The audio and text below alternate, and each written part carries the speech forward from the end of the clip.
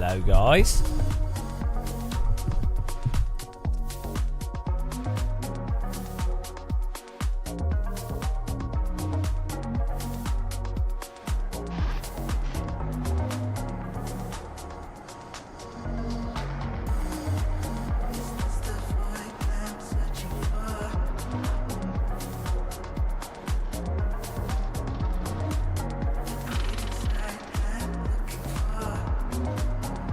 Hello, Nintendos. How's it going?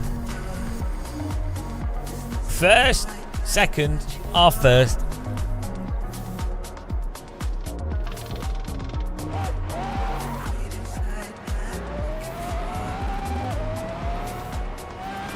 No, we don't. I don't ever sleep,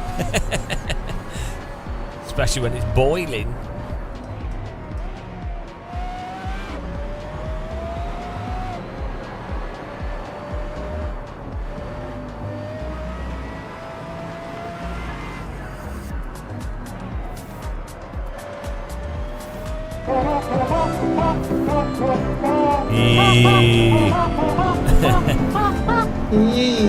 Hello, Tarkus. You, my arse. Get on the server.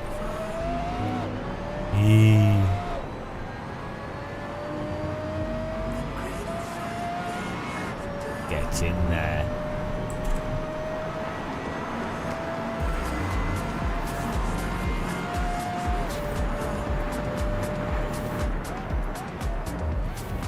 It says what car it is on the server. It's the 90s PC case mod. 90s PC case mod car.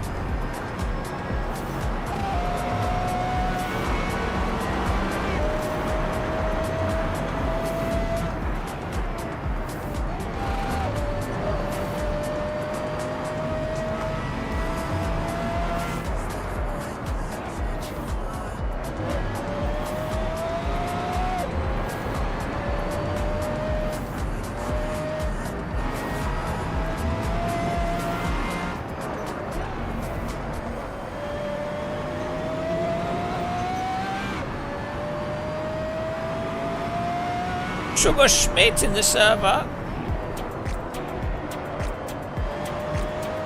We're gonna need to get out. We're gonna need to set up for this car.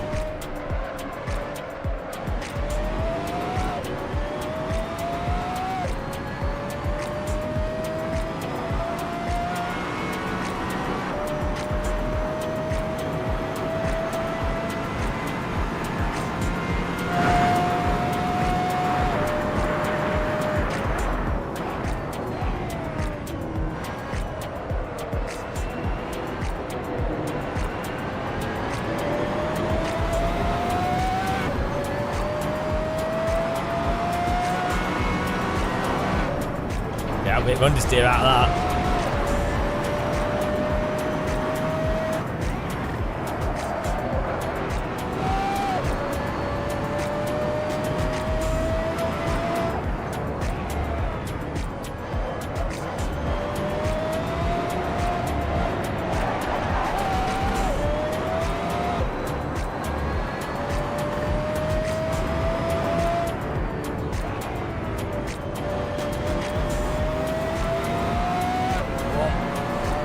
Hello, Villa fellow.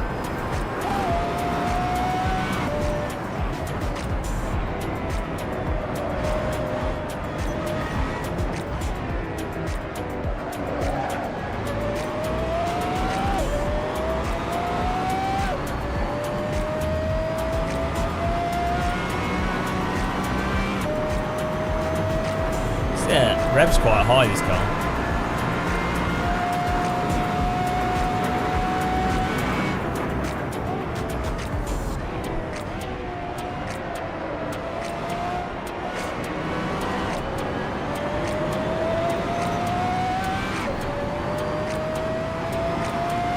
I don't have a setup yet, just using default. Yeah, when whoever sets fastest lap back shares the setup.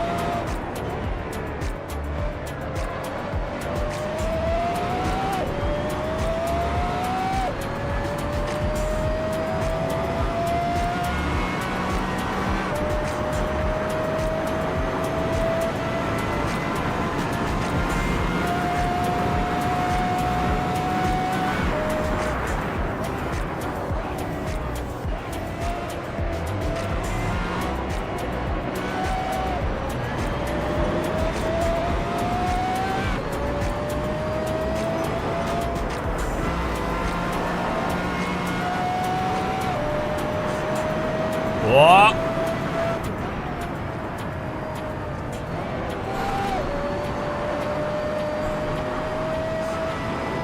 Getting some good laps in here.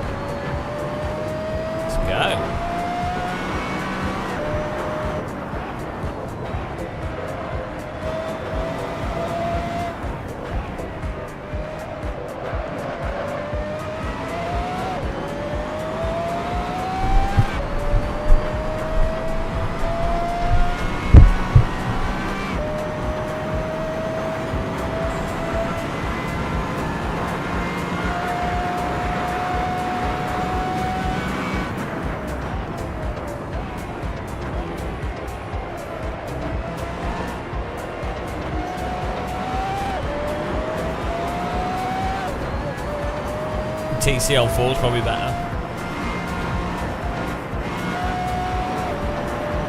Oh, even faster.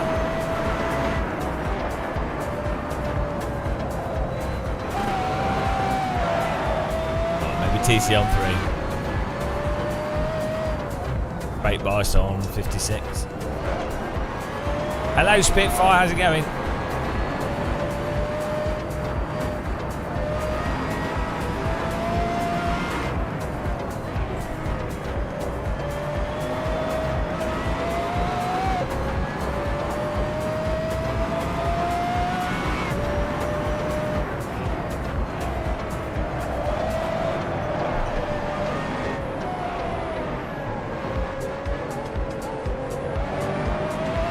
Definitely need some setup tweaks to this.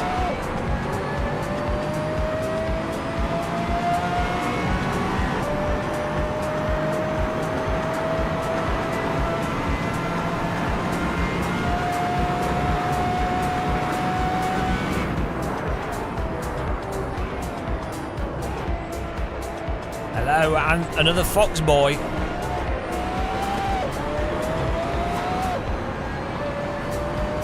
Welcome along.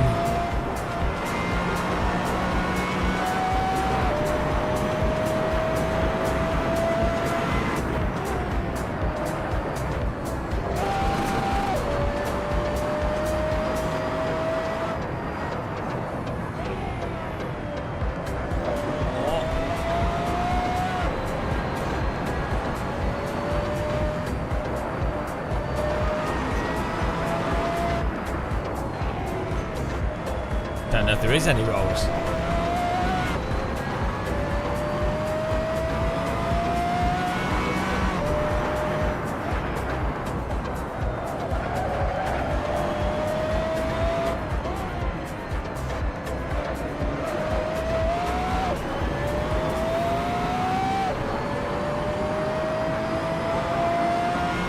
I don't even know what you're saying. This is a sports car designed for rich people to drive around.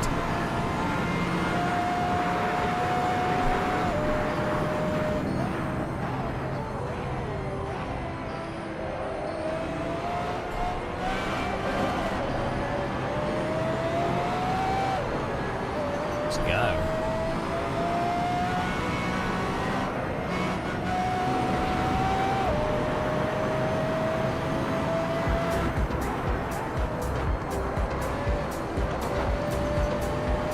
Hello GT, this is Pac-Man 3D.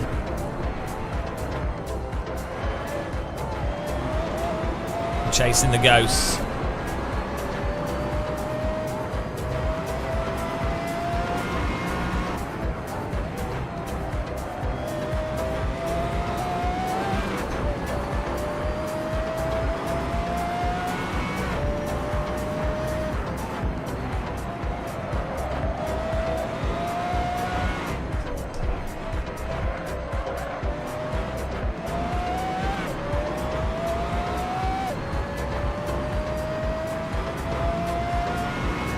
$15 people in the service so far. I think we got an alright, semi-decent pace here.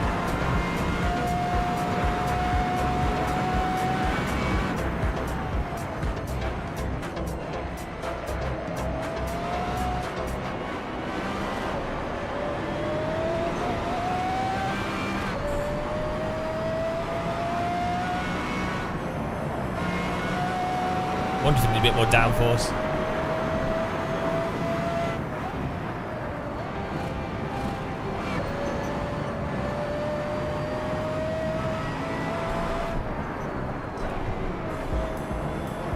I don't like ACC, but I do like the normal. The normal. That is amazing. So it's probably one of the well, one of the or not the best simulation to practice, like even F1 or GG mods. It's really good.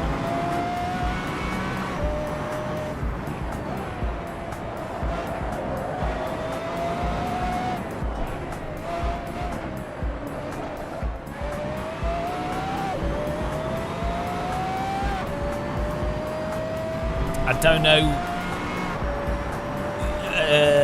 Ronaldo Heroes, I don't know what you're talking about. I mean, you do realise that you're witnessing, like most drivers, like all drivers, I'm the greatest driver in the world, for a start. But I don't know what you're talking about. This is just normal driving. This is how cars drive. Yeah, because I'm a good driver. Funny what 6,000 hours of sim racing does. Means that you can drive like a god. Funny what TC and ABS. Funny that, isn't it? Imagine a car being easy to drive. Well, it's not easy. I'm obviously just a god, but you know.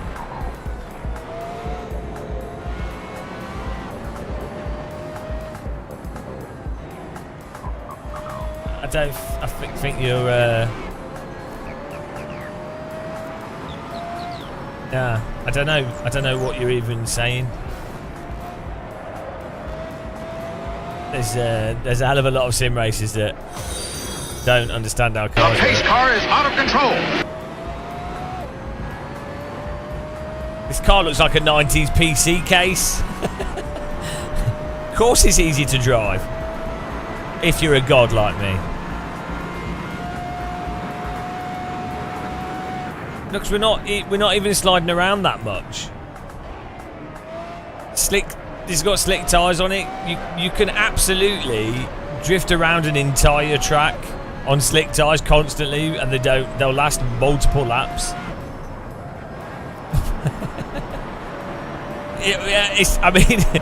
It's almost as if a car that like this, its handling style is like somewhat sideways. It's like I need to put my aircon on. God, the delusion that people have towards physics of cars is insane.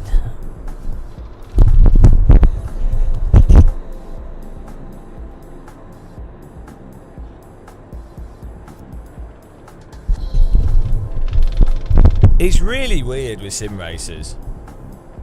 Like, go and do a track day in a Radical or something, and come back to me with how much you can slide on slick tyres and the car's totally happy. I don't know why sim racers don't know this. Like, even in iRacing's really slidey, to be honest. Oh. Tag on my boxes is tickling me.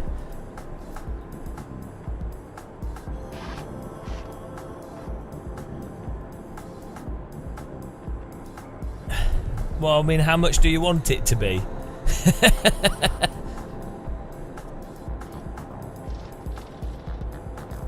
What are you basing your comments on?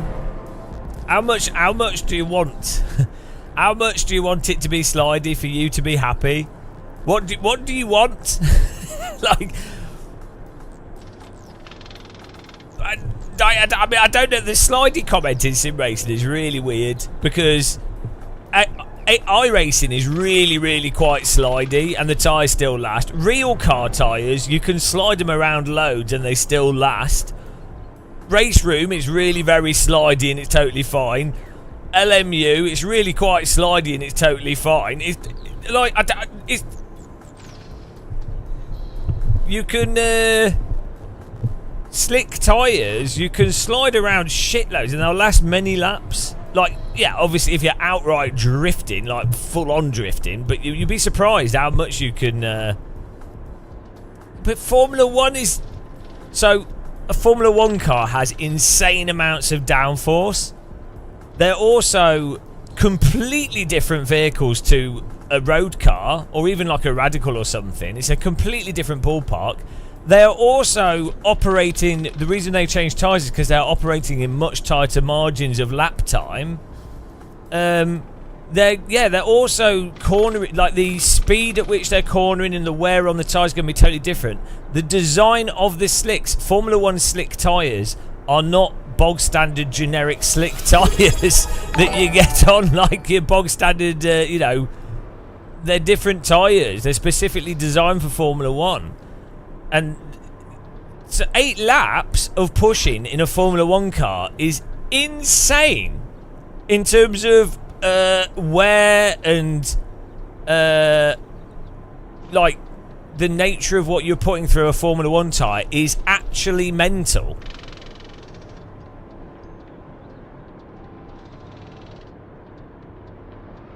It depends what tyre they're on. I just don't know, like, what, where are you basing your reality on? Guys. Jeez, I just don't know. I just don't know.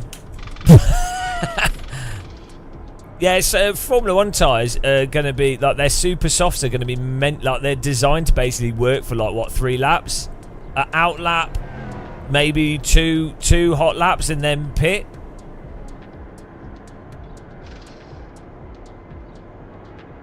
Well, I mean, I'm not saying AC's realistic or not with the tyres with this car. I'm not saying this car's realistic. What I'm pointing out is in sim racing in general, there is a weird view on how much cars can slide and how long tyres should last. And basically also there's a weird view on cold tyres. A huge number of sim racers have no idea, and motorsport fans do not understand how cold tyres work whatsoever. Like, they think cold tyres just don't operate at all. They think cold tyres are like not wheels, basically, and that's how a lot of sims would have you believe cold tyres are. So there's that. Then there's the slick tyre thing of, oh, they shouldn't be controllable at the limit, or that they wear out straight away, or that they shouldn't slide much, or that you can't overdrive them, or that you can't drift on slick tyres. Like, you read the comments on LMU where they're like, it's like R-Factor 2, you can slide too much. It's like, well, okay, there might be more controllable slip, or that might be the general meta for the game. I disagree with that. But you slide a lot in iRacing as well. Like, sliding, what does that mean? What sort of slip are they talking about? like they...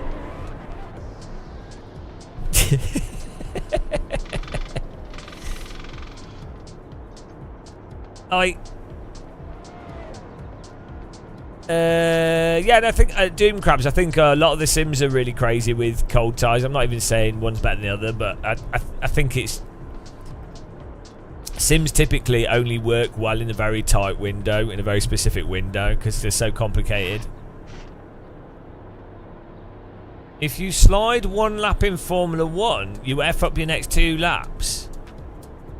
Or not, I don't know, not necessarily. Well, if they're on the super softs, I think they're really prone to being totally buggered straight away in terms of performance. The normal, and also it depends what you mean by slide. The normal Formula 1 type, like the mediums or whatever they're running, mid-stint, or, the mid-stint tyres. Often they're like really poning them out of corners. Sometimes they're not. Sometimes they're, a lot of it is just tyre saving. But that doesn't mean that they can't slide them. That doesn't mean that they can't drive badly. It means that they're really underdriving to save the tyres. But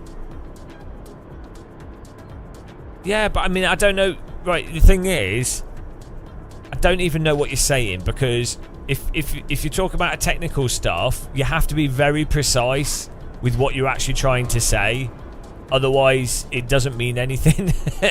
Like, unfortunately, that's just the nature of more technical things. So the word slide isn't particularly useful. And then you'd have to specifically say what type of slide and for how long and then in what conditions, and then what specific slick tyre they're running, and then the nature of a Formula 1 tyre is different to the nature of a slick in other series. The nature of Formula 1 cars is different. The actual performance window, and there's so many things. So many things.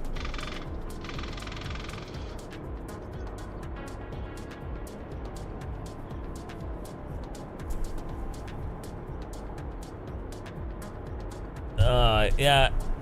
So there's lots of aspects.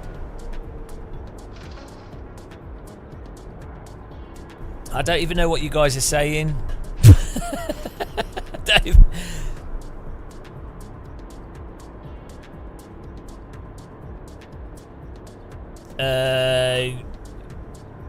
I don't know, Chedhead, why it's not working. It's weird.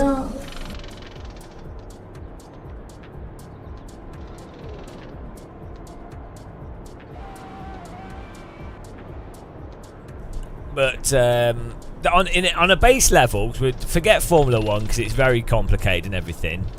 On a basic level, cars like this, sort of hypercars that are made for rich people to do track days, or actually rich people to put them in a garage and then collect value and avoid tax.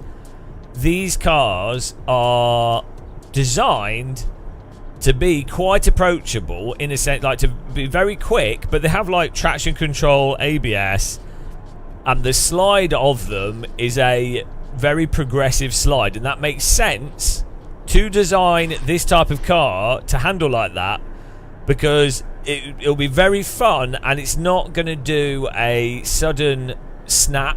That's the thing that the designers of a vehicle like this presumably would want to avoid. You would want the ability for a moderately skilled driver to be able to drive it, have a slide that's very progressive, and they can just turn out of it gradually. And if they're driving somewhat carefully, they can go quickly, they can do some nice big slides in it, or just slide it around as much as they want, and it responds nicely on the throttle and the brake, really smoothly, and it's not going to suddenly like snap and throw them off the track, because that's the thing that you don't want to happen for a more newbie driver, because they wouldn't know, they wouldn't anticipate it, and they probably wouldn't catch it properly.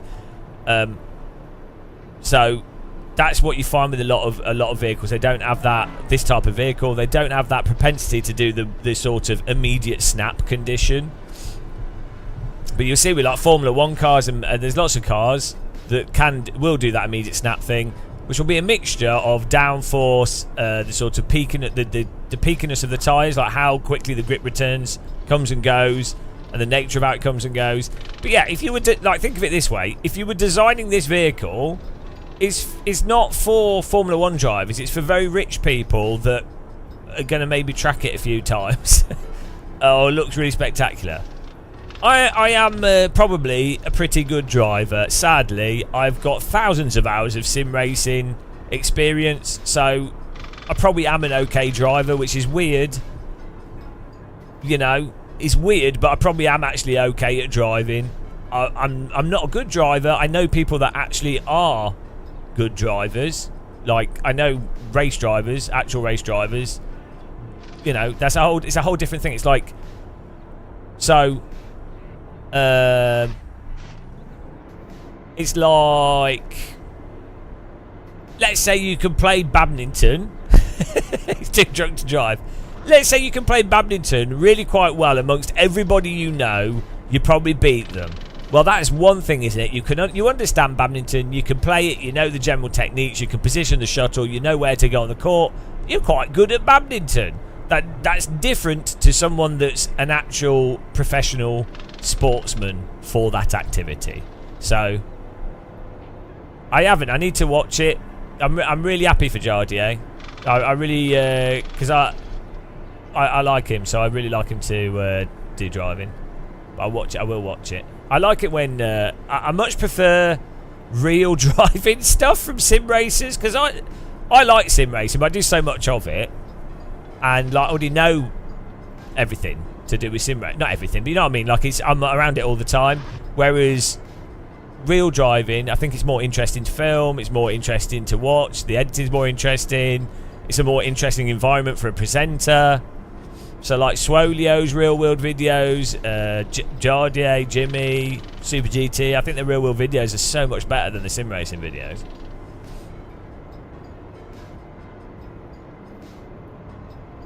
You used to play Airport Tycoon 2, so you know a thing about aeroplanes. Well, so the thing that you're mixing up there is that, like, I know you're making a joke, but the reality is, if you played management games, you will actually learn a thing or two about management. Surprisingly, you're not going to learn about actually flying an aeroplane, but you will learn about logistics, organisation, time planning. It's pretty funny. Like, you can actually learn quite a lot of strategy stuff from video games. So yeah, like, but the thing is, if you play a lot of driving sims, oh shit, did I put enough fuel in? Oh, we should be alright. You learn basic driving skills, so you'll be yeah, like if you've got thousands of hours in driving sims and you can drive within a second of pace in most sims, you're probably okay at driving, really, on a racetrack. You know, probably reasonable. It's a different activity, but in the same way that if a real driver is really good at real driving, they're probably going to be really good at sims with a little bit of practice. You know, it goes both ways.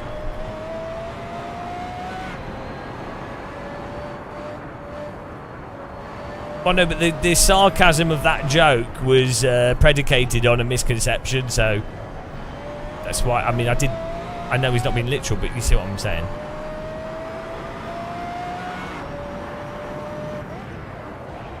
Interestingly, actually, the first FIA-approved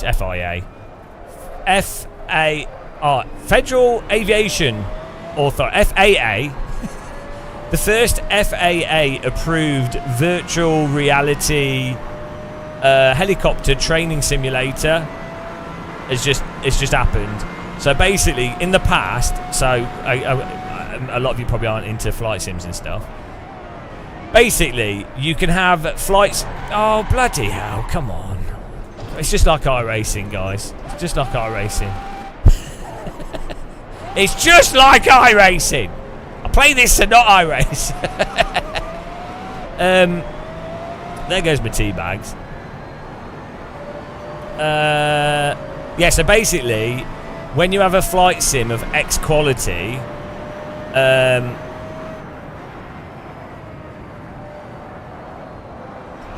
it can get certified to be used as part of your pilot training, and it can be certified for stuff like pilots have to do a certain amount of instrumental use or flight time, and there's a whole bunch of stuff. But to get part of that certification and to get it signed off on, you have to put the hours in and the time. You can do it in a... Well, bloody hell, what's going on here? Did I forget to change tyres? You can do it in a real plane. Or you can do it in a simulator, but the simulator has to be up to a certain spec. Previously, the simulators up to that spec were like columnated projector-based simulators.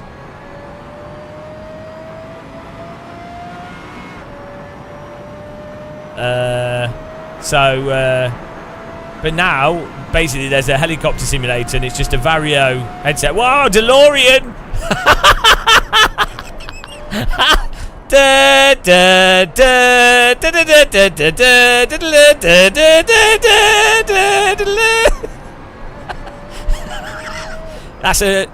That's why these Pagani Zondas cost so much. The Type R stands for really good at flying. It's so stupid. Guess he's not got the best of pings.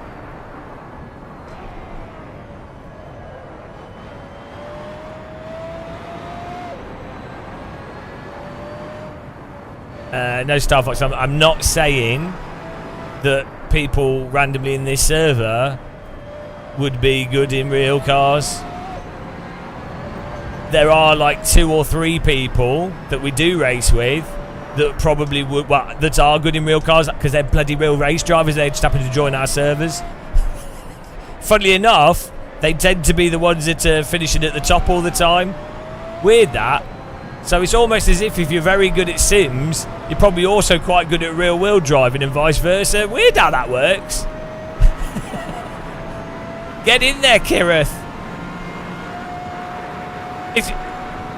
You do know that there's multiple people that join us in our races that own race cars, right?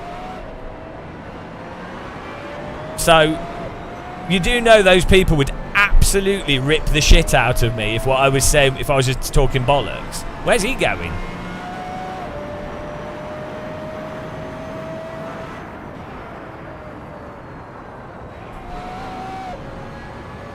Well, why didn't you get Ninja? Ninja's where it's at.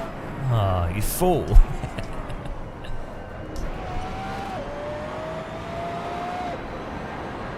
Golden age of Paginis.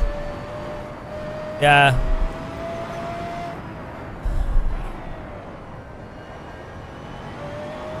No, Starfight. As I say, is that there's only there's probably 4 people out of the 32 that join the server that can actually drive.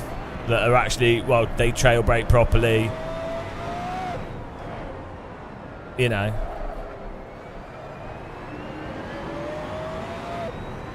No, Ninja's like an amazing cookware brand. Are you mental? Ninja makes some of the best pans and stuff. Like they do, they have a really good non-stick stuff that they do, and they don't skimp out on the thickness of the non-stick coating.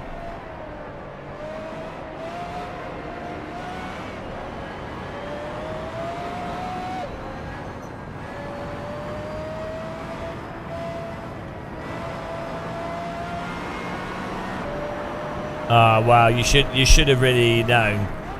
You really let down your air fryer knowledge.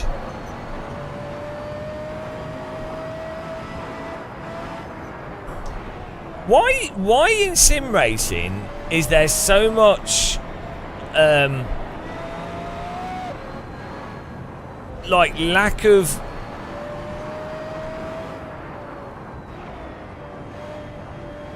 why are there so many misconceptions in sim racing? It's worse than flight sims. I guess maybe sim racing is more complicated than flight sims to do. It's harder to drive well. The precision of inputs and then what you're tested against is better.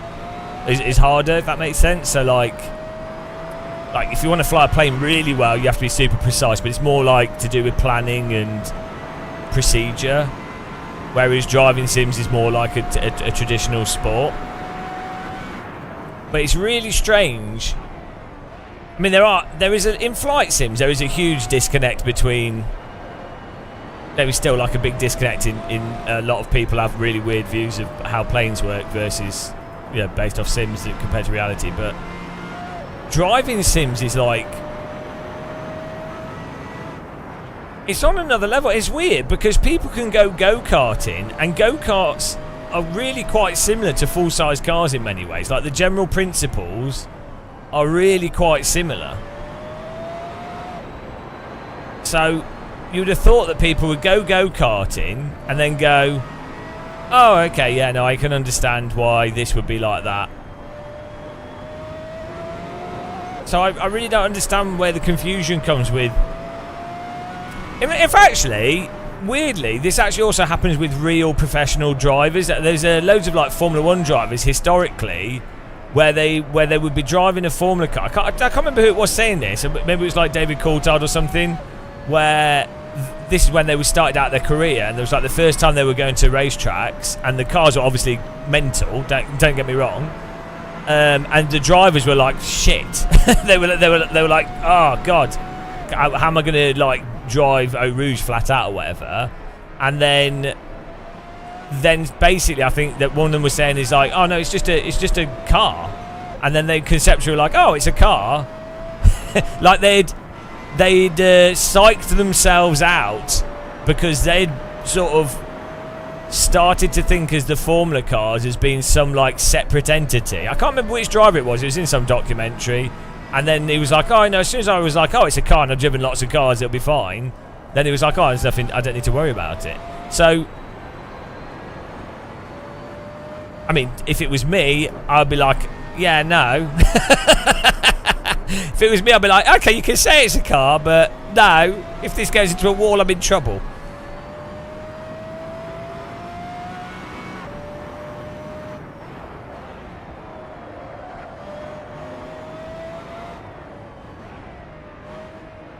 Yeah, that was a flight sim thing for a long time. But that's to do... So, flight sim does suffer from literalitis.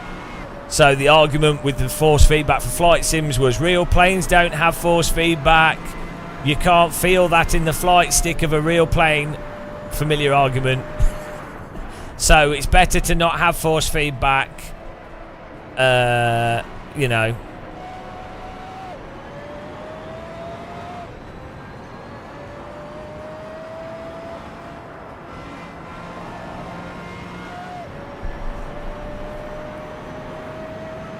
Yeah, Ninja stuff, Kirif, is a little bit more expensive than other brands, but it's well worth it.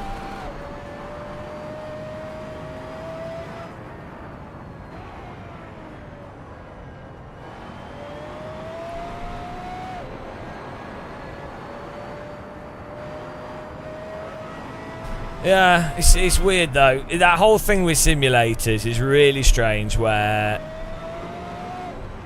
people have these like invented ideas about stuff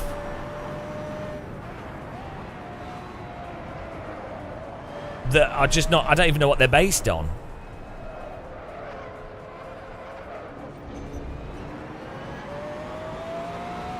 Yeah, that's all right. Let's go. Yeah, they do a lot of sales. They also do a lot of codes and things on their website. That Ninja stuff is it's slightly more expensive, probably like 15-20% more expensive than other brands, but they do stuff like their non-stick coating is really durable, and they like the sort of thickness of the component. Like they don't cheap out on the small, you know, the stuff that a lot of people just wouldn't notice. So like, there probably are other things that are just as good at the same price, and there's a lot of marketing behind Ninja, so don't get me wrong, I'm not saying it's the best thing ever, but I've bought like fancy non-stick pans before. I say fancy, like £35-40 non-stick pans, and the Ninja one was a lot better in the same sort of like £10 more or something.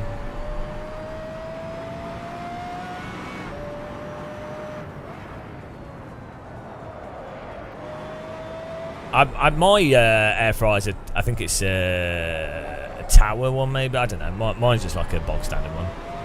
I was just in a rush to get an air fryer.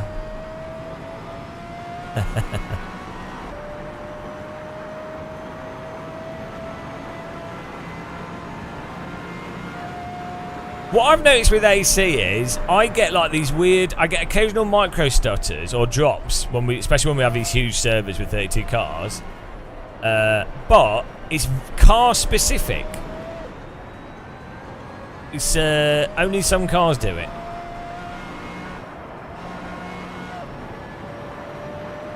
It's really weird.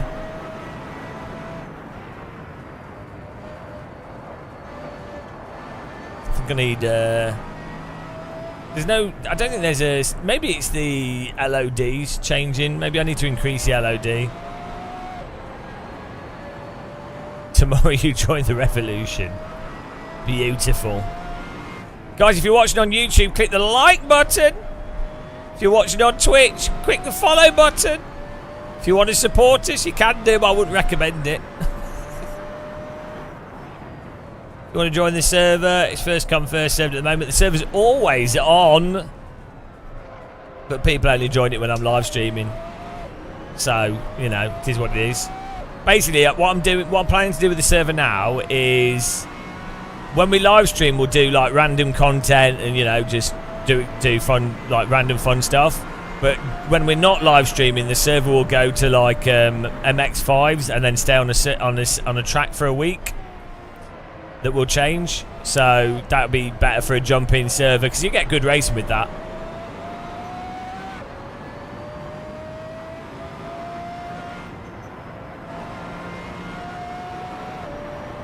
This is Pac-Man 3D. I think the direction they took it was surprising, but quite good. Rumour has it is that this is what caused Namco arcades to go out of business.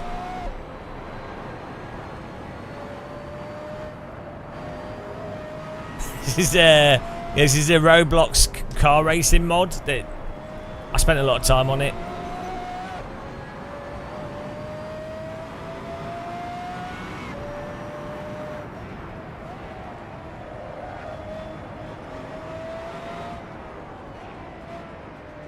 Yeah, Zonda R. She's in the Dune film. Zonda R.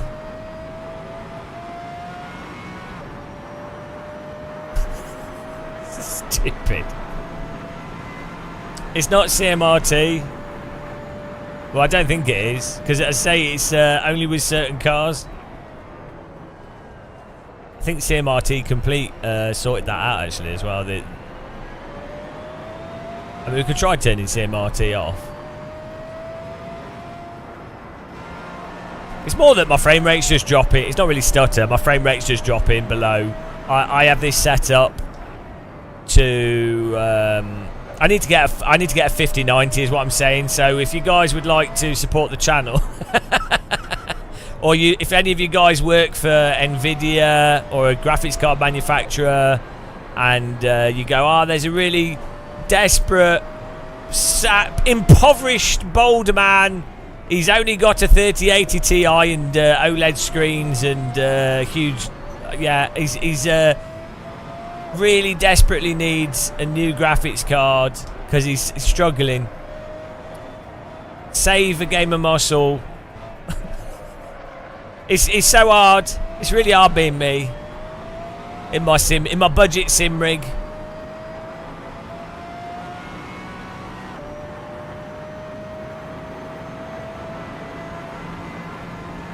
Well, I think Nvidia could learn from Intel, and Intel came up with the genius idea of when you buy a CPU, you also get a firework.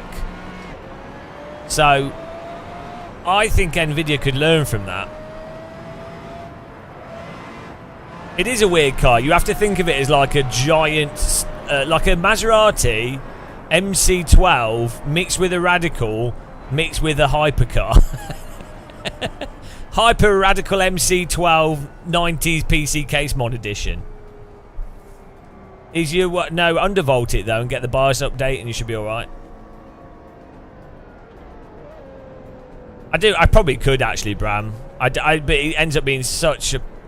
Some of the larger companies that do graphics cards and stuff, they have like really massively convoluted systems for marketing and things, and it's only really convenient when a separate marketing entity contacts you and goes, "Oh, would you like to review this product?" And it's not the graphics card company. It's a separate some like office in London that watches YouTube videos, and then they pitch to a company, for £200,000 or £500,000, we will deliver you X number of views on your new product. We manage it all, and then they go, okay, yeah, we trust you because you've done some other marketing projects. And then that marketing company then goes, all right, let's check out some YouTubers. Oh, these are tech YouTubers. Here's ones in different segments. Right, here's what we would like. This is, that's how that normally works for larger companies. And sometimes, let's say it's Microsoft. You'll have Microsoft, then a subsidiary, then a marketing subsidiary, and then another marketing subsidiary. It's insane. Marketing's mental, guys. I think everyone should get jobs in marketing because it's the most ridiculous industry known to man.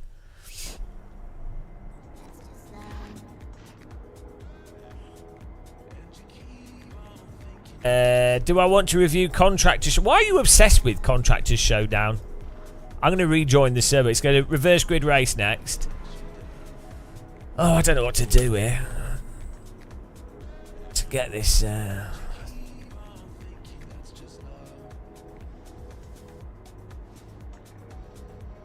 Oh, we'll just do another race with this. We're going to do after this race. I don't know what we're going to, but I've already got Contractors Showdown.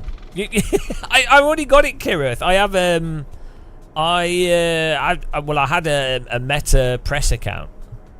I appreciate you getting a code. I bought. Well, I didn't buy it. I've also got loads of credits. So do I want to review it? Not really. I'm actually. What's the other one? Contractors. The new Contractors game. I'd quite like to play. Kirith is a marketing subsidiary, yeah.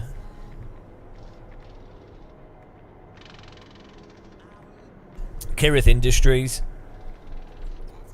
Kirith reviews eateries around the world. That's his his actual mission. That's all he wants to do. Every project he does is all a front for him to go to eateries in different countries, but he pretends it isn't. He doesn't want anyone to know about his eatery obsession. Oh no, we're doing it on. We're doing the article on wax cylinder and maybe vinyl.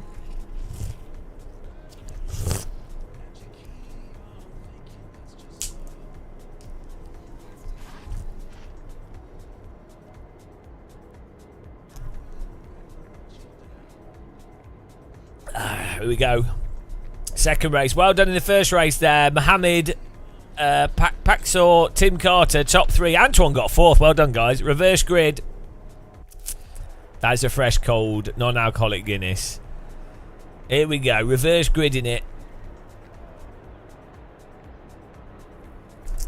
After this race, the server will go to another race. Good times. Make sure you subscribe to us on Discord. Join our Discord if you want to keep in the loop. If you want to stay in the know. We have the teapot as well, which just... Oh, hello. No, Thomas. No, stop. Don't send me money. That's that. 5090 Euro. Euro. Thomas, he's already a tier 3 bloody member and a subscriber on YouTube. He's banned from donating. Oh, Jesus. Thank you, Thomas. He's also drunk, so... What is it you're drinking again? What was the name of it? He bought whiskey. What was it? Because it sounded like Bamburgh Castle. Ah, oh, jeez. What was it?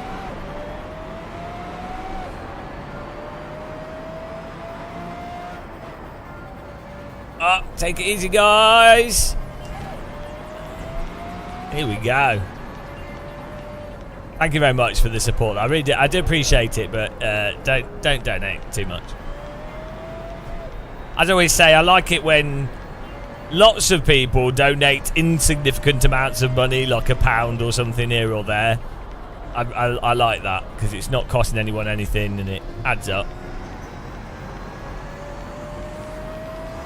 Yeah, dual 5090 is the future.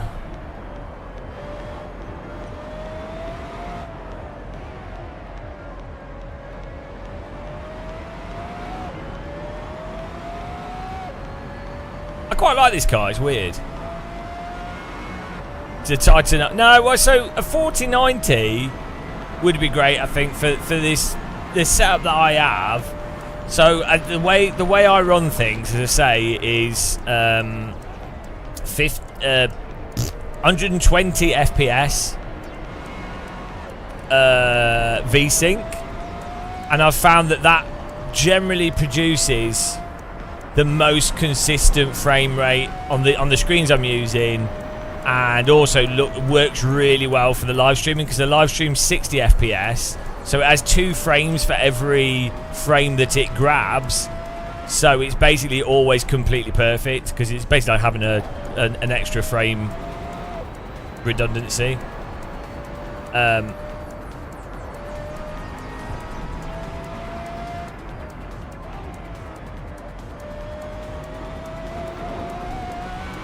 But yeah, unfortunately, that 120 FPS thing means that the game has to effectively be running at 190. Like, you need a 30-40% overhead so that the frame rate in the game never drops below 120. Like, even the drop frames that could occur are below that. When the fun stops, stop.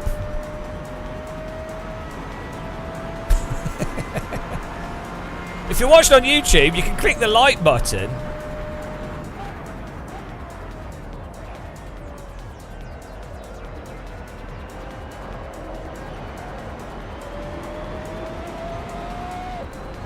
Your GPU, multi-GPU, well no, multi-GPU is not a good way of doing stuff because it causes frame timing issues and weird complexity, and multi-GPU doesn't really work properly. That's why they kind of abandoned it after like 2010 or something. It just made more sense to have a more expensive single GPU. Why am I lying? Is Twitch not updated? Is Twitch saying this is iRacing? Pretty sure we're playing... I should say... You just need to refresh it if you have my tab open. Yeah. I think oh, is it because, I don't know, Tom Bland's too busy blanding himself? Blanded? Yeah, the SLI just has a lot of timing issues, especially for like it can't even work with VR. You lied. This is the only way I can get away from Tom Bland wrecking me every single race.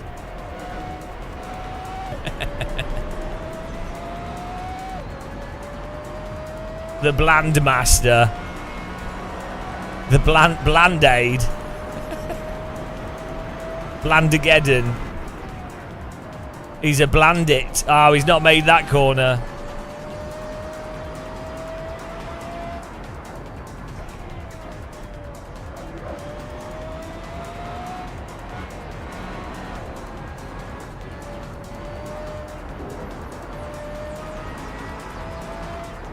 Well, for the vast majority of people, right, the GPU situation is really weird. Thanks for subscribing, Tarek.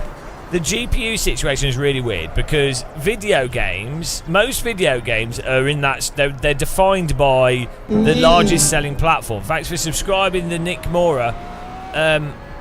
So they're all designed for the PS5 effectively. If they're a AAA title, you know, that's the benchmark.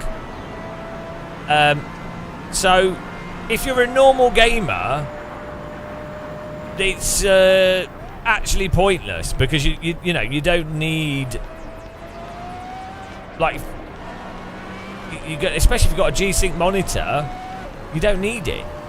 It's only if you do, like, if you're a weirdo that plays Sims and you do VR and stuff. That's about it, really.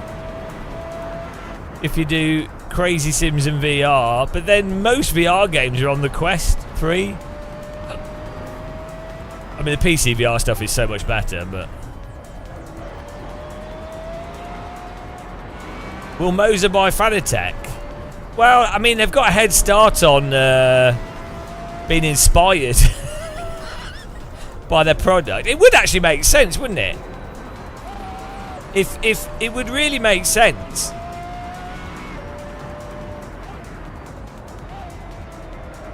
I don't know. The whole thing's a bit weird. There's so many shenanigans going on. The shenanigan fights.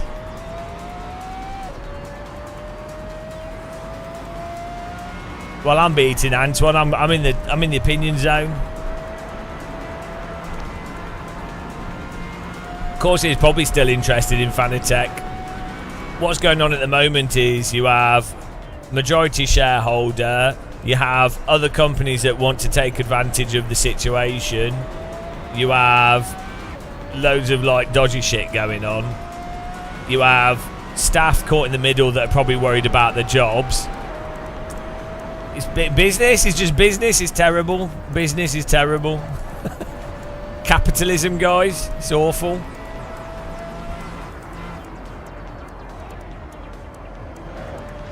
At least, fortunately, Germany has generally good employee protection. Generally, well, maybe it could be better, but it's a lot better than the UK. And also, Germany has a much better, not benefits, but like unemployment support. than the UK. I'm not saying it's perfect or could be better, but it's a lot better than the UK from my understanding.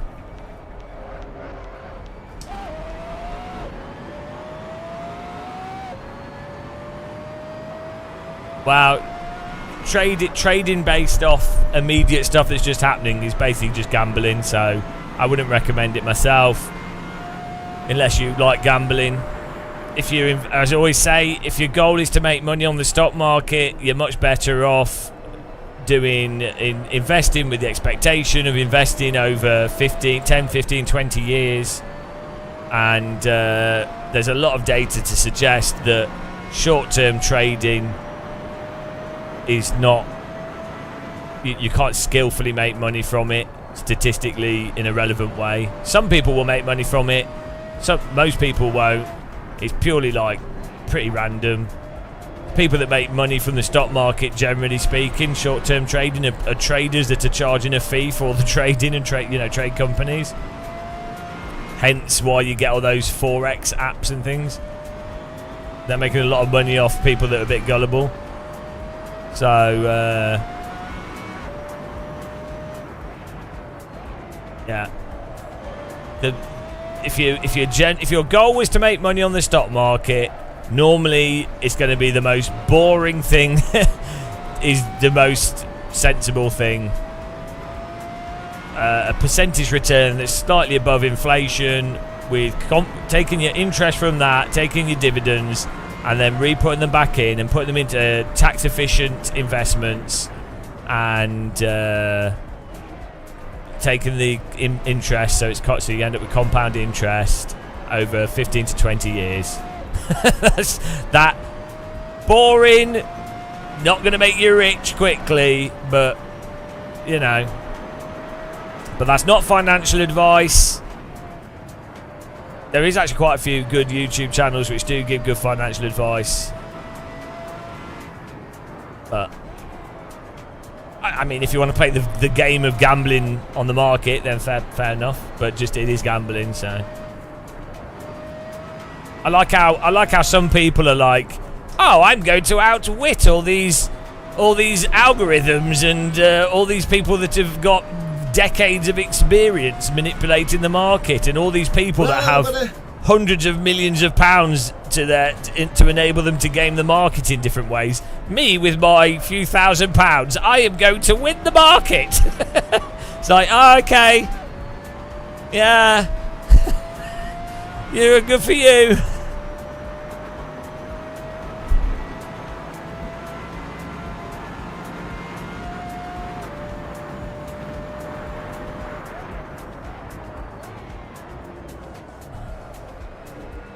Is the game filming your wife's bottom and uploading it in 3D? Cat Debate's an expert on that. Woo! Beautiful. 4 minutes left.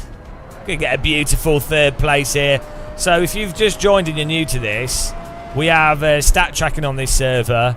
You gain tea bags for race results, so it costs like 600 tea bags to join a race. If you first go on the server, you have 30,000 tea bags. It's just a normal tea bag cupboard, and then it costs 600 tea bags to enter a race and to enter quali, and then you've got like a sponsor that gives you money for finishing the race cleanly, overtakes, winning. Beating you get tea bags for beating your lap times and stuff.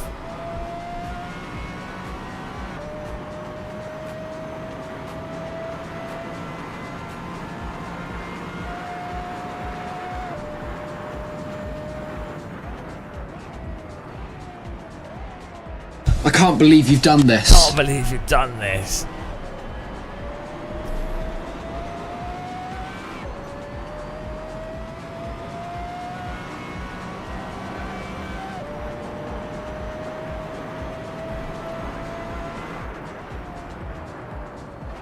If you want to join the server though, just click the subscribe button on YouTube, follow us on Twitch, and then you can join in. We've got a a special algorithm that checks if you're a follower or subscriber, and it will kick you out of the server if you're not. That's how that works. I didn't make that up. It's true. 100% true. Chat can confirm that's how it works. Fact.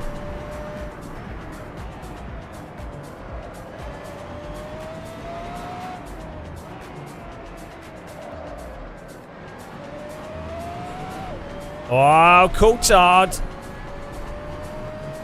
coming up behind us.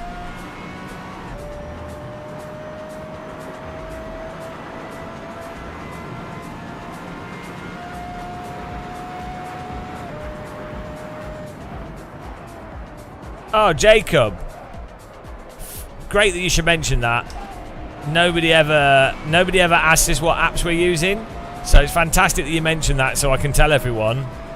We're using CMRT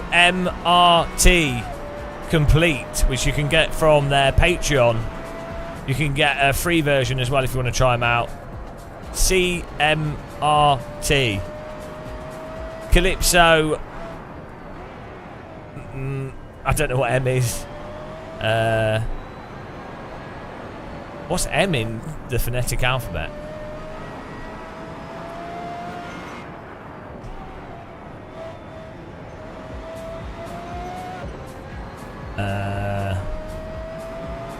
Mike. Calypso. Mike. Romeo.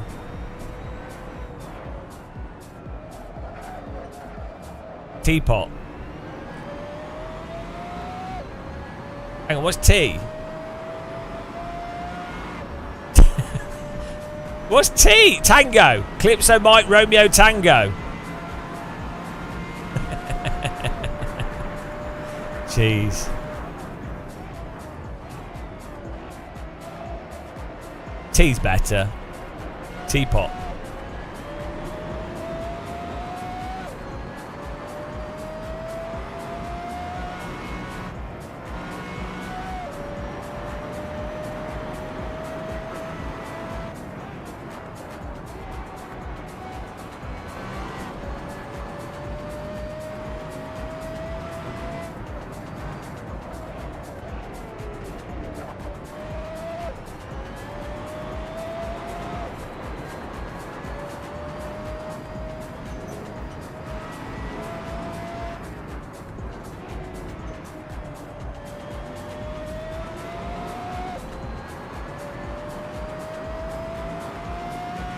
Yushi Kowalski, you saw a Schumacher on Netflix yesterday. I'm not sure if he was a good driver or a very aggressive one. No, he's a good driver.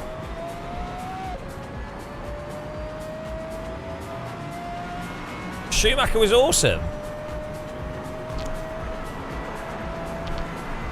Always balancing the car at the limit. Robert Kubica as well. Awesome driver. Look at this. The cheek of it. The absolute cheek of it. Disgusting overtake from Antoine. Need to ban him from the server.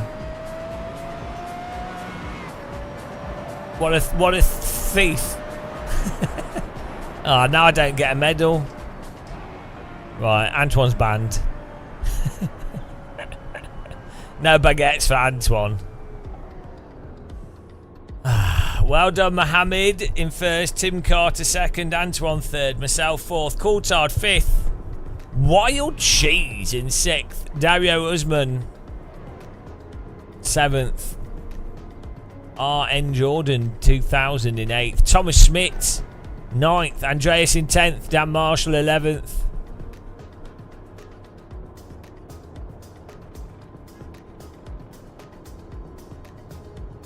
Nice one, guys.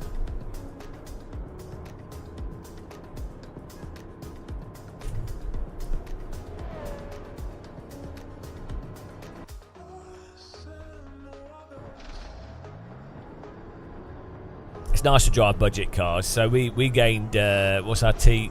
Must have gained a fair bit of T from that.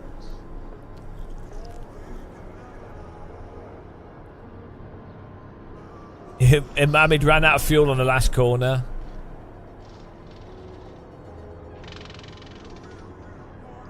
If you type in KM rank, no. KM help.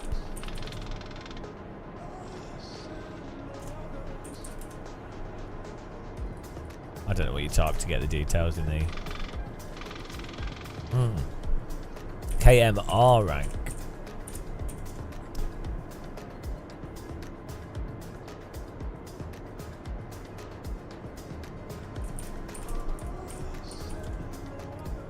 What is it?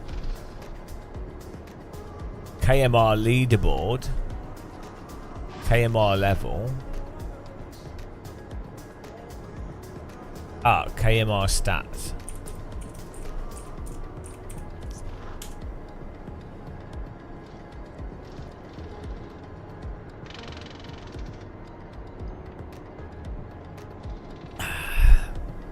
It's just KMR, yeah.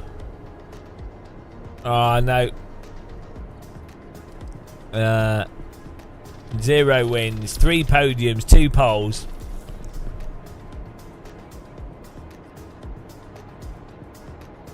Yeah.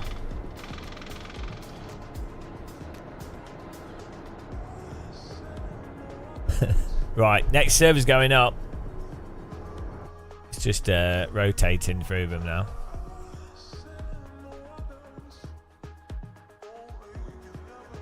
Get ready.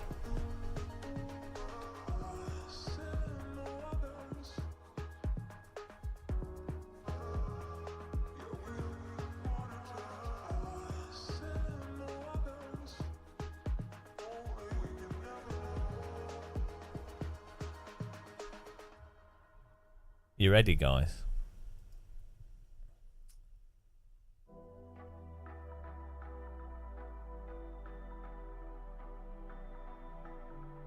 Give it a minute.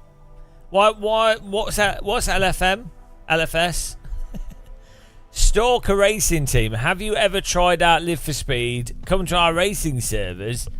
I used to play Live for Speed all the time, but that was like 20 years ago. I used to do Fox, SO City, Fox Cars, Redline Racing, Air Attack, the Air Attack server. The Force Back's all right. The roads are just a bit flat, so it feels a bit flat and a little bit simple.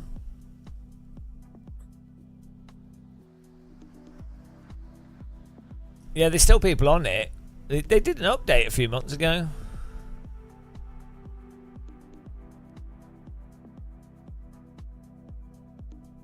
Three, Oh, hello. 1, go! 6090 hier, WCOME. I. Kevin Maria, thanks for the $2.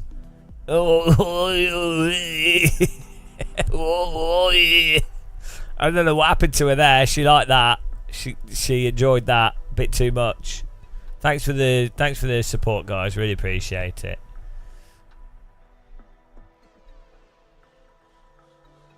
Server's just going up to the next track. Get in there.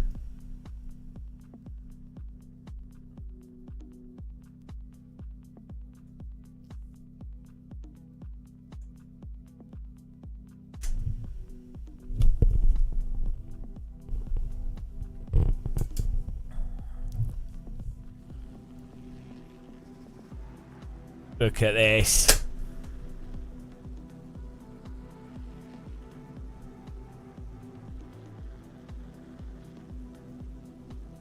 I'm excited for Wreckfest 2, actually, myself. I think that'll be really good.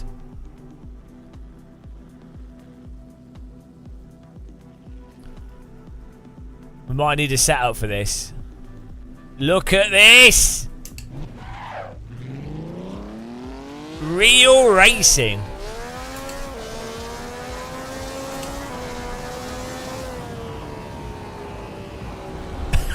Straight into the wall. My goodness!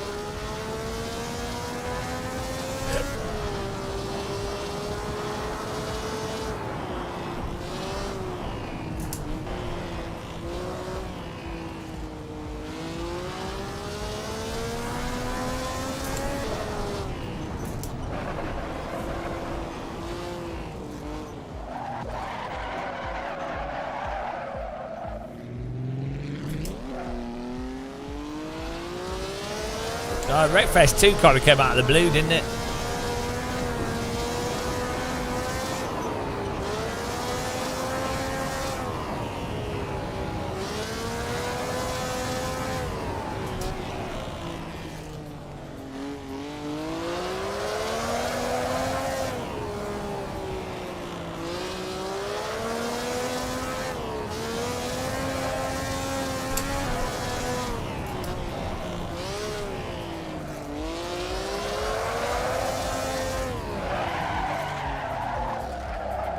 You do not want to lock up this car. Bunbury! Bunbury! Bunbury.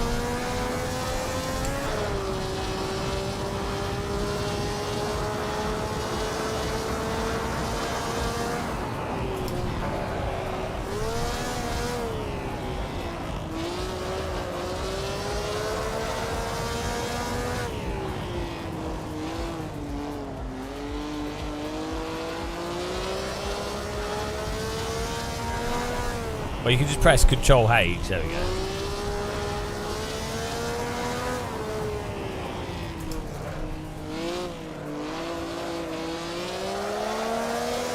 Hello, chaps.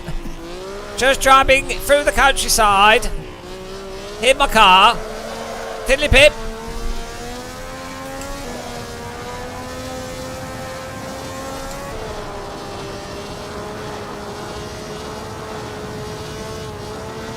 Otto, Otto. Ah. I don't think you can... I need more brake bias on this. To the rear, but I don't think we can even do that. Don't think he's even got that as an option. Oh, here we go.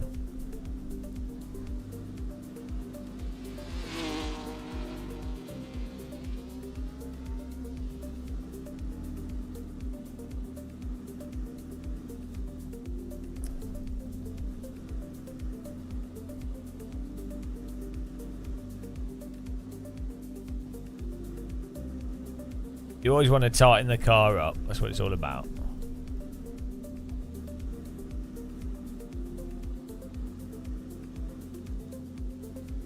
Perfect.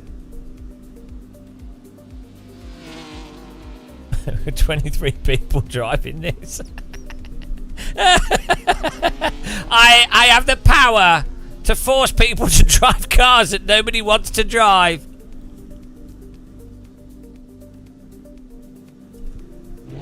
Too much power for a bold man.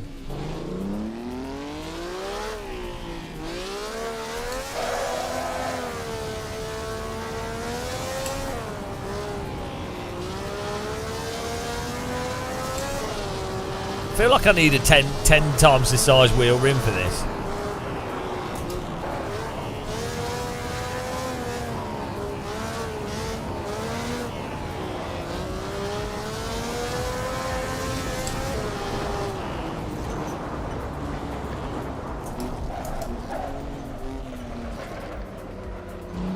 Subwoof is in my grip. What? In my sim rig, I have a tactile transducer on the bottom.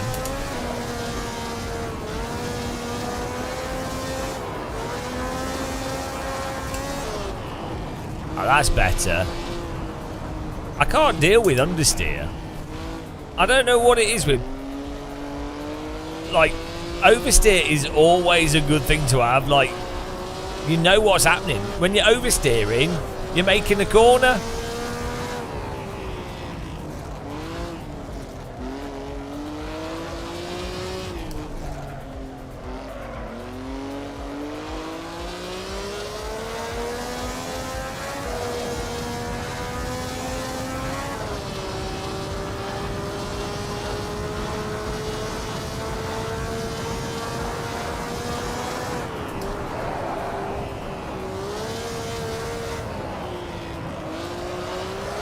I need to force everyone to do a box race around the Nordschleife.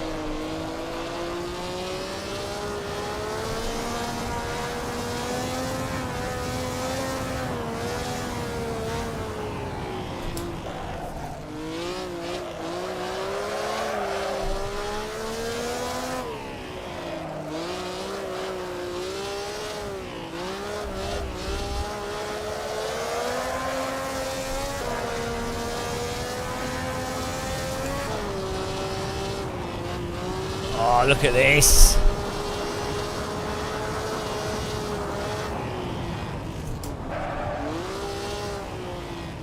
I don't know, Cadbait.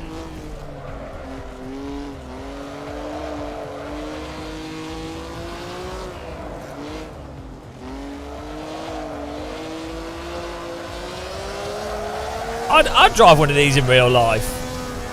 I totally wouldn't end up in a tree upside down. I'd 100% drive it like a god, obviously.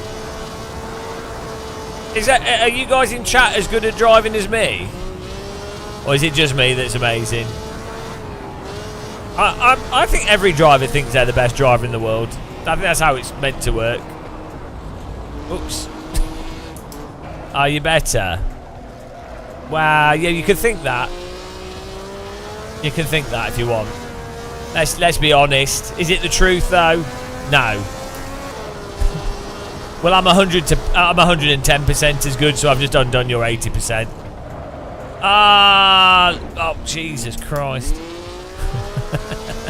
Bonk.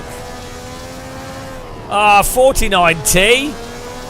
Absolutely T punished. Lost the that's gonna be more T. Jesus Christ. 118T.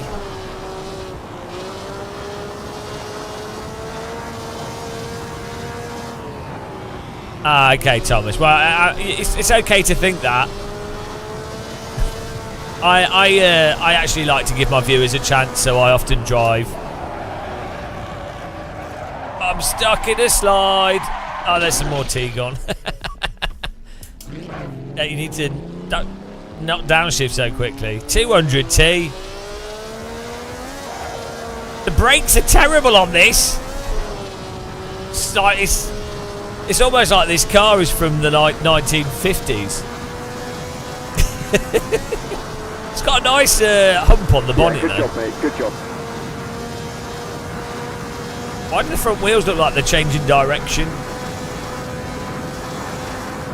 Can you imagine going at this speed in this car? You'd be terrifying. It has a habit of just slowly understeering as well.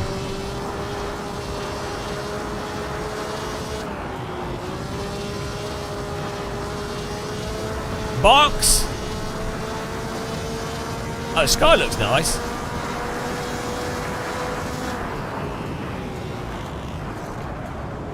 No! That won't count. We kept it out the fence though. I do have a H pattern shifter, but the problem is I have my left knee is really sensitive.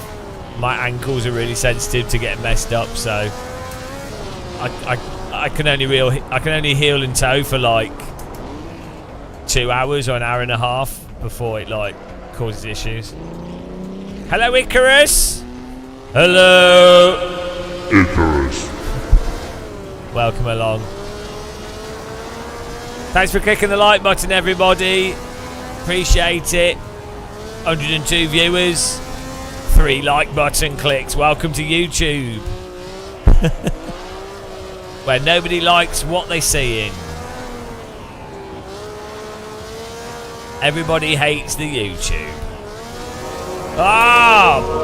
Blessed be that by the power of force feedback, Andrew McCormick, lo, he supports the terrible streamer with hair follicles missing. And may your force feedback be blessed. Thank you very much for blessing us and giving us tithing in the Church of Force Feedback. Really appreciate the support there. Andrew McCormick has been a member for 4 billion years, and every single month he says to himself, why? Why, dear God, why? What have I done? What have I done with my life and my wallet? But I do appreciate it. Thanks for keeping us in the sim rig. Without your support, guys, I probably would have done something else. Maybe I would have been a chiropractor. I don't know. I know, it's like a lifetime of misery. And guys, if you become a member and you're a brand new member, the beautiful, the sexy, the glorious, the arousing DD girl might make an appearance. It's a sight to behold. Yeah, I'd have been an Uber Eats driver. It's really crazy that that company makes you learn like different accents, and it's really weird. It's really weird that you're not allowed to speak English to customers if you're an Uber Eats driver. But I don't know. But maybe it makes sense for the business.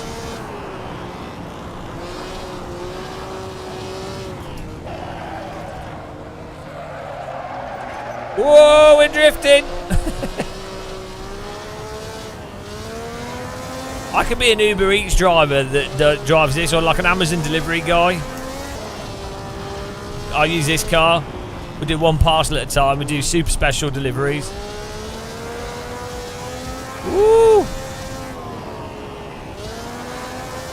You're leaving for your holiday in about 26 hours. You know you really need a holiday when you're counting the hours. Now that you don't need a license for this because the police can't catch you. They just assume you're like a crazy person. Not even got a number plate. We've beaten the system.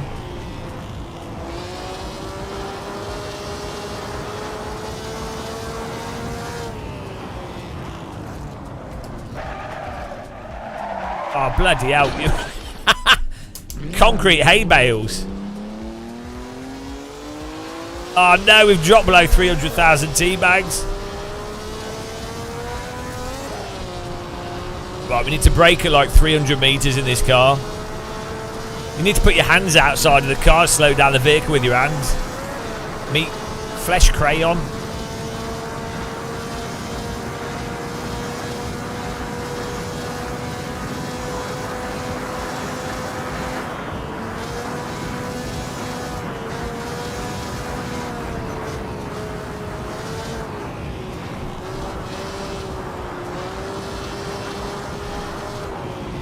Okay, go over your clothes. Maybe you want to get into your clothes rather than over them. Technically, the clothes are over you.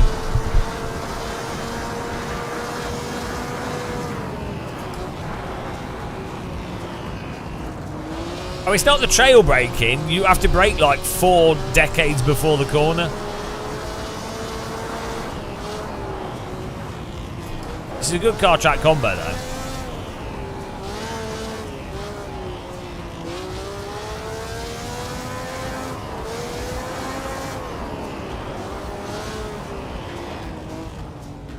This would be fun to drive in VR, actually.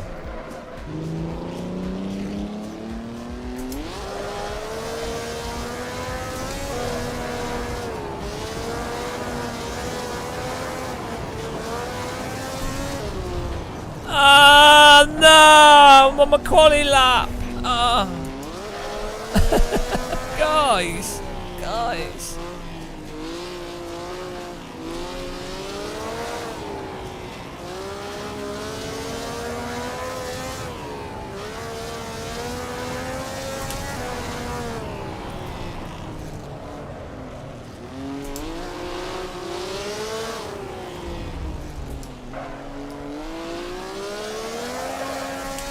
Go. Still got 10 minutes left in quali here.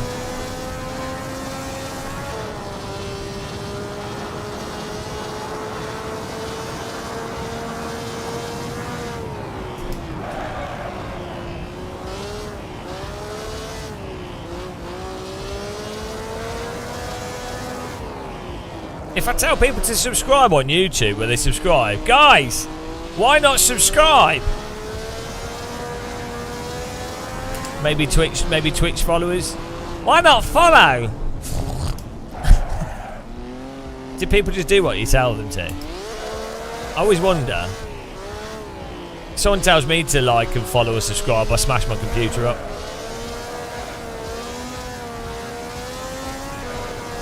I'm about to complete a lap.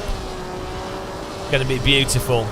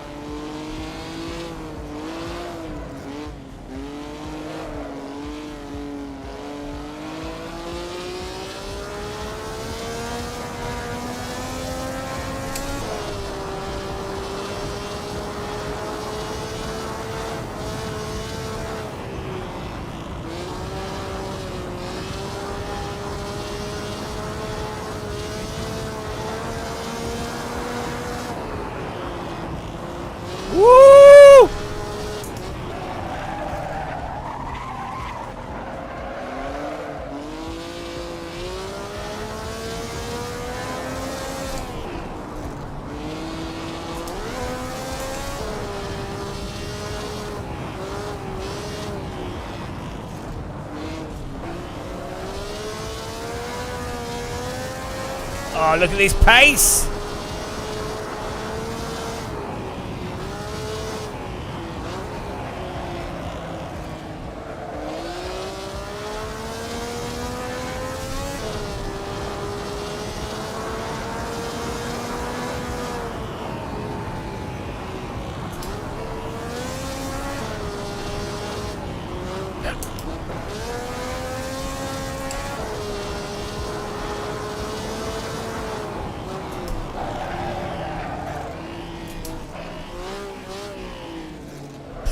He still missed the corner.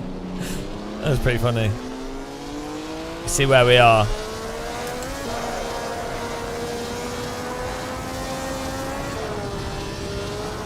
"28 cars in here."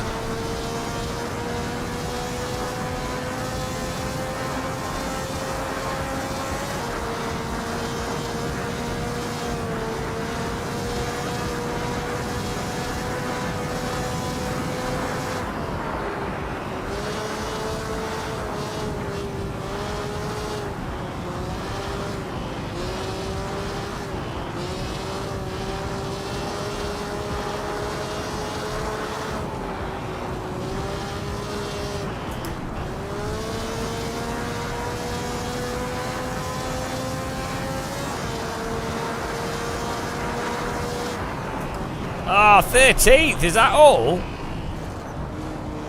No, I'm on my quali lap, you penis! And I'm second.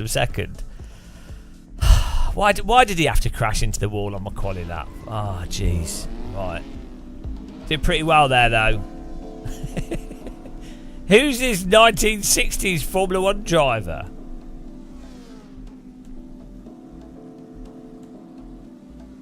Four minutes left here.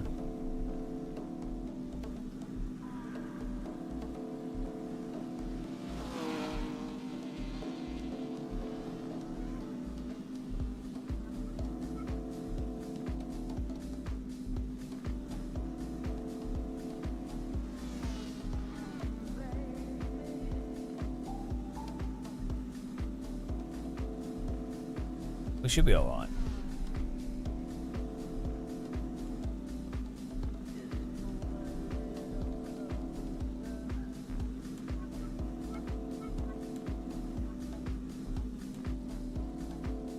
It drives like a bar of soap, but it's actually quite fun.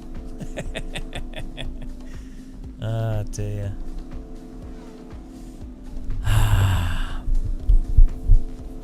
Yeah, it's a nice track. It's a nice track once you know the layout. It's a bit tricky to learn, but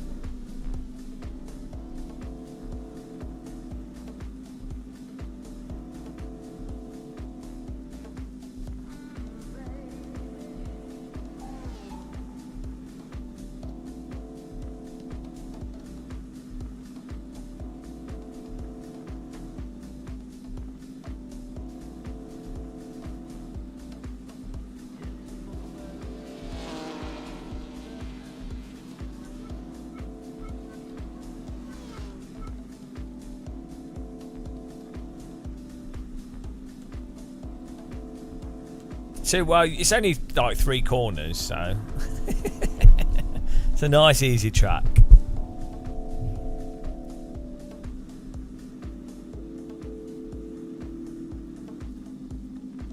Should be nice. Should be a good race. I think I might have a little toilet break here. So I have to walk all the way through the fields.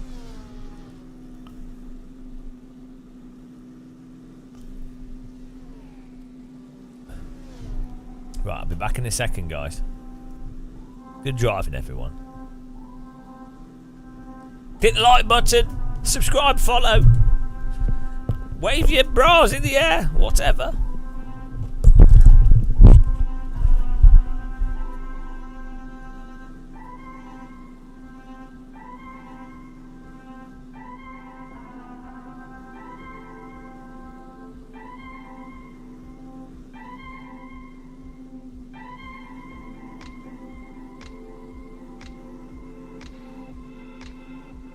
Okay, let's go.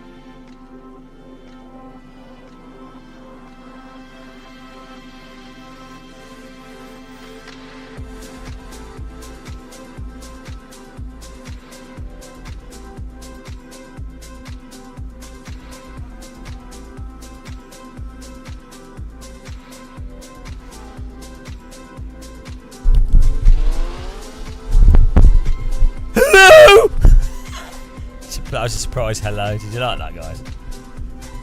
God, like, look, as a live streamer, you go for a pee.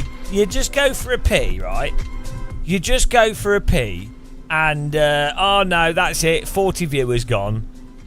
Like, what are you supposed to do? You're supposed to just like, just sit here, pee yourself. I don't have it set up. I just made it. Okay, I can share set. I just made it.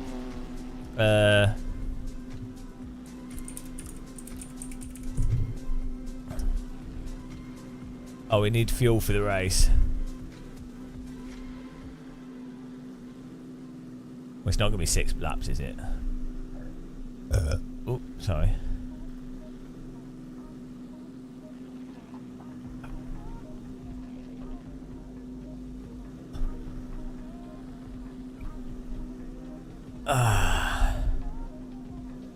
Take the camera with you. Oh yeah, but that it's 40 viewers. No, it's all right. It's fine. It's fine. I realise this live stream is so exciting, intense, that without me here, it's not worth watching. I understand that. Obviously, it's probably mostly the hot women, viewers. They're like, we're only watching to look at the bald guy. He's so good looking. He's so hot. They say to himself, he's so what a God. We can't watch this without him. And so that's when they go. So I understand. I understand it. I get it. But welcome back, hot women.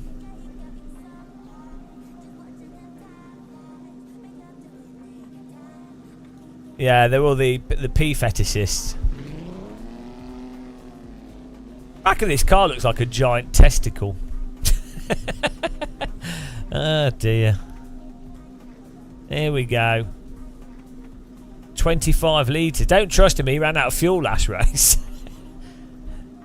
I'm putting 35 in. He literally ran out of fuel last race, guys. He's giving out fuel advice. Don't trust him.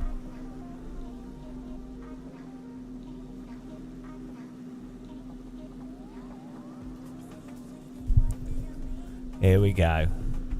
I'm excited for this.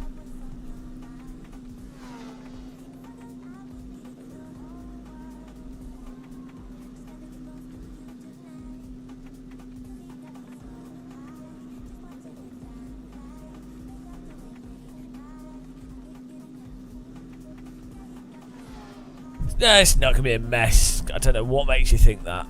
This is a perfectly... I mean, look at these... nothing inspires confidence in a vehicle like a cable going into the brakes. I don't even know what that is. I mean, really? That's probably what's holding the wheel to the car.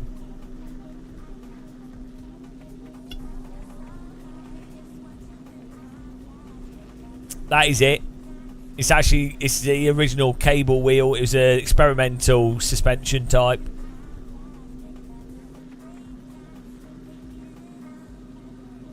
I imagine the axle just goes all the way through the front.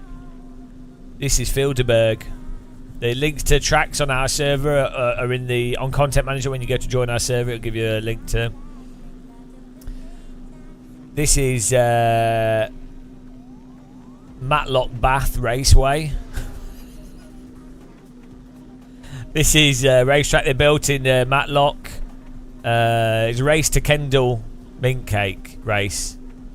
It's a race to Bakewell Tart race. It goes from Matlock to Bakewell, and every lap you have to eat a Bakewell tart. And after 5 laps, you're like, oh god! And that was the challenge. It was really popular back in the day. Really, really popular thing to do. Because they didn't actually have TVs or anything really. So they just have to eat Bakewell tarts. That's all they had for fun. That and coal mining. So good, better times back then, to be honest. Better times if we're honest about it. Thing is, like, health and safety's gone too far these days. We have like laws to like protect children and workers to some extent. And I'm glad that it seems like we're going back to the good old days, really. Get children up chimneys, get them in the workhouses, bring back slums. That's what I say. The good old days. People dying of TB every week. What a time. Your sense of humour will make this a real endurance race. The thing, I don't actually have a sense of humour. This is just how I am. It's not a sense of humour. This is why I find it funny when people go, I'm like, no, this is just me. This is just a coping mechanism. Can you extend the amount of players? We have 32 testicles in here. What do you mean, can we extend the amount of players? It is as big as like the maps. There's hardly any maps that support 32 people. This is the best server in Assetto Corsa. Like this is the peak of Assetto Corsa, the summit.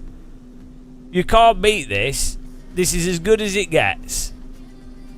32 cars resembling a testicle.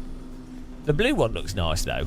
Maybe I should. Maybe all us guys should paint the testicles blue and then put a stripe down the middle. Maybe women will like that. I don't know. Could be the next trend. Golden age. Well, I might as well say it whilst we're here. Thanks to everyone that supports the channel. I'm not very good at this bit. Thanks for using our Amazon affiliate link, our Moser affiliate link, our Fanatec affiliate link. Thanks for checking out Simrig Support. They've been sponsoring some of our videos recently. Thanks. Oh, I don't even. There's no thanks. No thanks. I hate you all. But yeah, you can click the like button. I don't know. I mean, why? I hate capitalism. Like all this shit. Do this, do that. If you don't say it, they don't do it. Then you have to do it. Oh, Jesus Christ. It's terrible. It's awful, guys. We're just waiting at the moment because quali's quite long on this to finish because it's quite a long lap. So to give people stop for a picnic. There's no rush. That's the beauty of vintage racing.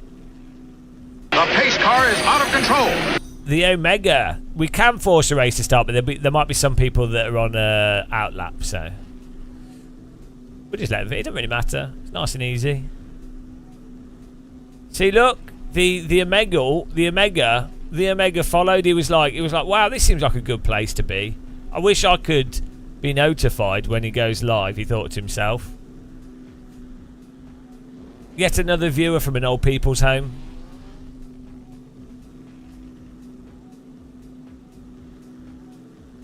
It feels like 10 minutes. But that's just that's just perception of time. Like watching this live stream feels like a decade. An hour of watching this feels like it's like when you're circling a black hole, which most of us have done at least one point in our lives. When you're circling the black hole, for you, it's time's progressing normally, but for the person viewing, it's like you're not moving. You're not moving. Here we go, guys. You needed the extra time to get your whiskey. To get into the spirit of this vehicle. Look at these fumes being blown into the driver. It's like the ultimate vape. This car's actually a ginormous vape pen. Double vape. Pure surround vape. That would be like leaded petrol going straight into the driver's nostrils. It's like one pipe for each nostril. No wonder they drove these cars. They breathed in so much lead. They're just like, oh, I'm having fun.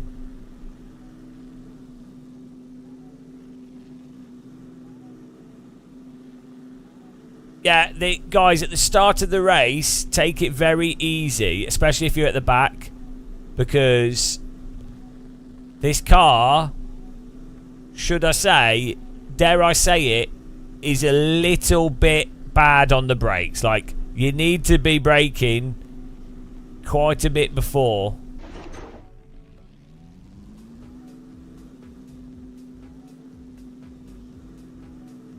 Quite a bit before you think you need to.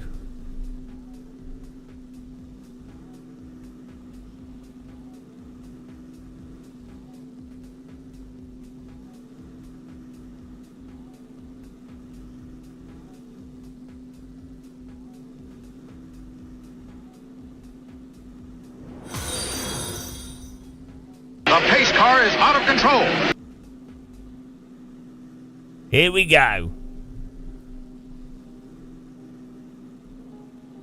Okay, it's time to go racing in the vintage Maserati at Filderberg. Fantastic track. 28 drivers we have here. The car with the worst brakes in Assetto Corsa. Go! 15 minutes under the Dunlop start flag. Wow, look at this. I'm pretty happy with my 7th place qualifying. Oh dear, he's lagging a little bit. Be careful. There's going to be a pile up down here. You really do want to be qualified in the top positions with this car. We are using CMRT for the user interface, but let's be authentic. Let's turn it off and we'll check every now and again. You can't do vintage racing with modern dials on the screen. That's absurd. Mind you, I am driving this sober, which is also absurd. I should be totally drunk to drive this. Look at these lines. Look at the safety of the wooden poles that totally would not skewer you if you were to drive into them. You know, modern Formula 1 is gone too far down the safety route. Bring back spectators on the track, I say. Bring back wooden poles. Bring back hay bales. Nothing's more exciting than a rogue hay bale.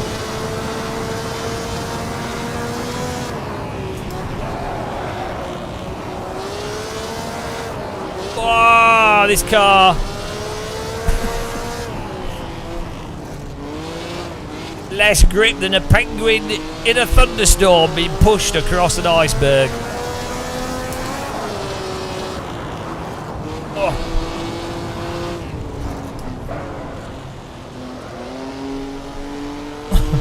Go keep the revs up high. This is a steep hill. Look at that. Tree stumps on the side of the racetrack. Glorious.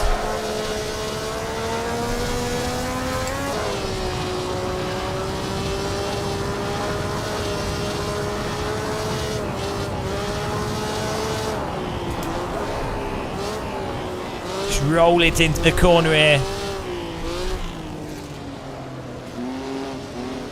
Oh, try and get around the side. It's very hard.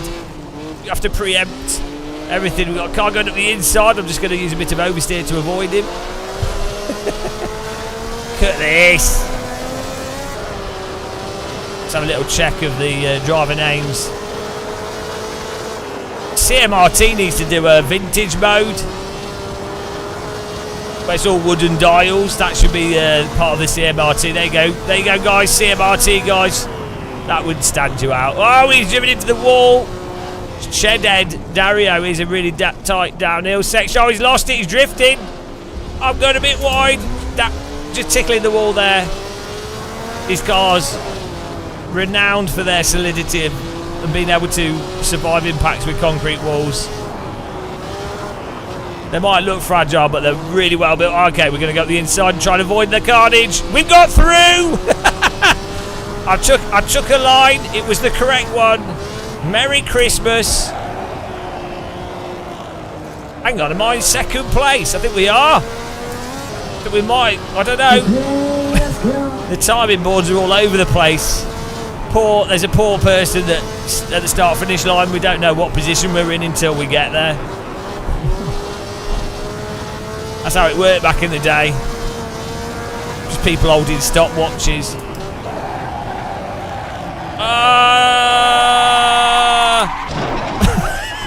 Nailed it.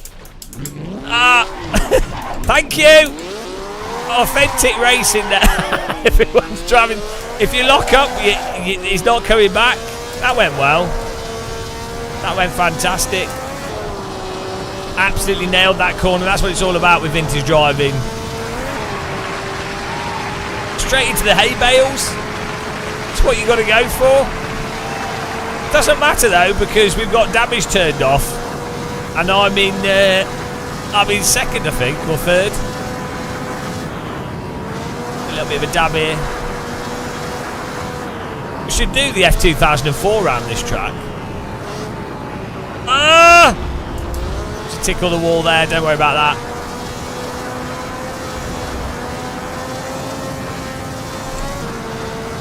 Oh, here we go, we got some cars coming up behind us. This is going to be a bit spicy.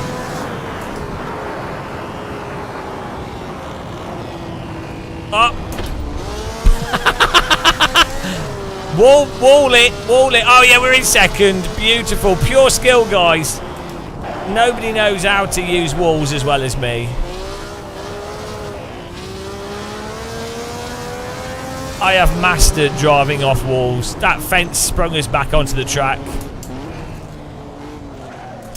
Fantastic technique and style.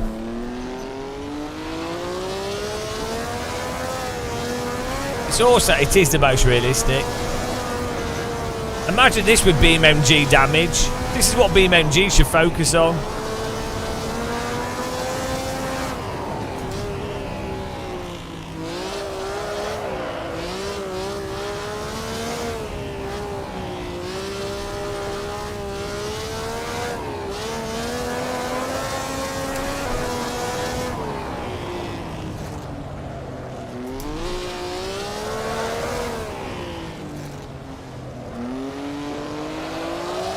Oh, look at this. Absolutely stunning, guys. If you're watching on YouTube, click that like button. Or don't. Or do. Now you don't know what to do. Or don't. It's very confusing.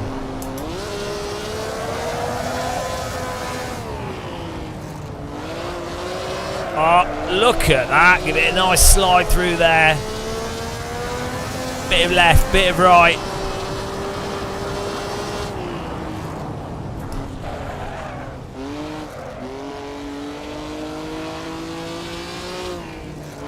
Yeah, you always want to drive these corners with a bit of slip. Keep the RPMs up. This is a good Maserati. I don't know. You can't disagree that this is absolutely superb. There's multiple Maseratis. We can always go through all of them. That's the beautiful thing of Assetto. There's just so much to do. Look at this! Woo! Woo! Fantastic. Why bother with modern cars? This is a race car, a drift car, a boat. Whoa, he's got...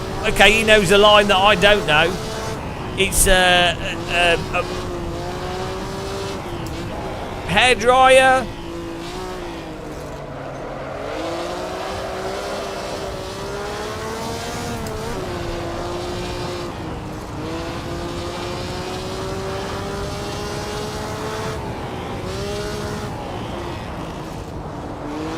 Oh, we got a better line. Look at this. Speed. Woo! Oh no, he's I got him corner.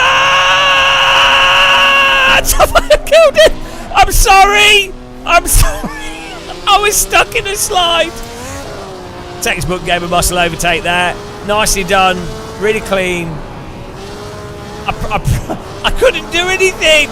I couldn't do anything. I was a hostage to my rear tyres. Yeah. what I pride myself on with the Game of Muscle server is that the admins that run this server really set the... Oh, he's driven into the wall.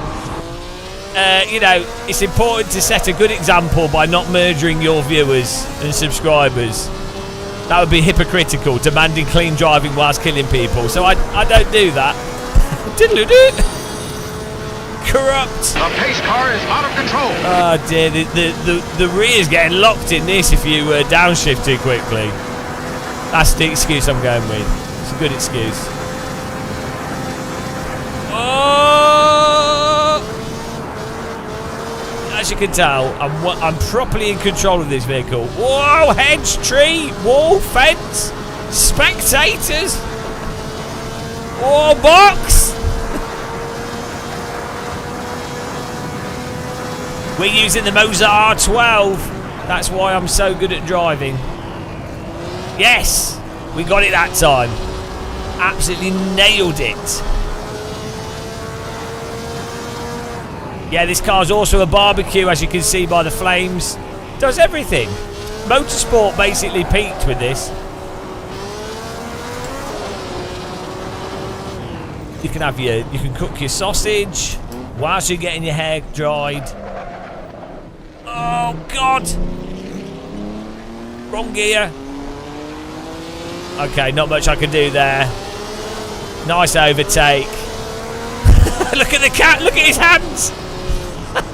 You can see his hands soaring away like a lumberjack. Oh dear. Oh, oh, look at that slip angle. More angle than a mathematician's cupboard. Ah! We caught it, we caught it. So close. I think that's a back marker, I don't know. Cheers, thank you very much. He's just scared for his life. Let's go, look at that. 3 minutes 50 left. I think we might have, this could be the last lap, we might have one more.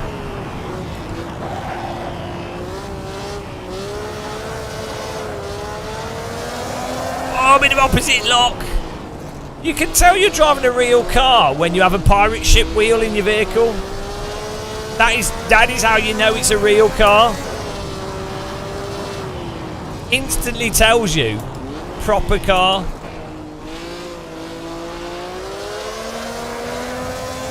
His entry. Angle. Whoa!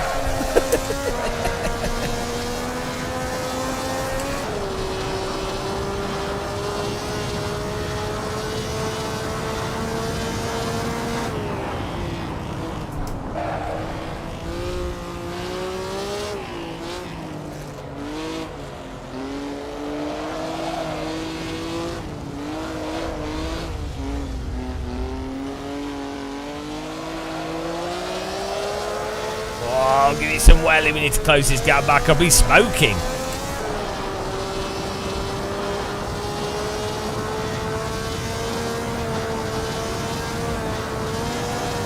Oh, giving it welly.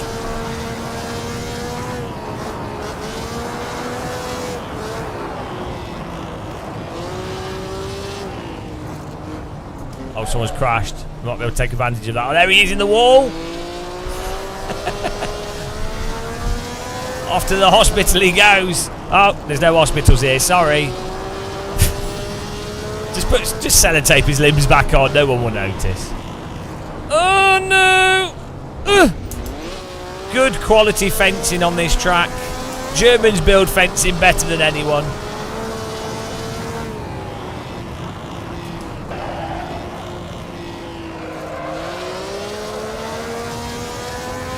Right, I think he went flat out last time through here, so let's give it a go ourselves. Not quite. Flat out through here. Here we go. Flat out. Flat out. No, we're running out of track. Maybe if you get a good line. Okay. Okay. I know we've got a break for this.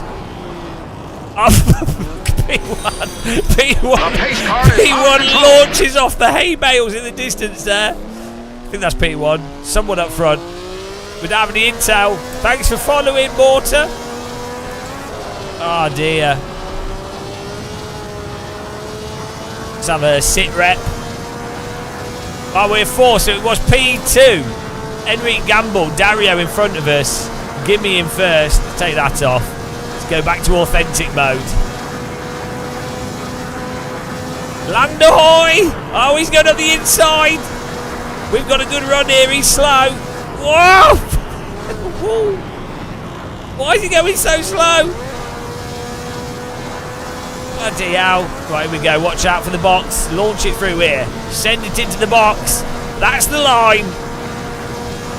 There's a back marker. Oh my God, we got a bunch of drivers coming out of the pit. They've just had a brandy. Can you blame them? Oh, let's go. This is going to be the last lap here. We've got a new PB. That'll be tracked on our rating system. That'll be some nice tea bags. Thank you for the tea bags, KMR. I think I'm like... Oh, he's using the pavement. Back marker. Using the pavement to get out of the way. That real racing. Real racing, guys. When was the last Formula 1 race you saw where a car had to drive on pavement to get out of the way? It doesn't happen anymore, does it? Motorsport's just got boring. I say bring back pavements.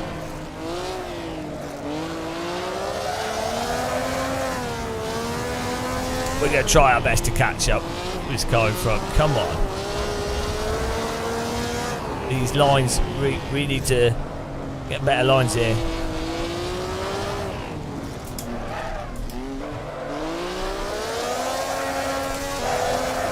Car behind's for position. Whoa! God. Wobbling all over the place on the accelerator. Come on!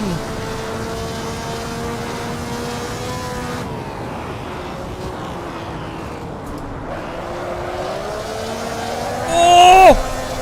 Beautiful.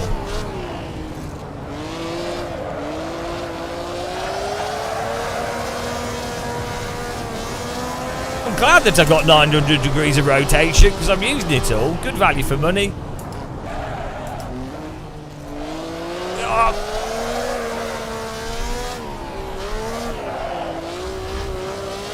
Come on, we're closing in. Use the hedge. Use the hillside. Use the daffodils.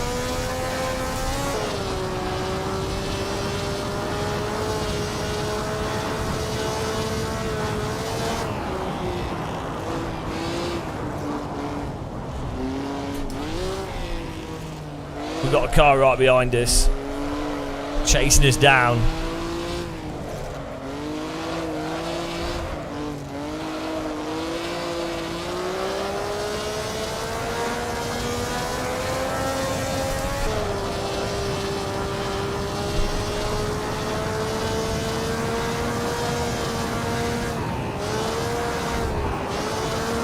Woo! Woo!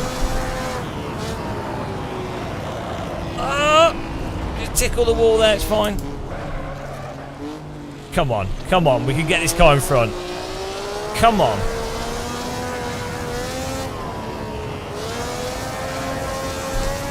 Come on.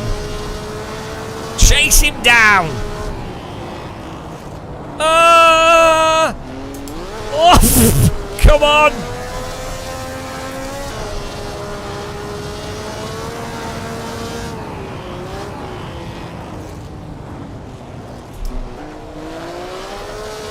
Car behind's right in our tail.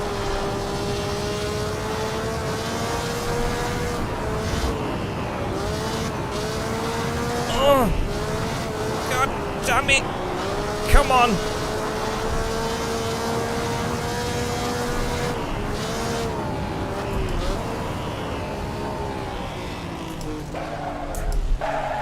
Ah! Go! We're lighting the wheels up on the throttle there, first gear, to try and get the power. We might get the draft. This is the final straight. Oh, here we go. This is going to be committed. This is going to be committed, guys. Fasten your seatbelts. Get ready for some turbulence. Oh, my goodness.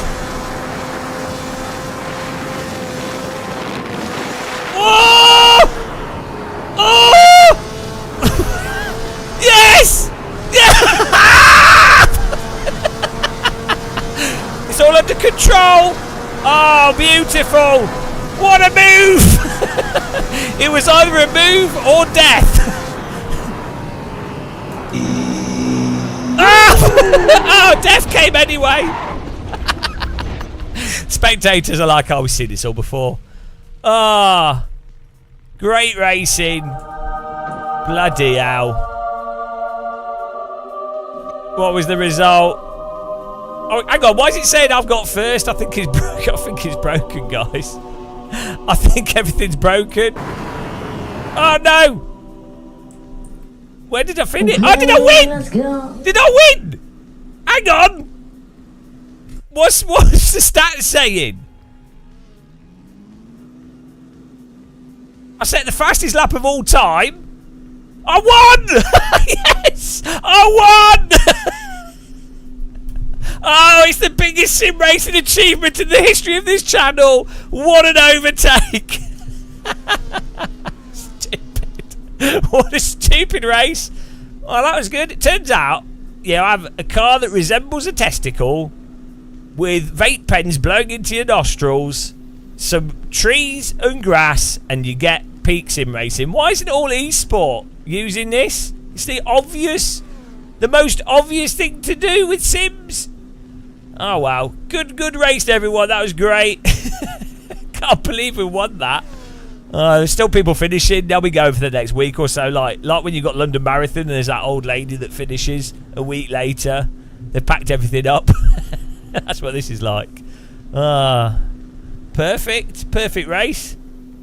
Absolutely perfect race in there.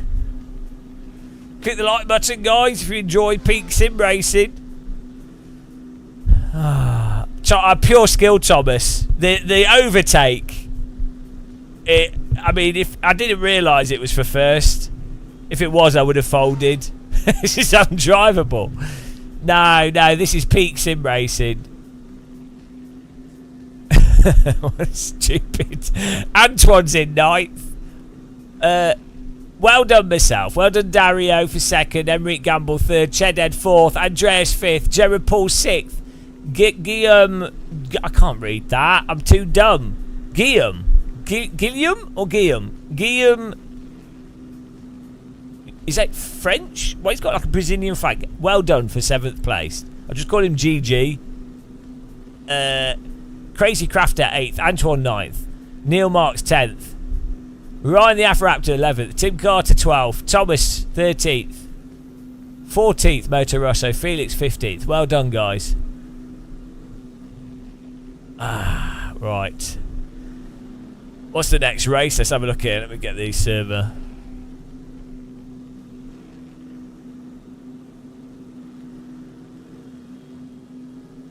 Nice. Something a bit more relaxing next. Oh, get in there, guys.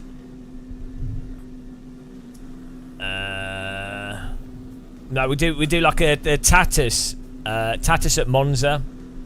Which would be nice. Nice and relaxing, Monza. Should be like pretty mental though with the cars as well. Yeah. Vintage stuff with lots of cars works really well because you have enough cars to keep it interesting, and you're battling the track as much as you are the race, so it's like a bonus. where you finish is a bonus, really. But it's really fun with the slidey corners and then getting the lines right. I think once you learn the track, then it'll be better, basically. Like, because this is a hard track to learn, but you'll go for a run. Okay, we're just gonna leave the server, guys, and rejoin it.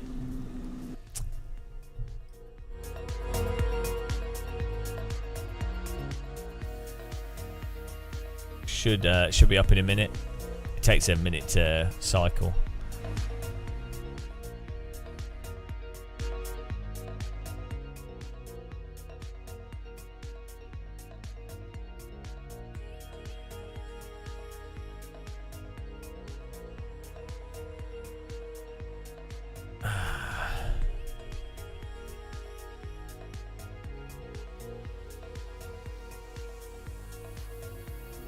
Okay, it's time to go racing. we recorded in the vintage Maserati.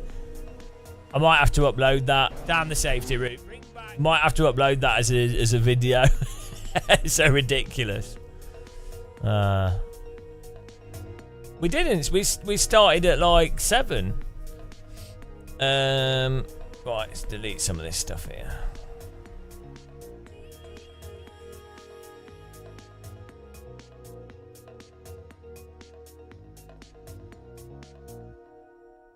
Need to make some space. Hello, Matthew Bedford.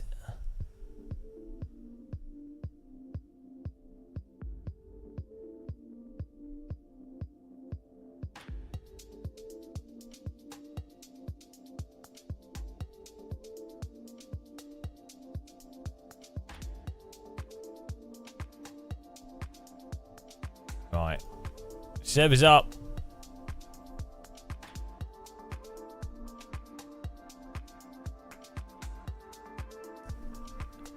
You're not the same one who went to school with, but you're the Matthew Bedford that still was from the same place though. So you know, fake Matthew Bedford, fake Ashby de la Zouche. It's all fake. It's a fake.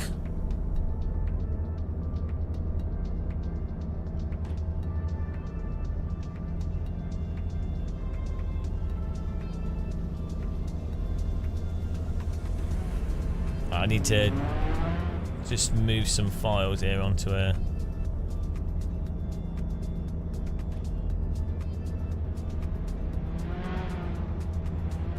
Bloody hell, we have so many clips. We're on...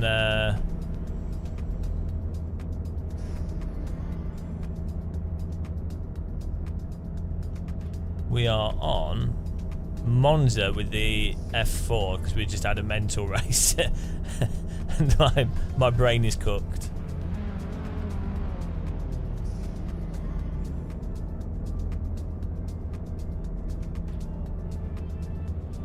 I'll wait for these hard drives to... Just got to copy like 120 gig worth of files over the network.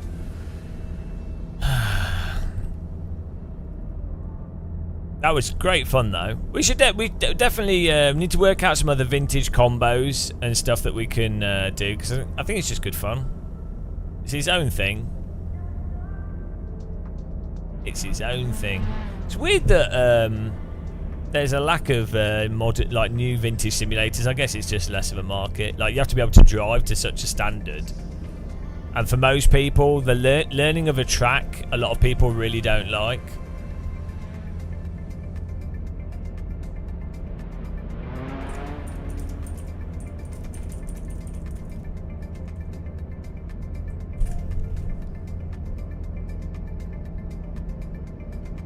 $93 gig. How long does 93 gig take? Oh, 15 minutes going network. So everything should still work fine though. So it's good. Yeah. Perfect. We haven't done a soapbox race for a while.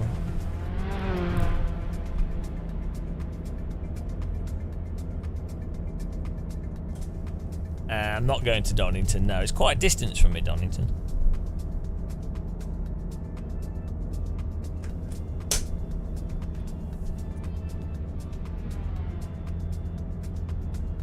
Soapbox is unpowered cars.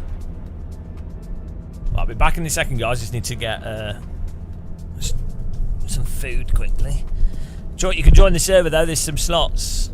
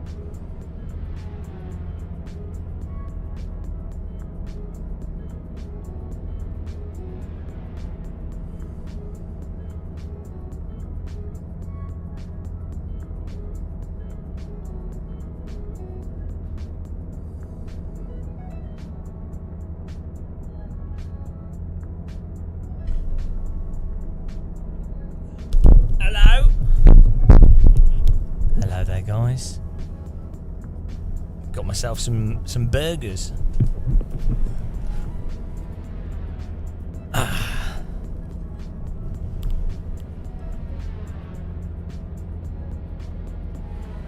We don't really have a track list at the moment because we... Mind you could... All the tracks are... I don't know. Like... don't know how many hours we go for. Like, just asking billions of questions. I don't know. You don't know. You never know. It is what it is. The tracks are in the description on YouTube. Those are the tracks we normally race.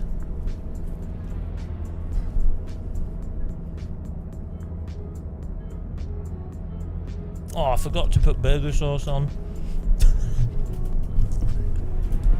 How do I do that?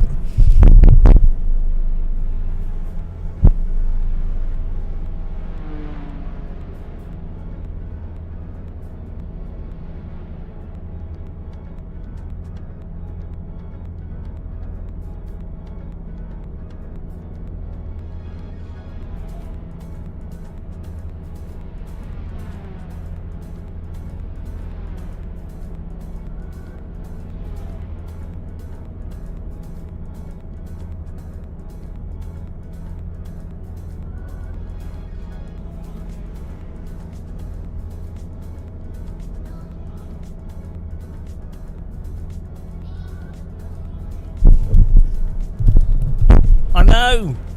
I distracted myself. Distracted myself with the thought of beer. We've got some burger relish here. Heinz burger sauce, never had this before. American? Yeehaw!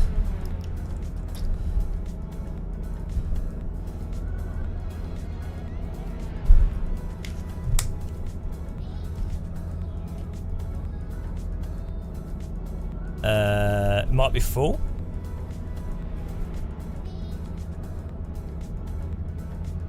Let's have a look. Service full. 32 people.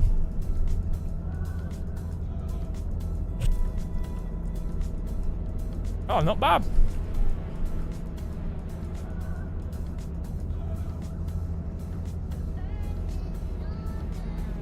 You've got a setup for this car, guys. Share it in the game.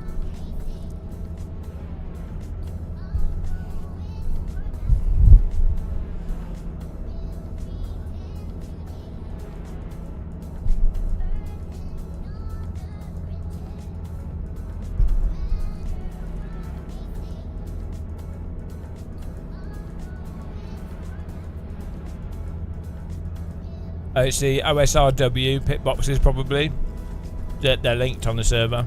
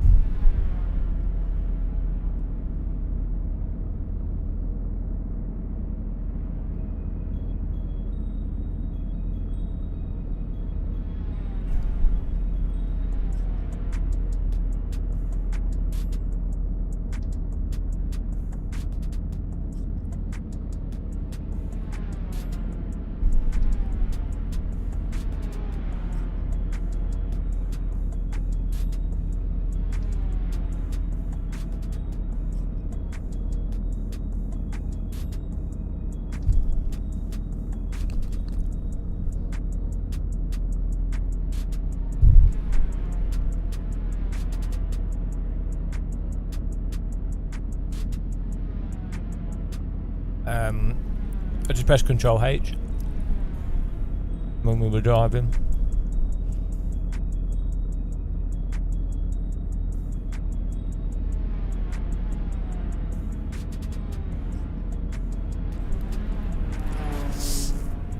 Okay. Let's get a lap in here.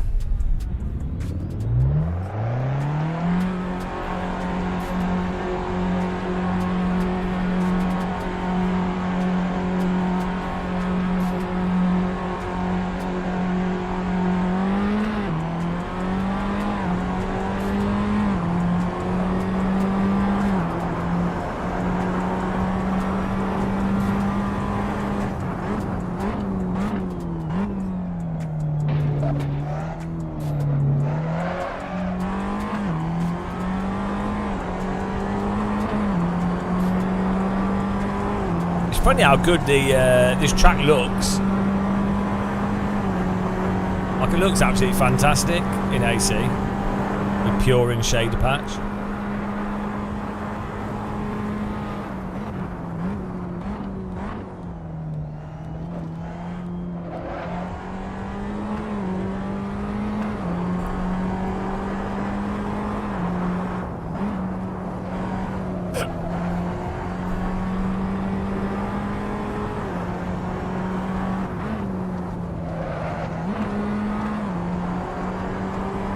Hello, Simply Dabble. Welcome along, everyone that's just joined us. Server's full. It's maxed out, beefed. It's beefed out. 32 drivers in every race that we've had today, which is insane. It's popping. Whoa! So's my tyre skidding. It's curbing. Watch out for the AC curbing.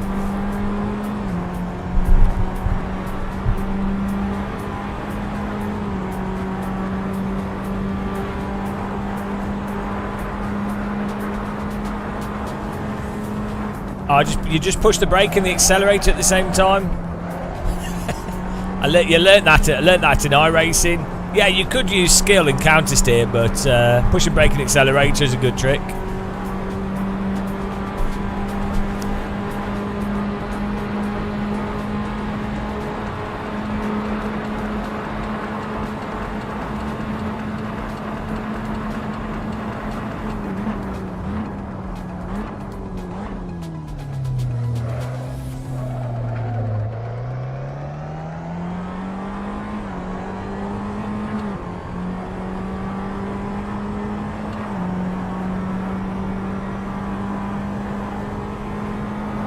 Getting in there.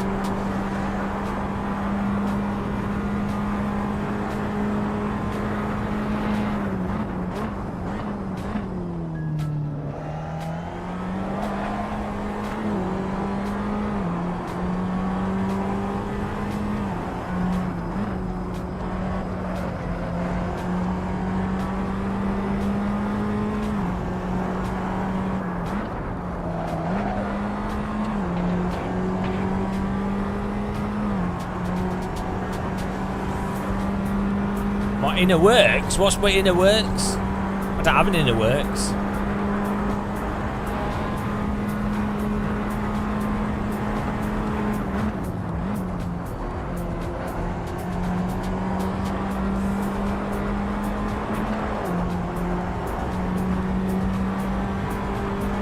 When will I test cars limit by driving it upside down in a tunnel? I don't think AC supports upside down driving. R-Factor 2 might do. Some of the sims do. The way they do downforce and stuff is a bit weird. Like, it's not like a unified. BeamNG, I think, will. AC has like really big issues with if the wheels aren't touching the ground.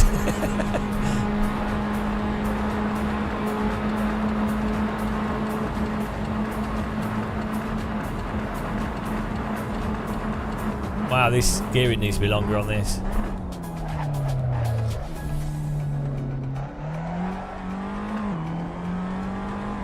Can someone share a setup? Oh, actually, I'm driving pretty shit and we're only 1.5 seconds off the pace, so probably just my driving.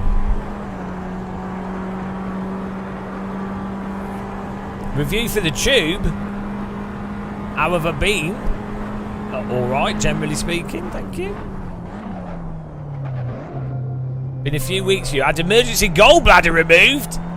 Ending up having stones blocked by my bile duct. Jesus Christ. Almost died. Then had a collapsed lung. Wow. I mean, if you're going to have, like, an issue, you might as well just combo them. Pretty convenient because you're in hospital. So, you might as well stack them up. Multi-combo them and then you're good for a while. So, it's pretty good. Pretty decent strat, to be honest. It's like if you can drive a car into the pit, if the tyres are worn out and you run out of fuel and you need some tweaking on the downforce and things, you know, you're going to have to pit for a set amount of time anyway for the fuel, so you might as well. It's pretty good pit stop.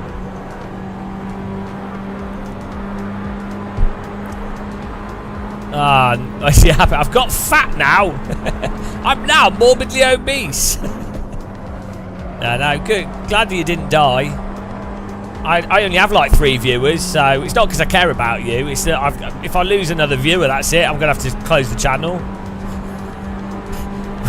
Most of my viewers are dying of old age. So, you know, I mean, dying from a medical emergency would actually be a bit of a trendy thing to do for viewers of this channel. So I appreciate you trying to dispatch yourself in interesting ways. What a trendsetter. What a stylish.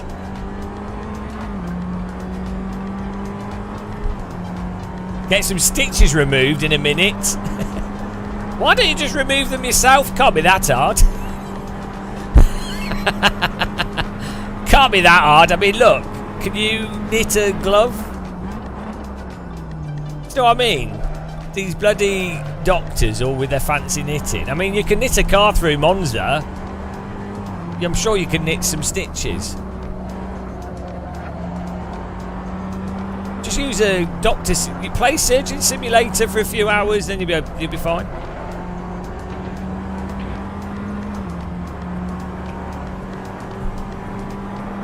Your gallbladder exploded. Was it because you had too high tyre pressure?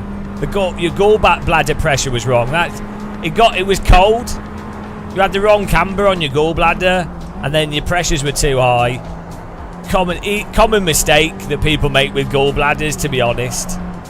You know. You don't have the fancy hook scissors. Why don't you? Everyone has those fancy hook scissors. Best way to cut your hair. My goodness! You could just get normal scissors and bend them. Yeah, PSI was gallbladder PSI. What a noob. Should have used the alien setup that has the correct gallbladder PSI.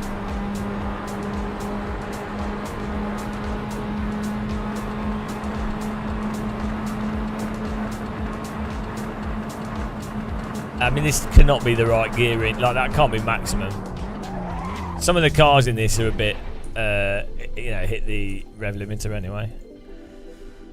Can someone share the setup, please? Dario, can you share your setup, please? Please.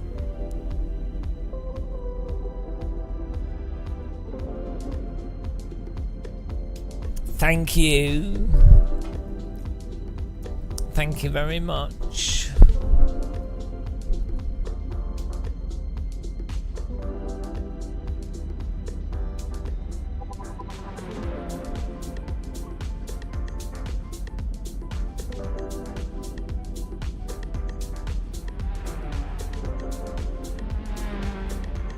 Here we go. Aero boys are now.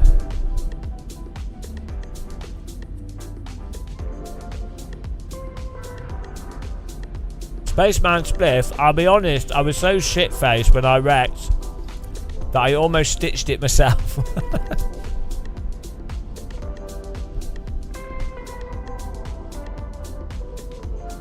What was it that you cut?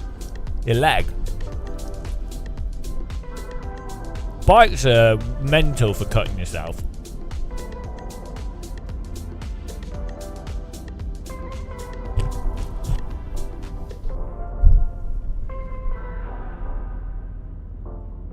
This burger, it tastes like Burger Van Burger. Oh no! So what did you do? Why didn't it just graze it? Why? Where have you had stitches?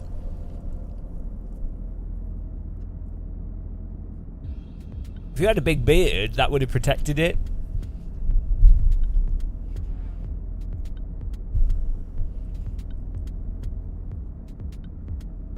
That's weird to get a cut. Normally when you hit your face falling off stuff like a bike on concrete or something, you normally get like a really like a, you know, like road rash type thing on, and then like percussive stuff like people break their teeth and jawbones and things. It's weird to get like a slice.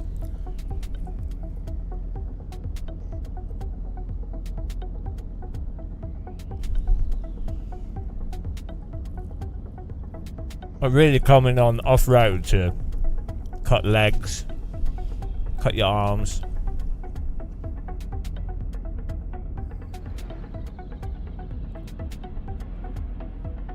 The ultimate setup harvesting.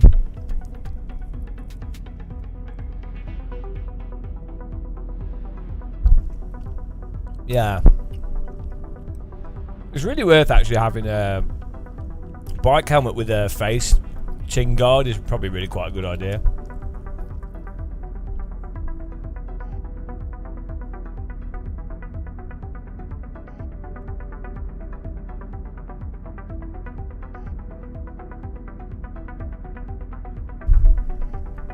Well, the bot is just a Mormon bot.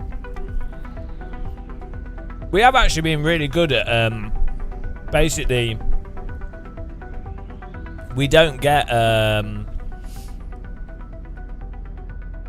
like in the past you'd have like people coming in being racist or just typing like, you know, just stupid shit, but they filters it out pretty good.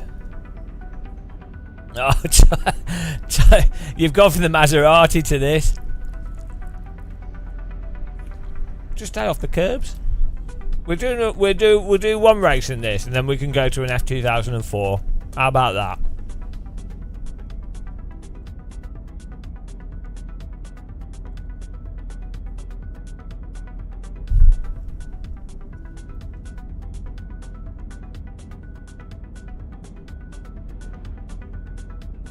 This should still be a fun race.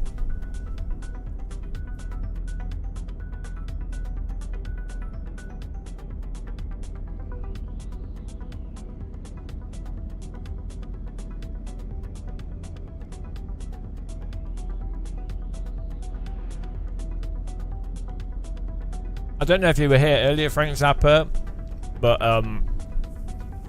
one of the first FAA approved training flight simulators that uses VR for helicopters has just happened.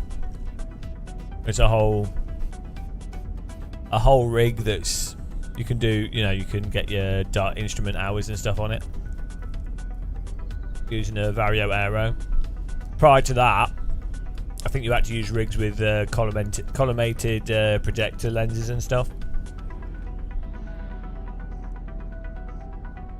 There was a base specification.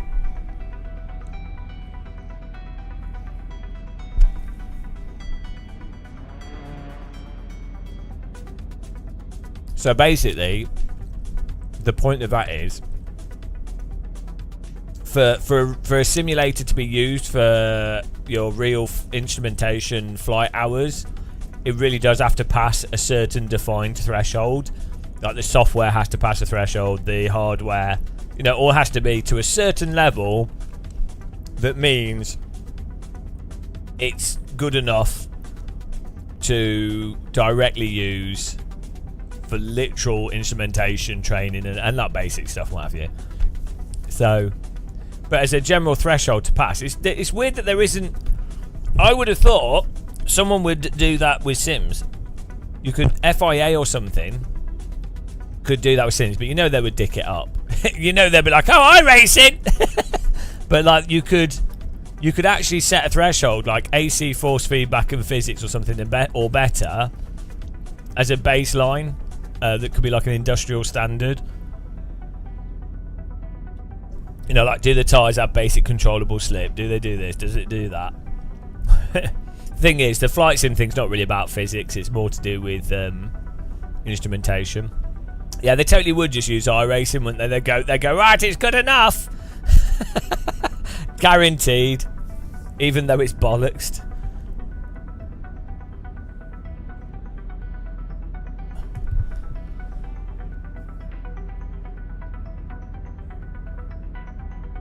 Are you ready?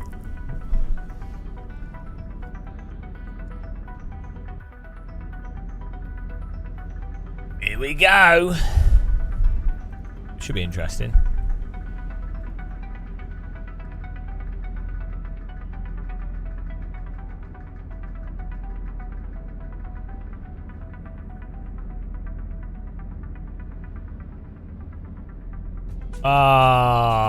No, softs will be fine. Softs will be fine, don't worry.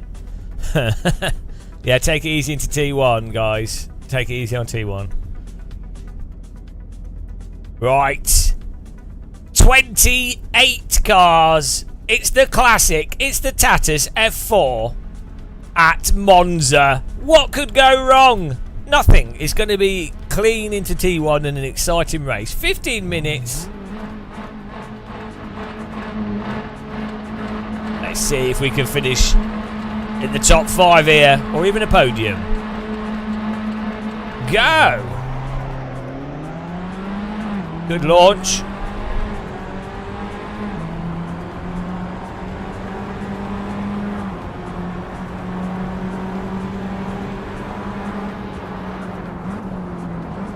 Well, don't know where he's going. Got tapped there. Managed to... Whoa, where are they going? Bit of carnage, there you go. Classic Monza T1. We didn't come out of that too badly.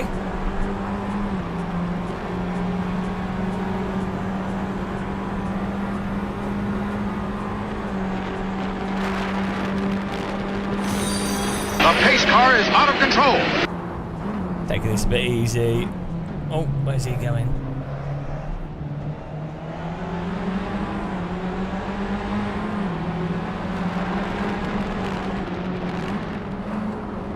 Very close racing here.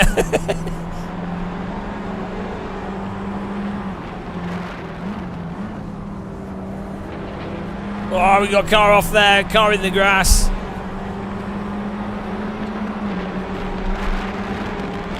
In the sandwich we go. Don't move over. I'm in the sandwich. No. The sandwich was buttered.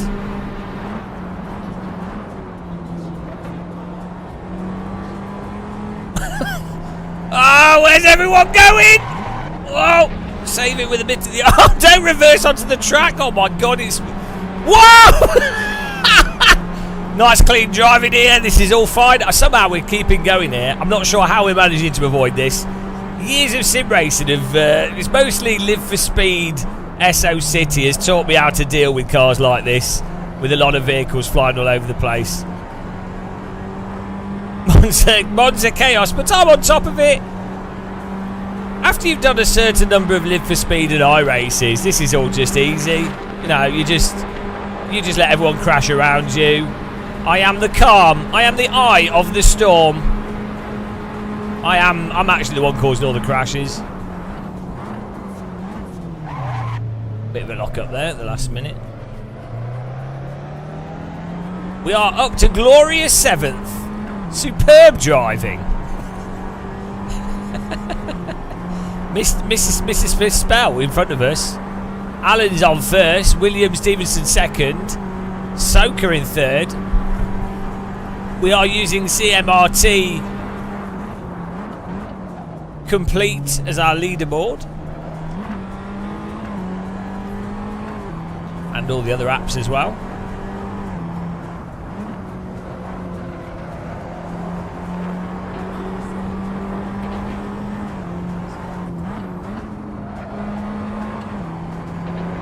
Minutes here. Let's keep putting the timers in. We've got to be really careful on the tyres. Soft should just about last, but it's going to be a bit hairy.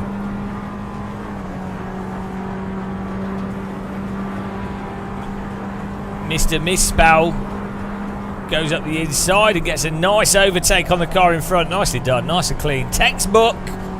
That was so textbook. He's had to draw a mustache The pace car on the is other out of driver's control. face. Thanks for following AgeU78. Appreciate the follows and the like button clicks. Oh, try and get the most out of this. Get on the tail of these guys. I'll be well happy with the top 5, to be honest. We started a bit far back, and this is a bit of a carnage sesh on this track with, with this many cars.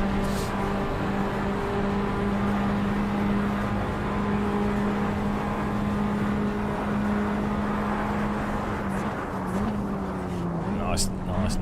Always on Monza, I always like glance up and check my mirror when you're going into that braking zone, because it does give you a chance. If someone's massively missed the braking, they're probably going to lock up and go in a straight line, and it gives you a chance to move out of the way.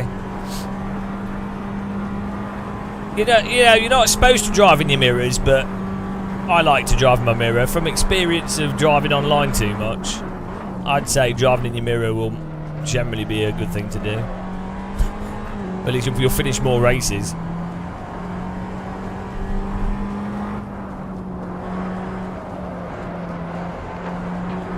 Whoa, he's right on the AstroTurf. You have to be careful of that. Let's get in there.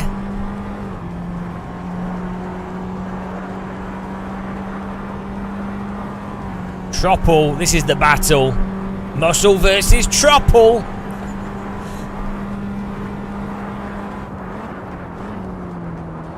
Tropple sounds like some kind of Scottish pudding. Oh! Have some Tropple. That was Scottish accent for those of you who have never been to Scotland. Really authentically portrayed there. One of my... I'm even better at accents than I am sim racing. Really proud of my... Really proud of my accent skills. One of the best, if not the best, at accents, some might say. Those that say it are deaf. Beta! Right, here we go. Come on. Still 9 minutes to go here. I'm on the tail. We've got some tea bags to win here. I don't like ACC, but I do like the Normalist. But that is amazing. So it's probably one of the well, one of the or not the best simulation to practice, like even F1 or GT mods. It's really good. That guy doesn't know what he's talking about. It's like noob sim racer. Right. Oh, he's missed the corner. Tropples hit the apex so hard, he's undercut the apex. He's hit the B-pex. Ah, what? Kudos! Fix your curbs! God damn it! Oh, I got kudos, guys. I got kudos. Ah, yeah, they better fix that in AC Evo. Bloody hell. Absolutely curbed. Kudos to death there. Death by Kunos. Oh, then there's another one. It's great that they put landmines on the corners.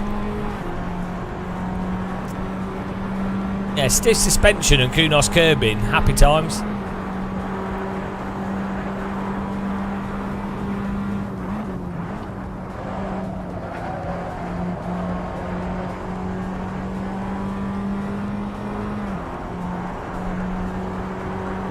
It's like iRacing in AC.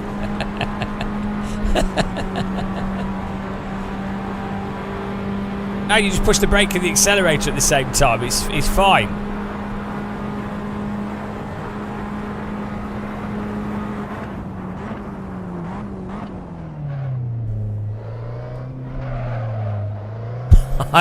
iRacing iRacing in AC. Ah, that's what AC Evo will be. iRacing in AC. Oh dear.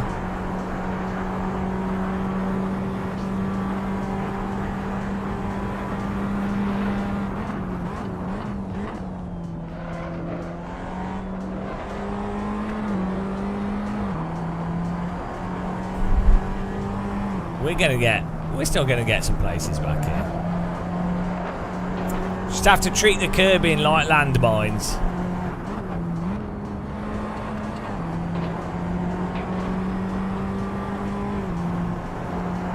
Claymore curbing. Well, we still have a chance to win this because other drivers might drive on the curbs.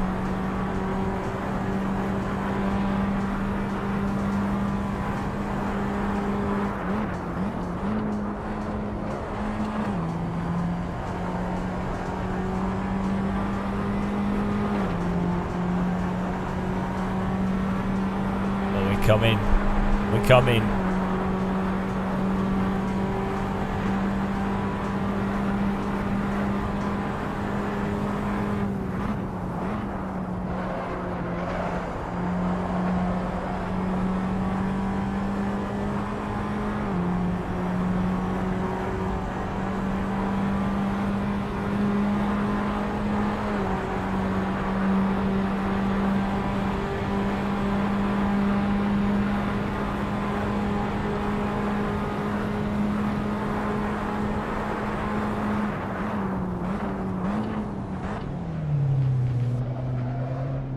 Round the outside, nice and smooth.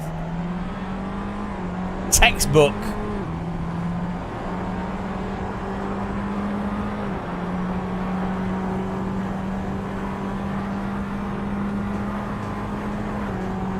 Bit of trail braking.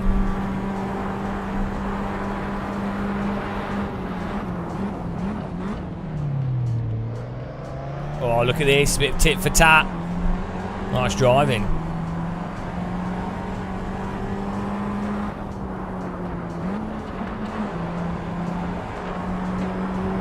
Oh, my tyres are half dead. Be very careful.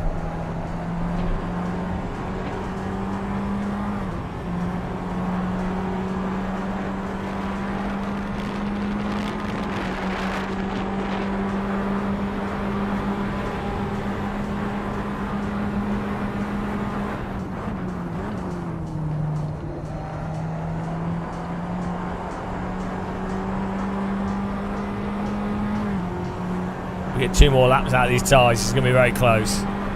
We're catching up though. Look at this. Everyone else is on softs. They're in trouble.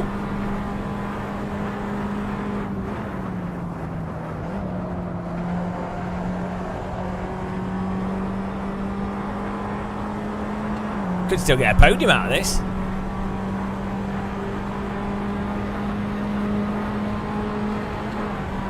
Yeah, I'm on softs, but I'm very careful at driving. I have a reputation for being one of the most careful drivers there ever was.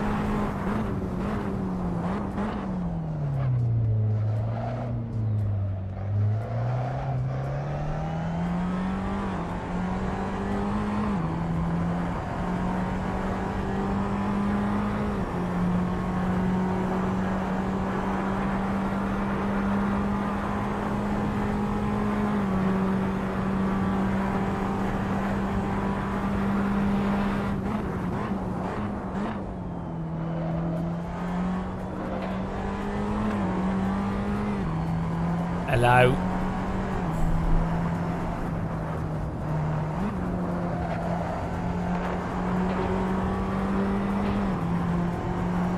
Hello there, guys. Just trying to catch up with these 2 cars. Welcome, Luke and Vic. Viking King Gaming.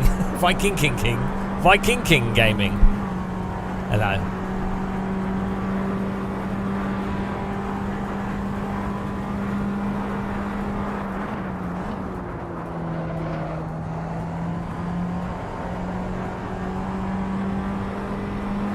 Let's focus on the track and not the apps.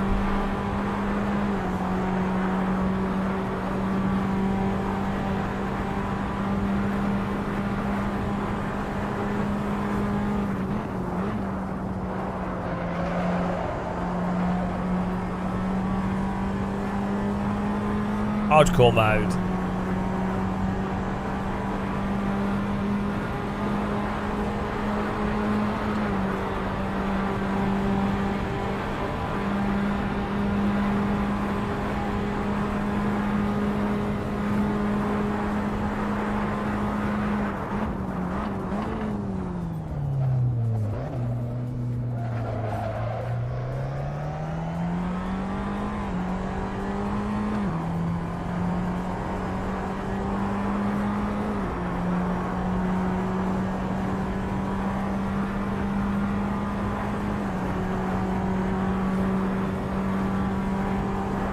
Don't walk too fast.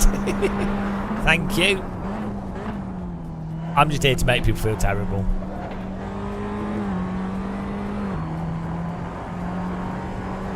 Woo.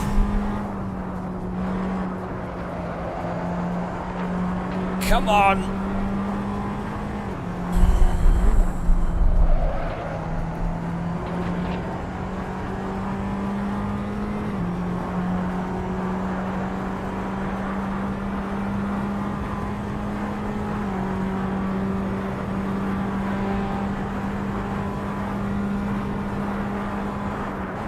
I think he's run out of fuel.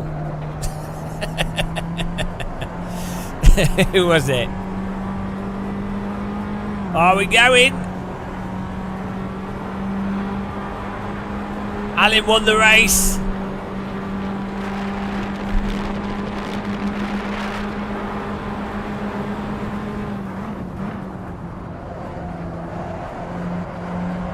Old Tyra way through here. We're getting fourth, I think. No!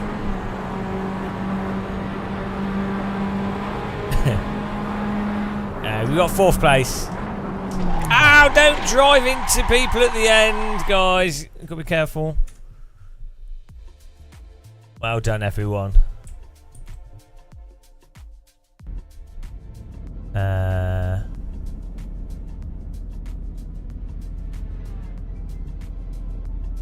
Alan with the win.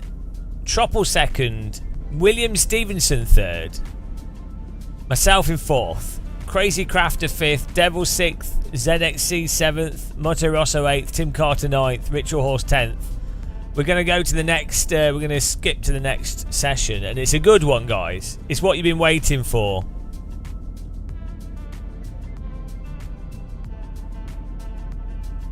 It's a good one.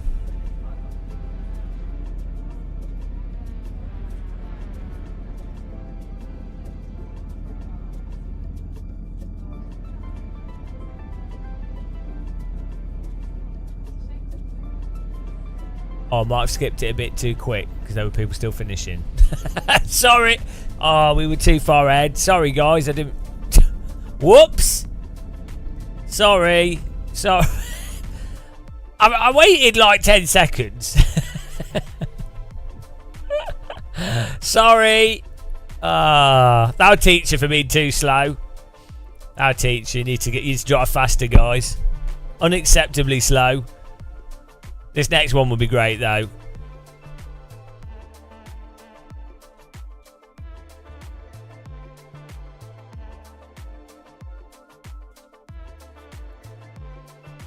Get on there, you ready? Absolute legendary sesh coming up.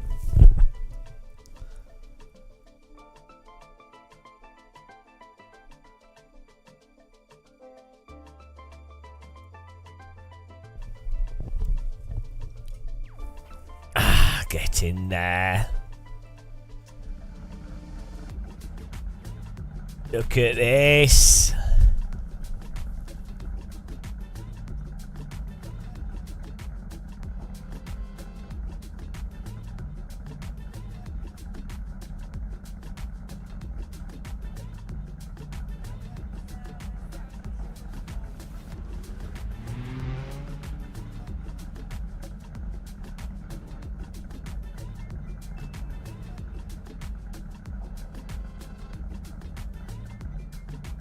It's going to be full to the brim.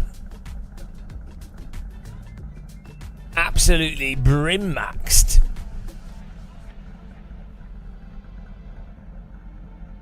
Tim Carter, just going to lurk for the rest of the stream. Lurking like a twerking.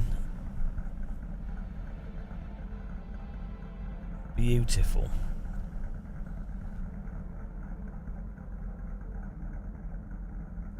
Will it be out this year? I don't know.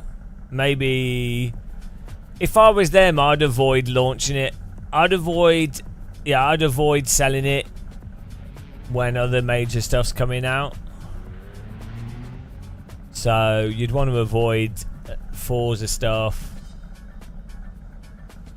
You'd want to avoid AC Evo or then again, the type of people that buy Wreckfest, if it's like a £35 game or a £30 game,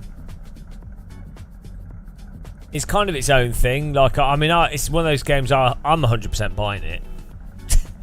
I mean, I'll probably get a review code, but if I wasn't getting a review code, I'd just buy it. Yeah, it's got its own. It's its own.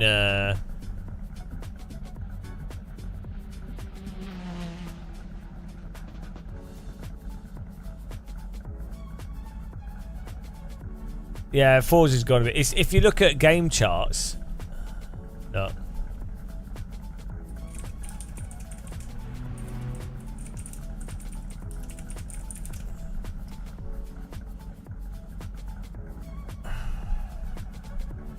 Most played racing games, current players, Steam. This is on Steam charts. Grand Theft Auto has 111,000. Crab Game, I don't know why that's classed as a racing game, has 59,000. Rocket League, that's not really a racing game, is it? 27,000. BeamNG has 15,000 players. Assetto Corsa has 12,489 players. Forza Horizon 5, 9,000. Forza Horizon 4, 6,000. SnowRunner 4,000, ACC 2,000, well 3,000, F124 2,200, Trackmania's 1,200. I mean, Wreckfest is still got a Wreckfest has 1,100 people in it, so it is quite up there. Crab games are like a free-to-play. It's basically like a version of Hunger. What's it called? Like that, Squid Games, but it's a first-person game. You can get it for free. It's just a silly game. What's funny is right. This is funny. So Dirt Rally 2, right, has 898 active players. Automobilista 2 has 740, but right, EA Sports WRC has 400. Like Le Mans Ultimate has 2 more players currently playing it than EA WRC. How much have they messed up? How much have EA messed up when Dirt Rally 2 has twice as many players? There's no reason for that. There's absolutely no reason. And the WRC came out like November last year. Absolute cock up. Because they did nothing that anybody asked for. Nobody asked for anything that's in like, it's not hard, is it, right? If they just did exactly the same as Dirt Rally 2, but more stages, even if they're short stages still, just more stages in Dirt Rally 2, done. That is it. That's as hard as it needs to be for them. Just more stages, newer car licenses, more stages, and then flesh out the single player with the more. That is it. That is it. More stages. That's all people wanted. No. You could write with a rally game, an official rally game. You could genuinely sell it every 3 months. You do a new location with 4 or 5, like 2 large stages. You do that every 3 months.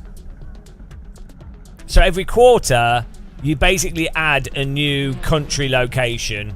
Or it could even be more stages for a popular thing already, but like 2 long stages, which is basically 4 short stages. So 8 short stages every 3 months for like £15, and then you also add in like a whole bunch of car liveries, maybe some new car models, maybe some classic stuff or whatever. Little like flourishes and things. But the whole point of a rally game is the stages as much as it is the cars, and the stages is what's always missing. So, and you can get artists to do the stages. So I don't understand. It's actually one of the lowest risk things in a video game when you've got a game where you can basically leave the code, the physics, the code, the gameplay, all that stuff you can basically leave pretty static. It's just adding content, track content, which is static, mostly static content. So it's really, it really doesn't make any sense. Really doesn't make any sense at all. But maybe that's what they're planning with WRC. They're like, right, we moved to Unreal Engine because it's easier for us to generate. It's easier to build stages in that game engine than Frostbite or whatever. What's it called? Ego Engine.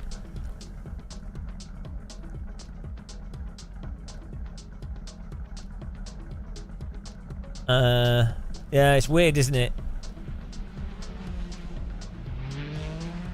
Well, I'd imagine it will be well optimized, Jared, because I think it will be using the same engine as the previous one, which is a really good engine.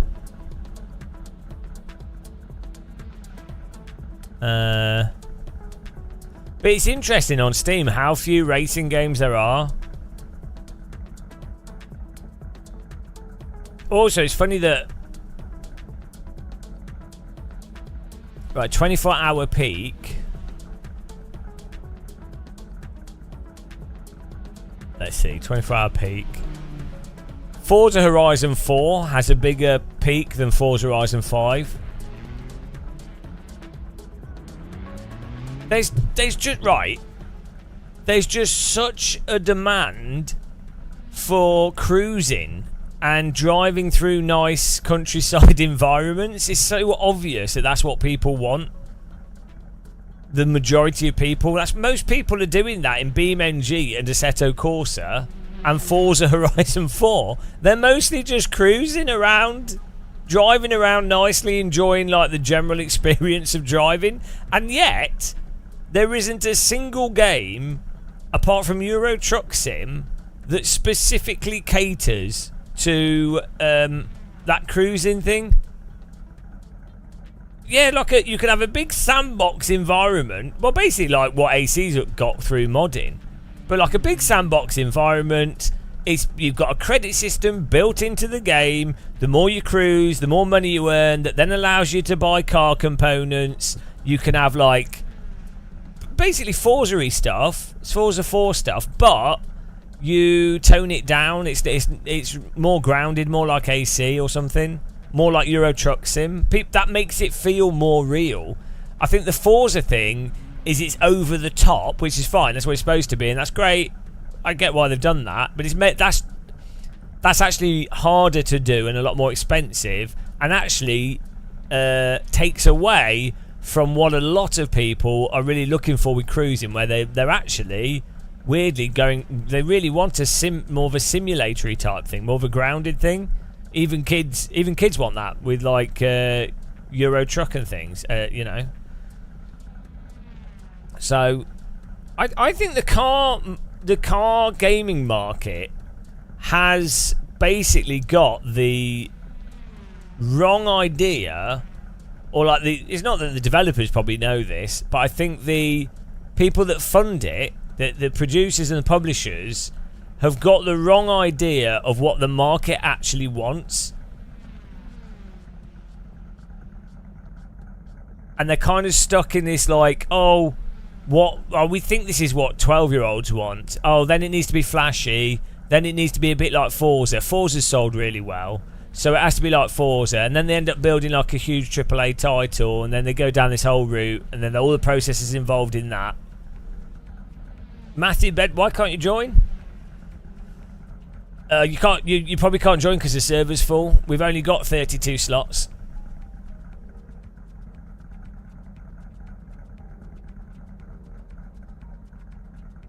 What's Asphalt Legends? That's on Steam. Is that good? It's got 1,000 players. That looks quite fun, actually. I've played the mobile one. Is that actually a good game, Asphalt Legends? See, that looks like a good title, actually. Like, graphically and stuff. I need to get that.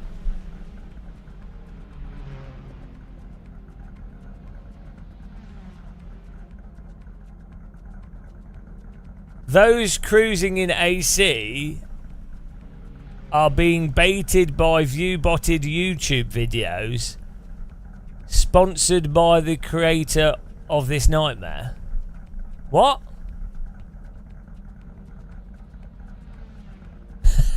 I don't even know what that means.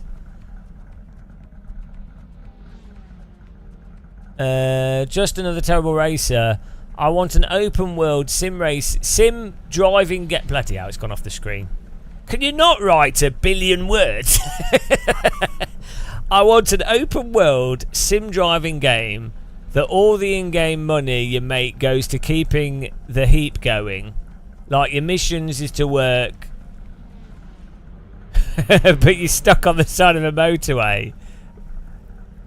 Well, yeah, like that. My Summer Car is a good example of that sort of thing. Like, it can be. You can actually make a game where your car is a hunk of shit, and it really is a bit of a pain in the arse to like that whole mechanic in PUBG where it's like, oh, you got to get fuel and it doesn't last very long, and you have to find the fuel to then fill the car up. Actually, playing on that, you know.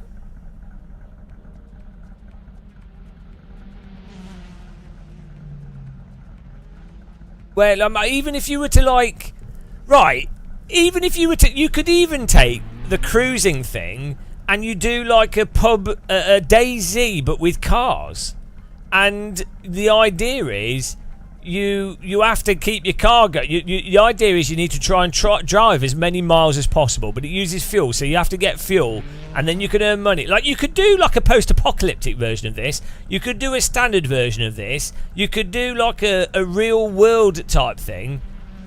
No, GTA is like a weird. People play it as a role-playing shooting game and whatever. GTA is actually terrible.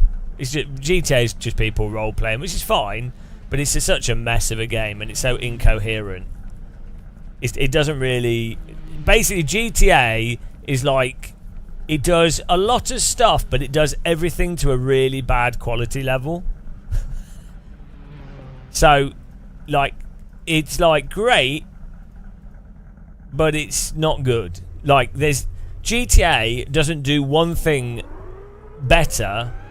It doesn't do a single thing better than other games. But it does do a lot of things. You know, it's like the low quality pick and mix of video games. So it's not bad, but like the gun mechanics are bad or average. The driving mechanics are average. You know, it's just very mediocre to actually play. It takes a long time to load. It's got nice graphics, quite nice, and you know, it's got stuff to do in it, but it's all very clunky, and I think a lot of people just enjoy doing the whole role-playing thing. Oh, sorry. I didn't realise he's on the hot lap. Tarquin Edwards hot lap, ruined by a game of muscle.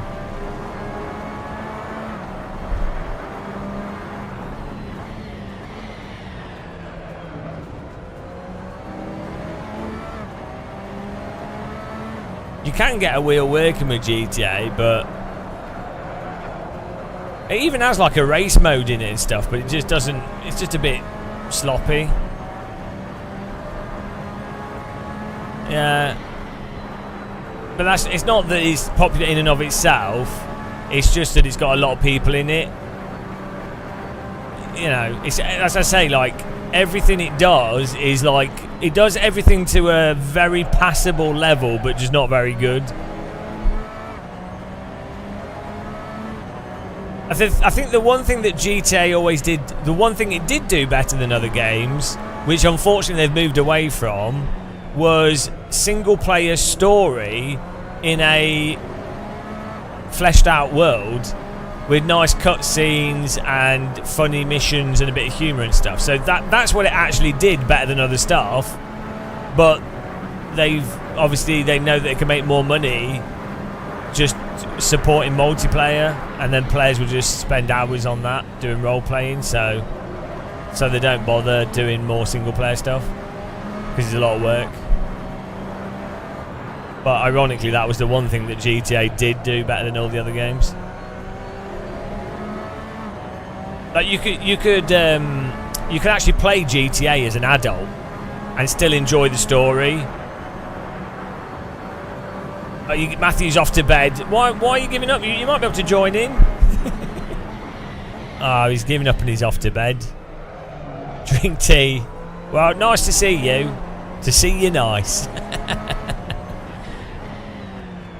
We'll do more racing soon, Matthew. You'll get in and I'll crash into you, don't worry.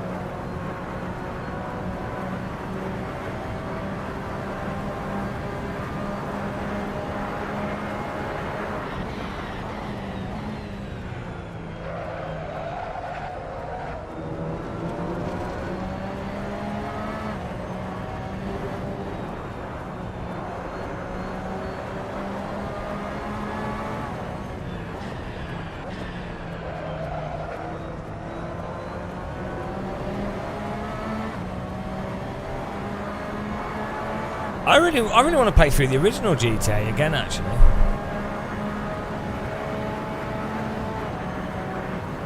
Right, here we go. We've got to get a good lap here. Don't block, please. Don't do a game of muscle.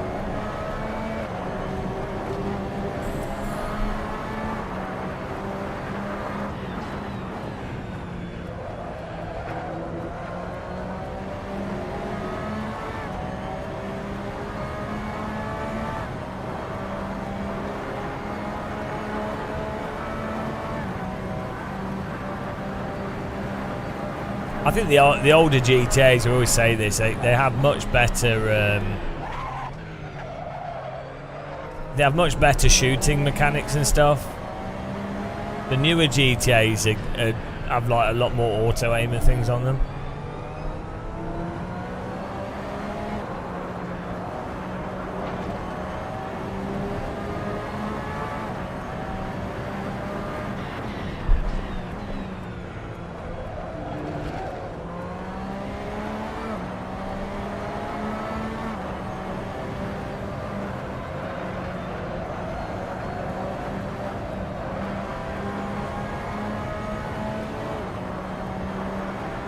I haven't said Carter, no.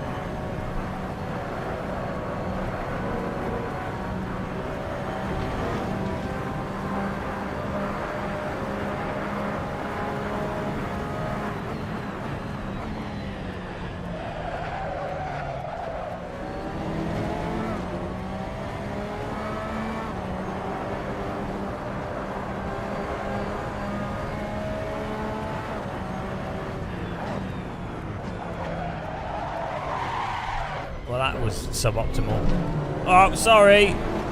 Sorry. Oh, bloody hell. Bopped him off the track there.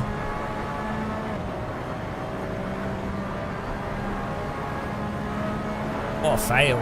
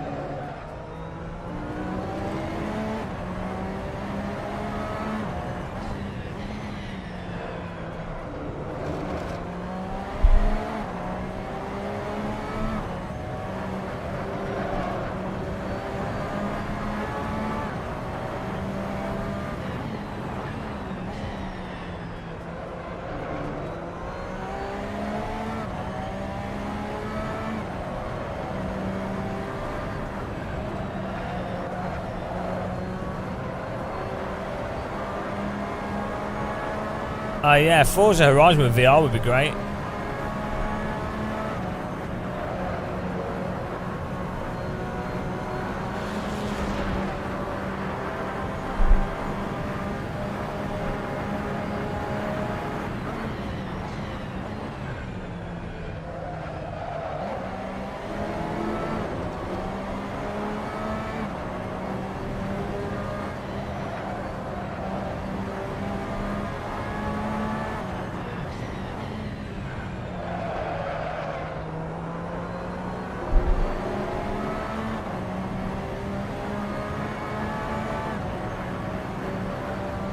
The pace car is out of control. Optimus Sabot. Ah, new PB. New server personal best for me. Nice. Thanks for following. Welcome. Just got 1 minute 37 left to quali here.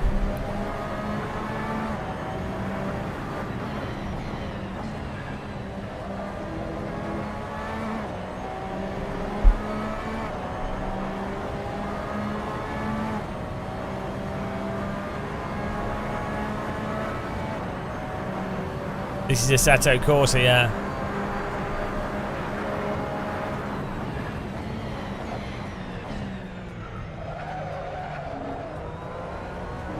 On the Epic Game of Muscle server, where teabags are won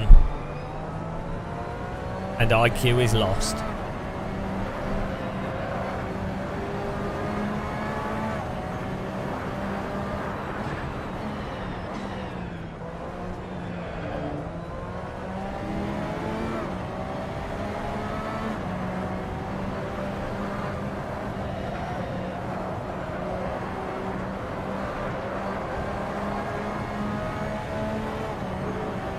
I don't know. It could do it crossplay, but it probably won't be. The first one wasn't.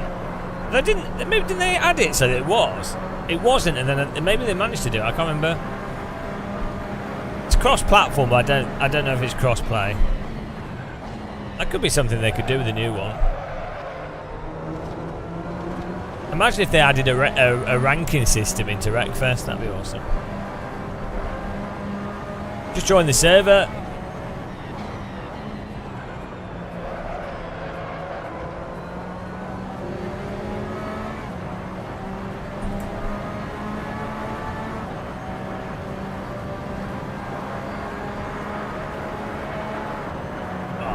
Best I can do. Can you share setup, Dario?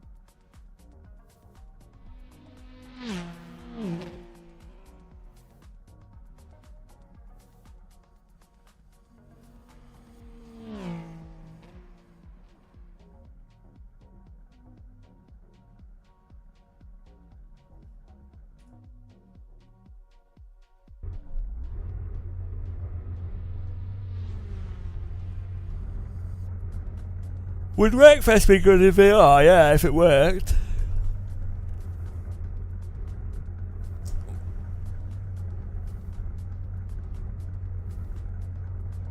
We can't share these setups, you have to be in the server.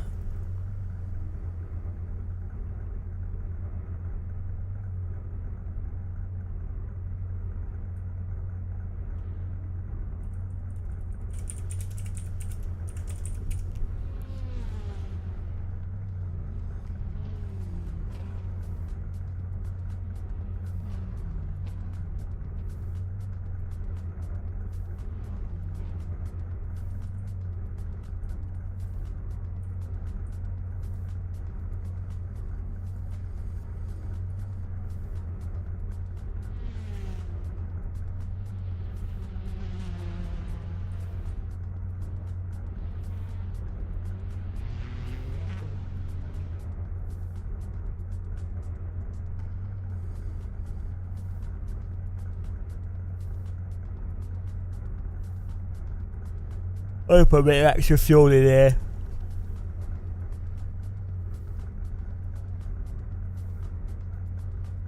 Nice. I'm going to go for medium tyres, I think.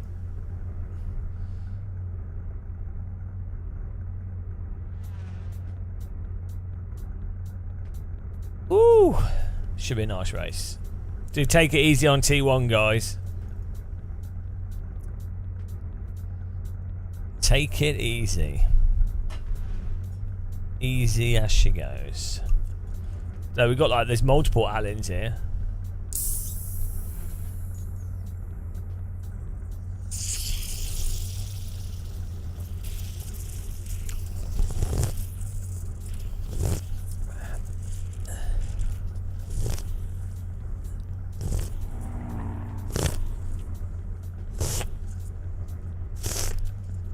Is it ever going to stop? I use Pac-Man 3D car mod. Really transforms the game.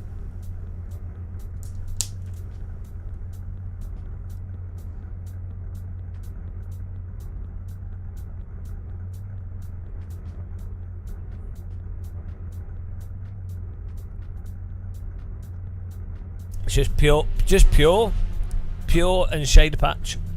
That's all I use. Here we go.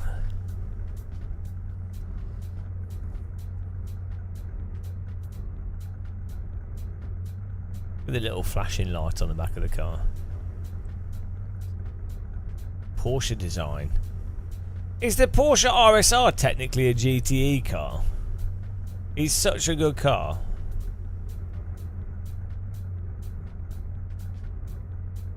I think the Porsche RSR is probably one of the better recent Porsches.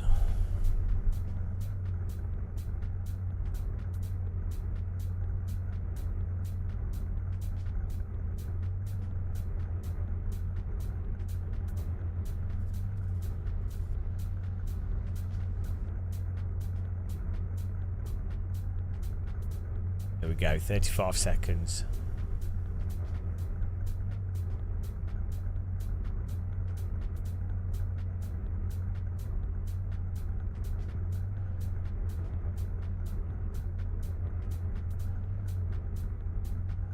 Yeah, guys, take it easy. Take it easy into T1, and be careful on the first lap.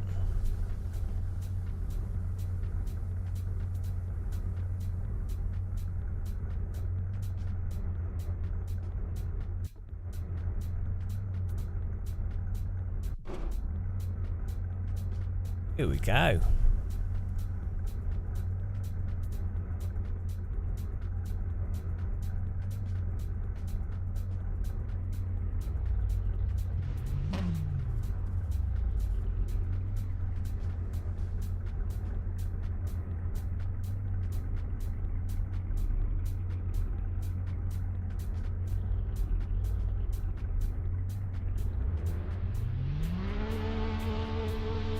Here we go on the Game of Muscle server. We have 32 cars. Porsche RSRs, one of the best Porsches in the world.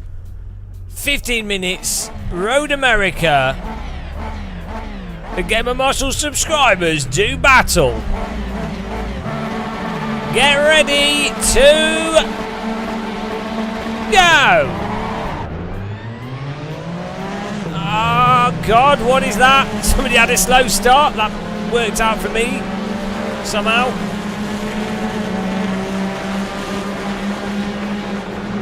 Get ready, get ready, there it is, there it is. Somehow we survived that. I was lined up nice and straight. I knew it was coming. Every time on this track, someone doesn't brake. It is guaranteed. If you start behind the top 10 on this track, you better have airbags in the back of your car. We survived it. The car in front of us got ping-ponged by the force. I've skillfully fired it through my car into his car. Oh, carnage! People are not using their brake pedals. Jesus Christ, what is wrong with sim races? Here we go. But we're up. We're moving up. We're moving up. We need electrodes on testes. That is for sure. That's the only thing I think would work. The overconfidence on the brake is like a condition that many people have. What? My car is not slowing down as much as I want it to, but I'm getting closer to the car in front. Bloody hell. Right, here we go. We've moved up though. We've capitalised on the mistakes.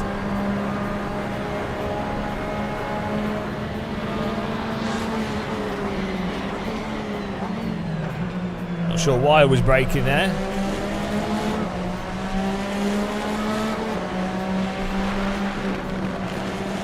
Beautiful car. Clouds look awesome here. Pure shader patch. Oh, there's a car behind us just lagged out into the ground. Don't know what happened there. iRacing, his car's bouncing up and down in AC. His car's turning into the DeLorean. His car turned into a submarine. Oh dear. Sim racing, guys. Whoa, he almost killed us there. We were on the inside. Watch out. Who is that? Who is that? Right, who was that? Was that a lag? Ah, Jesus Christ. Oh, he's lagging. Someone's lagging. Honestly, I hate sim racers. They ruin everything. If you've got like the shittest ping ever, just disconnect. Yeah, look, there we go. It kicked him eventually. I need to turn the ping protection up. I turned it down. Yeah, but I don't lag out and ruin everyone's race. No, I'm going to turn the ping thing down. We had it set up and then we turned it. We made it too forgiving. I got absolutely launched. Thanks for getting off the track.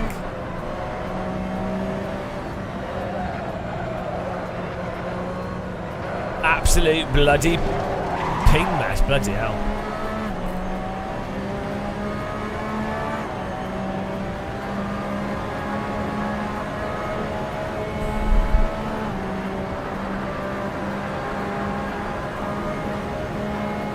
Still going somehow.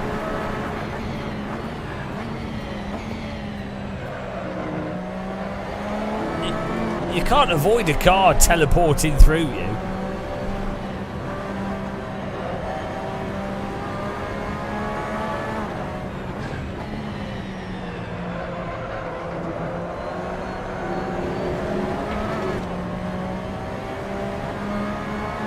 Best just set the fastest lap. Well done.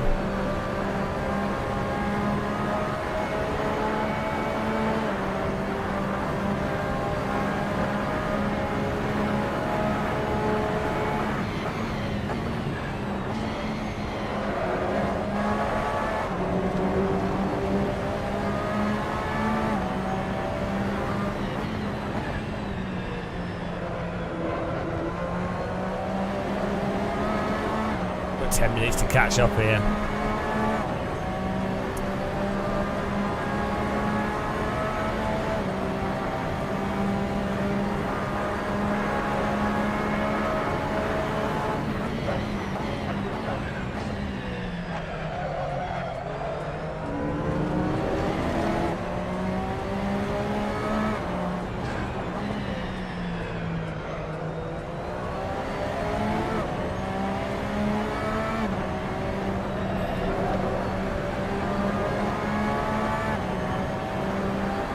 I was just testing some different settings.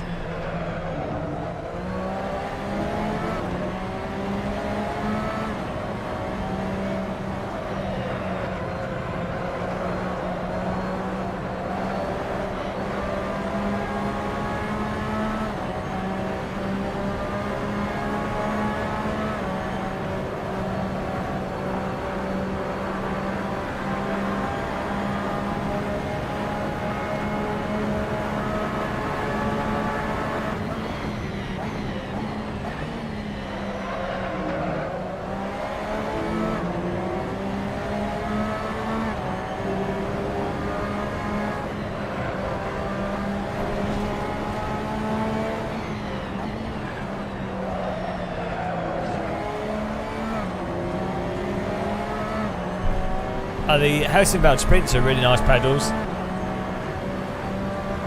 Fastest lap of the race by Dario, well done.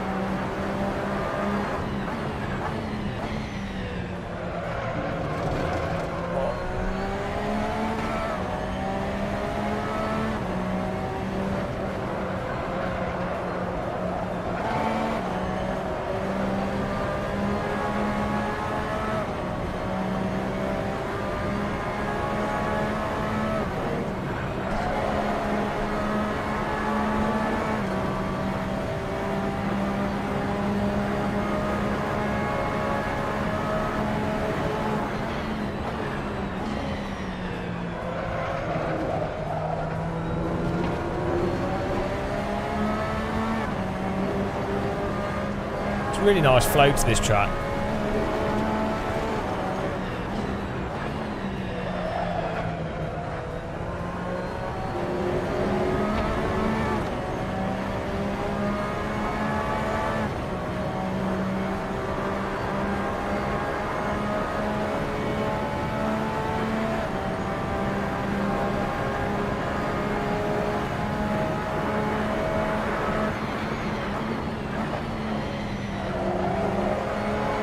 I really like this RSR. Like, sure, it's a bit, you know, GT is a bit simple to drive, but I think they're nice.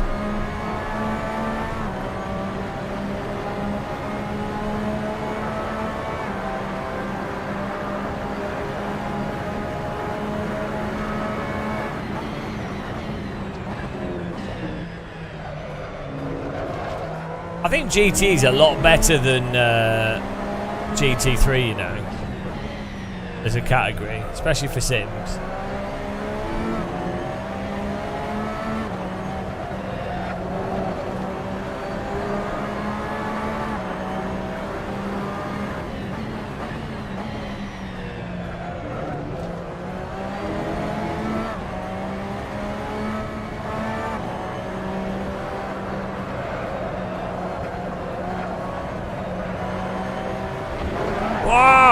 Bloody hell. AC's bloody curbing.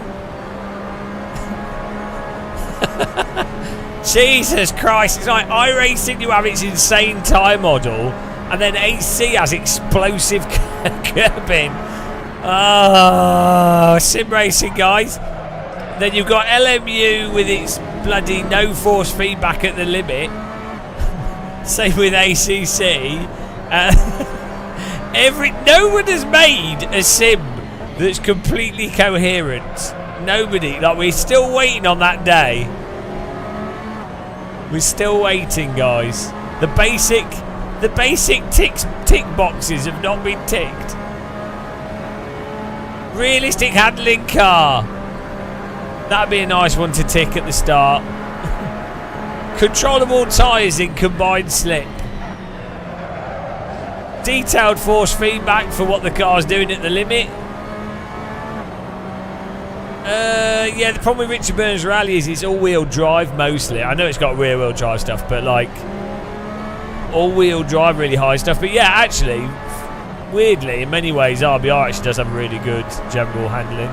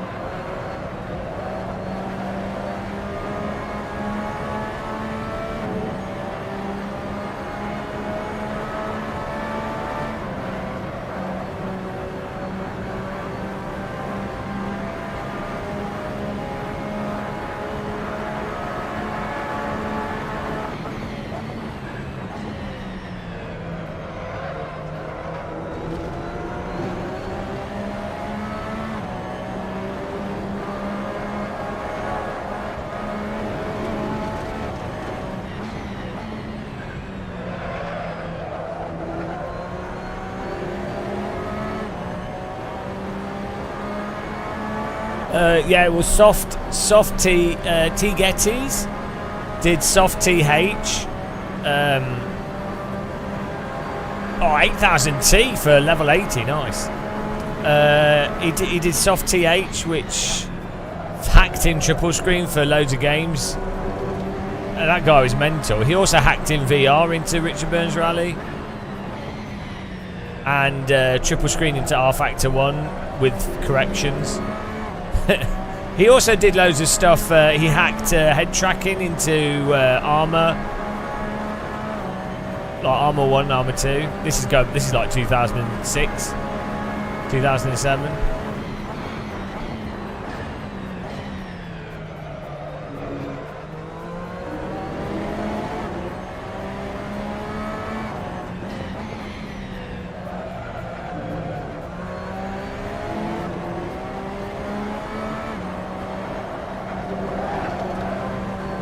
I'm not sure what's happening here.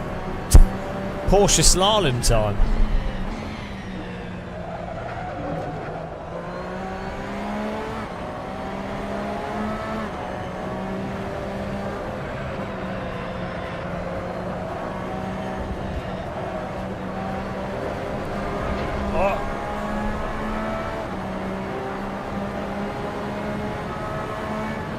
I think the part of the curbing thing is caused by really stiff suspension.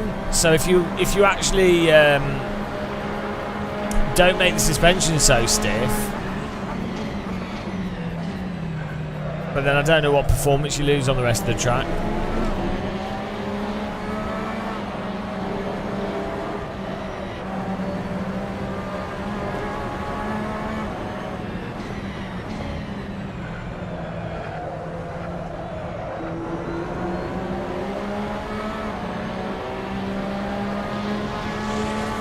Oh, he's bloody got me.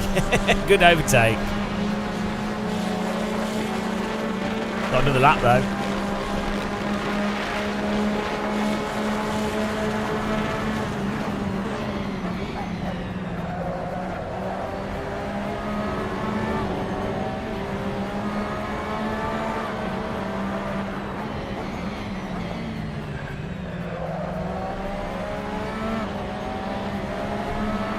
Yeah, the guy, Simmerberg developer's awesome.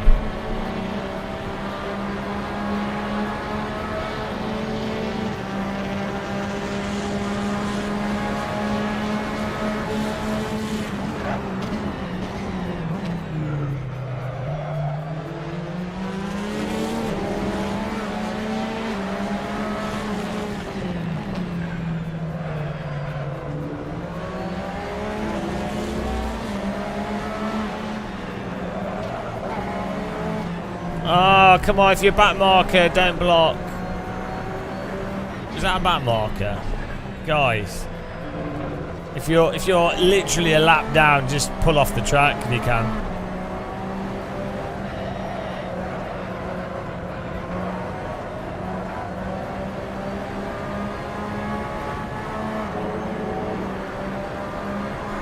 Bloody hell, what a disaster this race. Could have been really good, we're just unlucky with the lag.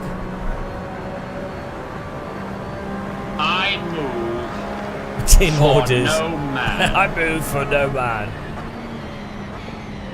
Yeah, well, I mean, what Kunos should have done with AC is not model the curbs in 3D, and then you wouldn't have the issue. That's what, funnily enough, that's what iRacing did. The curbs are flat.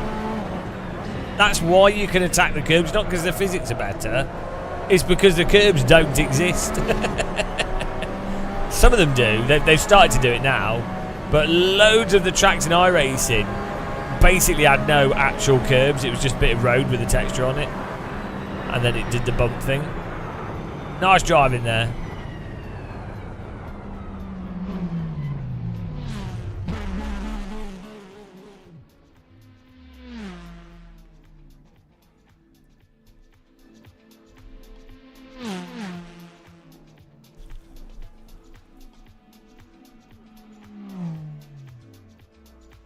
Get ready for the reverse grid race here. I need to change that ping setting on the server. Gimme, were you in that bloody... It absolutely lagged us. Right, where's the ping limit?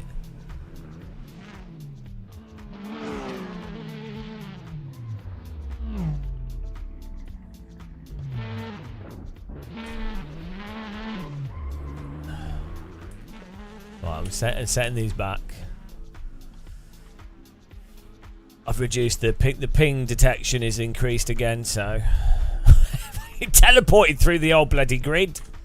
I was just driving along and my car just went whoa because the car just went through me. It was mental. Right, next race. Hopefully this is better, guys. Please, for the love of God, take it easy into corners. Like, imagine you have to leave. Yeah, it's alright. It's good racing. Imagine you have to leave about a meter space. That's what you're aiming for. You're not aiming for where the car is. You've got to leave a meter space. So if you're braking and you see where they are, imagine there's another... Like, if you go within a meter of them, your car blows up. That's how you play iRacing. Because they probably are there. Like, you can't know. I'm just using normal AA. So you need to leave a meter space. Like, you just need to be really careful online racing. You shouldn't be hitting other cars, basically. Like, you can't just wait for the other car to brake and then you brake as well. You have to know where the brake is, or brake before where your brake marker is from where you did racing before.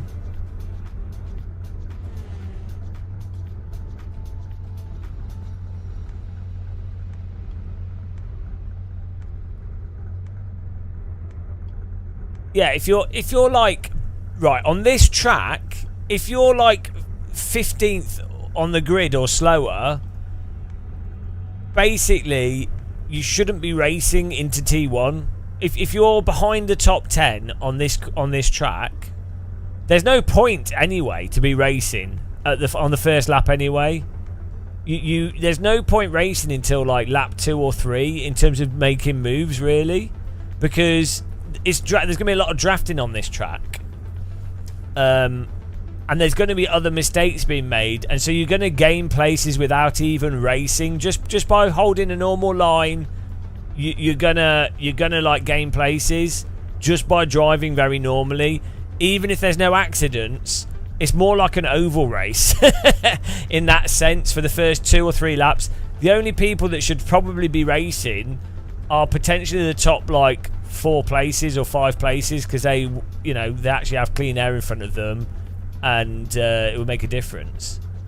But also, like, your pace, so you're not, if you're at like didn't quali in the top 10 or the top 5, you ain't got pace to win the race, so you might as well focus on just enjoying what you can do and just drive close and yeah, try go as fast as possible, but you're not gonna win the race.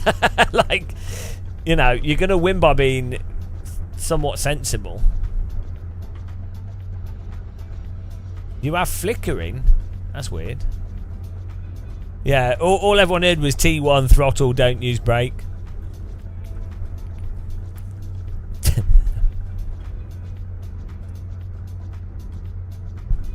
I mean, I never crash as well. That's the thing.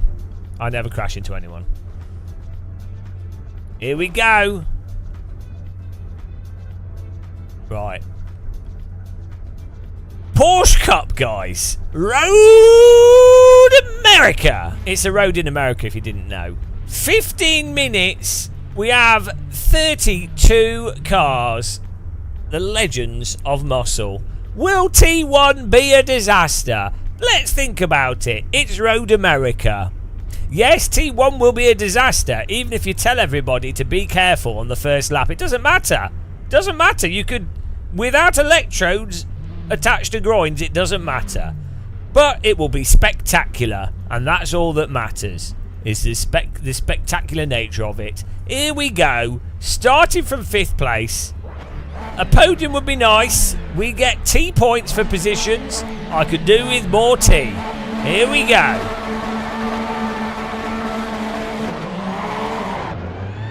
GTE traction control launch. Merry Christmas. Brake bars back a little bit. I'm going to just stay on the inside here. It's a mirror full of Porsches. And get rid. There it is. T1 carnage every time. There it is. Every single time at Road America. It doesn't matter what sim. Doesn't matter. It doesn't matter. It honestly, I don't know what you could do. I don't know what the solution is. It's like whoever designed T1 at Road America, it's a fantastic corner, but whoever designed it basically made the perfect corner for tricking people into crashing into each other. Nice clean overtake up the inside there for Mr. TA. That's how you do a nice overtake there. Outbroke us. Cleanly moves up the inside. Nothing I can do. Beautiful. Textbook overtake. Slapped me in the face. Hopefully we can follow him. He's gone a bit deep there.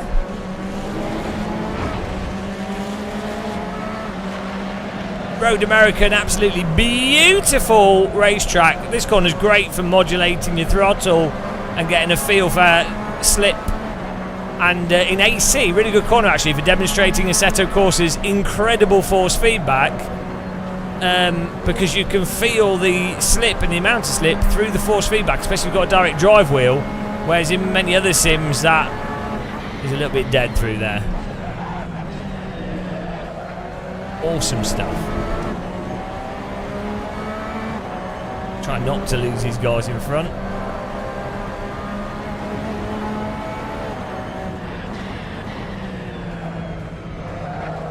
Corners are right pain to get right. Car just wants to get stuck in slides there quite easily. Henry! Look at those clouds. What a sight. That was a nice clean opening lap. T. Keller in first, Emma Sean second, Mr. Mispel third.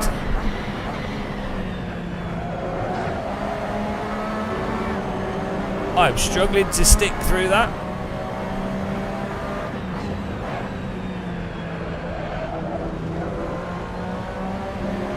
Nice little bit of balancing of the wheel through there.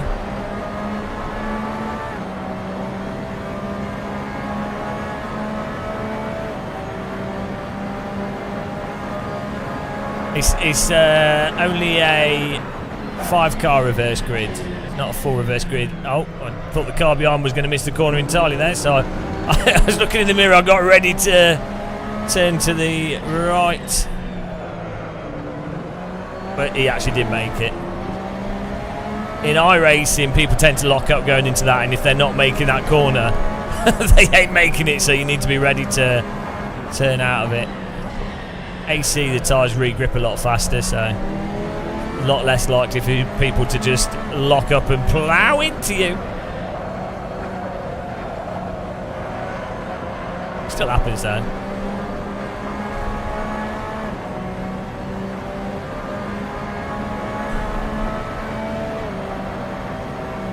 Woo! Losing the draft train of the speedy guys up front. They should be battling.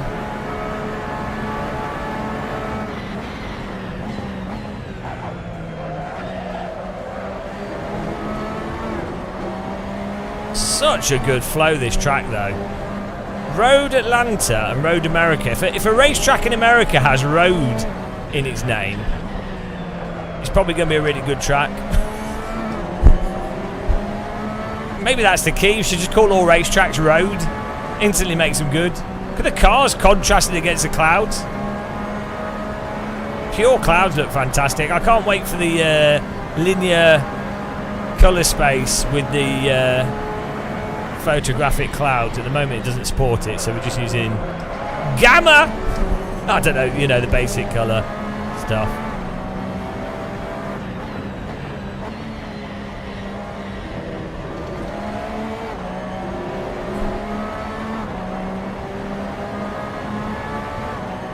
Alan's catching up behind us. Pretty good battles we've had with him before.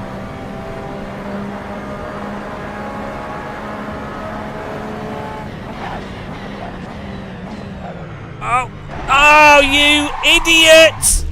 That is what I was talking about. Come on, guys.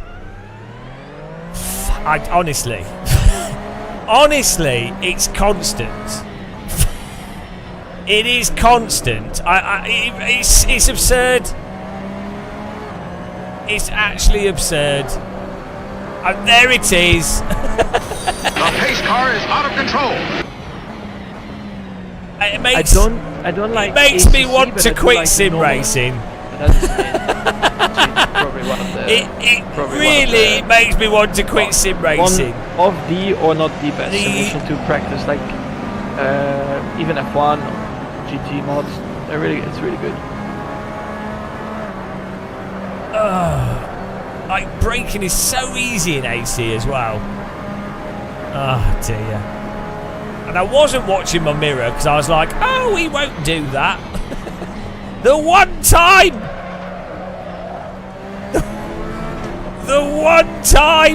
that I wasn't watching my mirror, of course he's going to plough up the inside. I know. People do it. I know. They do it in everything.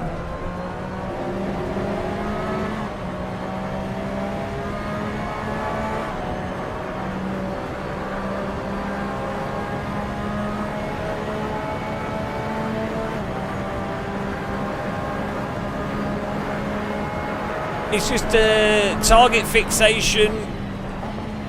People fixate on the goal of getting the overtake or doing a move and then ignore the reality of having to hit the break point. It's exactly the same as when you play Counter-Strike. When you play Counter-Strike, people forget about the bomb timer. So they will basically, there's a set timer on the bomb. You have to defuse the bomb or you lose the round. Doesn't matter if you kill the enemy or not. If the bomb goes off, you lose the round. So you have to defuse the bomb. So what you always get in Counter-Strike is that people forget that the bomb is the most important thing. It's like hitting the break point is the most important thing, because if you don't hit the break point, you're not making the corner. It doesn't matter about getting in front or anything. So, but what they do in Counter-Strike all the time is they'll start dilly-dallying and fighting and doing, like, we're even running around looking for the enemy, when actually a lot of the time you can just defuse the bomb and the enemy doesn't come to you, or they mess it up. But you're better off defusing the bomb and getting shot, but potentially having a chance of defusing the bomb, than you are dilly-dallying around and the bomb going off and you losing guaranteed. So if you're trying to do in a driving sim, it's to do with like distraction and priority, like how you prioritize actions that you're taking and then getting distracted by the intensity of the moment or what you want to do, if that makes sense.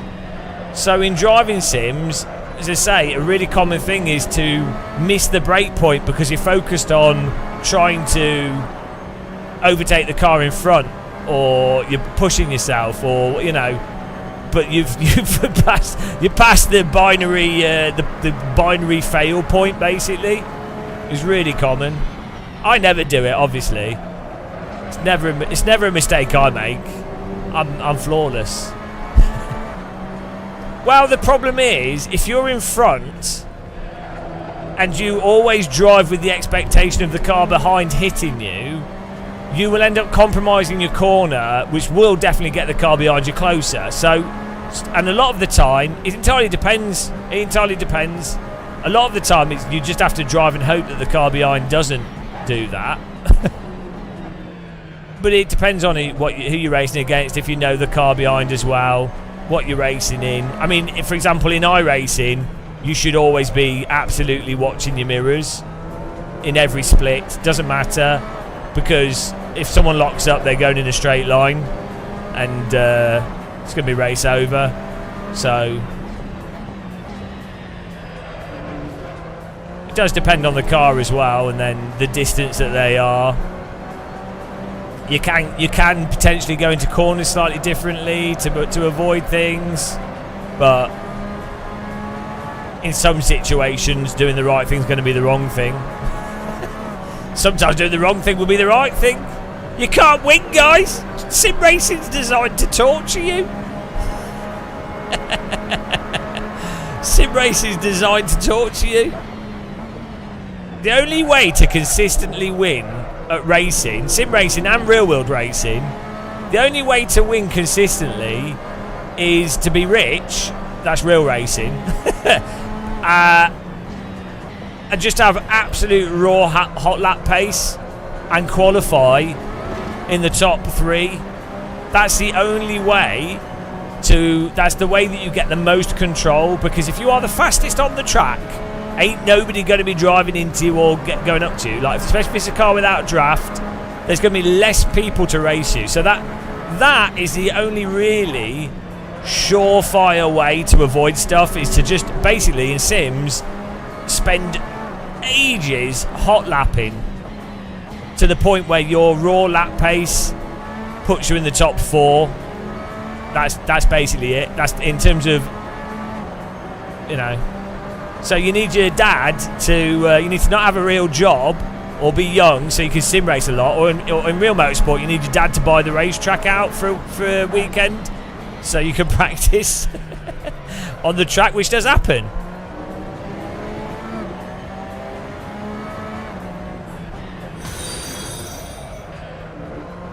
The pace car is out of control. Thanks for following.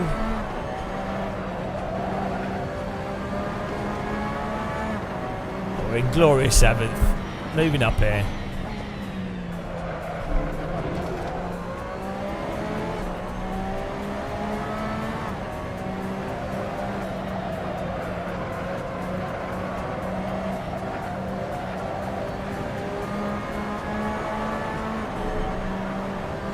You could always be used as a brake.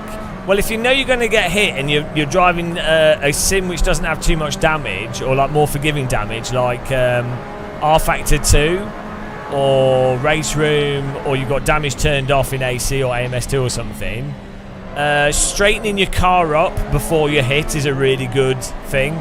Or even if you're driving a car that's less prone to damage in iRacing or other sims, straightening up so you're not smashed in the side can really reduce the amount of damage you get, or reduce the effects of the contact. So if you can do that, that can help quite a bit.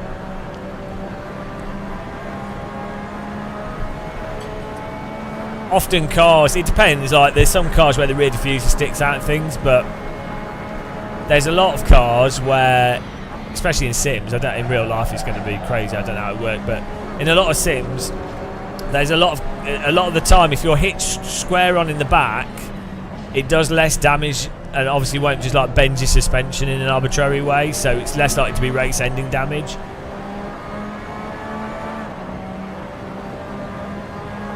Well, it's not that you're straight in the corner, it's that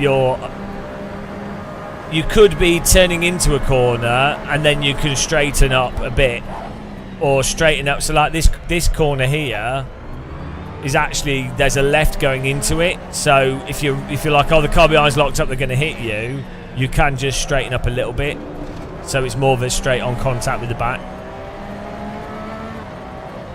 Or like as you're going through the corner, if you know you're about to be hit, if you're suddenly correct so that your steering wheel's straightened up when the contact happens, that can help sometimes. It's not ideal, but it's like making the best out of a bad situation, isn't it?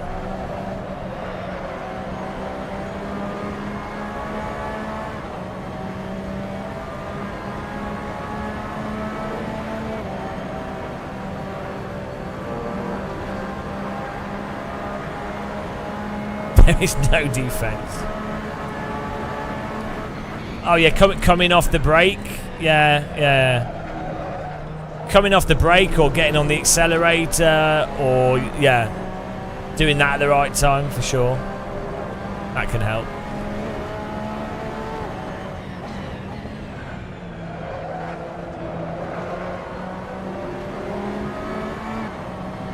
T. Keller, Alan second.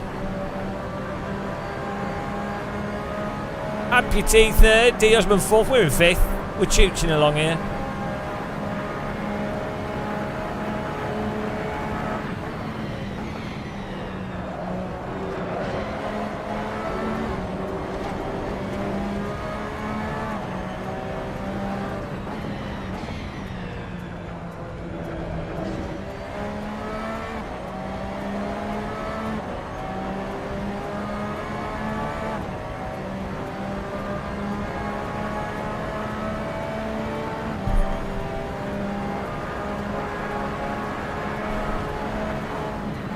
We should do these cars at Brands Hatch.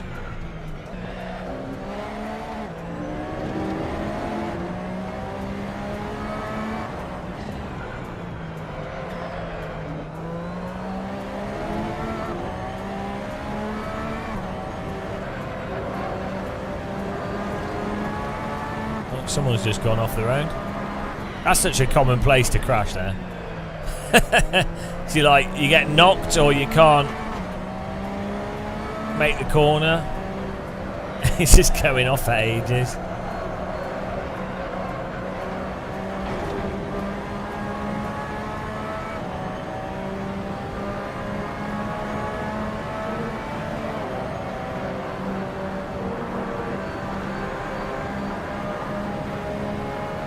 It's really weird how this section of track has like these walls either side. It's such a high-speed bit of track.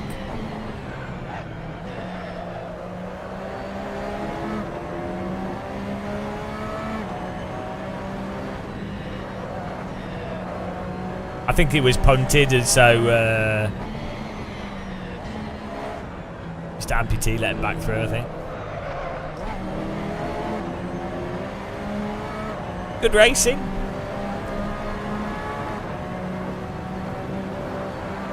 Well, I don't know. Someone let him through.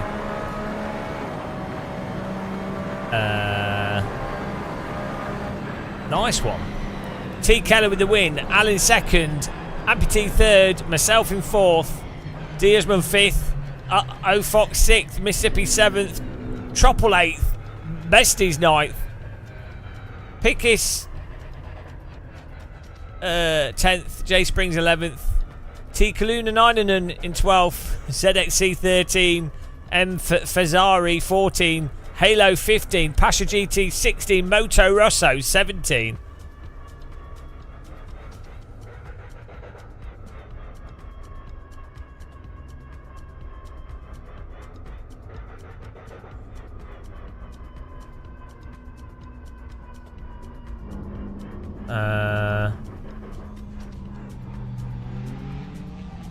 M. Auschwan 18, Kuros 19, Argyle 20, the EU Racer 21, T. Edwards 22. The pace car is out of control. Good driving, guys. Woo! I think we should do that car at Brands Hatch, you know. Thanks for following as well. Appreciate the follows. If you are enjoying yourselves, you can click the like button. You can follow, you can subscribe, you can become a member if you want to support us, if you like what we do and you want us to do more of it. The server's always up as well for anyone to join. What else? Yeah, appreciate it. If you if you subscribe on Twitch, you can link it Amazon Prime. If you subscribe on Twitch, you don't get any ads. We have Patreon. What else we got? There's a donation link. We've got affiliate links. Thank you everyone that does all that stuff. There you go. I'm advertising myself. I'm trying my best. Let's do that RSR but at Brands Hatch. That'd be awesome.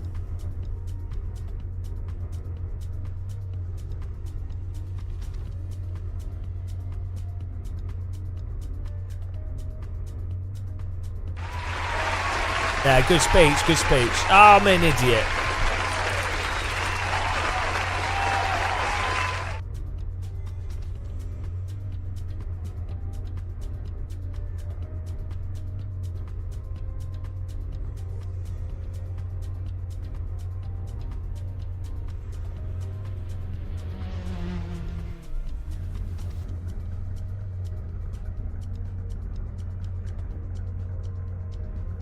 What time of day should we put it on?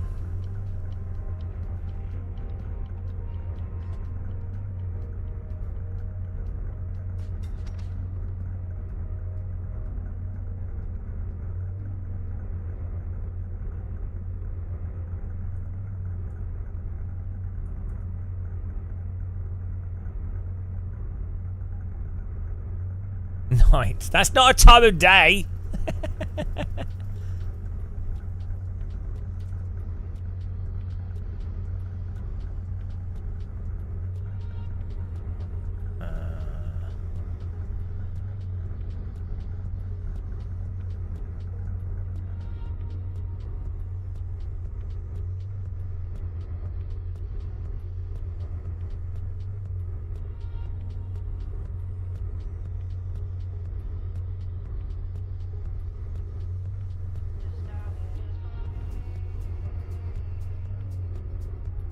Here we go.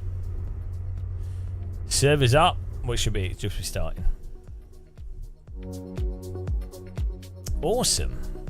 It's pretty cool that we got 32 cars going.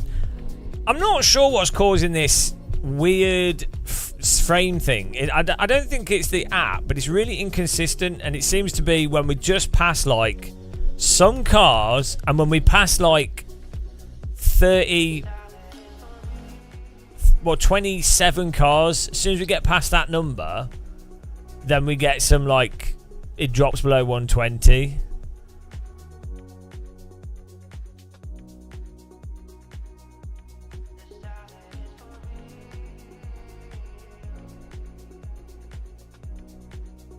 I'm not really sure. There's no shader patch. Where is it? Shader patch. Is there a car LOD thing in shader patch? I think there is, but I don't remember adjusting it. It's like graphic tweaks or something. Graphic adjustments.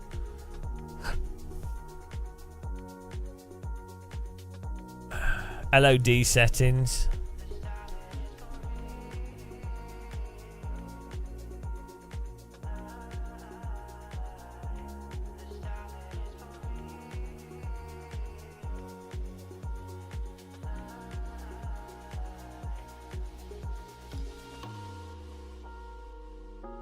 Maybe it's this. Limit LOD-less cars. Once limits reached, fallback LODs will be used. Let's increase that. Because with games on a fast computer, I've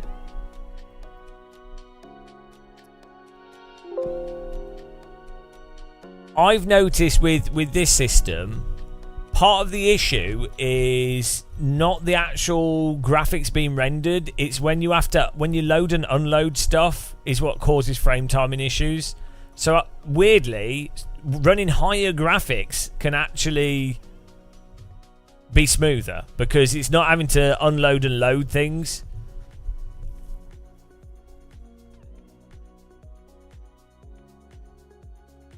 And I think it's to do with the game engines in particular, rather than Operation Flashpoint had this, and Armour had this issue, and Flight seems to have this issue where you can hit like thresholds of like it's better to load more. Weirdly, it's smoother. The frame rate's lower, but it's more consistent because it's loading more stuff but in bigger chunks.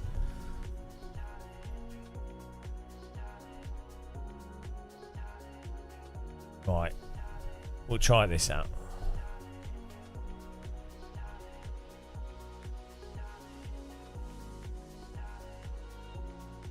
I want to have higher graph FX. We have it on medium. Maybe we should put it on high. I'm going to leave it on medium, see if this other setting has helped. Get on the server, guys.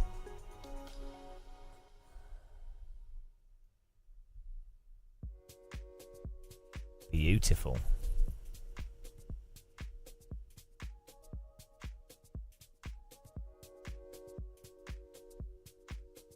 We've also changed the ping settings as well here.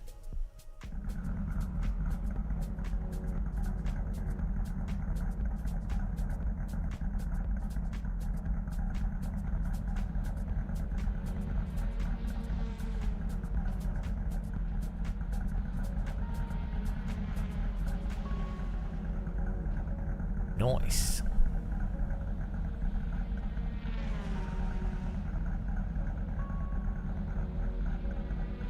How's everyone doing in chat? Everyone still awake and with us? Thanks for clicking the like button on YouTube. Appreciate it. We have like lurkers, just lurkers. Absolute lurk bonanza.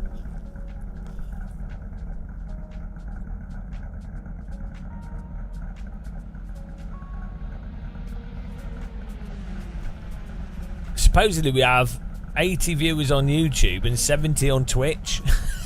Everyone's just lurking. Probably all falling asleep. Type lurk in chat if you're lurking.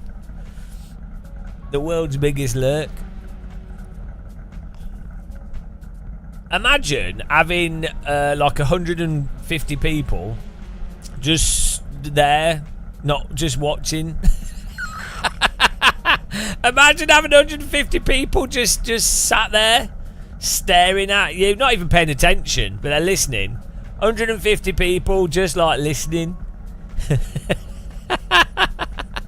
just like following you around listening. It's a bit weird. No, it's a bit strange.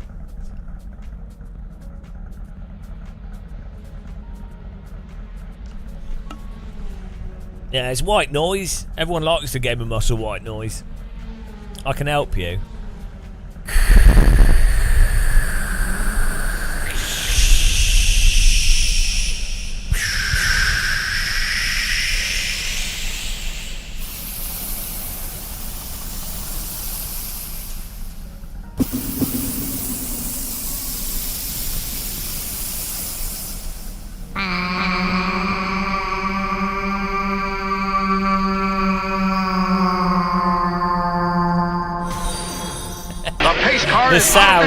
The sounds of the mountains.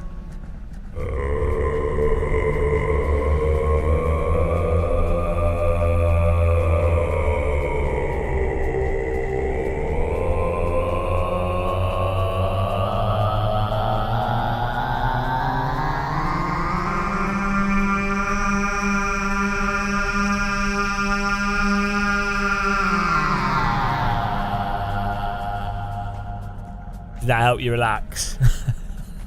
The sound of the mountains. That's what the mountains sound like. A lot of people don't realise that. A lot of people falsely assume that the mountains sound like this. But no, that is not how the mountains sound. I don't know why people think that the mountains sound like that. The sound of the mountains. I remember when I first went skiing and I was really surprised by the sound of the mountain.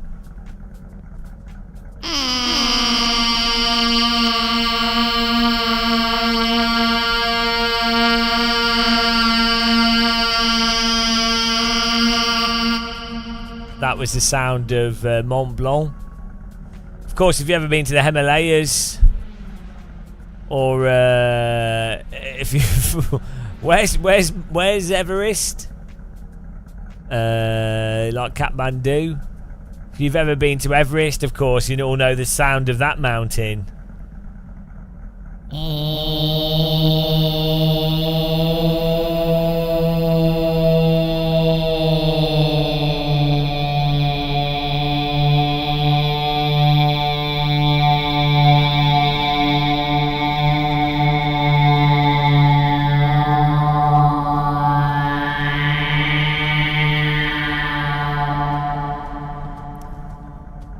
It really distracts you when you're climbing the mountain. That just, but it's the sound of the mountain. Nothing you can do about it. Yeah, nothing more beautiful listening to the sound of the mountain. Sound of the mountain. Right, less mountain sounds. It's time to put in a stonker of a lap.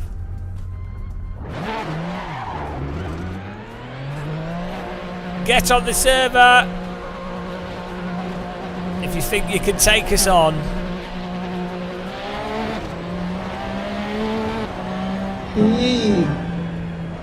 Hills make this. Oh, thanks for subscribing, dear Wolfstrike. Hills make this noise.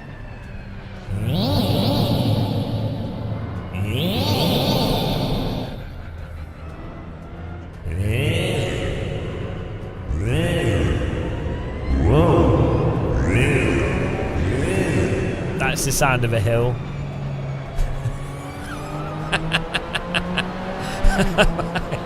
Do you want to hear the sound of a dune?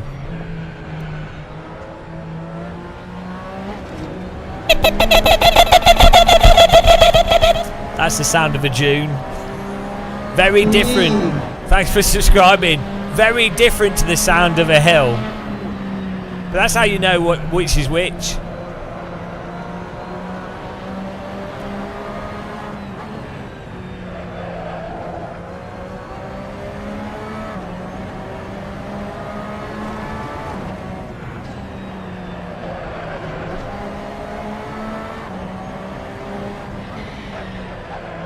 Let's go.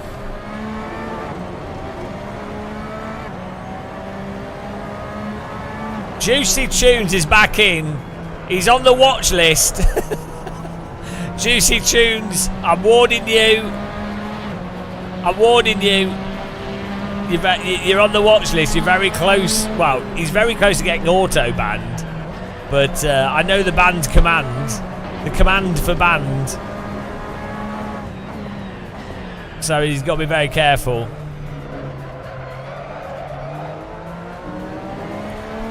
Right, if anyone has a setup, that'd be fantastic.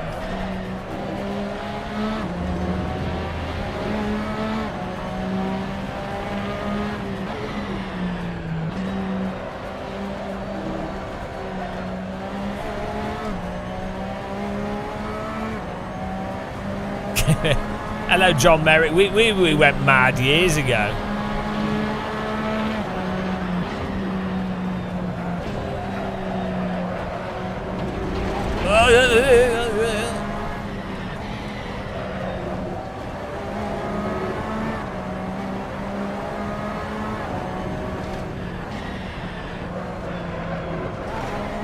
Bloody hell, I need to drive with luck.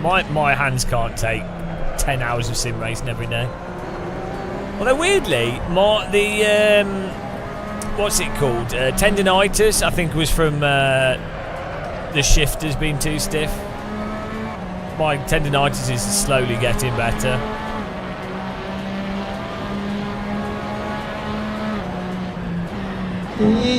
Thanks for subscribing. Welcome, Dennis K and Gaulisk. Appreciate the subs. How's it going, guys?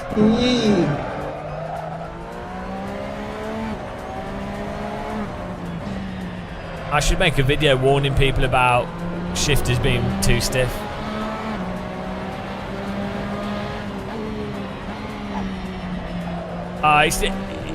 It's not too bad for me. Fortunately, I have chronic back pain, so everything else pales in comparison. Although actually, my back's been really good. The last 2 or 3 years, my back's been way better than it used to be. So, that's pretty good. Yeah, I'm pretty sure it's a gear shift because this wheel rim I've been using for the last 2 months now has a lot softer shifters on it, and my tendinitis is like being slowly getting better, and I've been doing exactly the same amount of sim racing. I've even been driving with stronger force feedback.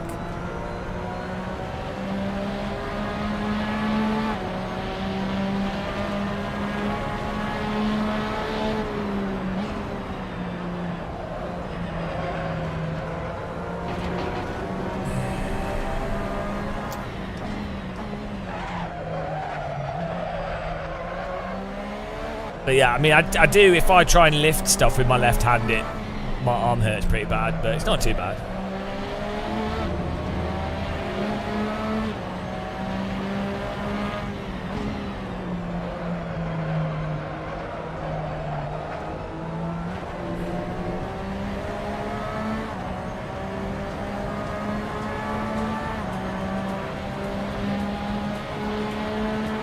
Also, I only started getting the tendinitis when I was using wheels with stiffer shifters on them. And so I've always done a lot of sim racing.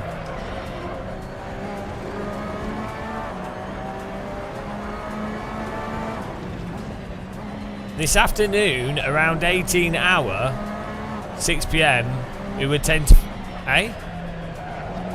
On the serve? Well, I don't know what you mean.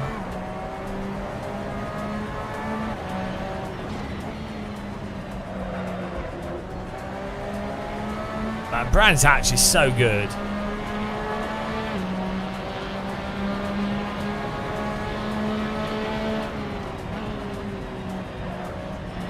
Has anyone got a setup? Well, it's pretty. Since we got this server setup, we seem to get more people seem to be able to join easier with this dedicated server than from when we were doing hosting. I think it's easier for people to get into the dedicated server, and the tracks are all like listed and. for me, I can just it auto goes to different sessions as well, but I can, you know, it's all on a separate system. Better than LFM. Yeah, we've had like 32 people every race today. It's only this race are we down to 16.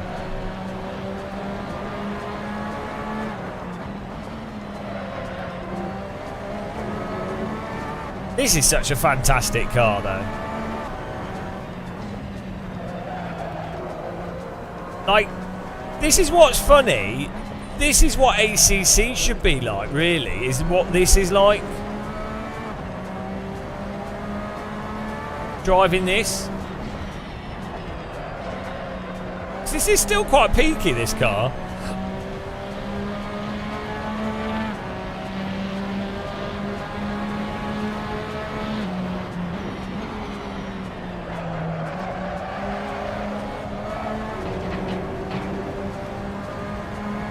Well, that's actually pretty funny, isn't it? There's like R Factor 2 has like total. The total player count for R Factor 2 is like 400. So we have a tenth of all R Factor 2 players in one server when we've got 32 people in it, or like a fifth.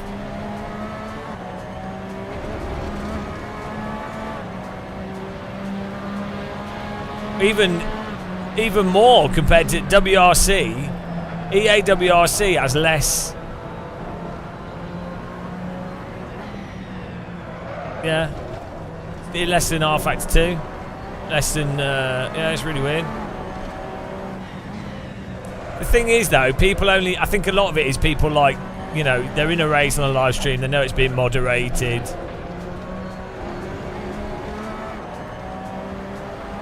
AC has shitloads of players. They're all just doing cruising and drifting. They're just having fun. That's the thing. They're not sweaty. Like, so iRacers are all basically sweating for EPing. I don't think they actually enjoy the driving. They enjoy winning, which is perfectly fine. But it's like a Counter-Strike and stuff. A large part of the appeal of it isn't necessarily the game mechanics. It's got good game mechanics, but it's being better. You know, it's like it's the competition and there's a large component of people, because racing is a very pure form of competition. It's like, well, there's a thing in front. How far are you from that? What's your time? Racing is probably one of the purest forms of competition in terms of like immediacy of data being tracked and clarity of where you're at compared to someone else. Most other activities in sports are really quite vague from a person. Like if it's a team sport, it's really hard to know how much is your personal performance directly. Like it can be really difficult to really determine.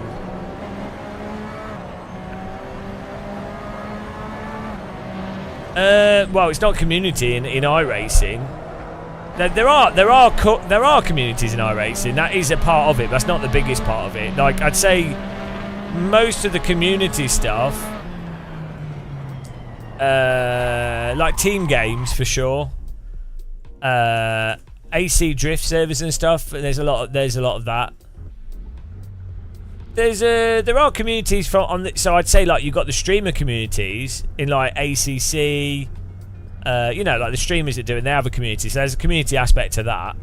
But I wouldn't say iRacing is like most people playing it. The vast bulk is to do with like performance, like rating, EPing, and I say that's the same for Counter-Strike and Valorant.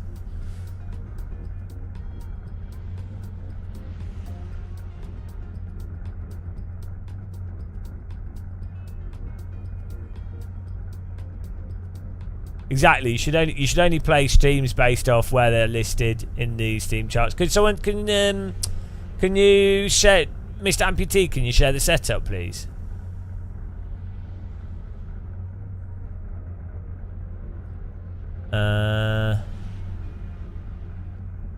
Well, so Fur Fox, I need to try out the new ranking stuff. The reason why the No Hesi stuff is popular is because it's quite fun to just drive through traffic and, you know, avoiding the cars, predicting your trajectory. There's not like the pressure all comes from yourself. So you're not being pressured by like someone that's slightly worse or slightly better driver than you. It's all coming from yourself. There's like a hypnotic part to it. It's really nice and immersive.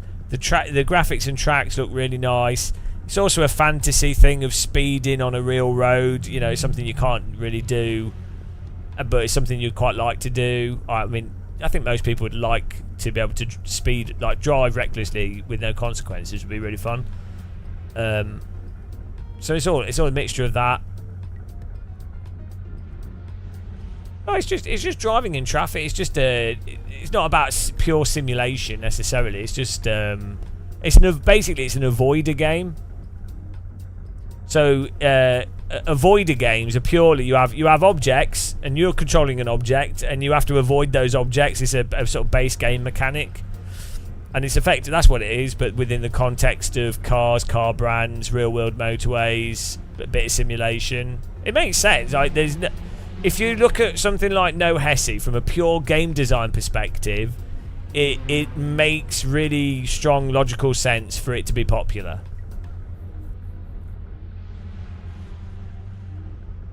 You know, it's not really a surprise. I can see how if you're a pure racer though, and you're really good at yeah, exactly.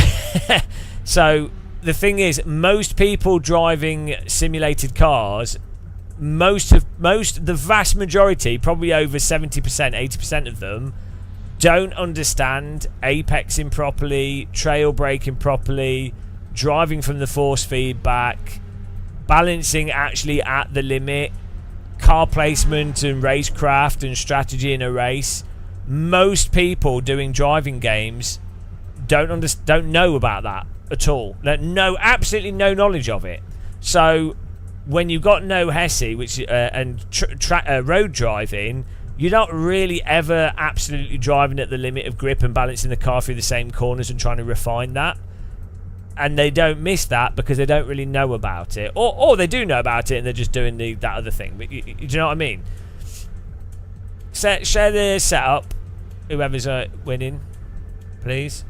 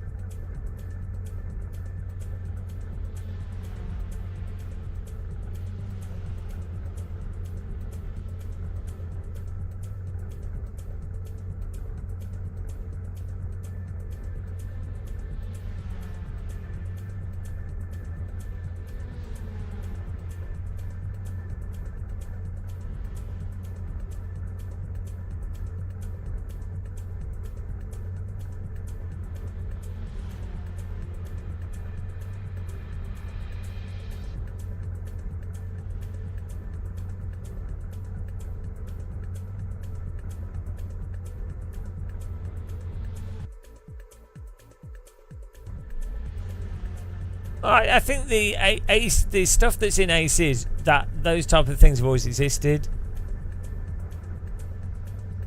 Oh, he's just set exactly the same lap time. 124.324. Skill. Amputee, share the setup, you noob.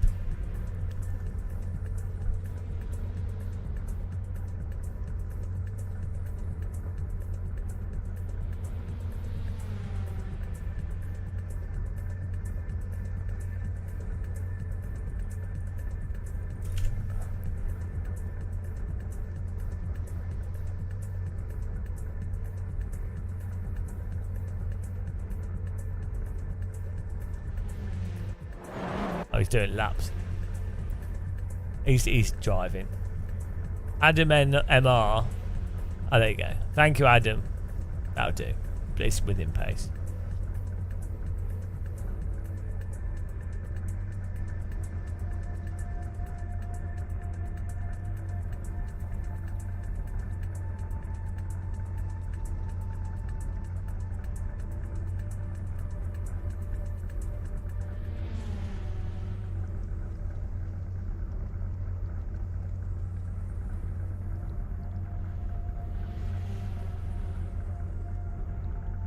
You should have put...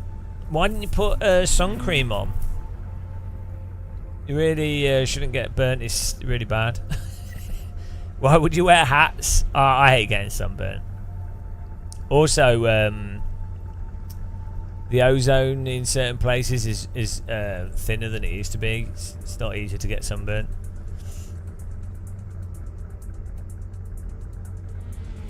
Thanks, Adam. Yeah, we'll be all right.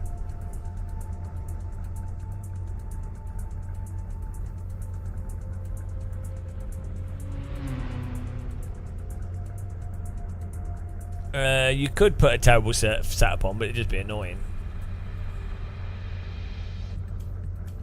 Beer money. Yeah, I know, but like, you just don't want to get sunburnt. It's not. Skin cancer is terrible. Skin cancer spreads really, really quickly as well, so you need to like. People need to be really aware of what to look for. It's weird actually. Skin cancer can be stopped quite easily. Like you could just remove the skin often if it's detected early. But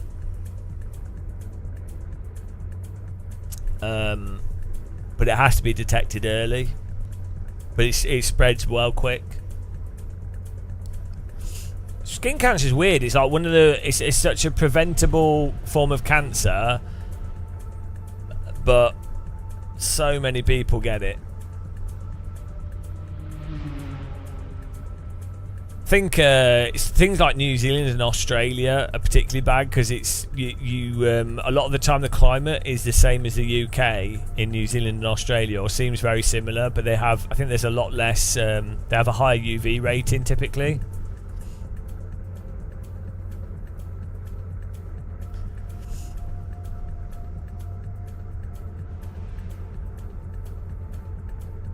Thanks for sharing the setup.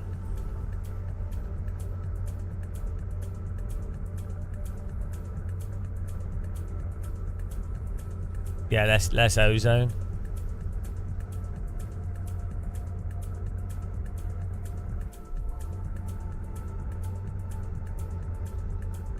Yeah, I mean, also, the thing that should be normalised, or like, I'm surprised that you see it with British tourists all the time, just getting this. I don't know why people try and get suntans to the degree that they do, but like wearing shirts and things, you can get those.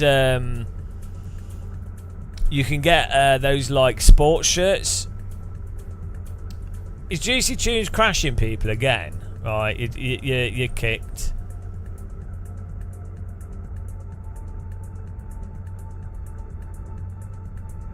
Just everyone vote yes.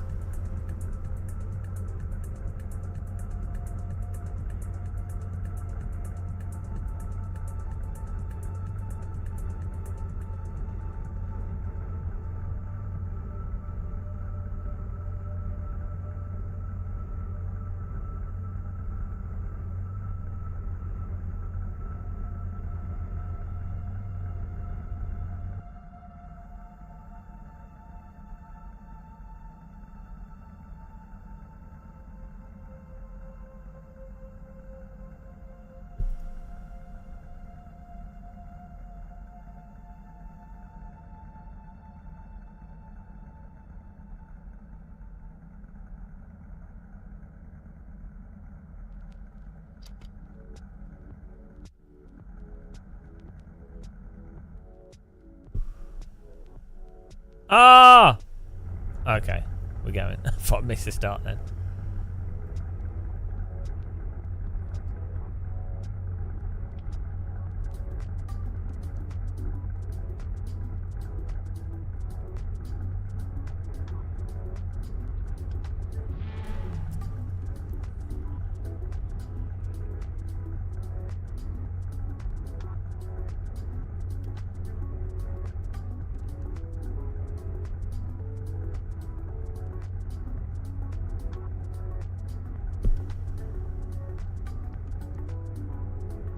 Right, here we go.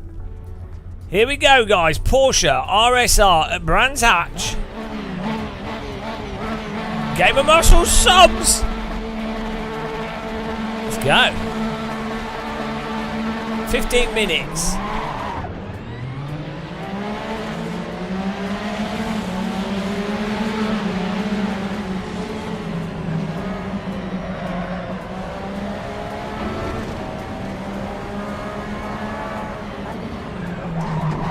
Sorry. Free friendly tap. Totally fine.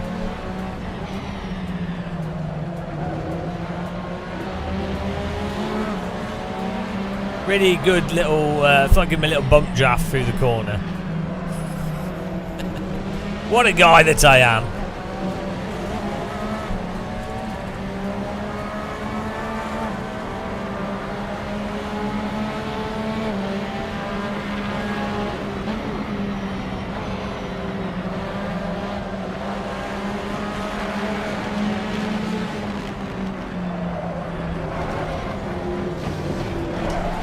Oh my goodness. Bloody hell. I can't believe the other car got through that safely. Adam just got through. We both went a bit wide and then Adam was coming through on the right and I was trying to avoid him. Nice driving there. Good job by Adam.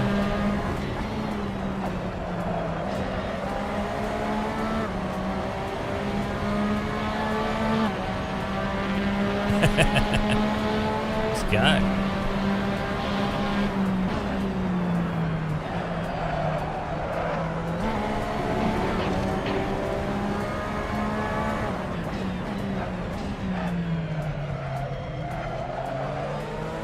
Try and get some PBs here.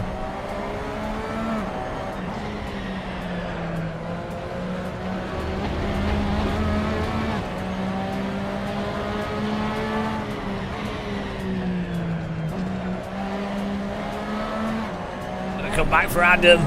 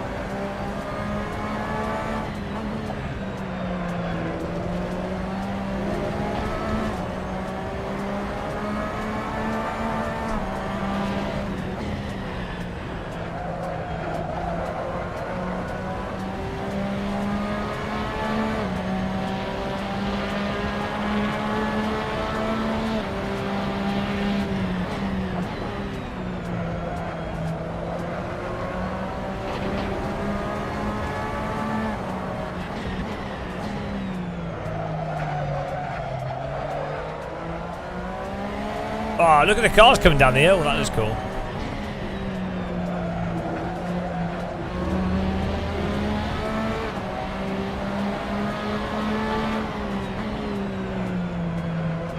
I can't. It's as big as it is, but I'm just testing some stuff out.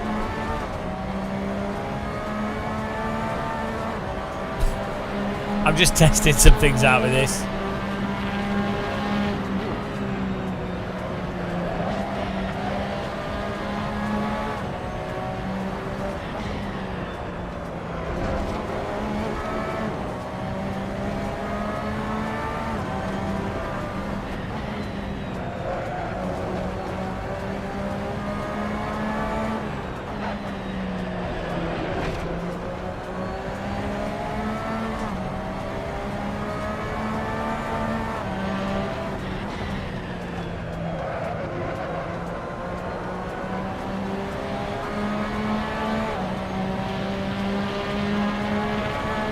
No, it's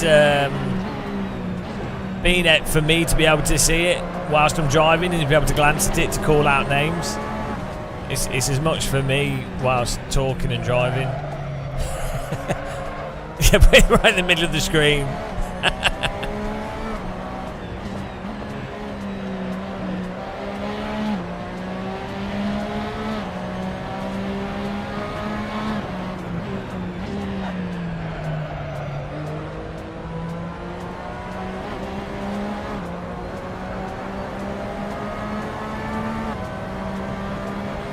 That's not too bad there, actually. I have to glance up to look at it.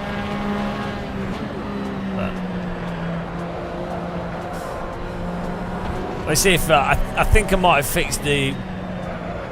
We have some weird stutter stuff. I don't think it is the UI. I think it's to do with the number of cars, and I think it was to do with them loading them in. It seems to be like when we get to 30 cars, we then start getting this weird frame drop. I increased the LOD settings, which might help.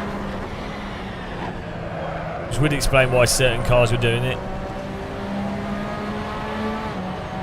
But I have a chat room in front of my screen, which is in the absolute perfect position, because that's for reading the chat. But then that would be the ideal place, just basically to the left. Like where you see where the A column is. Well, it is car specific as well, but I think it's more to do with the numbers of cars. So some cars have more detail or more of an issue with it. But then I think it's primarily if a car's more detailed and there's more cars. But I think it's to do with the number of LODs that they had. So now I've turned the LODs to the 34. It's not going to have to keep switching LODs, which I think that might have been what was causing the problem, was the LOD switching.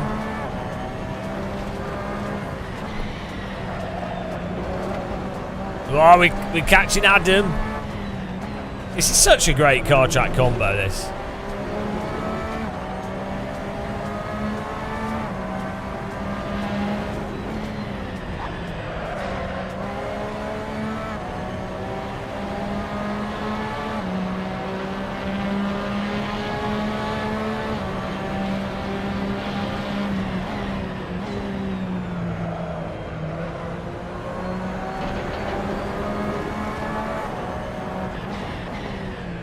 I've noticed that AC is a little bit finicky for frame rates with other stuff as well. So like, if I just have OBS open on my gaming PC, that causes some frame rate issues.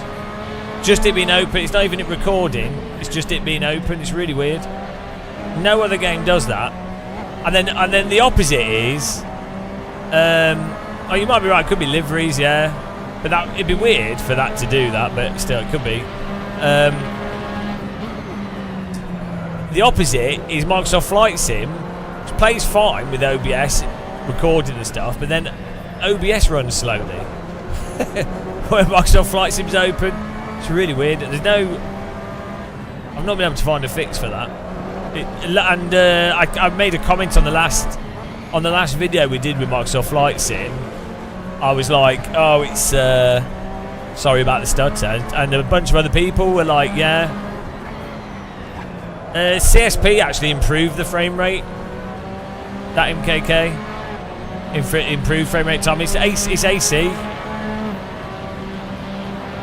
CSP just increases the detail, but AC1 fundamentally has like some weird issues with frame timing. Like generally it runs super duper fast, so it's not an issue, like you wouldn't notice it, but like the frame capping doesn't work properly with AC.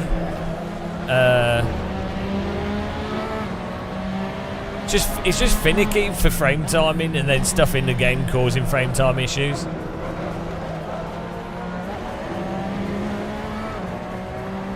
That's what's weird with Unreal Engine.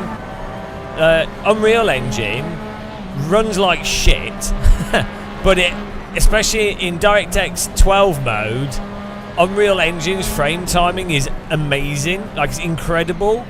Even when it's running like shit, the frame timing is like immaculate.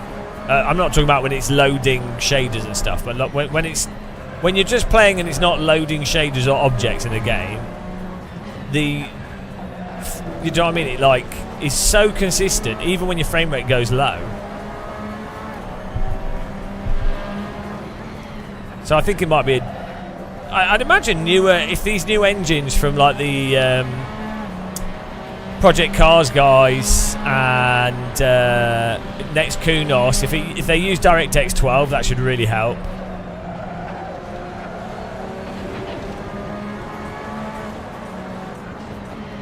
Oh, look at this, guys. Battle! Battle for second!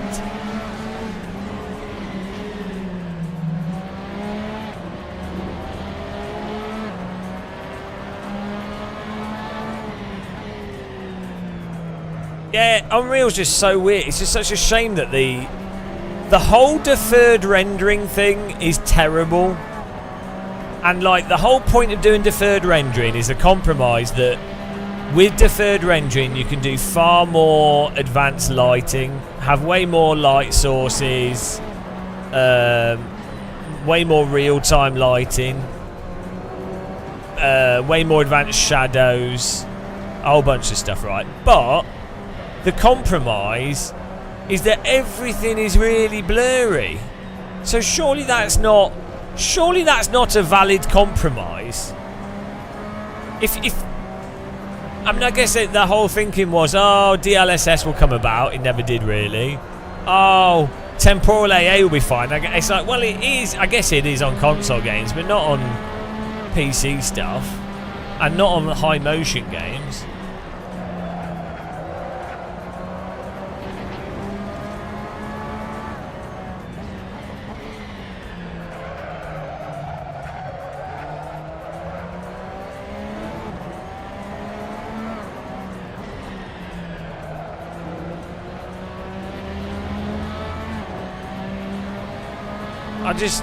It's a shame because Unreal 2004 and 2003 genuinely really push things forwards. Like, do you remember Red Orchestra? All the stuff that used Unreal Engine 2003, 2004 looked fantastic. Gears of War. Even up to Unreal 3 actually. But then it was basically Unreal 4. When did that came? That was like came out sort of 2018, and then developers released games in 2020. So we've basically had 4 or 5 years of crippled games because of our Unreal, like the design choices of Unreal Engine.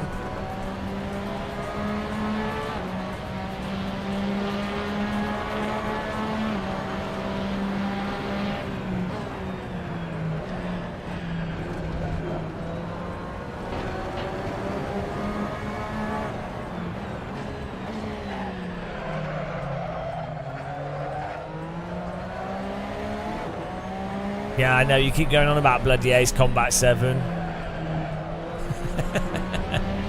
You'll be getting that new one, the new VR IL2 game, which is just basically a repackaged version of the IL2, but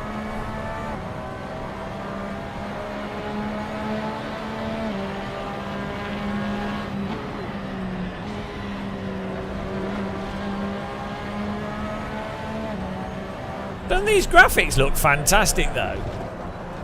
Like this looks better than ACC. Like the crisp, like the texture, road texture, and the general lighting quality. Weirdly look like the trees are a bit shit, but like the actual tone of this almost looks like sort of Unreal 5 engine, weirdly. And it's all from just the shading.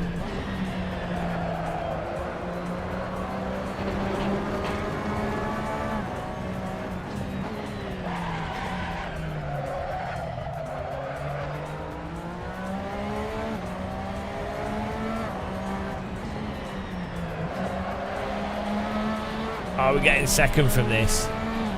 Beautiful. Adam NR. More like Adam not gonna win. I think there is a 3D tree mod.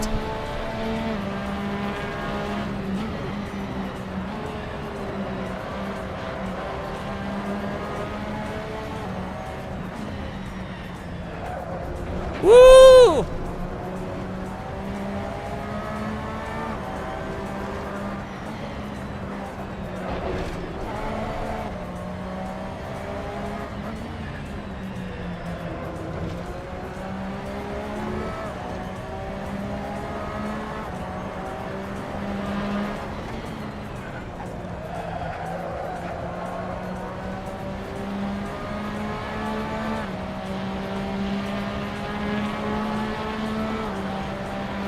Nice. Good driving, guys. Well done, the amputee. Finished 10 seconds ahead. LaSalle second, Adam third. Mr. Fox fourth. Miss fifth. Garlin sixth. Pixel seventh. Tropel coming across finish line. We're going to do another race here. Reverse grid. Tropel in 8th. Mr. Jordan in 9th. Nice. Let's have a look at the teabag situation on this. Well, the frame rate's working, but I don't know if that's just because we've got less cars. So, let's have a look at the teabags. Triple amputees on top. Bloody hell. Triple amputee has 370,000. Oh, he's got like 10,000 more teabags than me. Unbelievable. 2 wins, 5 podiums, 2 poles of the ones that have tracked. He's probably done others. I think it takes a while to update. There you go. Well, next race, do mediums. He's got 377,000 teabags. I'm on 367,000. Adam NR's on 168,000.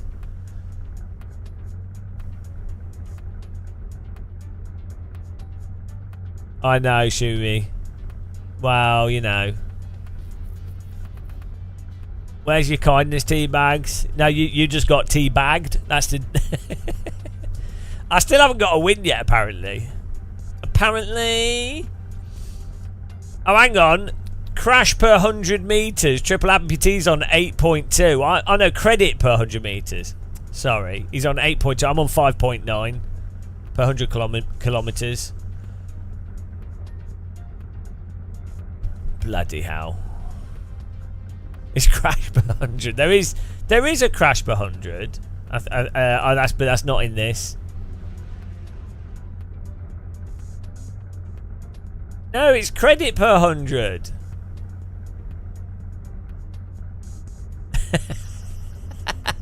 Or is it crash per 100? I'm so confused. There is a... I don't know. It's not crash per 100. But then, why would...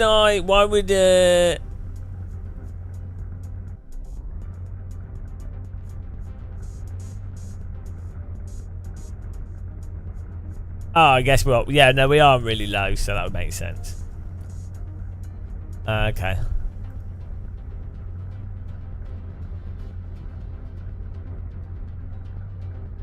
What level are you on? 62. Oh, he's on a higher level than me as well. Jesus Christ. The level thing actually seems to work pretty well, but I'm not sure if it's because it's based on like you improving your lap times. Or getting good lap times at the different tracks. I started the stream at 7 p.m.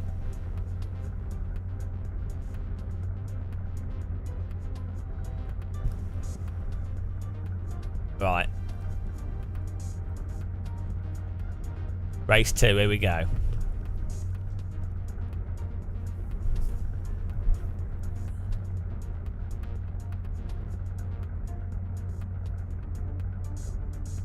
Who's the worst on the whole thing? Cosmo Tia as 0 teabags. Kurus as 11,000. They must have crashed a lot.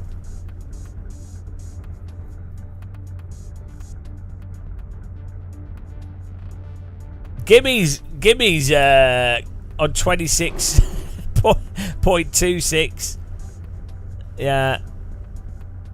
Rhino's race room's had a lot of crashes. Oh dear, the stats, guys, the stats. Thanks for clicking the like button, everyone. Here we go for another race.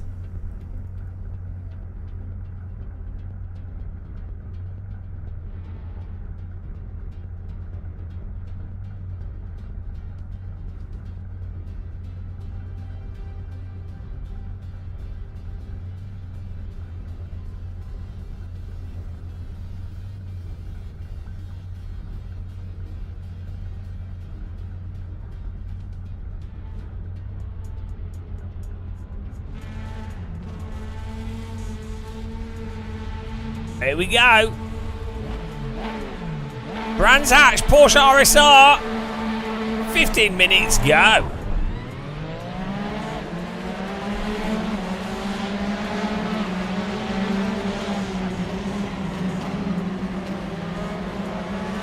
Woo!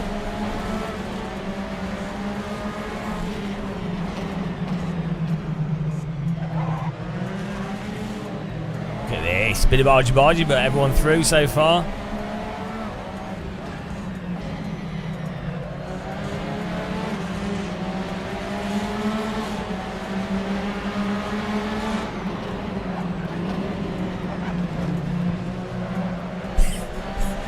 It's getting physical through there. We managed to just squeeze through the gap, though. Absolute sandwich time.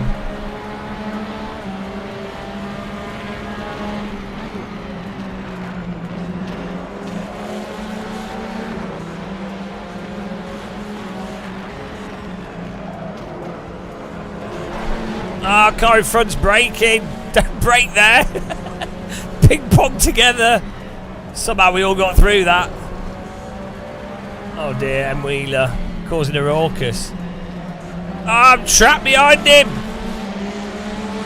Oh my goodness. Absolutely blocked in here. Oh my god. Oh my god. What a battle.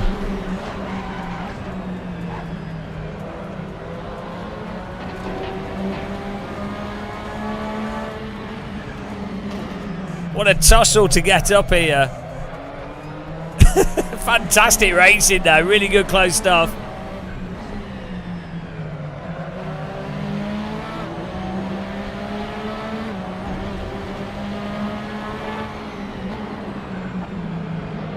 Oh, what are you doing? Who's that? Beast? Oh, you noob. He's just absolutely ramshackled everyone.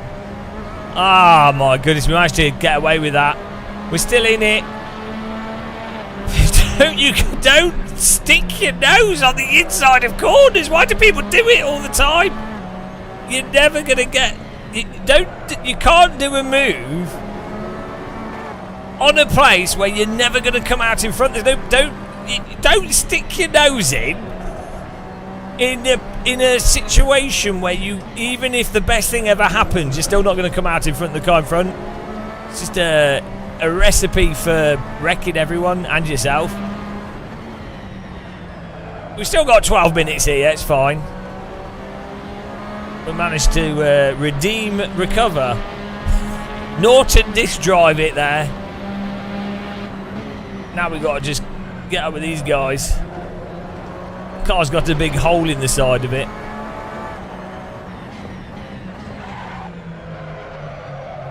Makes it more of a challenge.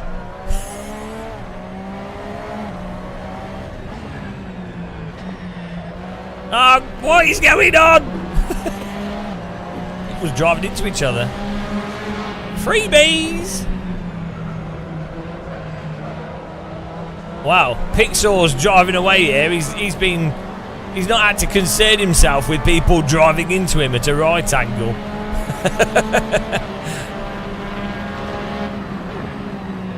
90-degree rejoin.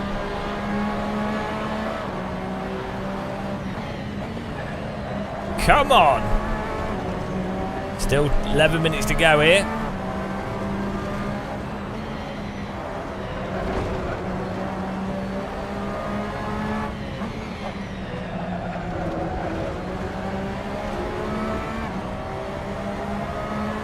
we're closing on Pixar as well.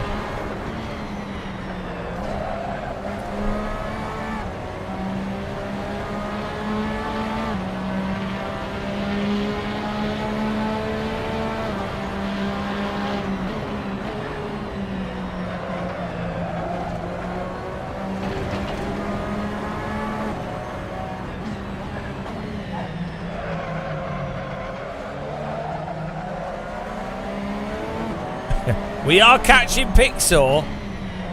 We might get a podium in this one, guys.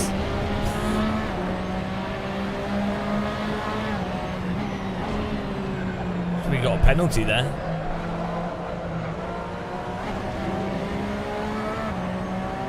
Oh, he seems to have trouble. Don't know what's going on there.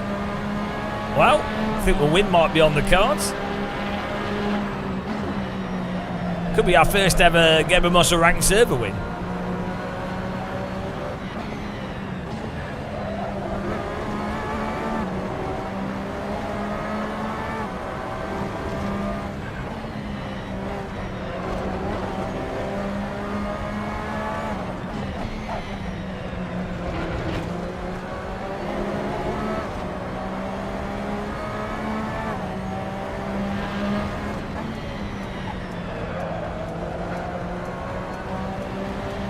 Opinion zone.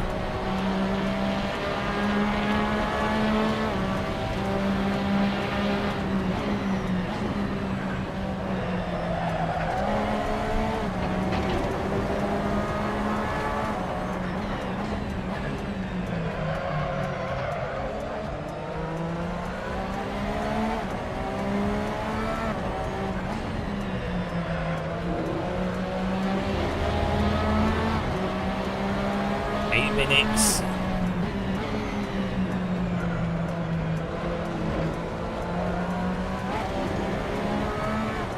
The chase is on. Garmin versus Muscle.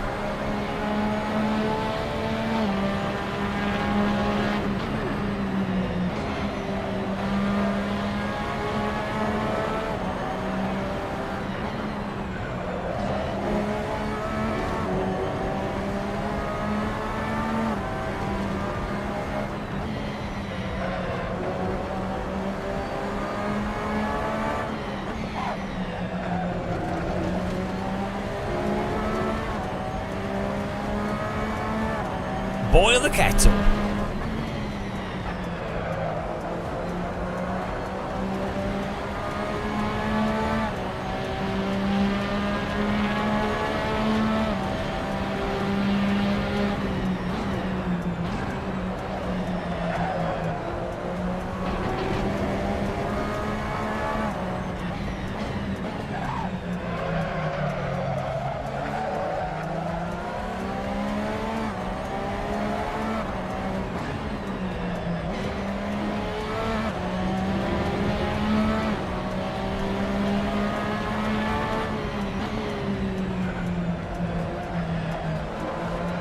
Got good pace.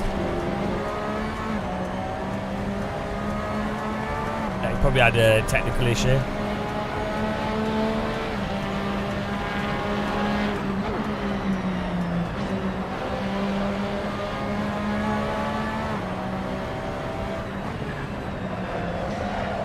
Let's go full send here.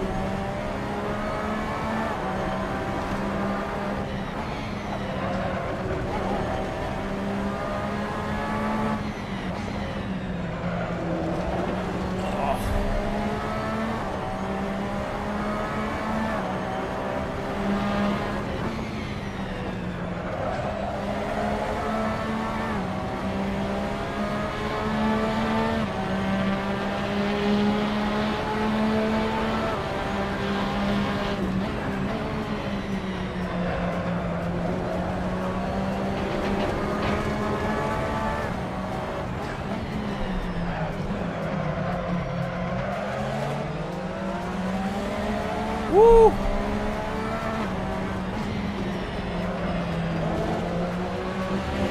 Use every centimetre of track.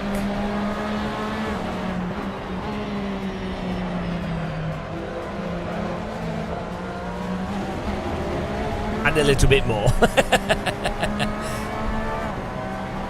The grass will regrow.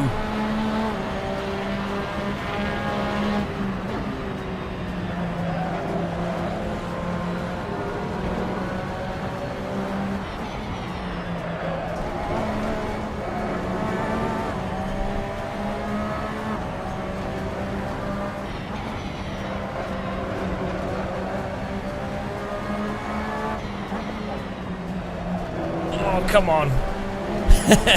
I'm going faster than he bloody goes faster.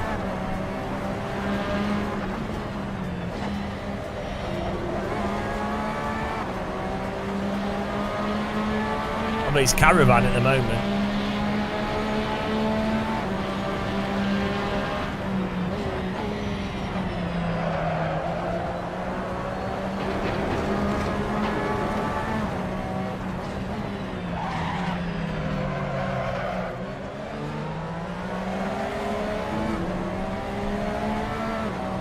I love the flow of this track.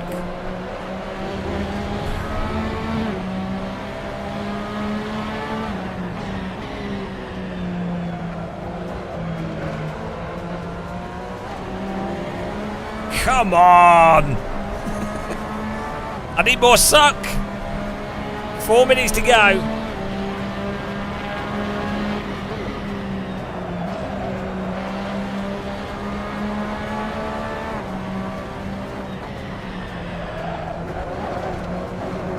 Oh, absolute send, and he went wide. Woo! Sneaky beaky. The banana I dropped last lap did its job. Oh, now we have to hold on to it for 3 minutes. Bloody hell.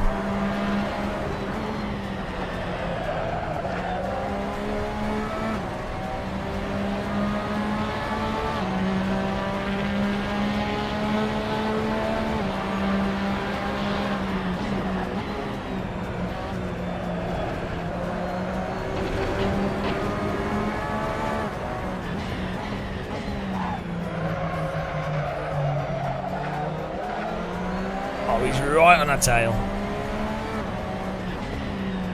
Now he's the caravan.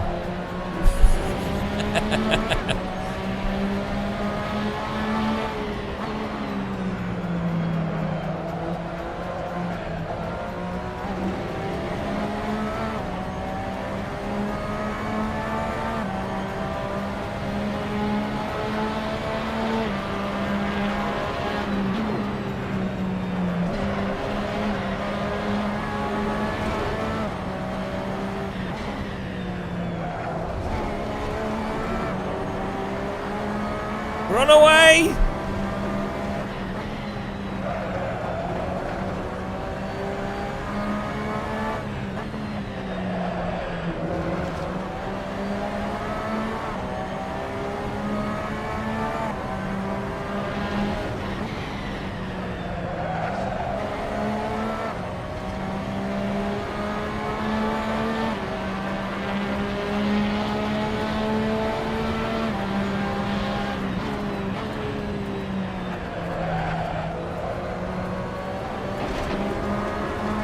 Triple amputee with the 122.7 PB and fastest lap of the track.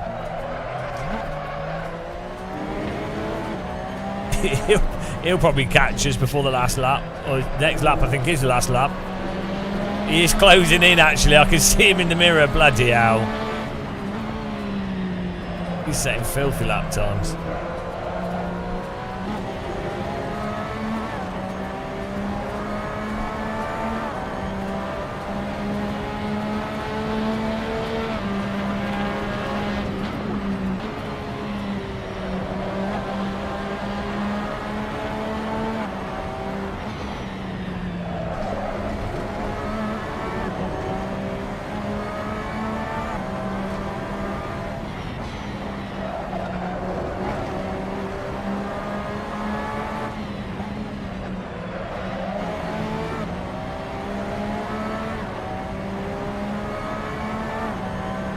Final lap here. Let's get ready to rumble.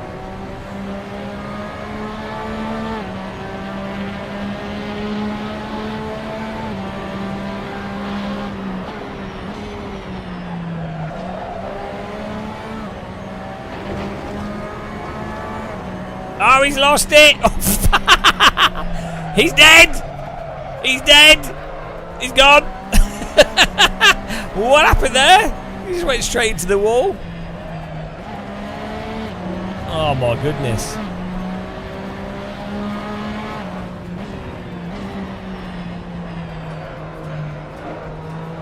Oh dear.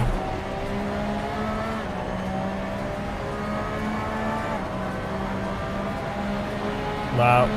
Triple amputee's catching us.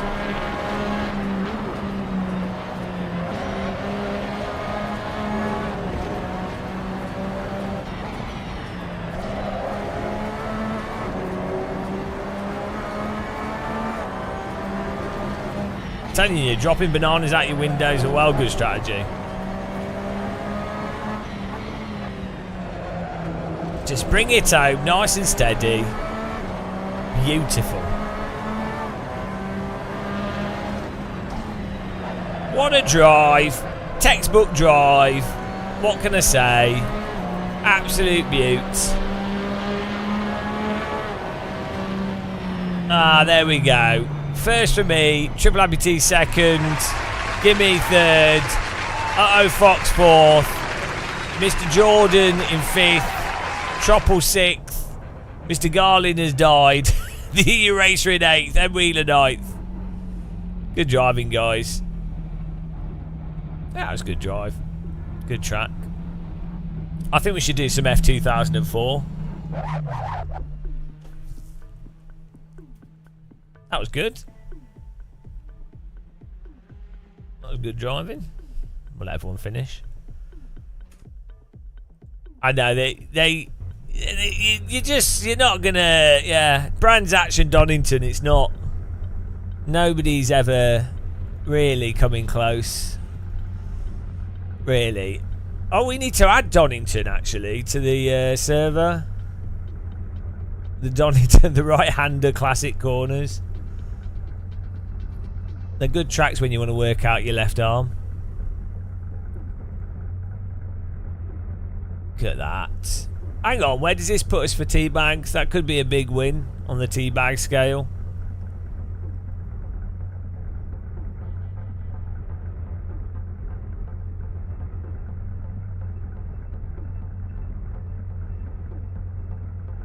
Oh yeah, we do need to, we've got Mid-Ohio, that's good, yeah.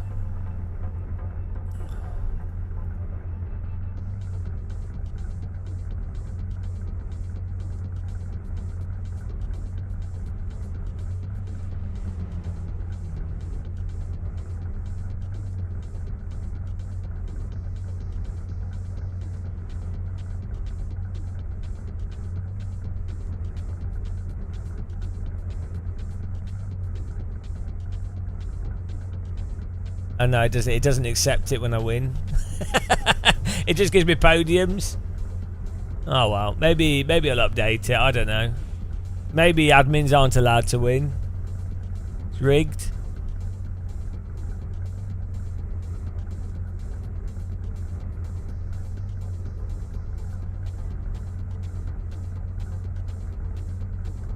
Oh, I'm still second. Right, let's have a look at this server here.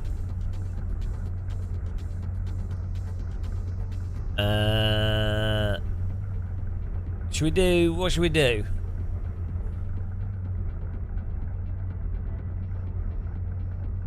I think sparring in the F2004 is always good, but we could...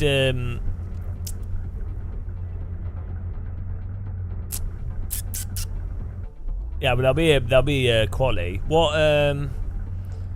What would be a good track to do, guys?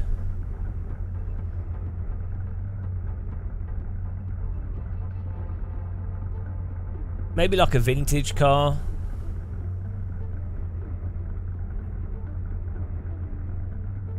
We always do Mugello. Let's have a look at some new mod tracks. AC mod tracks. Modland. What's a good mod? Oh, what's this, Riviera? Ah, okay. No, we need...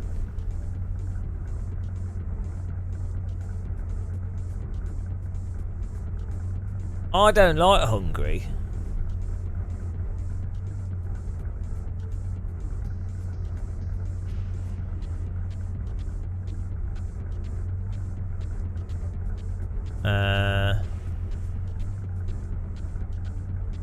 What about like a countryside track? Could be fun. I'm just looking through mod tracks here. Like a Formula car through like a 1960s. About was to I'm just looking at the mod tracks on the mod website. Hang on, we could organise them by short by rating.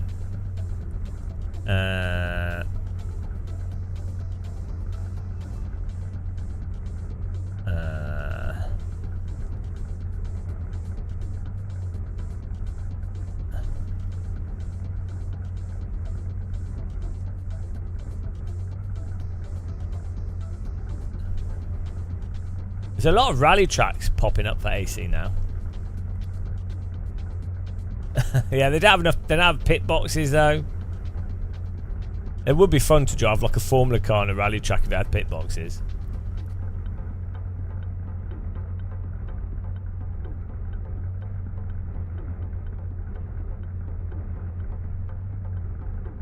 Ah, Blackwood Reloaded, BLGP from Live for Speed. Yes. Genius! Genius, here we go.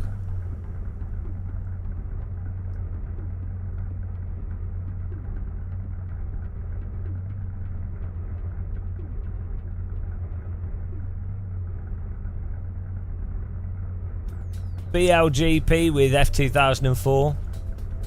Alright, let me just put it on the server.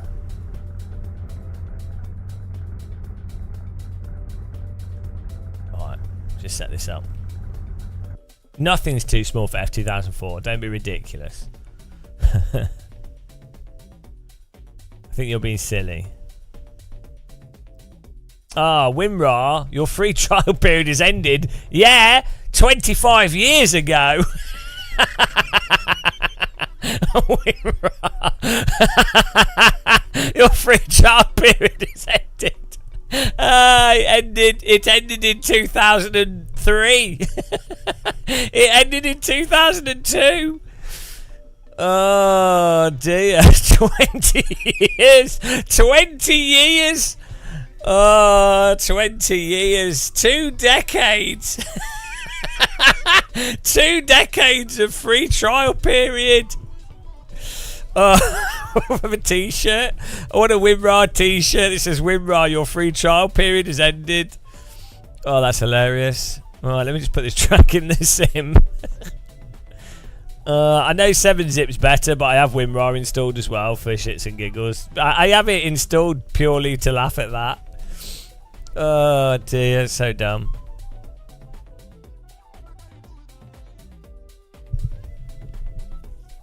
Right,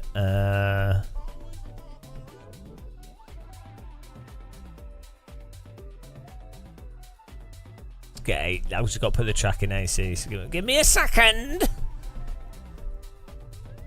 Please hold, ladies and gentlemen.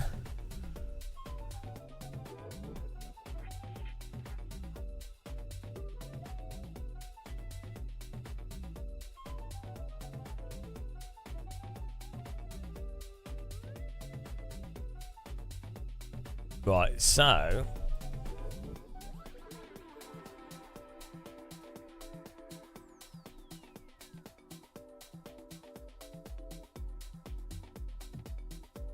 oh, I need to upload it first.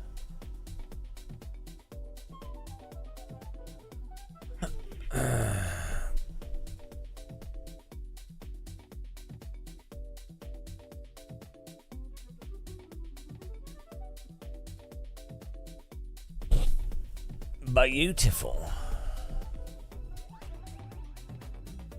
What made me buy what? You pirated AC for 8 years. Why wouldn't you have just bought it? It's so good. Like, I can understand, 100% understand pirating games that you're like, especially before Steam, and you didn't know if it's any good if you don't have any money. But when you play a game all the time,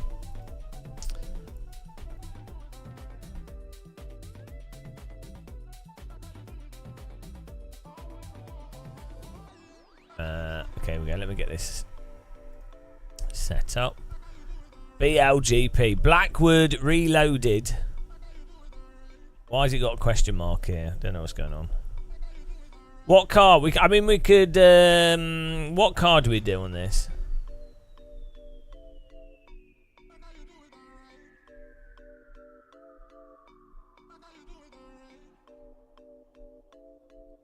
What's a good car for this? Really want like a small, like the F4, but something like the F4. Maybe the Radical SR3.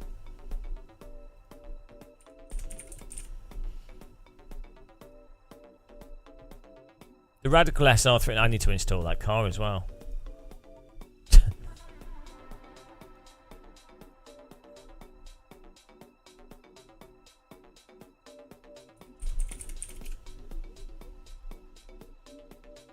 Let me install the car.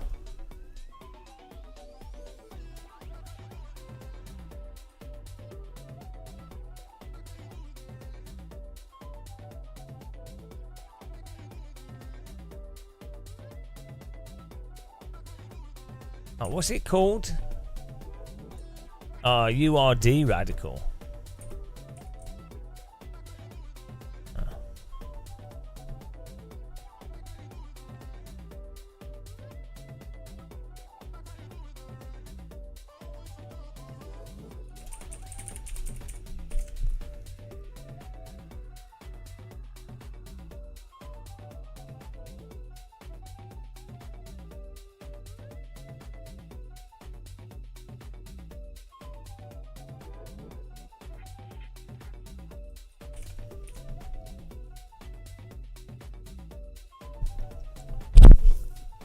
No, we're doing Blackwood with the Radical SR3. You download it from URD. It's a free car. I'm just gonna set the server up now.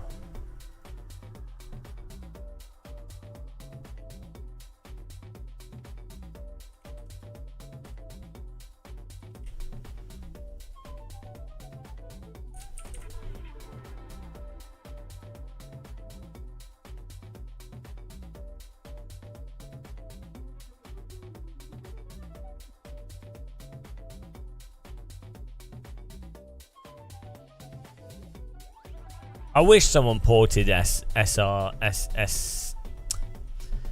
South City track. That'd be good.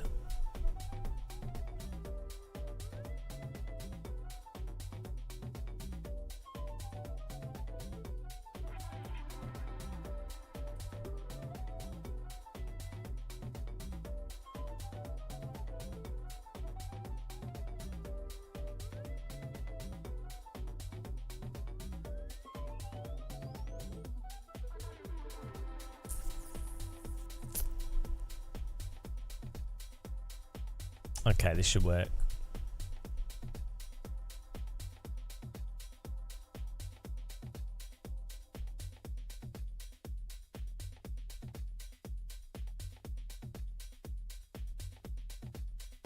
Alright, let's see if this works.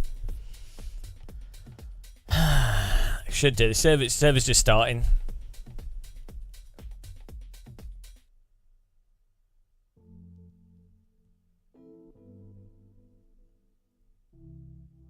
Might need to download a different version of the track because I don't think the track image is working, but we'll see.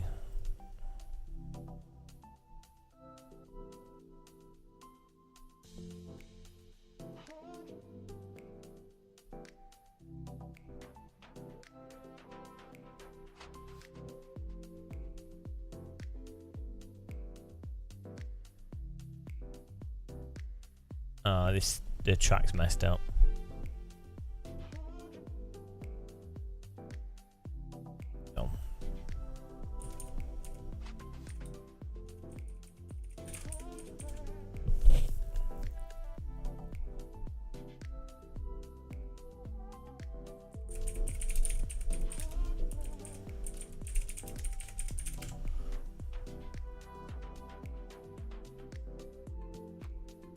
hang on, this is better quality. Here we go. Let's try that again. Try again.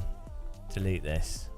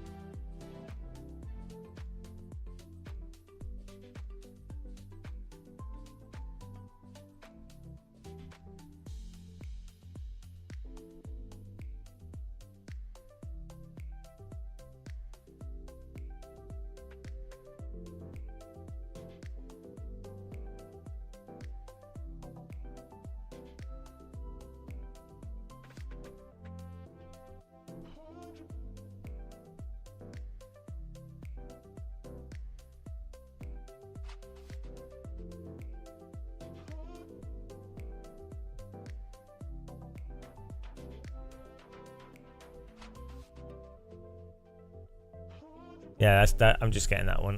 I know the guy that made it.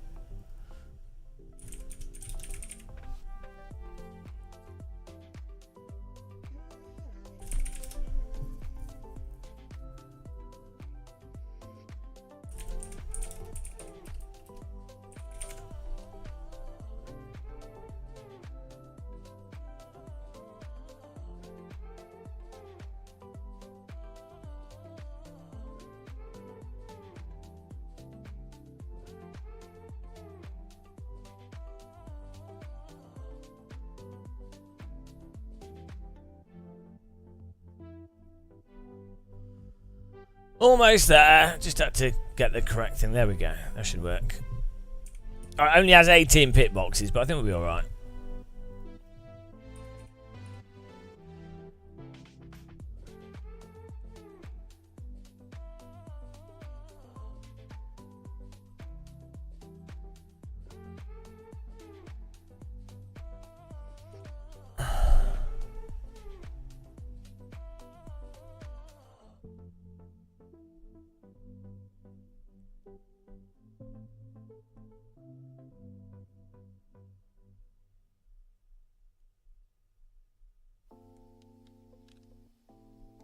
Almost ready.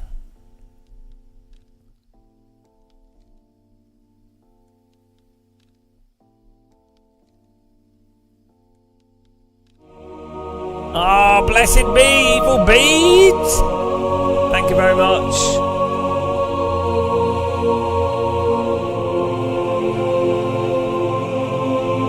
$68 months. Can you imagine? Can you bloody imagine? 68 months. Right, servers up. Thank you very much, Evil Beans. Really appreciate the support. 68 months society. Secret Society of Force Feedback. Thank you. How you doing?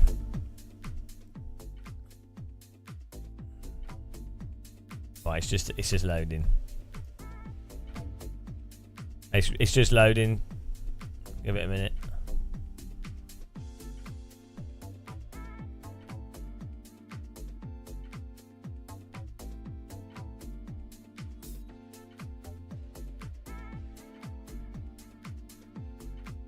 Oh, hang on, that's weird.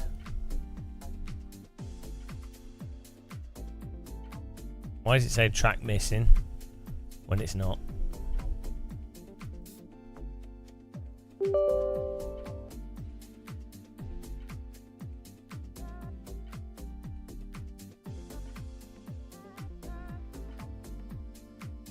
What's going on?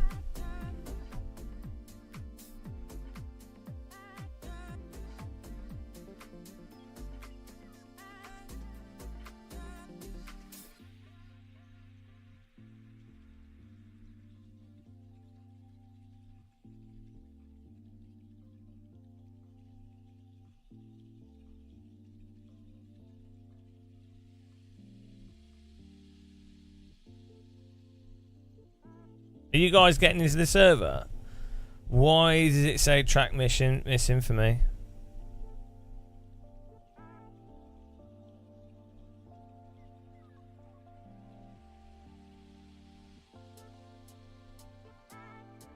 This don't make any sense.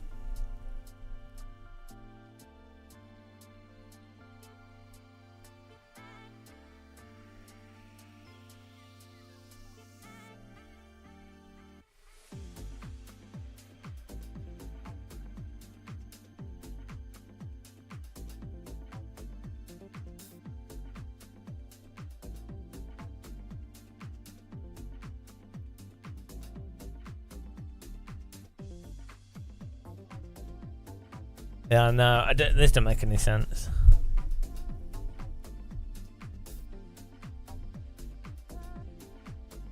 Well, no, because I've just put it on the server, and there's also people in it. So, and it's in the AC folder.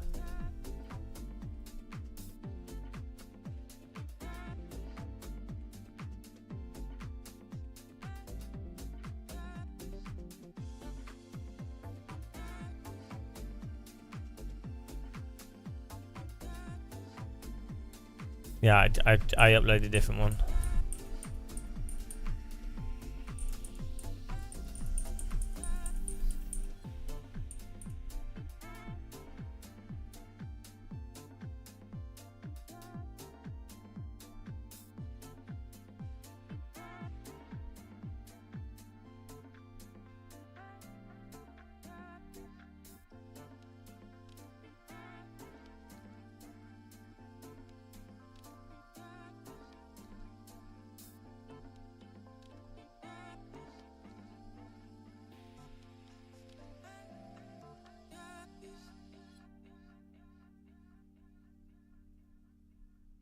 How are you guys? What is going on?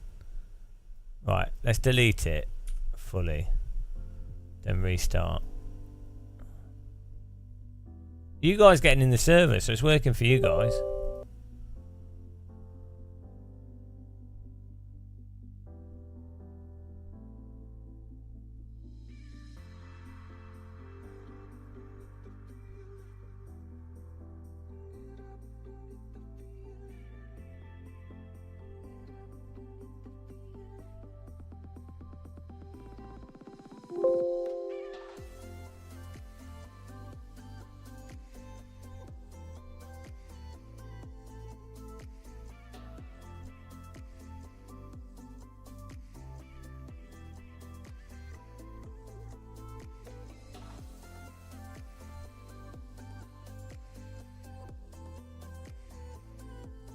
Wow.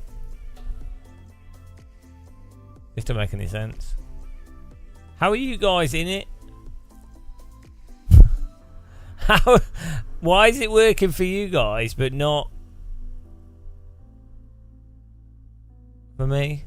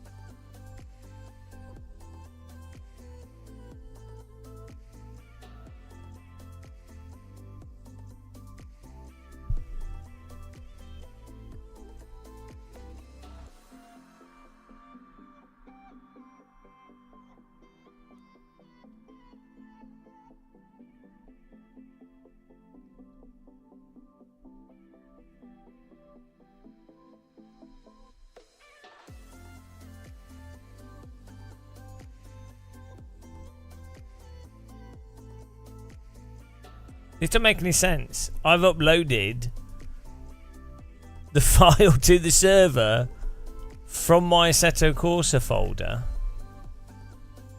So It's like, and you guys have joined it.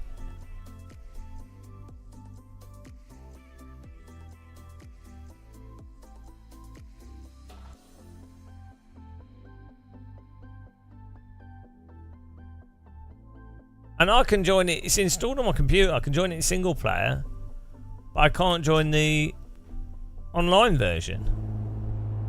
It doesn't make any sense. Hang on. What is going on?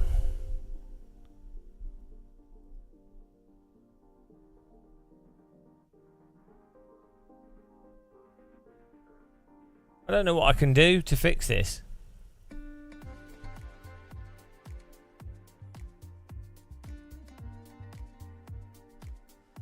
Hang on, let me try running the server on a different track quickly, and then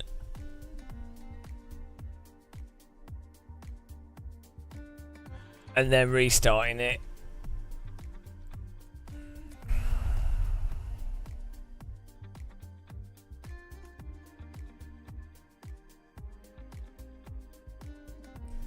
It's on the server.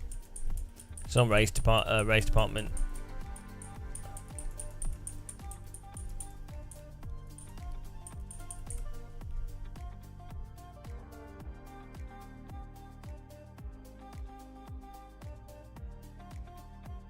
Right, now let's put the Brands Hatch track, that all works.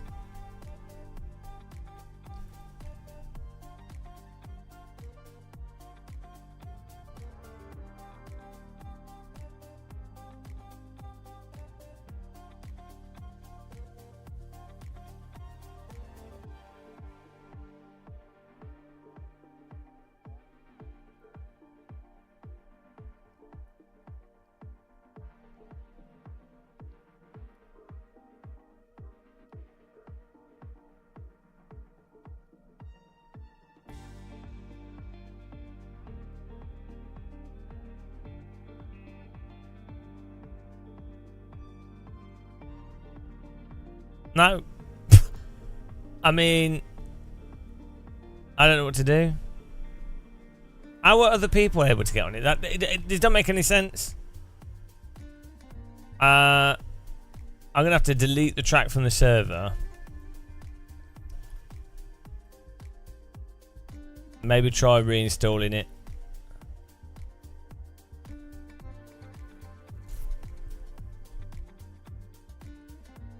Yeah, because there's other people who've joined the server. I added the track to the server from my game, and I can launch the game. I can launch it in single player. So it doesn't make any sense.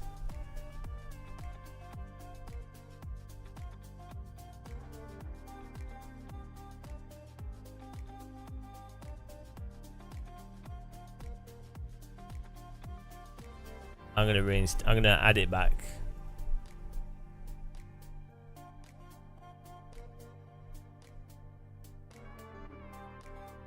We'll try re-uploading it again.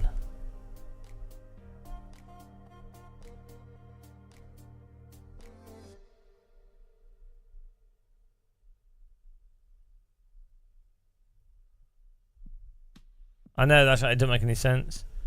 Some like shader patched content manager bug.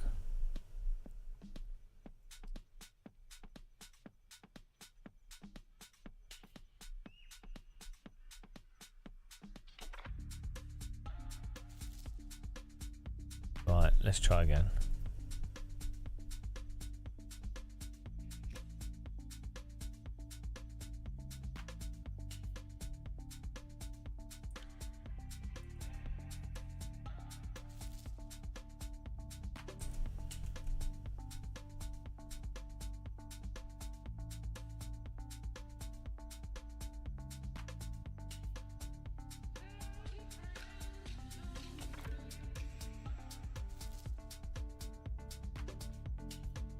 Yeah, it's a good track.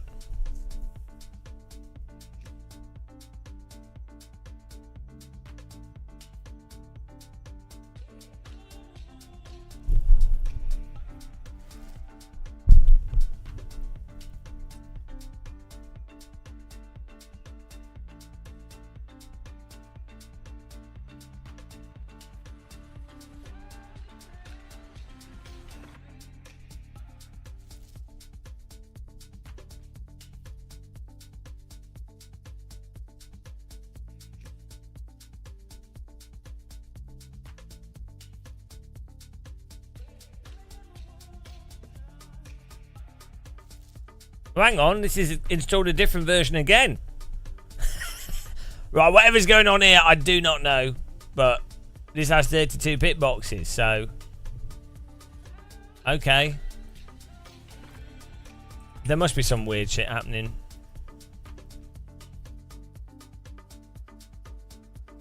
I don't know what's going on.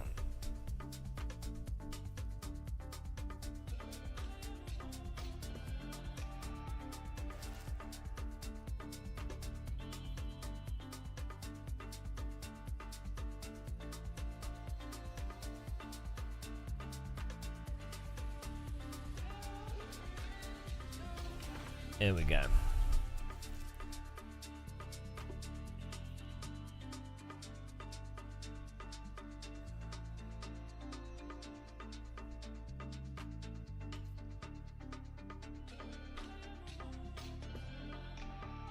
Let's see if this one works.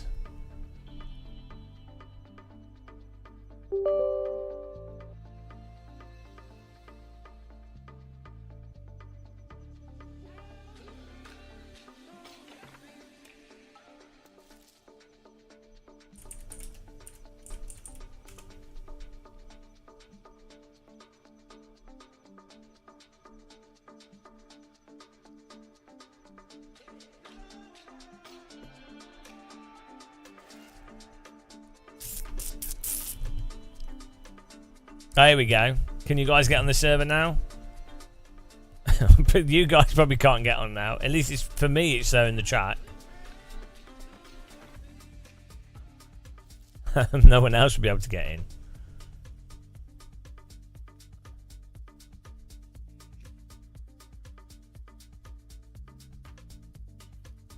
Can you get in?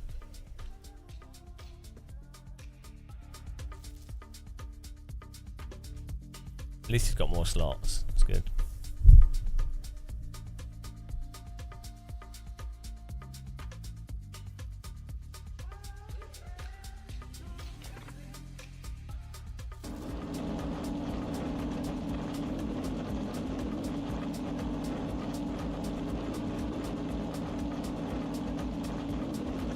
You guys can't get in now, but I can.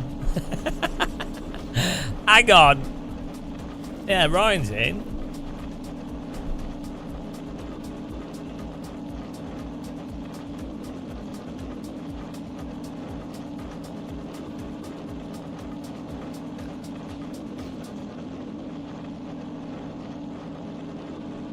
Hang on. Right.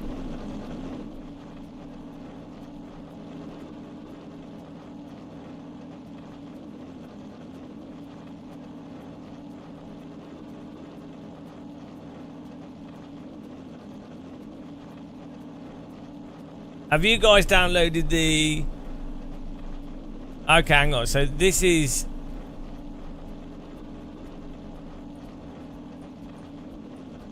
So it's like a Blackwood 2.0.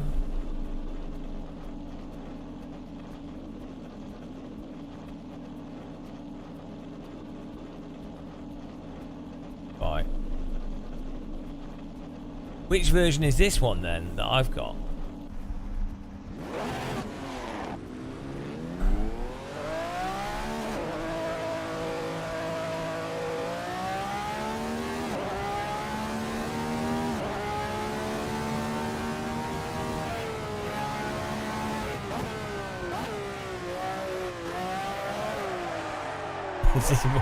It's 1.0. Hang on. So why? But why did? Okay.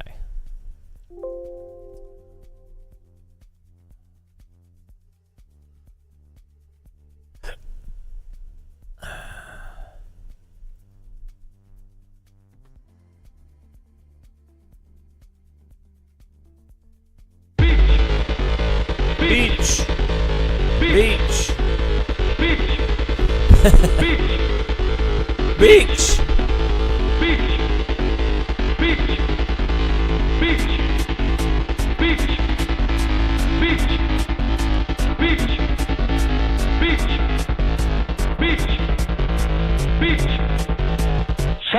The beach.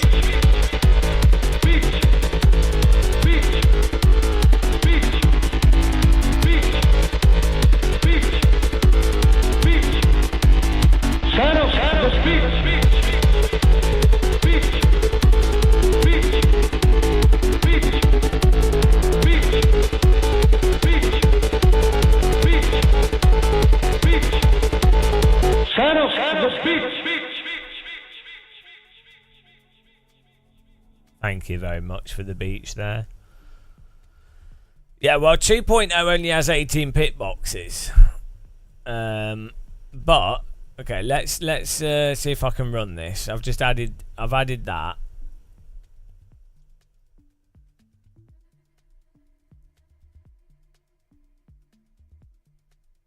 Let's try this.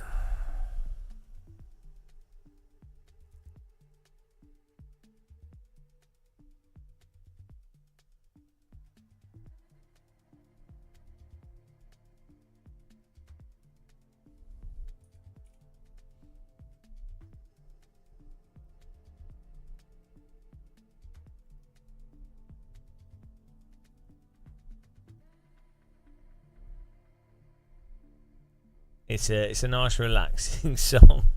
Son of the beach.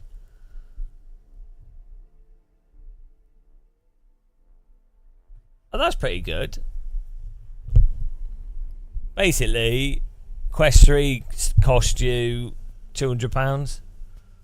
£200 for a massive upgrade. That's not too bad, really.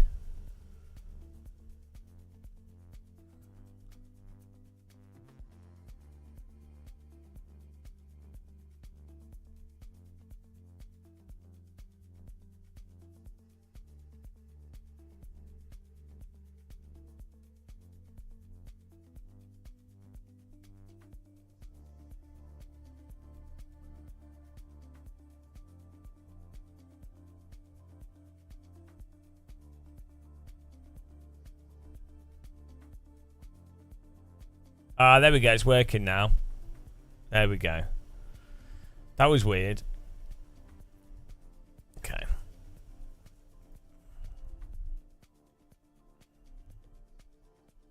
That was really weird.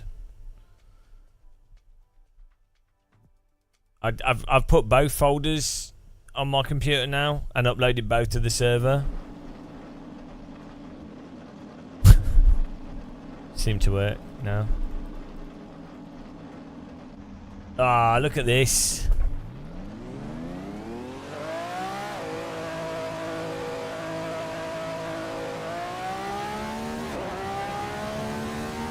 It's like a bloody jungle.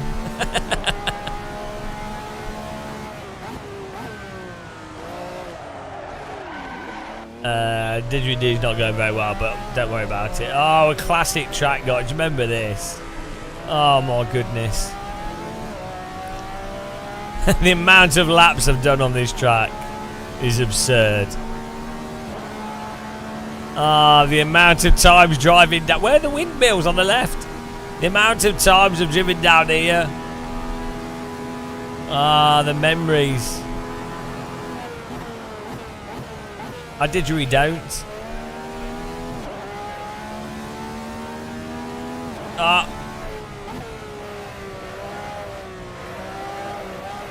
Oh, bloody hell.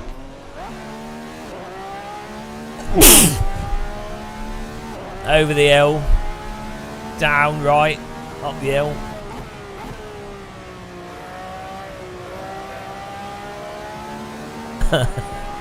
In the Fox car. Should do Formula Ford around this, actually.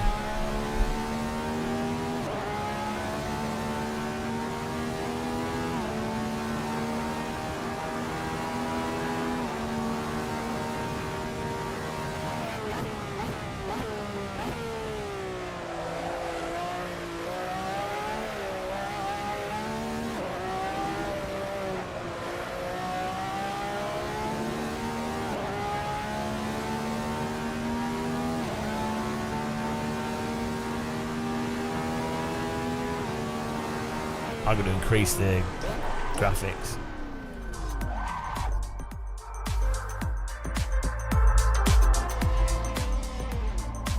Turn my graphics up.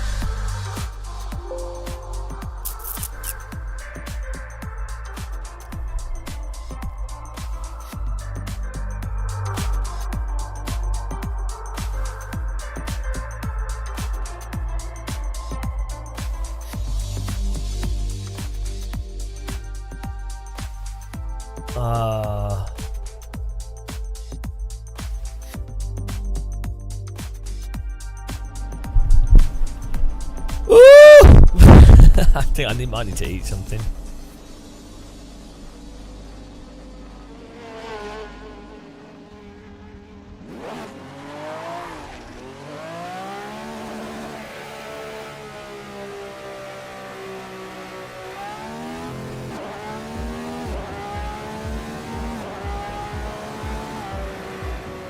Well, I won't play it now because it's really late. I don't want to upset my neighbours. Yeah, I think it's a worthwhile thing learning though, because it's good for breathing and meditation. So it's fun. It's a fun thing to have. I think it's the kind of thing where once you get the initial learning curve is really hard, but I think once you get past that, it'll be all right.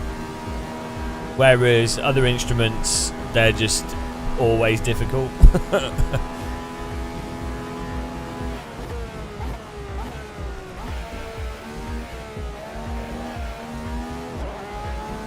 I think I need to sort the lighting out. I don't know if I need to compile. Do I need to do the lighting thing? It's a very bright track. What's the setting called in shader patch for tracks? Settings, like tracks, isn't it?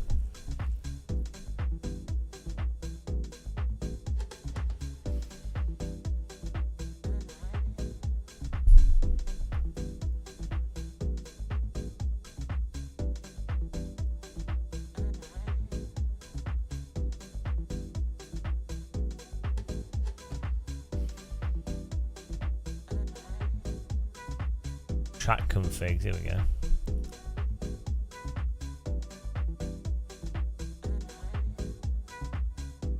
Oh, apparently already has it.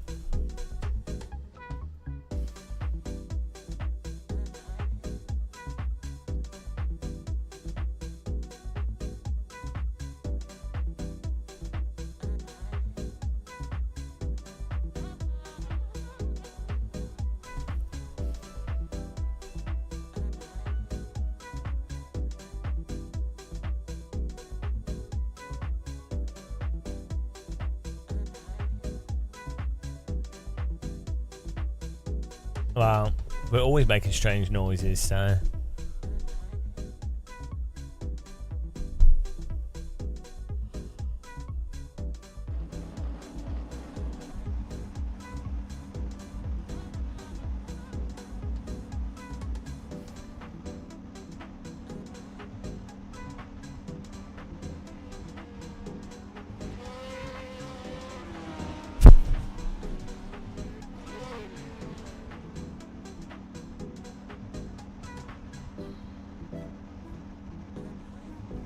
Oh, that's nice.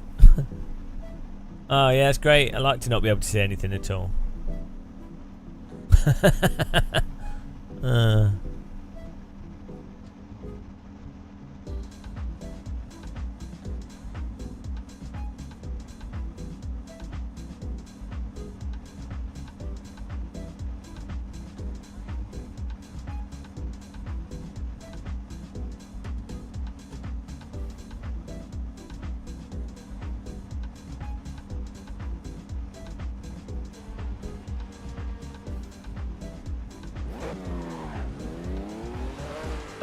It's so dark I can't see anything.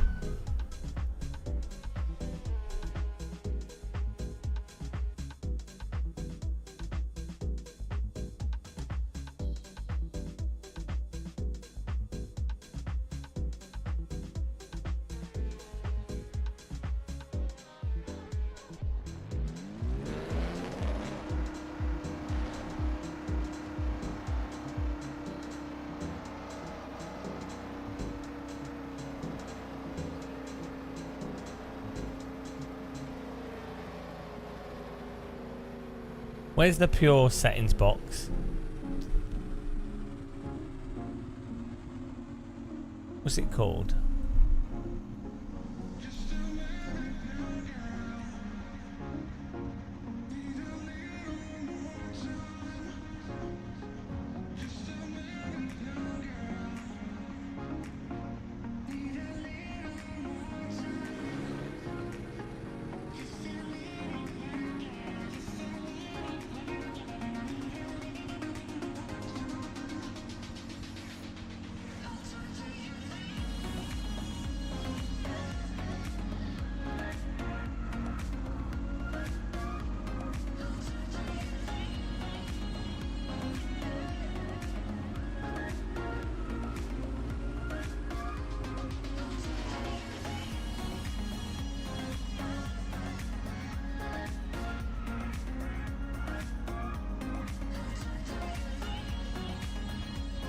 Pure config. Oh, there we go. Thank you.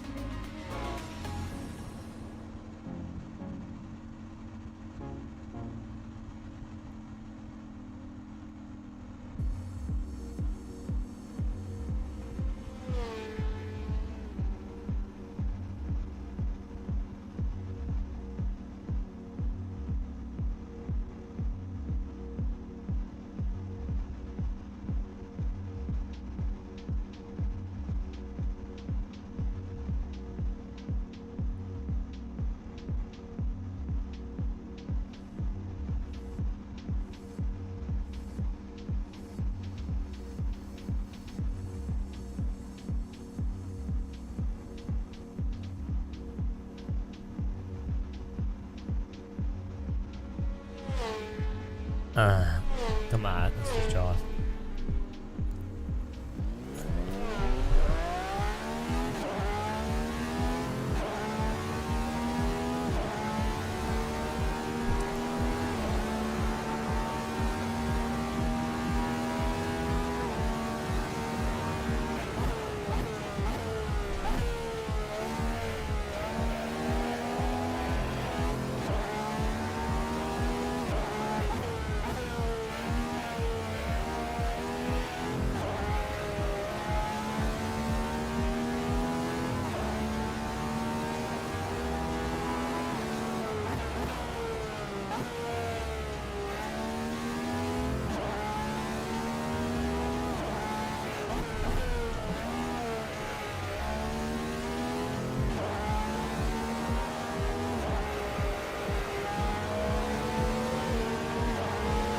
That's a good try.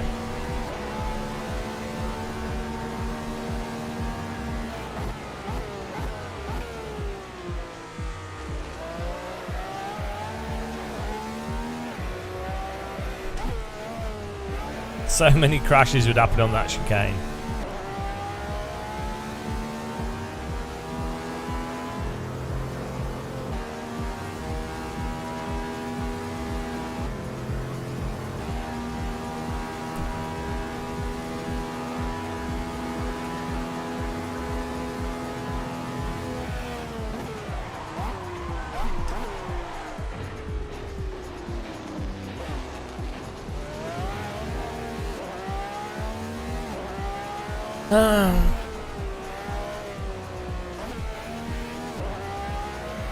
Might have to play some Microsoft Flight Sim later. Don't think I'm going to be sleeping tonight. It's just too bloody hot at the moment.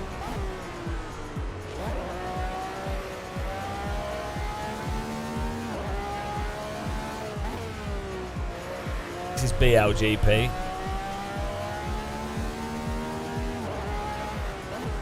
Might be the HDR setting's a bit weird.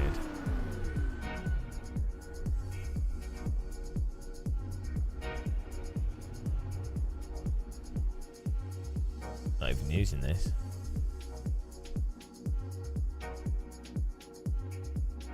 I don't even use it.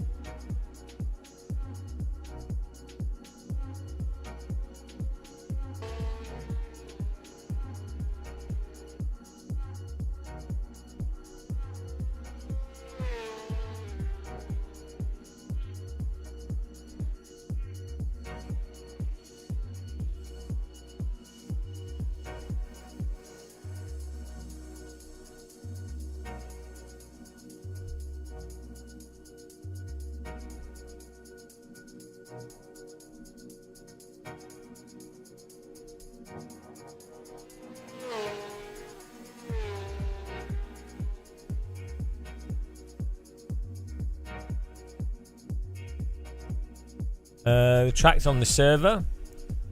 The track, you can down. We put links to a lot of the tracks in the description on YouTube.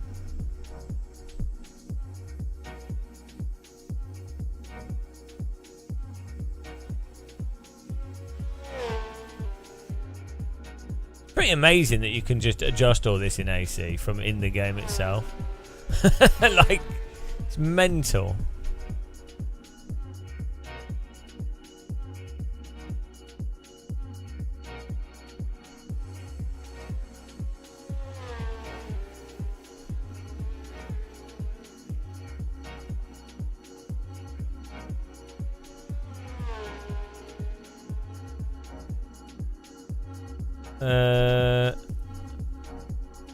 Because there's a link in the... No, before you load into the game, you knoblet.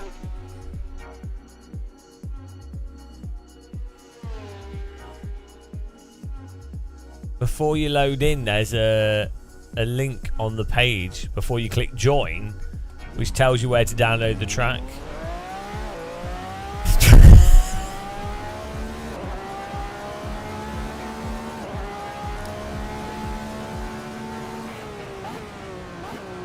Yeah, but there's a link. If you can click install, but there's also a link.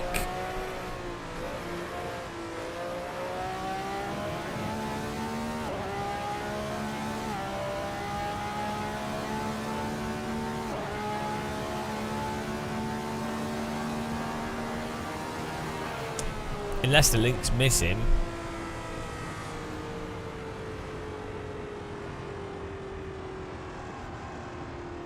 No, it's there. The link is there.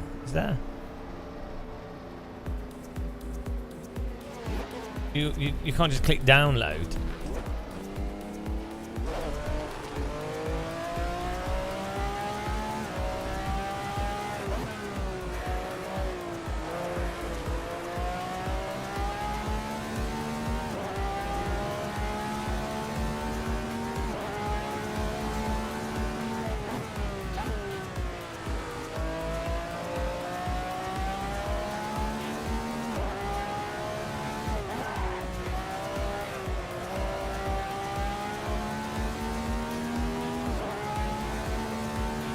Alright, here we go. Let's put a Stonkers lap in.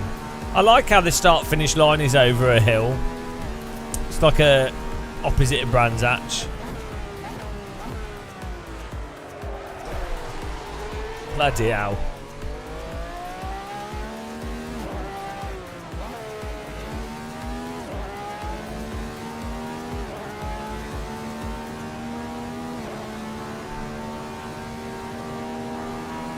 Jared Paul's in here.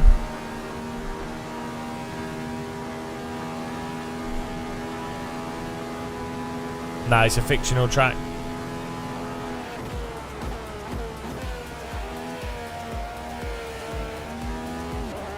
Should be supposed to be like in the UK or something.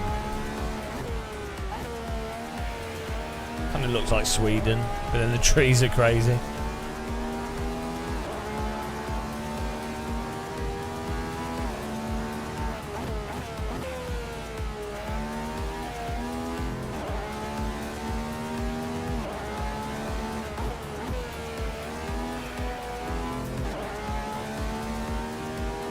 Do you mean there's no link to the track? It should. I don't know what's going on.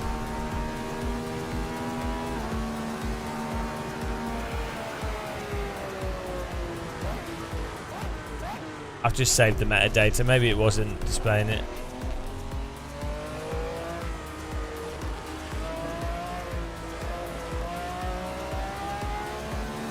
The link's on Race Department if you type in BLGP 2.0, Blackwood 2.0.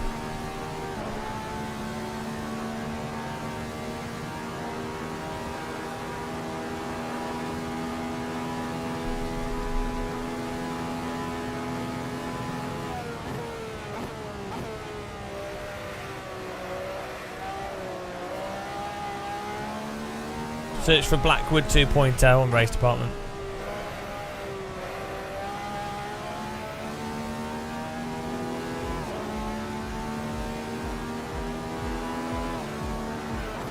Thanks, Novotny.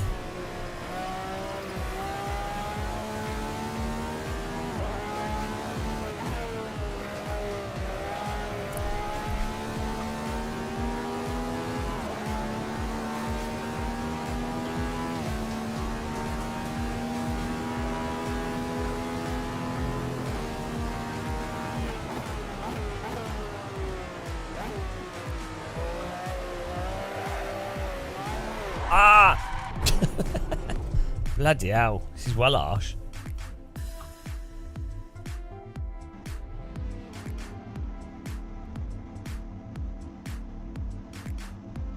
Well, it's windy. The flag's going crazy. Look at these blue tyres. What's that about? The old blue tyres.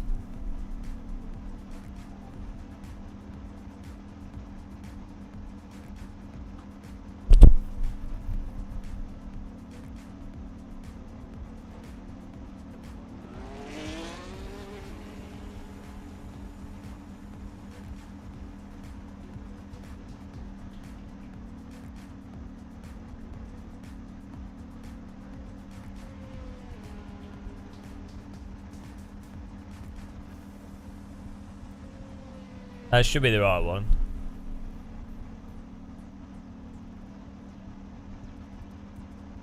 Right, let me see what comes up.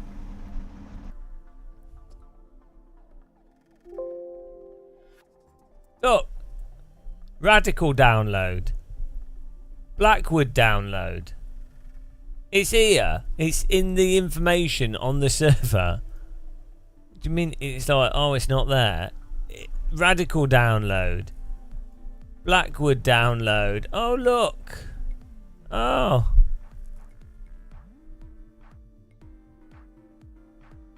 Where can I get the download from? Oh. Oh, look.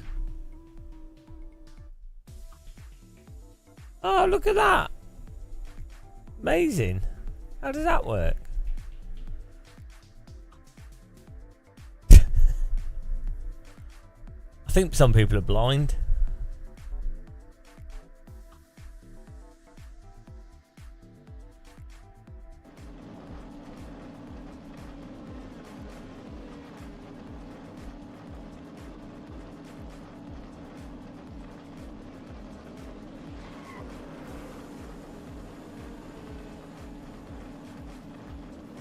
Ooh. Yeah, it needs like a big... I can't draw and I can... They still ignore it.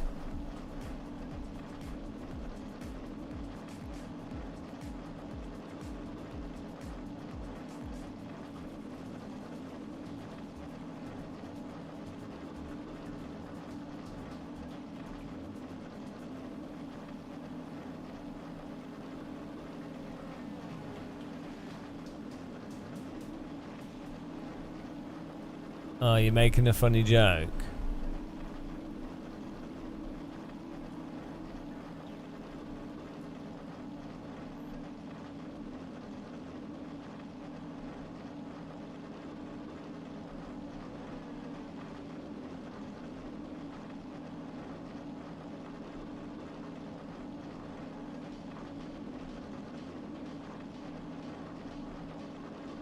Well, why would you not get any of that info when you're out of the track? I think you might have some other issue going on. Yeah, I think that's just it, because otherwise it'd be pointless having that information there.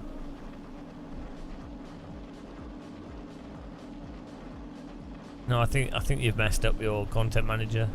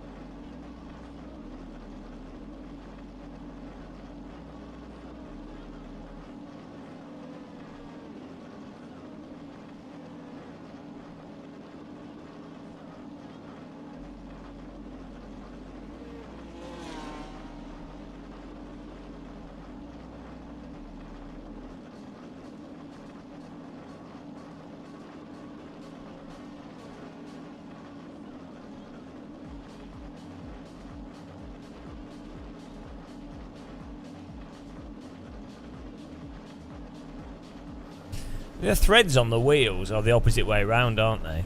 They have different coloured.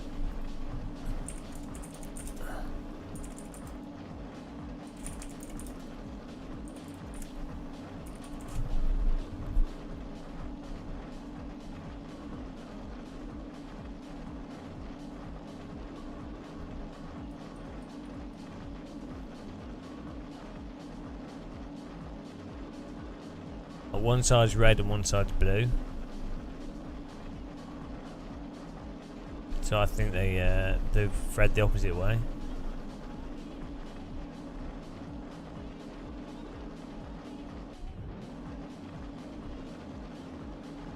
We all just love castor oil.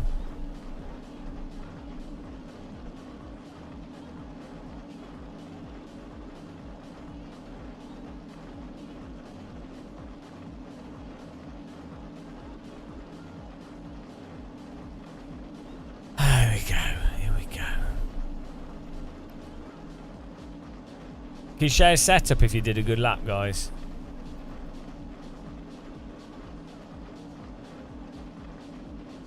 Ryan, can you share your setup, please?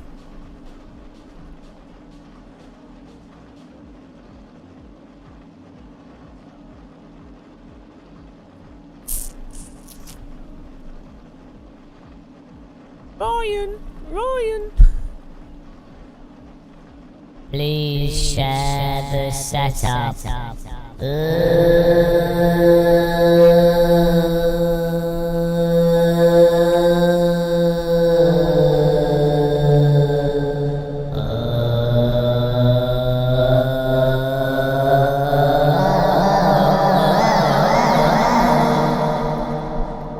Is he gonna share it? Ryan!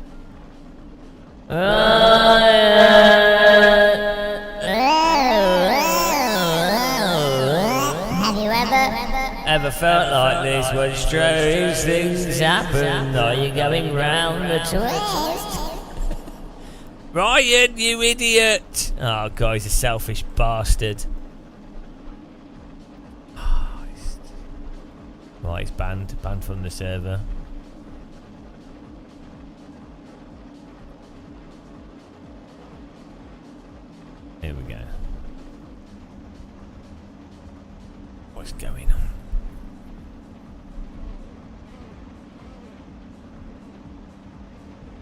James gone west. Ah, server's full for this track. See, the other version of this track has more slots.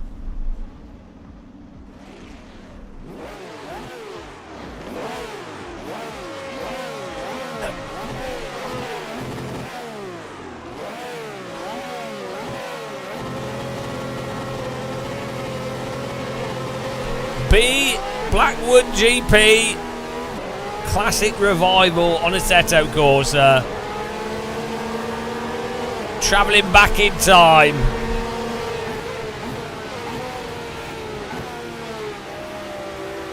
I feel like I'm living for speed.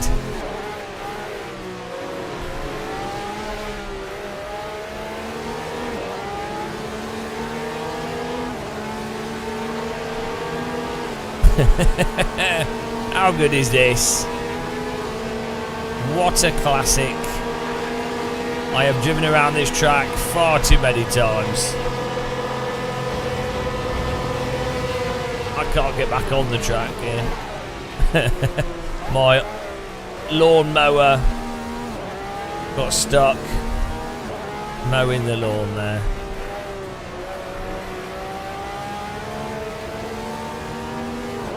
Such a great flow to this.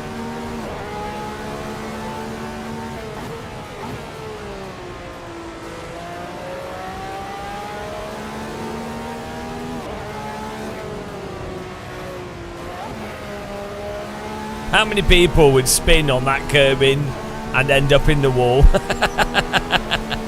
Every race on here.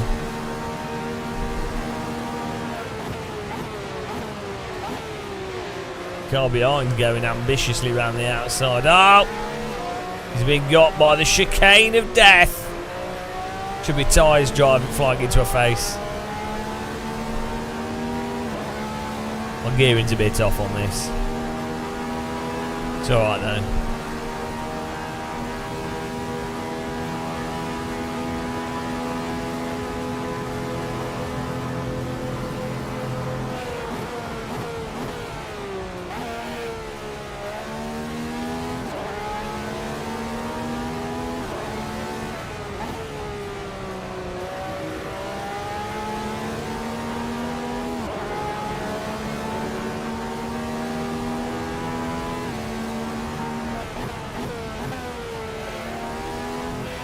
Almost a car in the bottom there.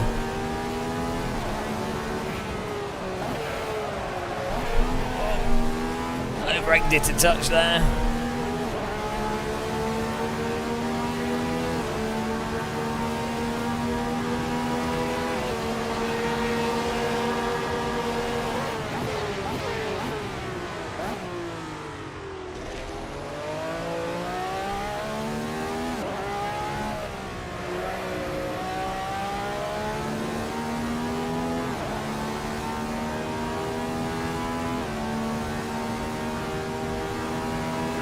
I think F2004 would work around here. Easy.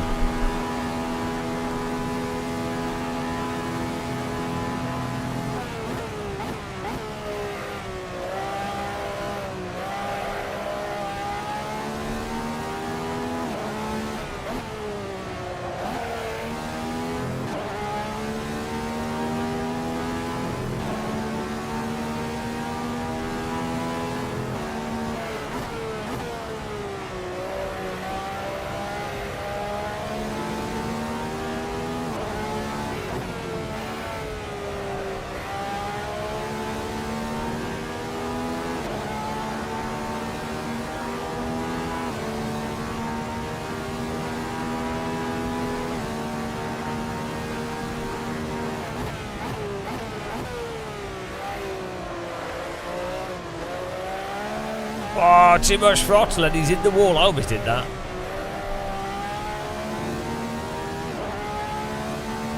Thanks for the freebies.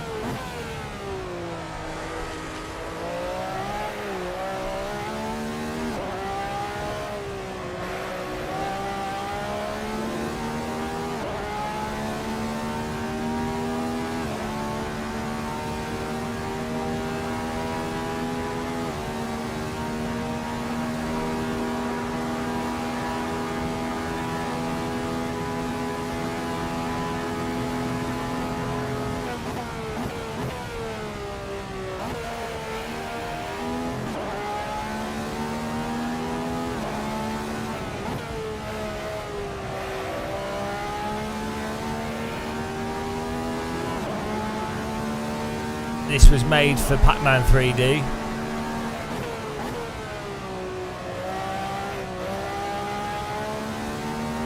I know, it was for SimCity, my mistake.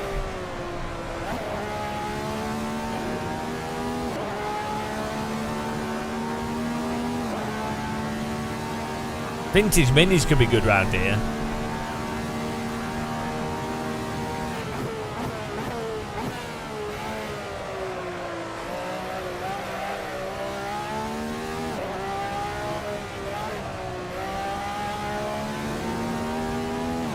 We used to drive the FBM, it's like Formula BMW, which is basically, it was like a F4 car, I guess.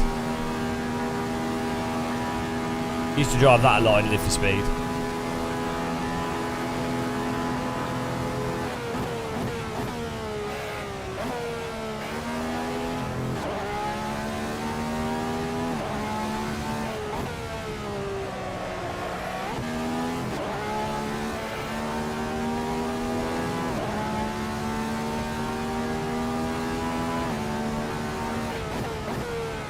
Yeah, it's just a really good layout.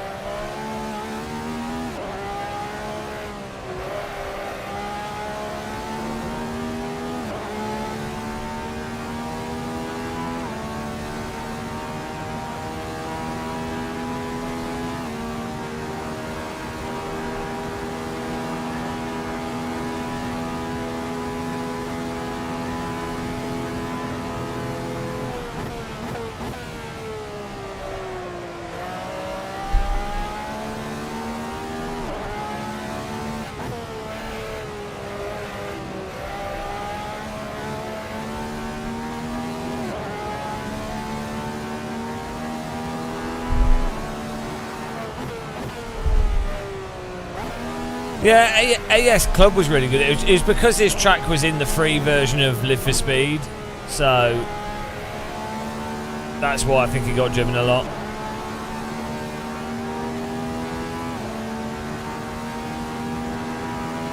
But SO City was really good, AS Club. I didn't really like the beach track, that it was sort of by the coast.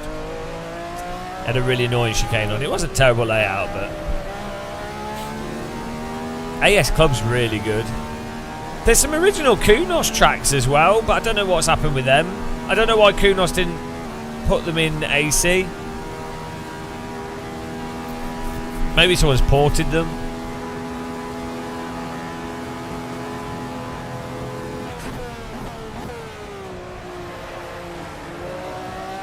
Bloody hell. I'm getting all sorts of loose.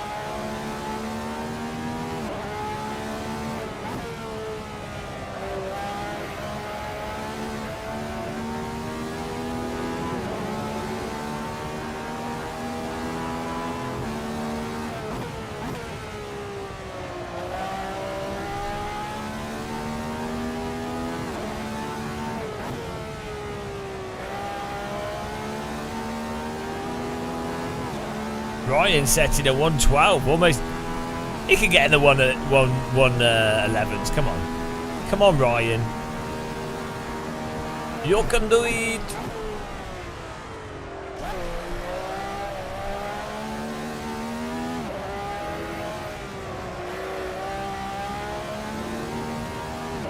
You can do it.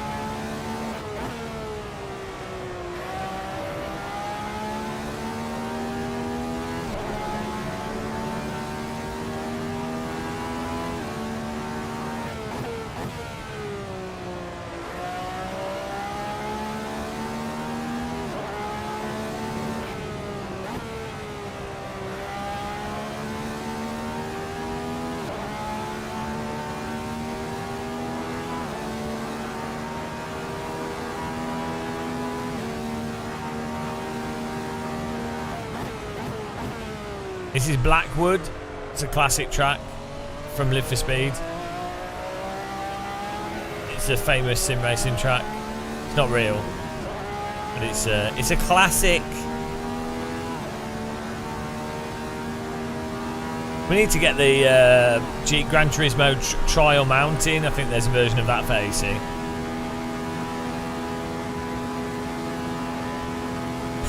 Why do you bother? iRacers will never.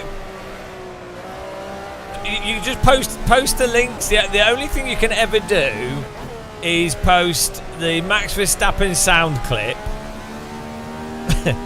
and then the link, like just say that Dallara use AC, Janetta use AC, Base Performance use AC, and then. That's it really, and then link to the video with all drivers going, iRacing's mental, and that's all you can do. So everything has to be an argument from authority. Raising Heroes. Someone in chat literally just said, "You're so." I'm just gonna ban you. Like, what a moronic thing to say. Someone in chat literally it says something. I retort to it. Jesus Christ! You're getting a time out for that. Get a time out for being dumb. It's not rent free when if someone specifically talks about something and then you reply to it, and also you're gonna talk about. Bloody only 5 simulators. So we're going to talk about iRacing, LMU, rFactor 2, AC, Live for Speed. That's not living rent free. I play iRacing as well. I mean, Jesus Christ. So dumb. So dumb. That's how dumb it is. Like, if you are critical about something, then people turn it into, you're only negative. That's the next thing that they do. It's like the fanboys do it with every game. They do it with AMS2 fanboys do it as well. They go, you're just a hater. And then the other YouTube comment that you get as well is where people go, you're just toxic to bait. It's like, no, you've been critical. No, he's just a rage baiter. It's like, oh no, hang on. You disagree. You can't think of a better argument. So instead of giving a better argument, you're going to resort to, effectively, it's not really ad hominem, but it's like a straw man, effectively. It's not getting under my skin. It's when people type moronic stuff repeatedly for years.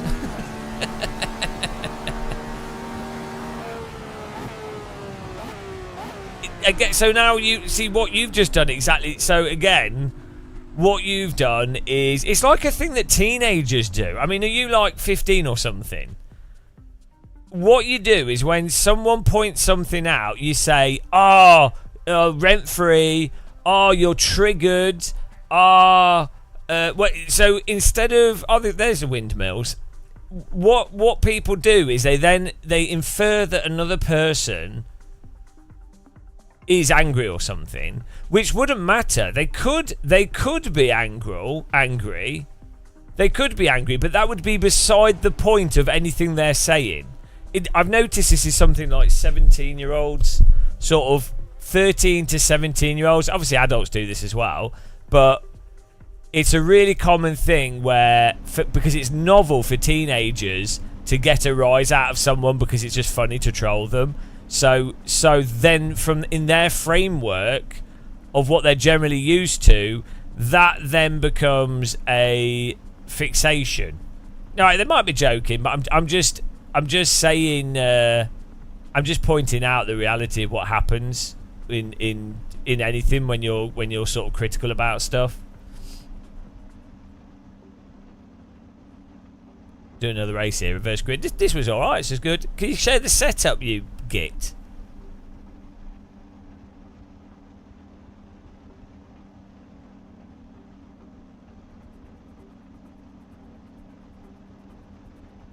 Show your setup, fast boy.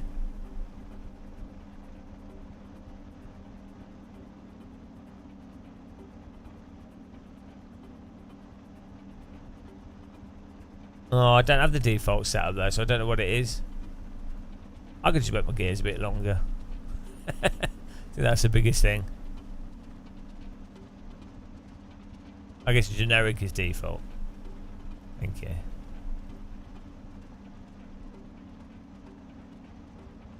Yeah, I think we were running the wrong gearing. Yeah, he's reset to default, yeah. Forgot about that.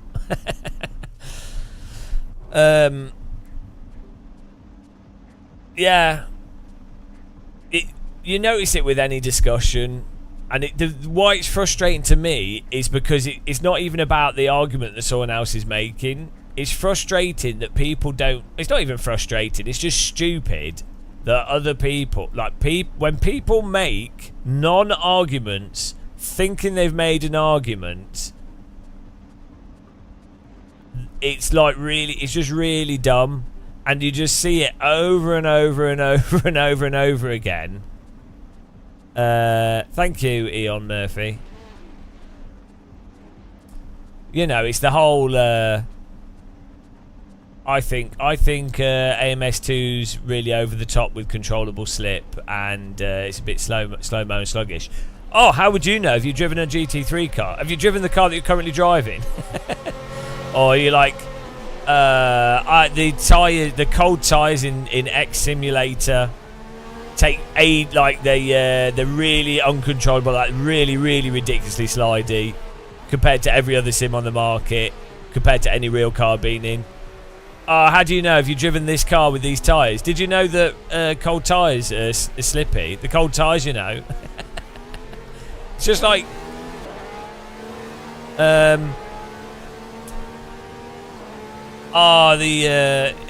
you know. Also, there's the whole thing of like, if you are like, iRacing drives me mental because of netcode and bad design, but I do still quite enjoy playing it at times. I like the iRating thing. I like the voice chat. I like that it's active, you know. But because I am very, I don't just move over with a conversation. I say specifically, it's just how I am with everything.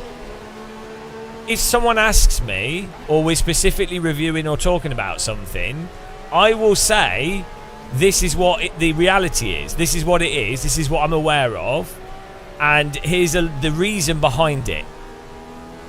And unless the other person can actually give a valid reason as to why my reason is incorrect, I'm not just going to arbitrarily go, oh yeah, no, it's all subjective.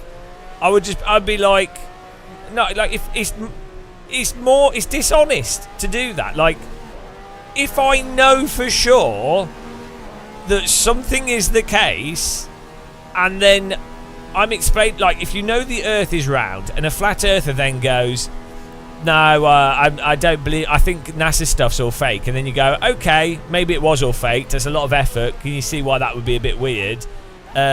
You can use sticks to measure shadows, and then they go, no, well, that's actually because the sun is a different angle for different people, it's a projection, and then you go, well, that doesn't make any sense, but okay, you're not going to accept that. You can shine a laser across, or torch in the distance, you can see it goes below the horizon, or boats do this, and you get to a point where it's like, it would be disingenuous, it would be lying if you know that the Earth is round for all those reasons, and then you go, oh yeah, let's just agree to disagree. So,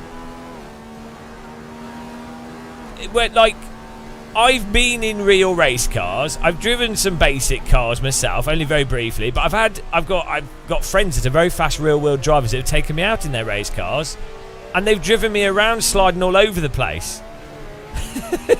So I know what generally should happen. I've been in a real plane. Hello, Tortellini. How's it going, man?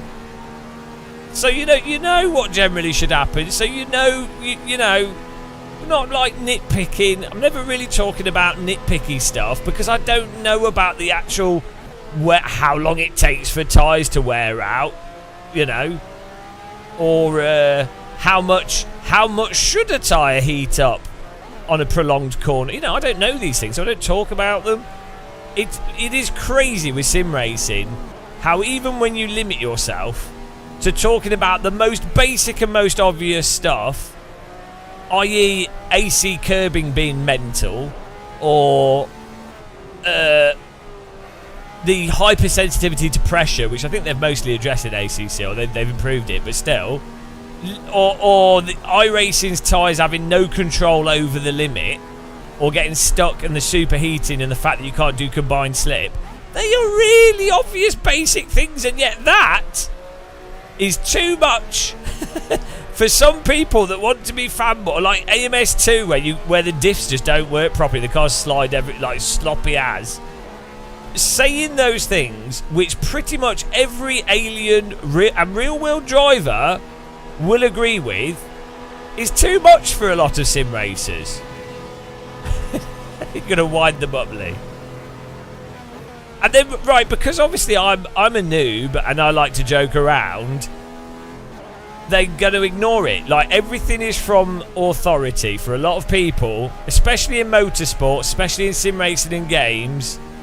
It's all based off an argument from authority. So, like, if Max Verstappen in a video just someone went, oh, what do you think's the best, the most realistic sim?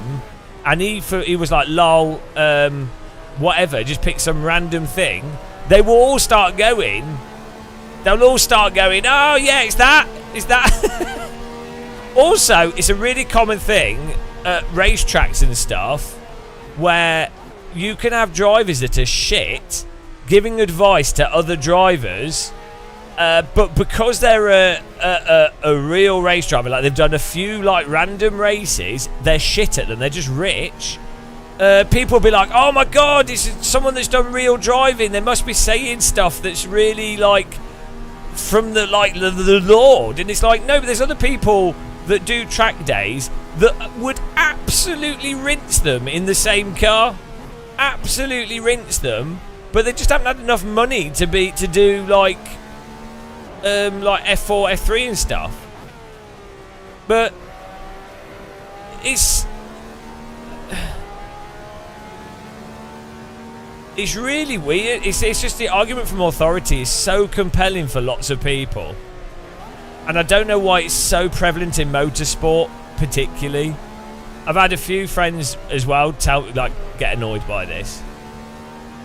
Okay, well tell me why I'm talking BS. Go on, you have to, if you're going to say someone's talking BS, you have to say, what are they saying that's BS? So please enlighten me.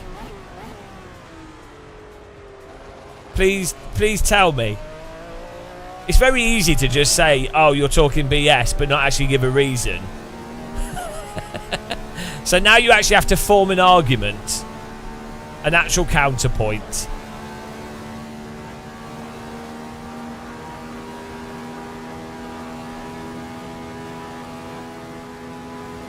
This authority thing. What authority? So you don't think that a large number of people base their decisions on argument from authority? You don't think that that's like... What's your evidence for that? Do you not think that propaganda specifically works because it's an argument from authority? Do you not think why do you think people build big statues of leaders and put big people's faces on posters? Like, okay.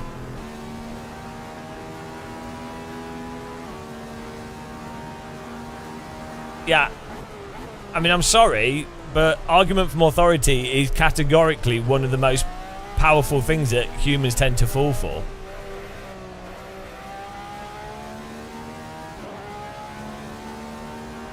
When you say that there are other drivers on random track days that could beat professionals, this is BS.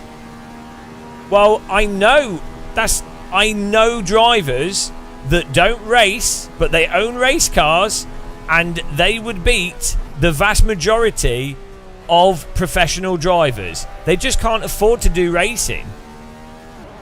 They've even set lap times on a par with Formula drivers and a whole bunch of other stuff at one-off events and things. So they just can't afford to do racing, and there's quite a few people like that.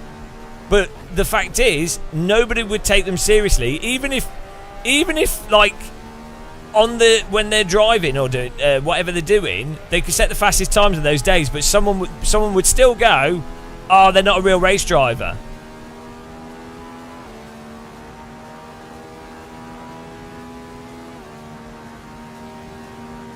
There's also a massive shift happening in motorsport where there's a huge amount of like weird jealousy of sim racers that have managed to get into real motorsport through sim racing.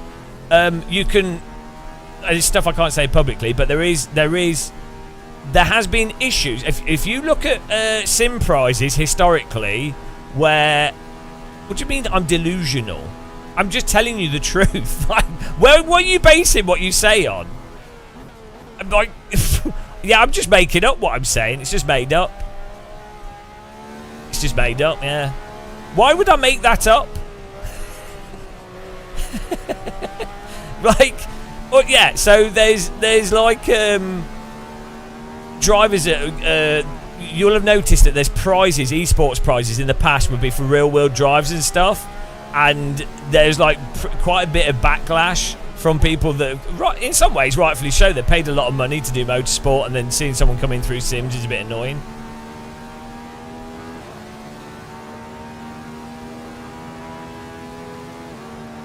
Yeah, motorsport is 99% about wealth rather than skill, and you have a group of real world drivers that are wealthy and skilled, but the vast majority are just purely rich, and then have done a lot of driving because they've done go-karting from a young age. There's just lower competition compared to other things. I don't understand what you're disagreeing with.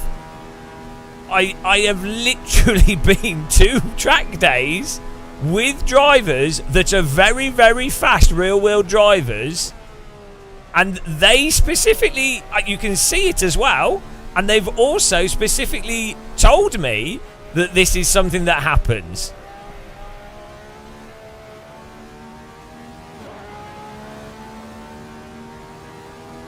What comes from a jealousy point of view? I don't know what you're saying. I really don't know what you're saying.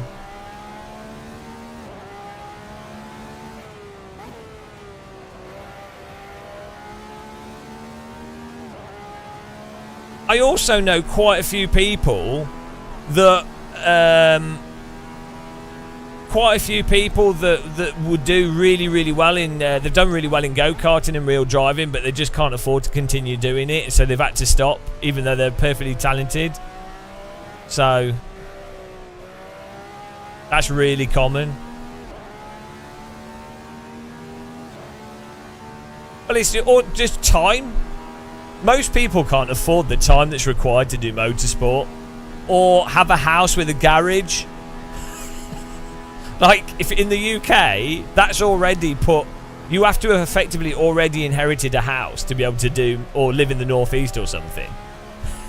And if you live in the northeast, you're probably not around much wealth. So, yeah, the time is mental. The time is insane. Like, just being able to go, even if you're a normal person, like that's quite wealthy, the time is mental. Like, let's say you can afford the finances of a car and stuff. Most people, you'd have to be self-employed or running a business to have the time to be able to schedule yourself around motorsport stuff. Like, even if you're only doing weekend events, often there's like the Friday stuff, the traveling, Saturday, Sunday. It's like 3 days. It's like a full 3 days of dedicating yourself to being at the track, testing. People just don't have the time unless you're wealthy enough or self-employed and things.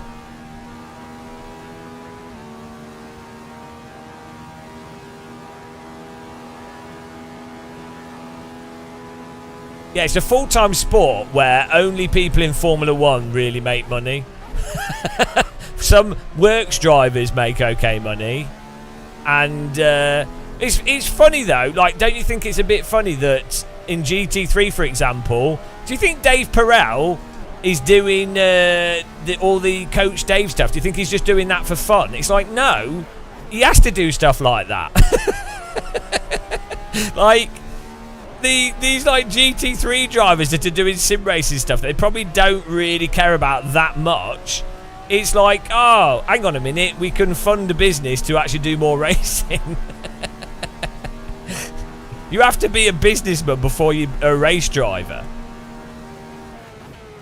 Yeah, like, Swolio's a really good driver, I think. I get the impression he's pretty, like, probably beat most real world drivers. The only reason he can do real driving is because he packaged coaching stuff up that's freely available, but he packaged it up nicely, put a book together nicely. He's a good, upbeat personality and stuff.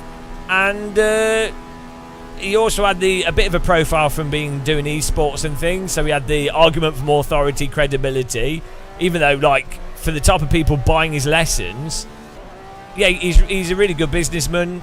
He's like really hard working at business stuff. But that's how he's managed to do it. And you're not. but not. There's no, like, look at James Baldwin, who's legitimately shit hot at sim racing in multiple sims, the nicest guy ever for promotion and marketing, even has partnership with car manufacturers through esports stuff, right? And he can barely get a drive in GT3, even though he's patent, like, perfect marketing, perfect, like, communicator. Like, you couldn't ask for, and very skilled at driving. And look how much he's had to struggle. It's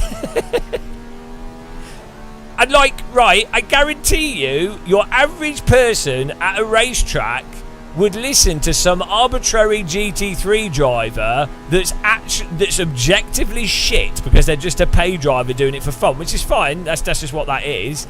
If you were to be at a track day or something, even if it was like a basic, you've got different types of track day, but like one of those track days for race cars as opposed to just road cars, someone would listen to a arbitrary rich guy that has done multiple GT3 races through being rich way more than they would listen to James Baldwin.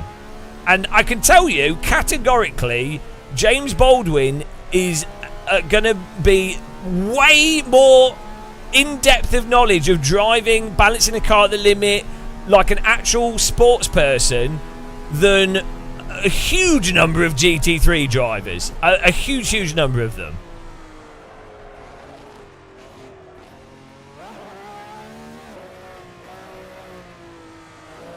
So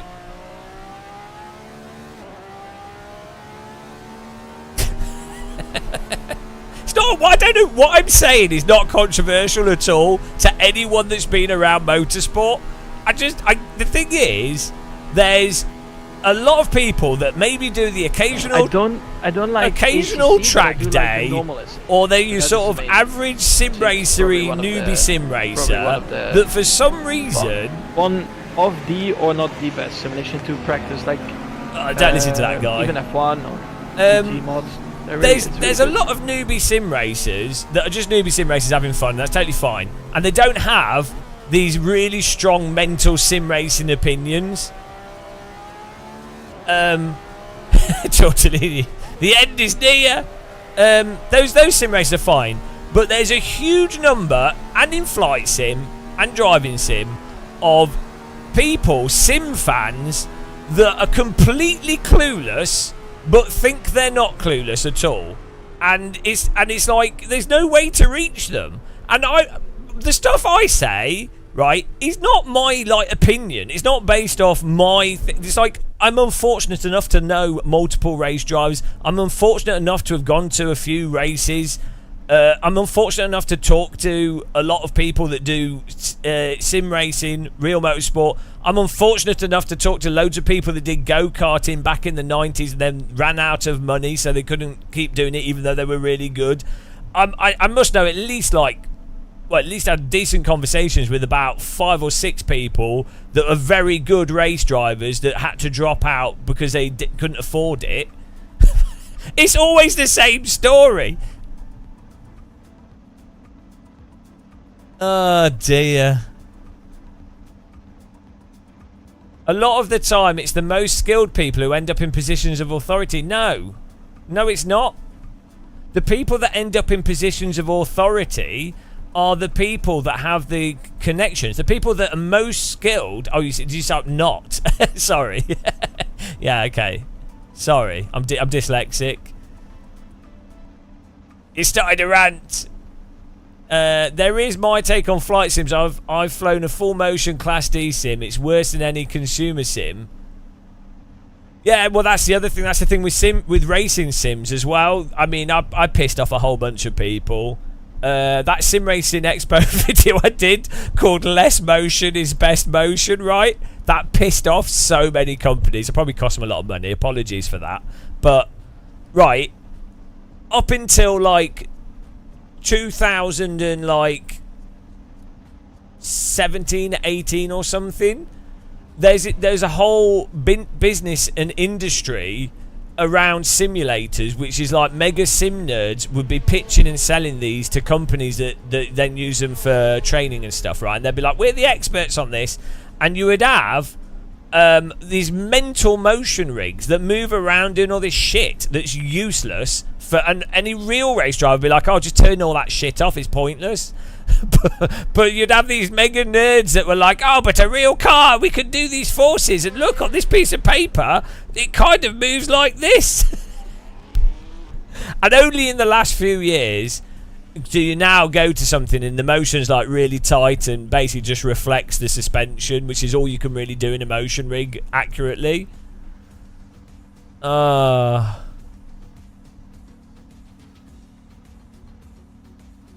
You know, so it's improving slowly, but it's a good combo. It's a really good track, yeah.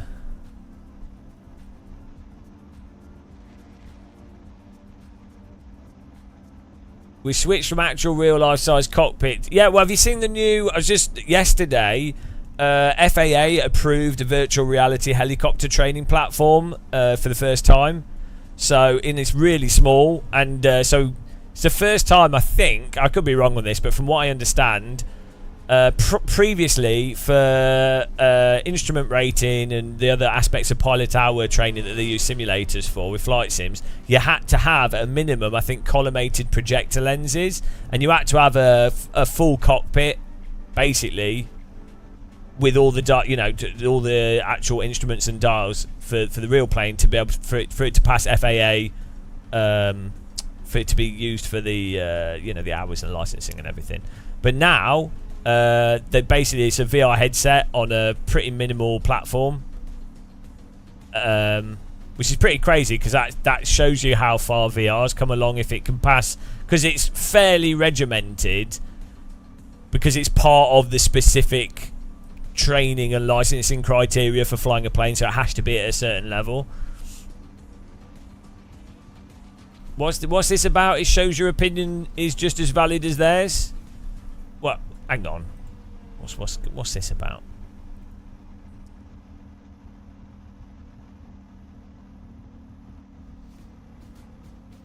What you saying?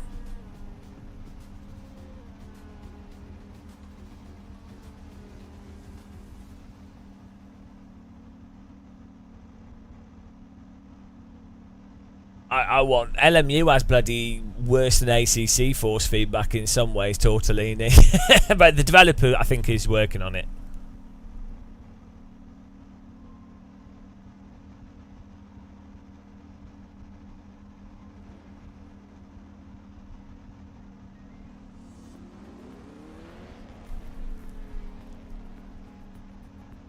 But yeah, right. If someone can learn to drive iRacing well, if someone gets this skill level of being able to drive iRacing decently, you have to drive in such... Oh, thank you.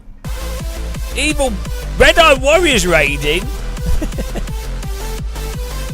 It's late when this happens. Mega Venus in your face. Mega Venus from outer space. We like Venus. We have Venus. There's a Venus. Here he comes.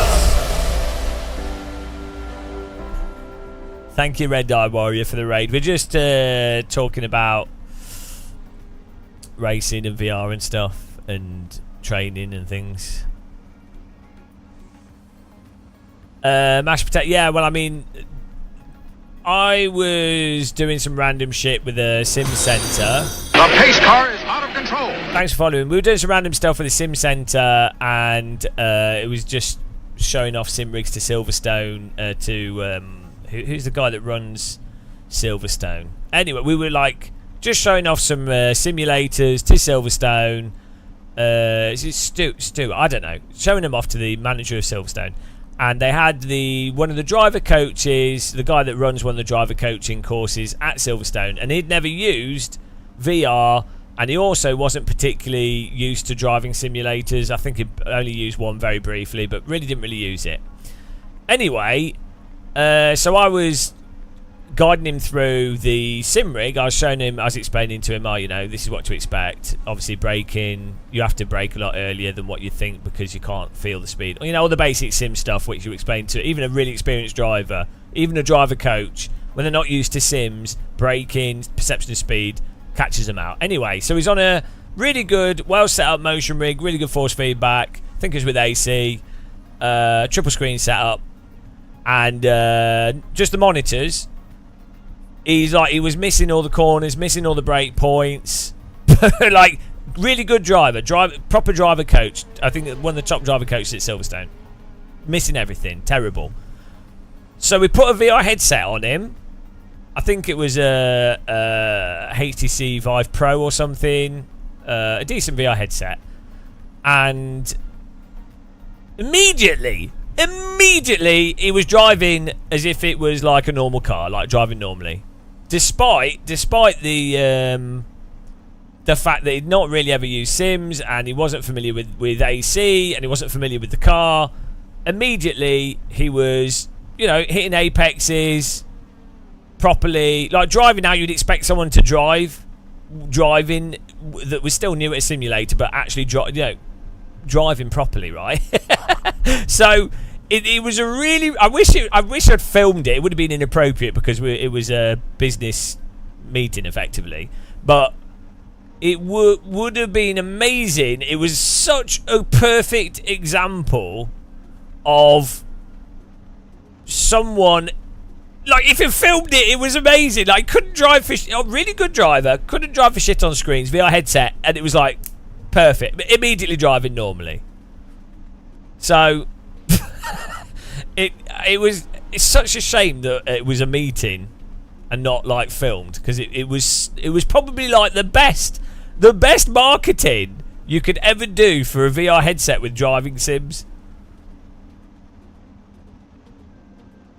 FOV talk. No, it's not really about incorrect field of view with non-VR. Oh, I know what you say. It's to do with stereo is one of the biggest aspects of perception of speed. That's the real thing. So I'm pretty sure when stereo TVs come out and non-VR, like just because I've used 3D like cave systems and I've used 3D screens and things. Basically works from a driving perspective is actually very good like VR. So if you use the correct field of view and it's stereo, it honestly is like night and day. Yeah, it's to do with the stereo separation is a really big one. Depth perception. It's also that there's it's called proprioception. You know, like you can put your hands behind your head and you know where your hands are. There's like an internalized prediction of the universe. But there's also like a thing of, I think some of it's like three-dimensional spatial perception. I don't know. But like when you're playing in VR, you know exactly where your wheels are. Even though you can only see like the bonnet of the car, you only have to touch the grass once and then you're like, oh, I know where that is. Whereas in 2D, you kind of have to memorize it in a really weird way.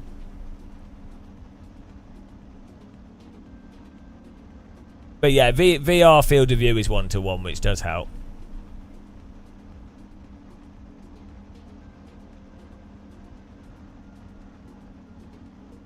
Or always having the same field of view, because obviously the field of view is giving you a sort of time-based reference as to where you are, visually where things are, and a visual perception of speed. So having the field of view be the same would obviously allow you to then basically use the same thing.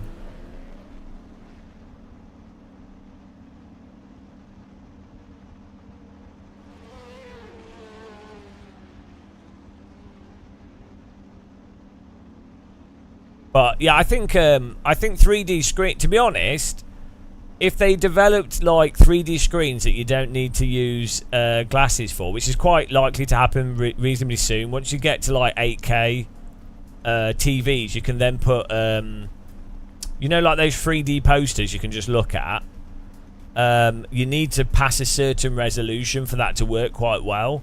And once you've got screens that can be 8 or 16K pixels, it means that you can divide the pixels by 4 or 5 and put an array in front of it, and then that way you can move around, so it's an actual 3D space. Yeah, you need because you need a super duper high resolution screen for it to work. Your PSVR 2 just broke. Oh, well, you can buy them for £350 from the store at the moment. They're on sale until the 6th, so if you need a replacement, not that you want to, but I guess you could buy a replacement headset and sell the controllers separately on eBay or something. That might actually get some of your money back. Buy a replacement headset, wait for the sale to end, and then sell your controllers as separate controllers. And that might get you some of your money back.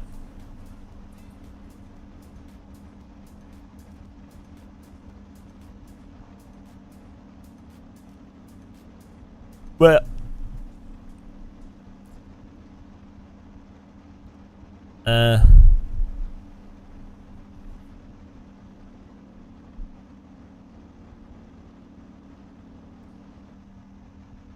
yeah, he's weird with the whole racing thing and the average sim racer, what they think racing is, and like,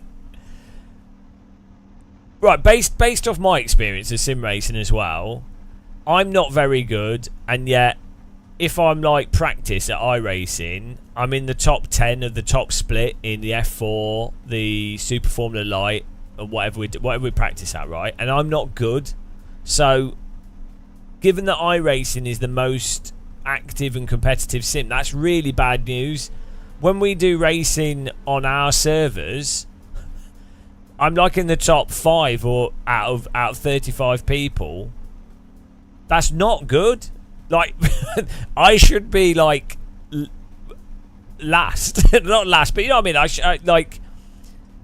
I'm really fundamentally doing braking incorrectly at times, not hitting the apexes properly. I'm doing really big errors of driving, like really not precise driving.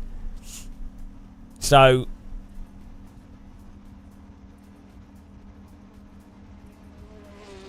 yeah, iRacing technique is you've got the brake, so you've got the wheel straight, you brake. That's not, the thing is, it's not necessarily wrong.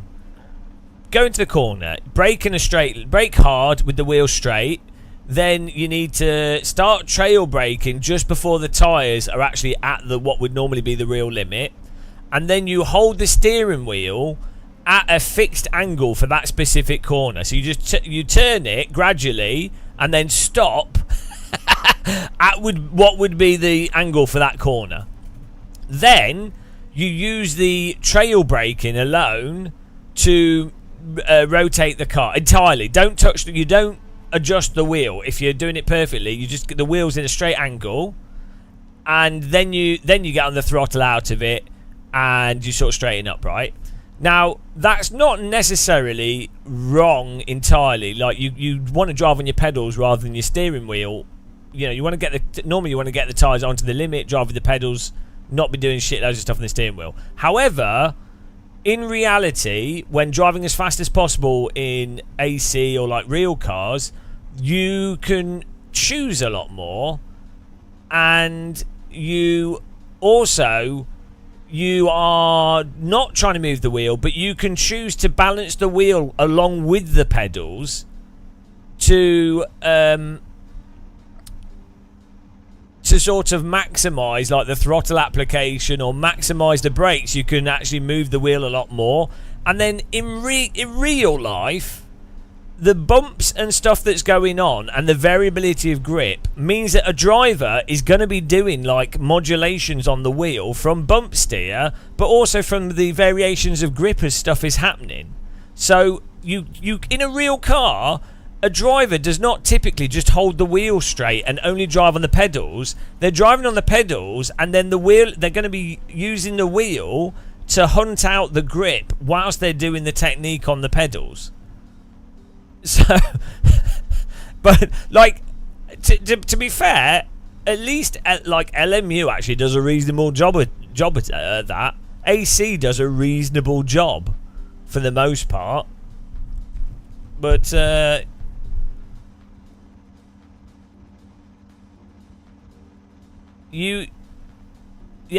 real driver is going to be always hunting for grip.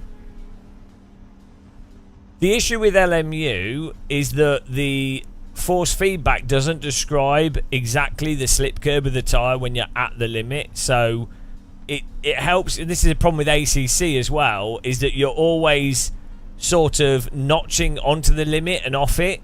It's like a very sort of, you're having to quickly do these like judders, but you're kind of blind as to where the actual limit specifically is.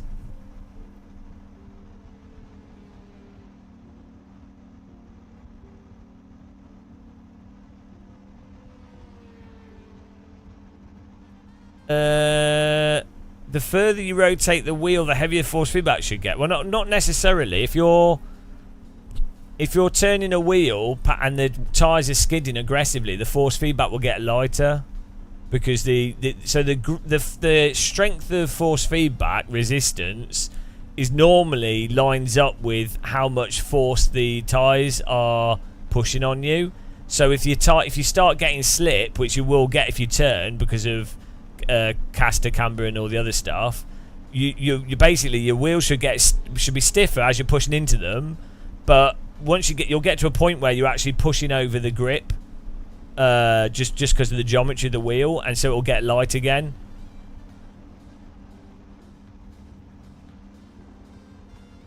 Oh, you're just saying the more you turn, the heavier it gets. Yeah, well, I mean, the problem I found with GT7 is that the force feedback's clipping, and it's messed up really weirdly. Like, you put the slick tyres on, and they're like 10 times heavier. You put the slick tyres on, they're really heavy, strong force feedback. You put the road tyres on, they're a lot lighter, but lighter before you even turn. It's not like iRacing, AC, whatever, all these other sims. You can't. The road tyres have less grip in all those games, so the maximum forces is lower. But it doesn't mean that the initial force is higher. It means that the maximum is. Oh no, the GT clips on the Fanatec GT wheelbase and the T300. I played it on both of them, yeah.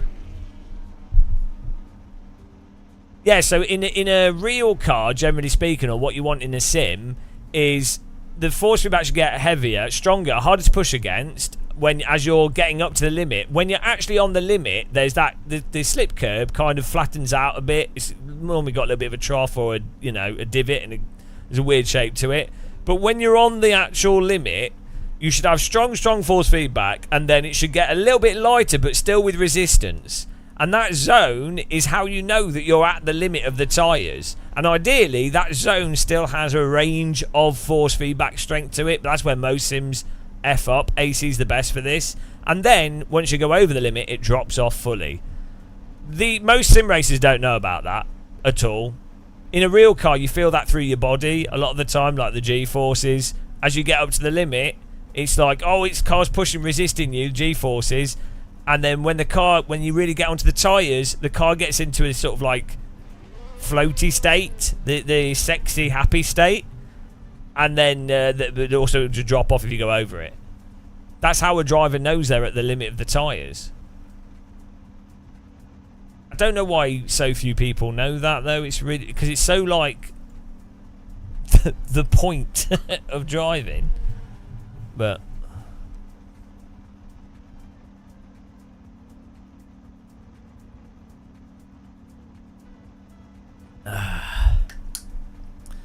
yeah, I think we're trapped, to be honest, guys. The teabag rank site's not working. Yeah. Maybe it's just crashed.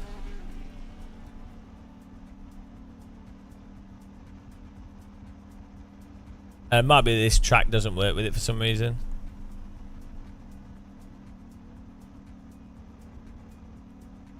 Oh no, hang on. Yeah, I don't know why it's not working. Yeah, it's just crashed. It's probably just gone down.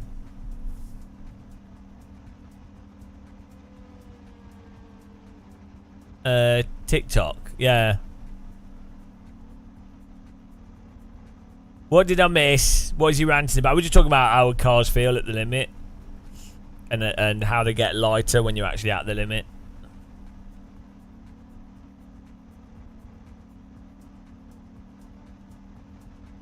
No rants at the moment. But, are you going to Gamescom, Tortellini? I'm debating it. I'm like so on the cusp. It's going to cost like $1,000 for me to go, and so I'm like, do I book it or not now? I'm gonna have to stay in a hotel in Dusseldorf if I go. Mark and I wasn't too well for a few days, so I had been walking every day, but the last 2 days I haven't gone walking. But I'm getting better again, so.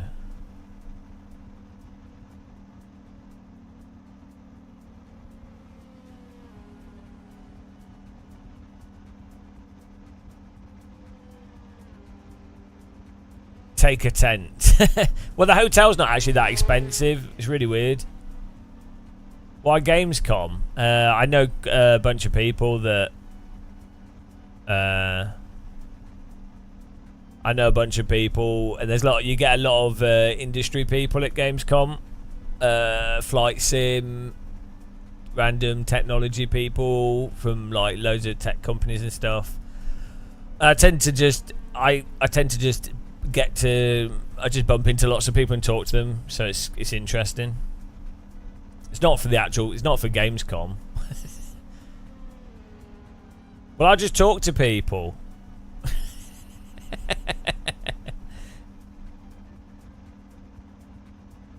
Well, I wasn't. The thing was, I hadn't been feeling 100% well recently, so I was like, I didn't want to book Gamescom stuff because I didn't want to go if I wasn't feeling well. You know, because it's quite a lot of money to do, and if you're not feeling well, it's just a terrible thing to be around lots of people. Oh, you don't need to know people, Tortellini. You're good at chatting to people. You just go up to people and talk to them, or just hang around. But if you just sit, right, it's really weird. If you just sit around with people, they kind of just gradually accept you. It's really random. It was really funny at Sim Racing Expo. The American guy that was just started hanging around with like me, random call sign, and we were all like, "Who are you?" And he's like, "Oh, I've just come over from America." And he was just really friendly, and he was like, we're like, "Oh, come out for food with us." So this random American guy, he was a really nice guy. I think he's like an engineer or something. But he was just like randomly hanging around with like he ended up with all like sim racing YouTubers and influencers, and then other people from games industry, developers and stuff. And he's just sat there, and he's just like a random guy. But he just found his way. He's just like really friendly. He's a really good guy. It's just funny. That's what you can do though. Just like if you're a chill person, you're like the dude from from that film. That's it. So that's good enough. But yeah, Tortellini, you could totally do that. I mean, also it was like when I was at Spa 24 that time, like a few years back, and there was just a random guy hanging around with us, and we ended up having a drink with him and Aris. We just sat there, just chatting about, like, I think we were just talking about Greek politics or something. This guy, like, just random people, like, because everyone, I think what the mistake that a lot of people make when you're younger as well is people think, oh, those other people are so successful, oh, they're really big, and I'm so small. And it's like, actually, people don't think like that, because why would you? Normal people are just, obviously, everyone sees themselves as normal, and they are normal. So it doesn't matter if you run, you could run like a huge company.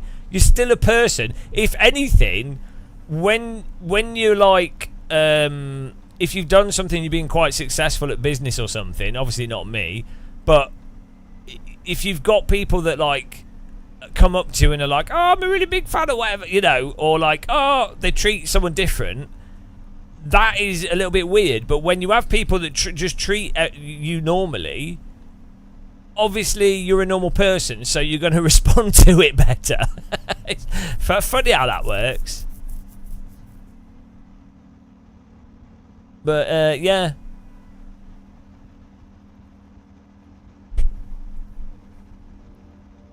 I think that's a big mistake younger people make as well. They're like, because you're so stressed when you're young, you're so stressed that you worry about, you're like so insecure, and you're really stressed about making money, and you feel like you don't fit in to anything, and you're just like really stressed about pointless stuff. And then that stress exhibits itself in being overly like worshipping of other people or whatever, because you're trying to offset the fact that you're undervaluing yourself rather than just being neutral. Yeah, like being a puppy. whereas actually that makes it look worse. So if you're trying to do business, it makes you look like you're probably a new business and probably incompetent. So it is totally counterproductive.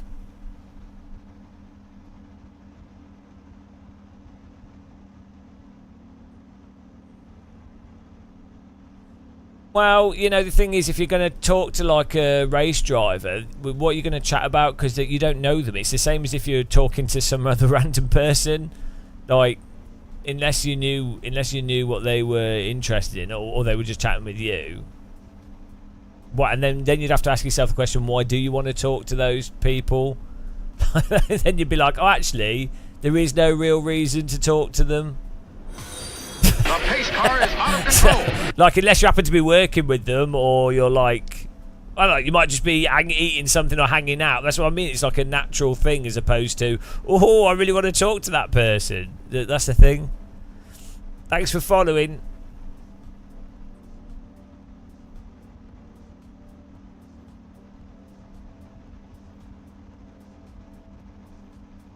You're not young. You still have those things. Go, well, it's just anxiety, isn't it? As well, I'm not. It's not necessarily an age thing, is it? You know, you can just be anxious in various situations. And obviously, it just depends how much time you spent doing stuff. Like if you're not, if you're not used to the context, then it's a different thing that you're not comfortable with. So, if you've done a lot of business stuff, you're very comfortable with that kind of situation. Whereas I guess for a lot of people, it's not a comfortable situation.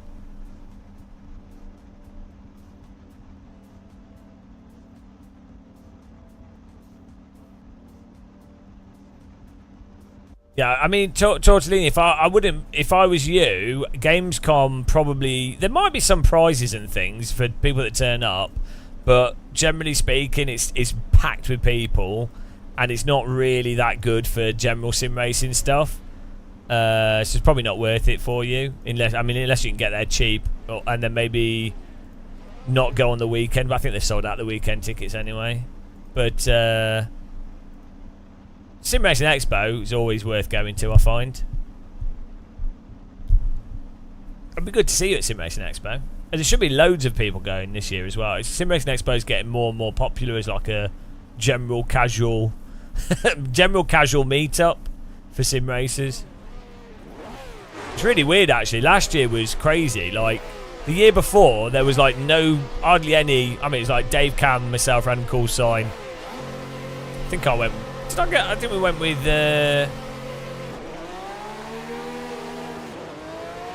Yeah, no, there wasn't many. It was like 5 or 6 people. And then last year there was shitloads of like a lot of the console players and stuff. And I don't think Fanatec's finished. I think they'll get bought. Someone's just waiting to try and get a good price on it.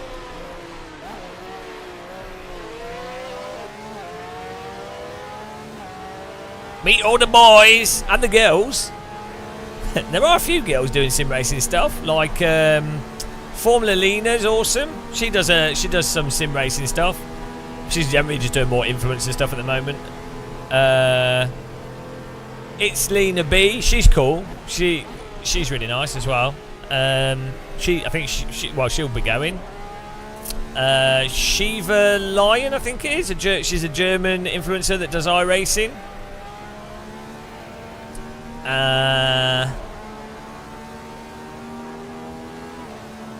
Who else? I've been trying to get Jamie Drives, but obviously she's American. Hopefully Matt Malone will go. That'll be amazing. I haven't seen Matt Malone in person for like 5 years now. Was that when I met him? I like Matt Malone, so it'd be awesome to hang out with him. I say, like, Matt Malone and Jardier are like the best streamers to. I mean, I like Random Call Sign is good to hang around with as well. He's always so mopey, but like, I find Jardier and Matt Malone are funny. They got a really good sense of humour. Tortellini, the weird I don't think it's a theory, it's just business. You have to think, well, obviously some people are going to want to get stuff for cheaper, aren't they? And when you've got someone that owns 50% of the shares, devaluing the shares and then taking over the company is a good way to take something of value off their hands.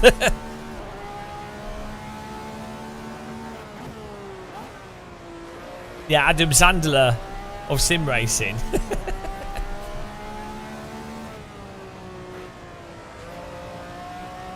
But Jardier's got.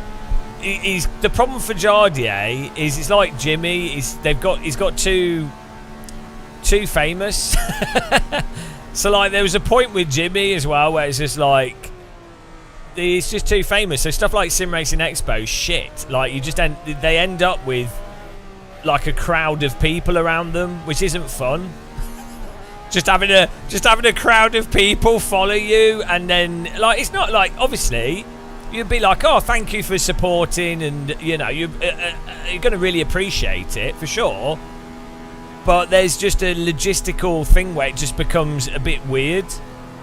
And Jimmy, Stephen, Jardier, they're not egotistical. Do you know what I mean? They're not like they're not they don't like that in-person attention sort of over. You know, they're just. Do you know what I mean? Like some people really relish in that kind of. Oh, look at all these people that know me. Some people really like it, and some people don't, and I don't think they particularly are big into it. Yeah, so it's a bit of it. That's the downside.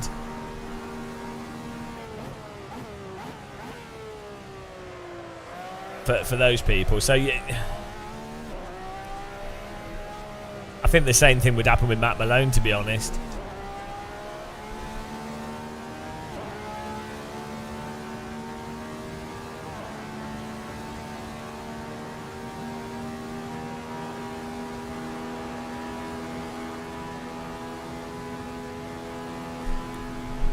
You see, people like Formula Lena, she's so good at dealing with fans and stuff.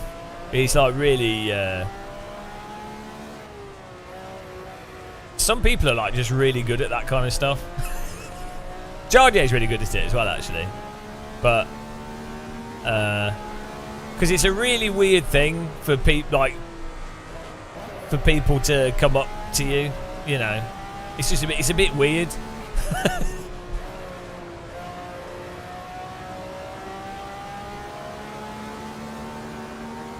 Like, yeah, Formula Lena's like awesome. Like she's someone will come up to her randomly and also be a little bit weird, and she will turn it into a non-weird situation. She'll make the other person really like comfortable in that, because it's often like quite introverted people that come up to them, and then she makes them comfortable, genuinely chats with them nicely, and then manages to end the conversation reasonably quickly. And without it feeling awkward. And I don't know how she does it. Like, also imagine if you're like a younger woman and a little bit weird guys come up to you quite often. You know, it's a little bit, you know, it's the same as if, imagine if you're a guy and like unattractive women were to come up to you constantly and they're really a bit weird. It's going to be awkward, isn't it? But she like just makes it comfortable. Like, it's insane. I don't know how you learn that skill. Like, I did some events with her and I was just like, how do you get that good at like in like sort of suggestive communication? Well, random call sign, fast boy.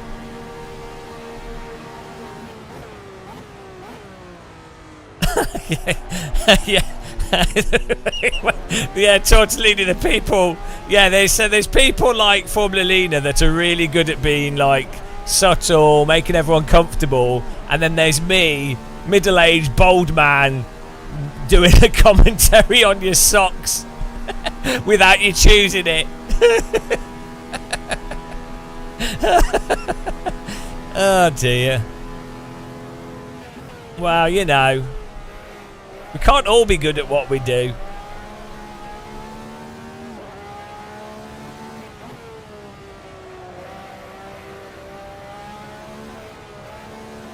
Oh dear.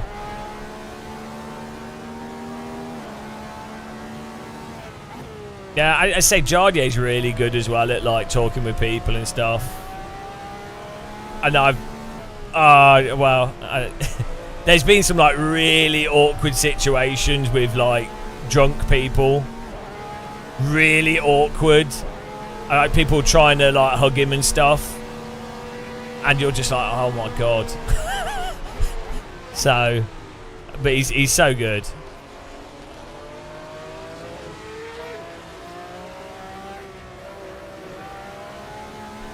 Jardy has way more patience than me. Yeah.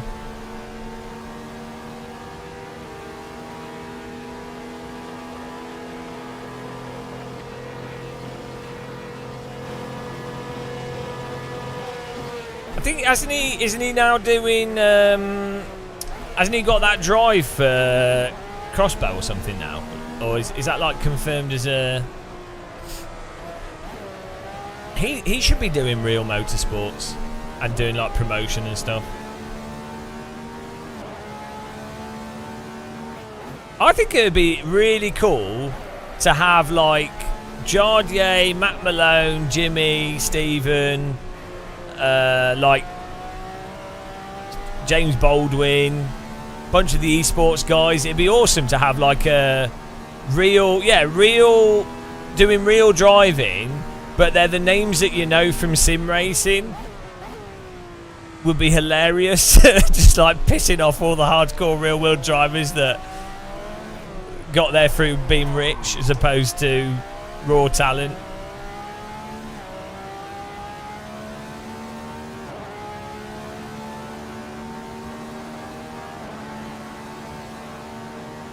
Yeah, I'm not really concentrating on the driving, Adam.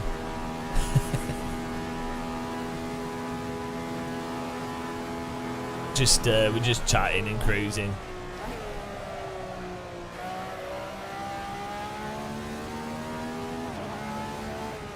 Yeah, the RPM gauge for Race Essentials is giving me the shift at the wrong time. That's actually the in-car dashes are often the best thing to go by with AC.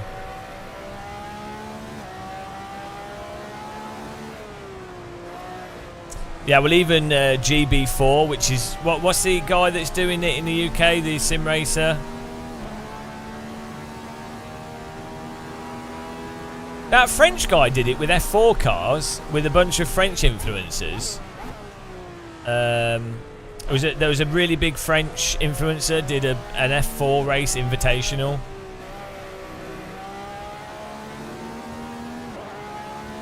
Yeah, Lucas is doing GB4, and those cars cost, I think the cars themselves are like 80,000. They're basically F4 cars, and then so it's about 130,000, I think, a year. But you just because you're buying, the value's not lost when you buy the car, like unless you wreck it. So, all right, Lee, thanks for watching.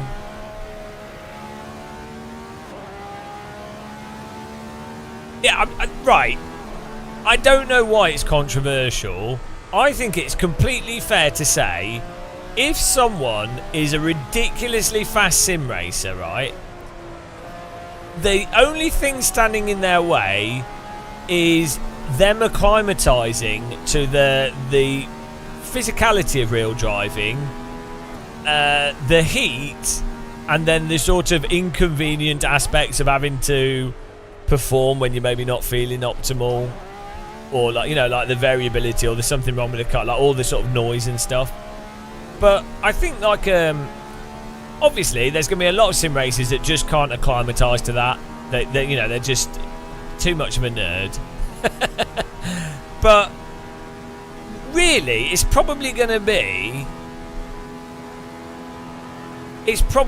be like, yeah, no, I'm not talking about the people that just memorize sim race. I'm talking like the guys that are like alien sim racers. A lot of them are only you would only sim race for like 3 or 4 hours a day, because anything more than that is counterproductive. You genuinely just start getting worse. So, you know, like the top guys probably, I would wager 6 out of 10 of them, if given the, well, probably like 8 out of 10 of them, if given the time to like train, get healthy, and maybe just do lots of go-karting, so they're acclimatized to the physicality of it. Like an X30, like the one of those, is it X30? What's the go-kart, like the one after like rental carts and stuff? Or like, they like go-karting is way more brutal than most race series.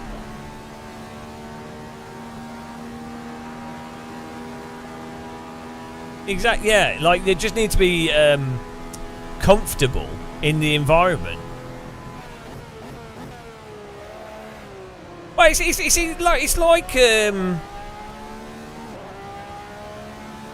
like I'm really uncomfortable doing any like presentation stuff in public on big stages and stuff. But obviously, I'm used to doing it virtually on a webcam, just talking all day long. So it would take me probably like 5 or 6 live events to be comfortable with having like an earpiece, different cameras that you look at, lights blocking your view, and then crowds of people all around you, and then the nuanced stuff that goes with that. But fundamentally, you're using the main thing of just being talkative and filling time, and you know that's the main skill. It's exactly the same as the virtual thing, really, but it would take you, I think it's like 5 or 6 events to really get into the sort of nuance of it.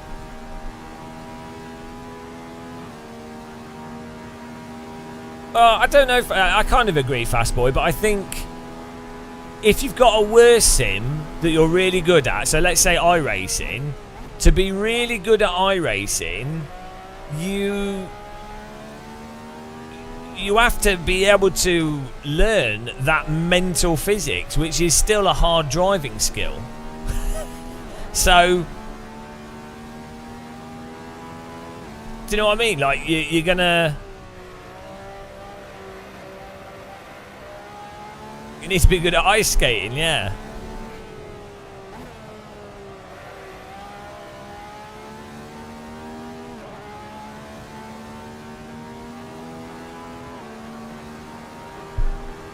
iRacing is mental.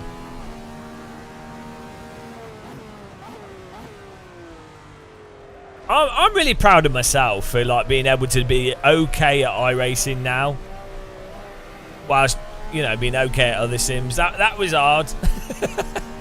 iRacing is the antithesis of driving.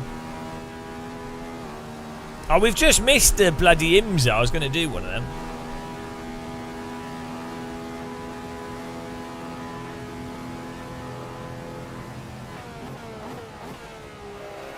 It's so hot, guys, at the moment. I've got aircon on, and it's still hot.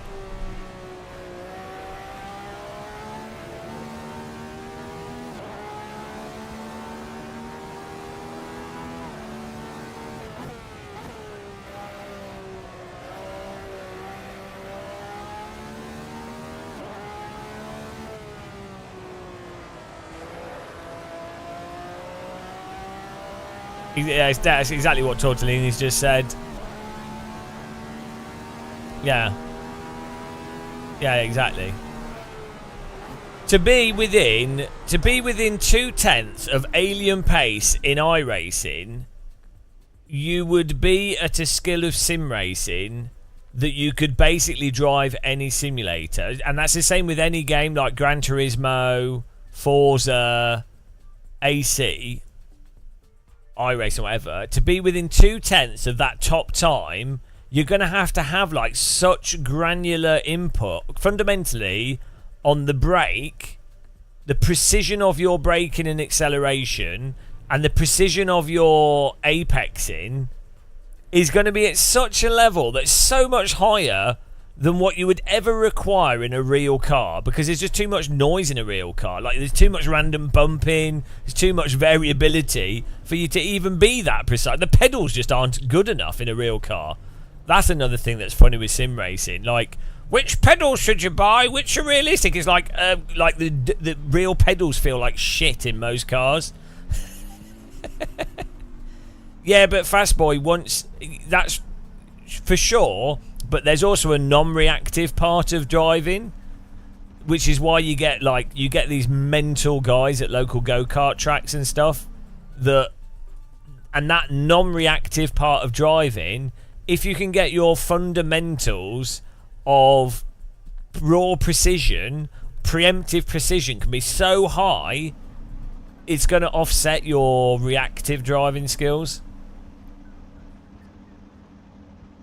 So, also, all the Sims have way less forgiving tyres than real cars. So,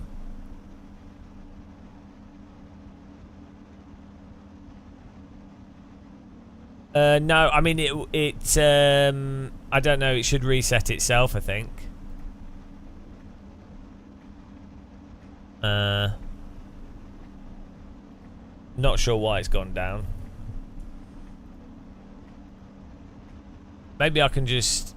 Let me see if I can do this. Hang on.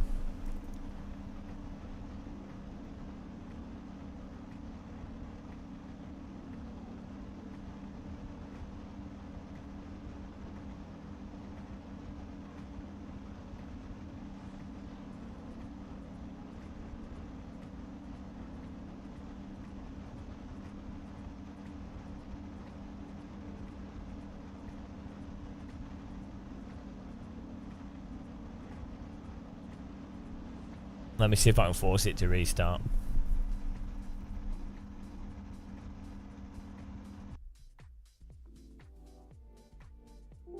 No, motion rigs don't. They're not accurate enough.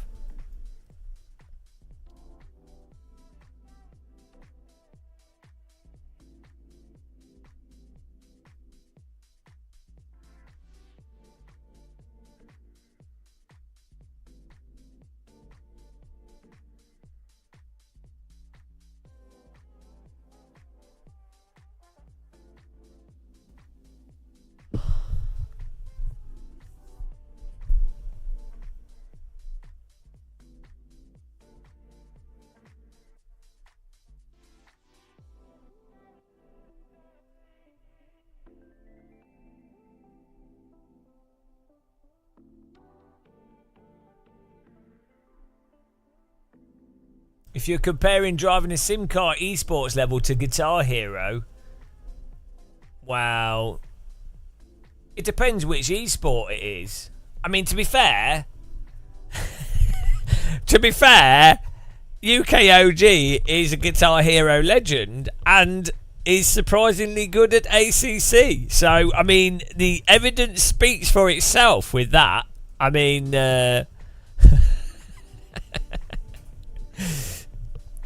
like, yeah. So I mean, really, the evidence is not in your favour, Tortellini, on that one.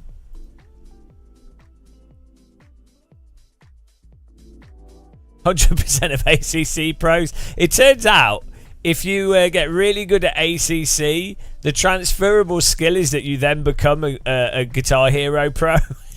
Like, you've never played Guitar Hero in your life, but you're like suddenly magically really good at Guitar Hero, and you're like, oh, I didn't even want to know that, but you're like, oh, I could play all the songs perfectly. Turns out the Guitar Hero, it lines up it lines up to the Nordschleifer. The longest tracks of Guitar Hero are just the same inputs as the Nordschleifer. Yeah. Turns out you were learning Guitar Hero.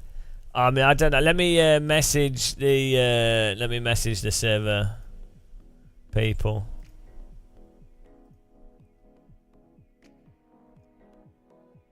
I must be on a separate server, which is weird.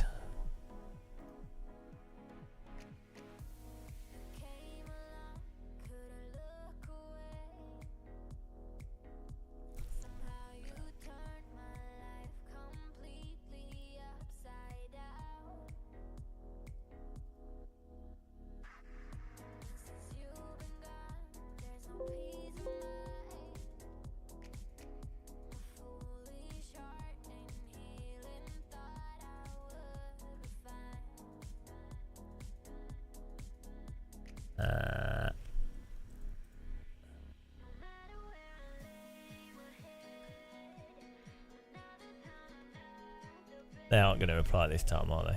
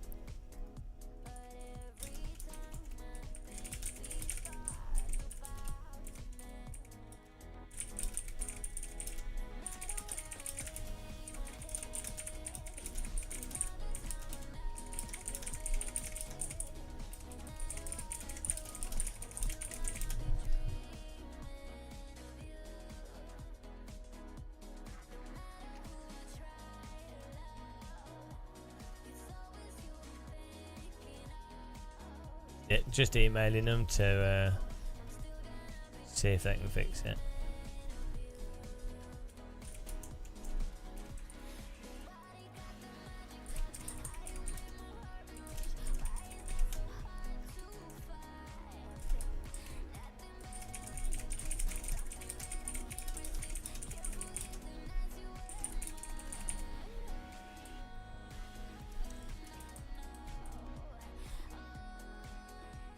Terrible free racing service.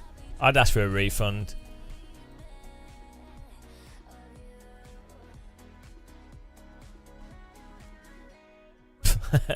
They replied back last time pretty quick, like 12 minutes. Oh, hello. New mod mic. Mod mic USB 2.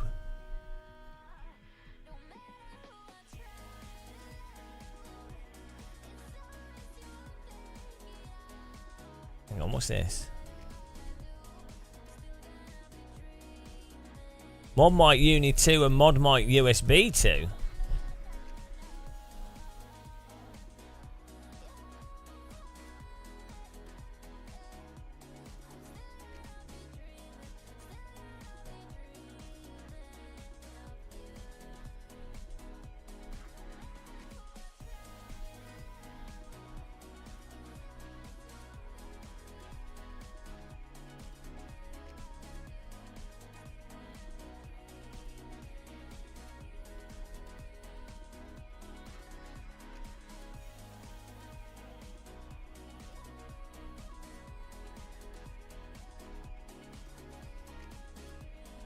Ah, here we go.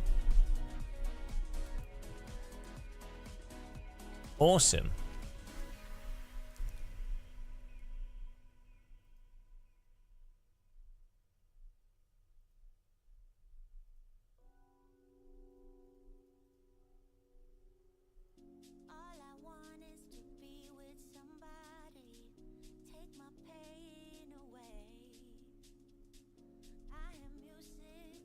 No, I do have one, but I don't like it. This wired mic is good though. The wired mod mic. Jared Paul, yeah, nice racing, guys. Hopefully they fix the server. We'll probably take a break. Might do some iRacing for a bit. I might get a bit of pizza as well. Need to do something a bit more chilled. So maybe might do some flight sim later. Thanks everyone that's clicked the like button and followed. Really appreciate it.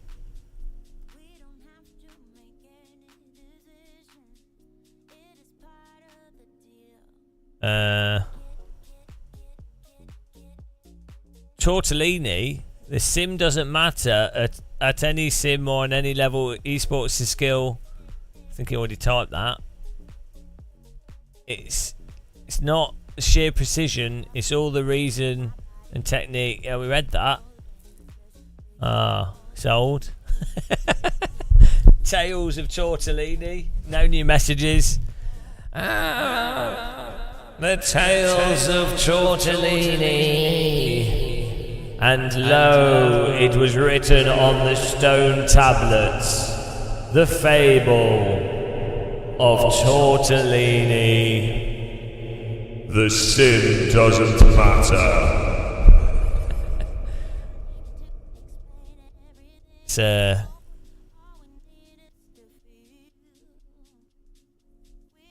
what are you going to do when you're old, Tortellini? I could imagine you working as a bus driver, or you could be. I could imagine you as a train conductor, steam train conductor. What are you going to do? What are you going to do if AC Evo is better than ACC but isn't popular? Or what are you going to do if AC Evo is complete shit but becomes more popular than ACC, and so you're forced to play it and you don't have a choice? Like, what happens then if ACC dies but AC Evo is absolute shit? So you're like, you're like, yeah, something different. Can you imagine? What will you do? You'll have to retire. You'll have to become like a fisherman. Pro cruising esports driver. It's going to be glorious. You have too much faith in the Kunos. You do know that they're basically drunk. You do know that Kunos design is Marco going, what should we do today? This looks fun. Let's put this in the game. Why not? Let's put this here, put that there, and do this here. That's Kunos design. That's how Netcar Pro. Was it Italian? That was actually my Indian accent. Nintendo Kunos. It's pretty funny how Mario's voiced by an American. Marco just has a big board called Random Feature Board, and he has an espresso, and then he hits the Random Feature Board, and he's like, "What do we put in the game today?" And the dev team are like, "Oh God, he's had an espresso. He's on the Random Feature Board." And then the dev team are like, "Oh shit, he's picked something that's a lot of work, and we've got other stuff we need to do." And Marco's like, let's put the GT2 car in the Assetto Corsa Competizione when we have the other game to develop. And the developers are like, they're all like, we're too busy. Why are we doing this? That's and then nobody drives the GT2 cars, even though they're better than the other cars in the simulator. It's Kunos. If I was Kunos, one of the cars in the game would be a spaghetti with wheels.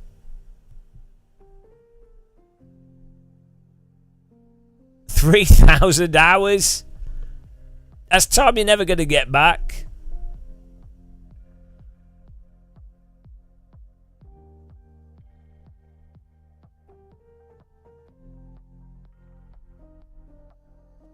You could make a pretty good giant spaghetti. It's like a car, and there's a big spaghetti that's bendy, and the wheels at the front are in different position to the wheels at the back.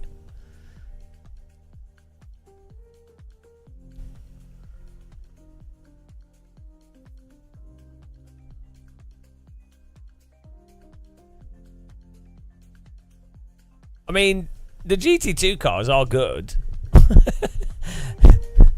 Like, it's just nobody cares.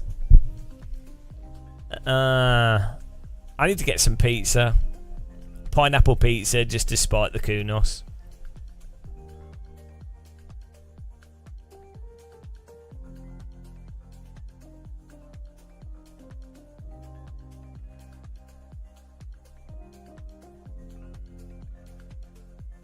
Right.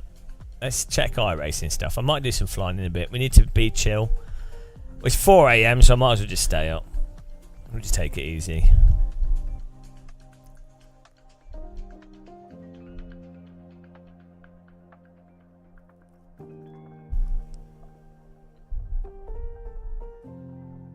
Oh, there's a Road Atlanta F4 race. What time's IMSA? Sports car.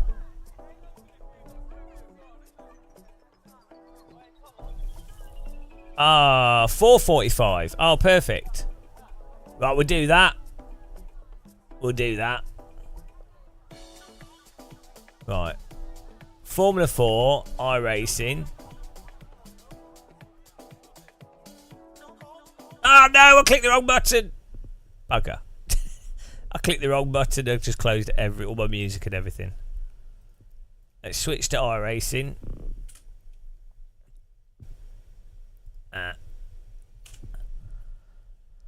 Let's put some jazz music on.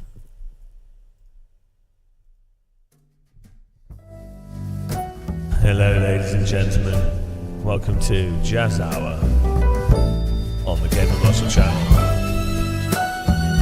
The following song is called Tortellini is an Alien. Tortellini, he drives his cars. He's never been outside. He lives in a sim rig. His feet smell of Lone Cell pedal.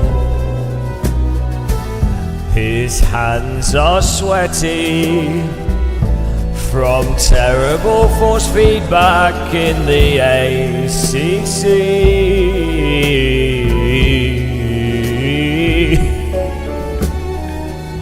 That's why they call him Tortellini. What are you doing with your life? He's wasting it playing terrible Sims. Kunos is trolling him every day. And when Evo finally arrives, he will cry because it will suck real bad. Tortellini. This song's going I can't even sing to it because it's all over the place. Tortellini song. There you go. It's the ballad of Tortellini. Get rewards by purchasing or gifting subscriptions to Game of Muscles channel while they're live. Get a reward. Subscribe. It's probably shit rewards. Probably not worth it.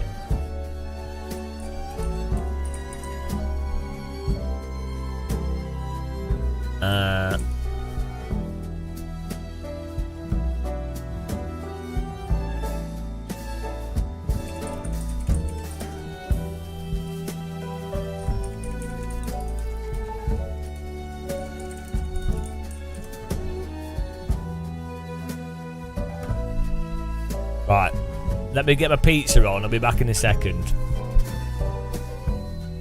He's dying. Oh, imagine dying whilst watching this channel. Back in a minute.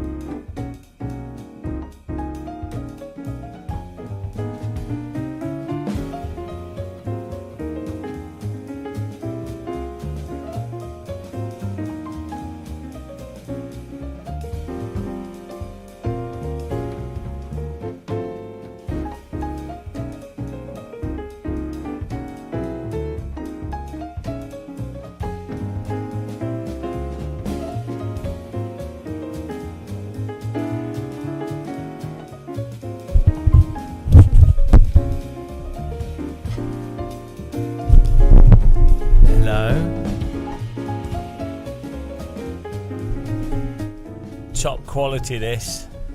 That's what we're talking about.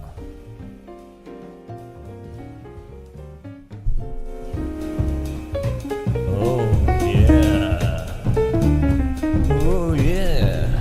Tortellini, tortellini, tortellini, tortellini, tortellini, tortellini, tortellini, tortellini, tortellini. Oh, oh, tortellini, tortellini, tortellini, tortellini, tortellini, tortellini.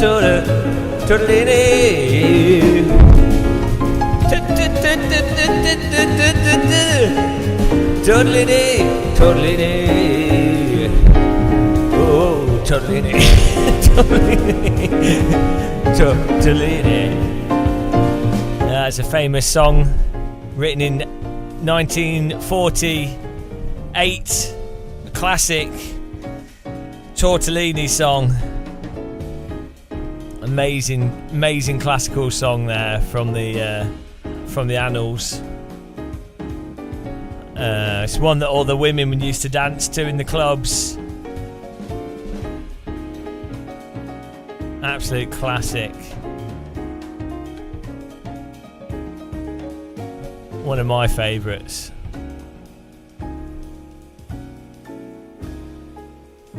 He doesn't like that song. Oh, here we go. Here we go.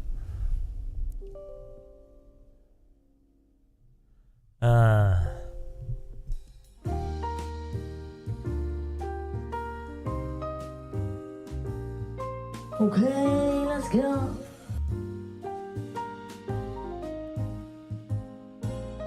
Should have just enough time to get my pizza here.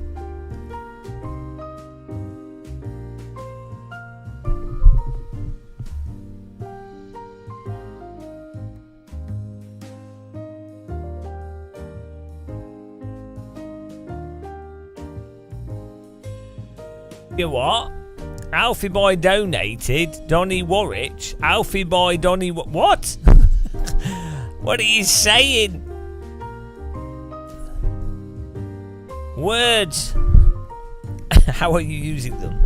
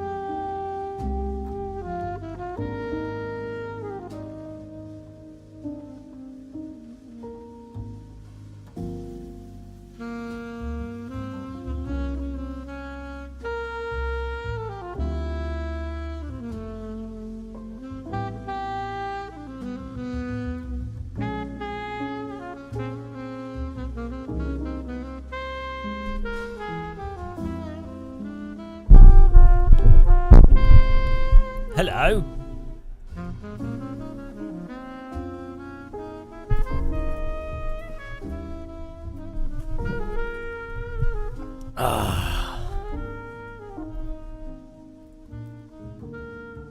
How's it going?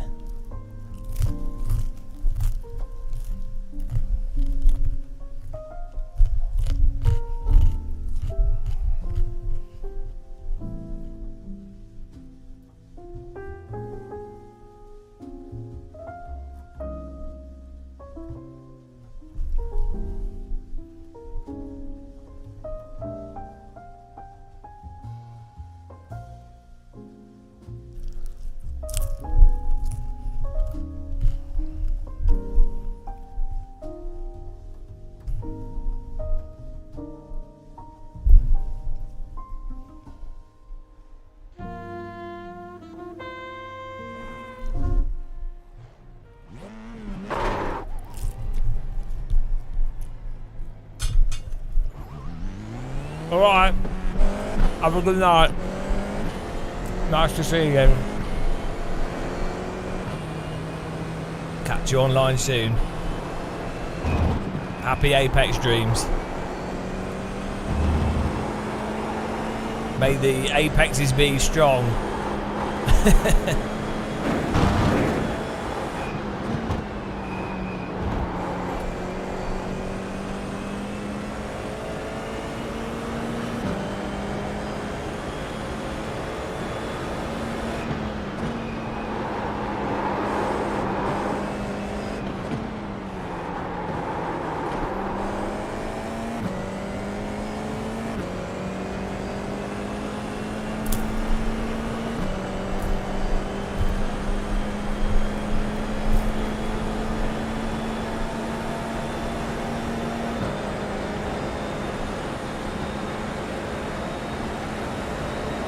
Let's go, guys.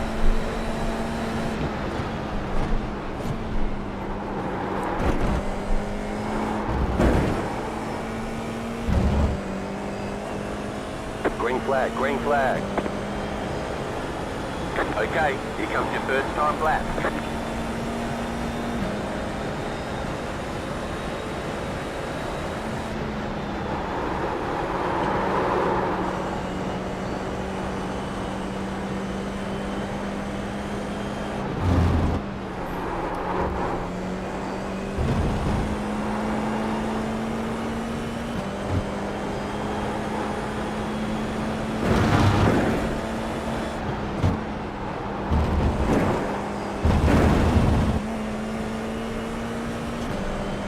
It does, yeah.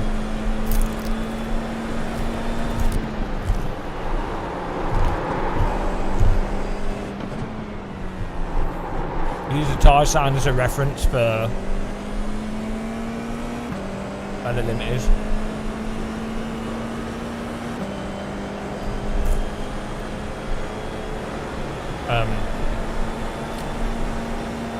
This tyre skid volume lets you know how much grip the tyres have.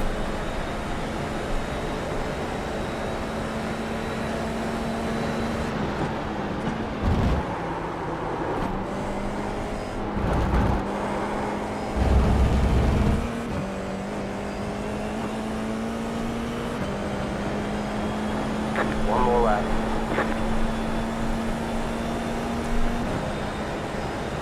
I cooked it in the air fryer. Pizza cooks really well in air fryers. Really weird. I didn't think it would, but they do. You just have to put it in at an angle so that the bottom is getting air on it.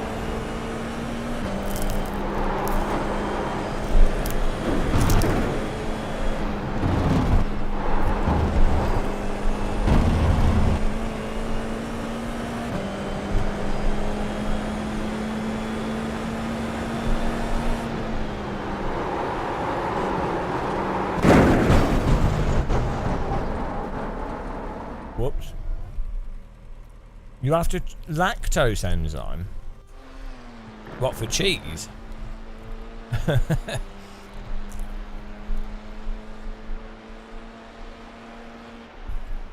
I have IIS, irritable eye racing syndrome.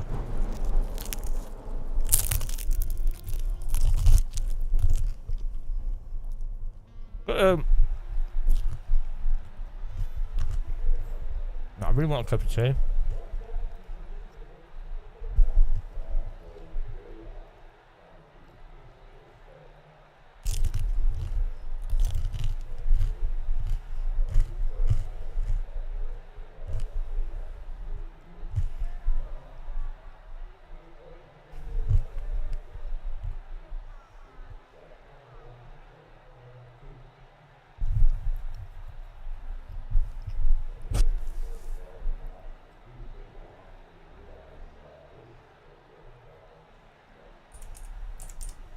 There we go. I don't know if we have any late night iRacers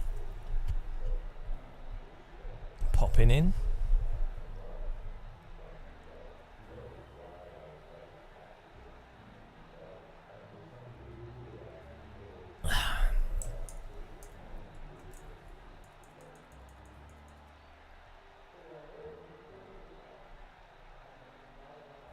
Can turn the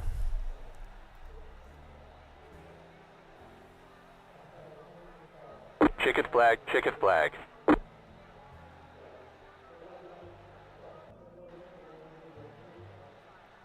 I had dampening on for AC. Here we go.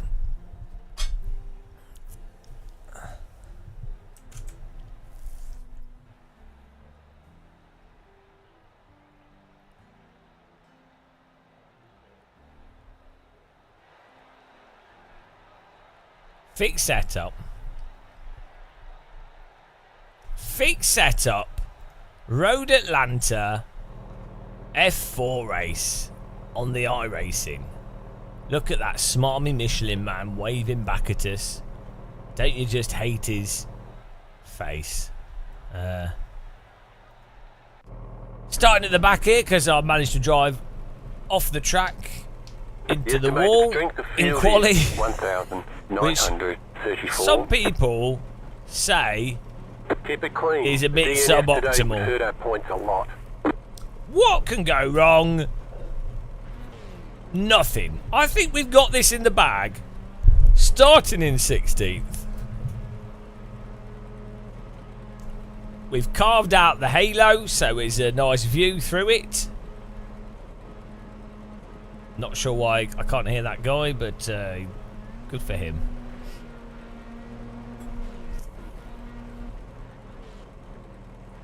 Here we go. This is going to be a matter of survival for the first laps. Green flag, green flag. Here we go. Strategy, avoid everybody. Avoid the cars is the strategy. Car on your left. You're on the right. Rewind. Car on your left. Well, I'm Two not wide. sure what he was doing, but we managed to avoid Still there, him. hold your line. Clear.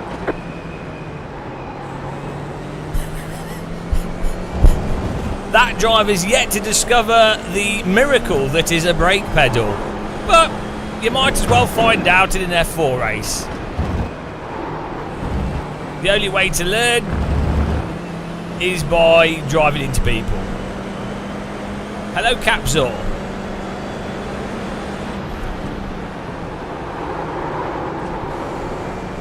Left side. You got a slow car on the left. Clear.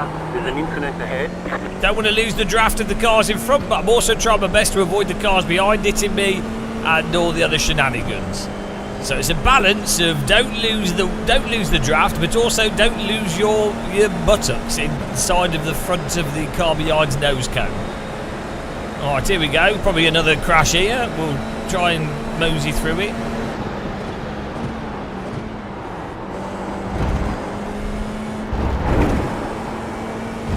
Got a nice distance from the cars in front. You really want to... 0.7 is the draft, so I need to be a little bit closer.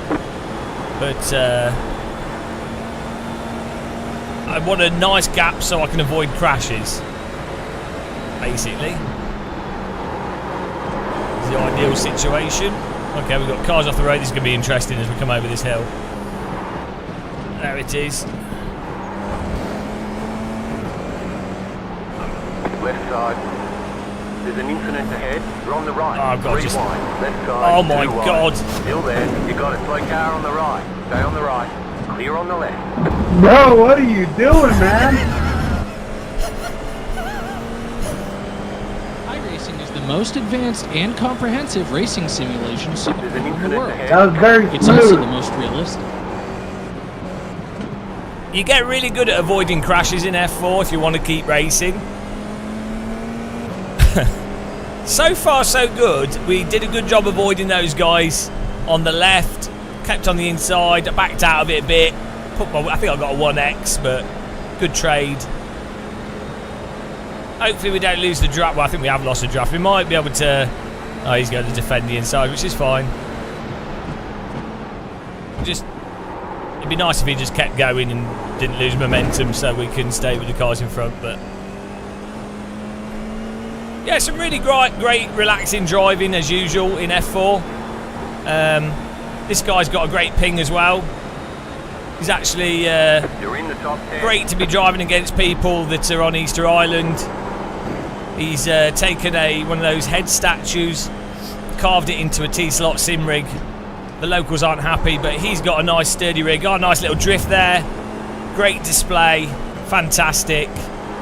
That's the joy of racing against people with a high ping. You get a drift display. Oh, and then we go. Okay. Car right. Not quite sure what he's doing, but that's it. He's give me the place. Thank you very much. Probably just windy on the island.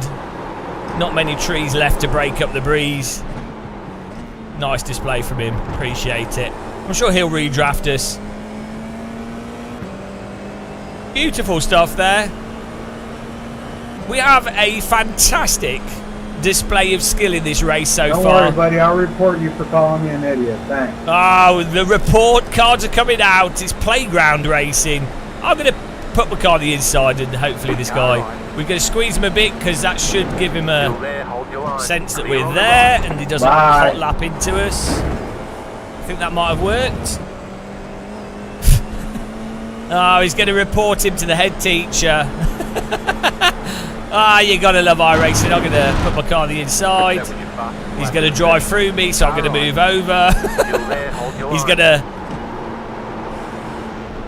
I mean... Keep to the left. Oh, there's two of them. And the guy Clear coming on out the of the right. pit. That's nice. Car right. Thank Clear. you. This guy's driving a lawnmower. That's always good. Fair play to him, though. Sometimes does we do from peak, guys? sometimes you need to drive your car on the grass. And he's a little bit loose again. And we now have an entire gaggle of back markers to pass. I wonder if they will let us through or they will block the road. We shall see.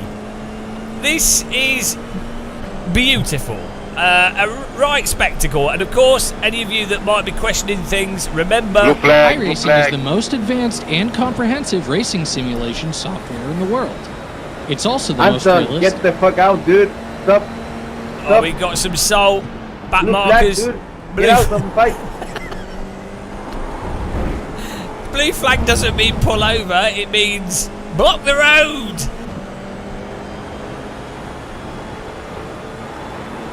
Oh!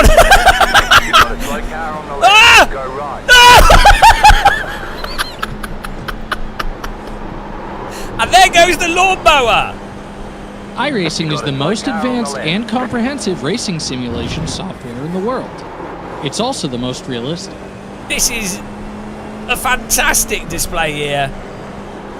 It looks like we've got a fake Williams behind us.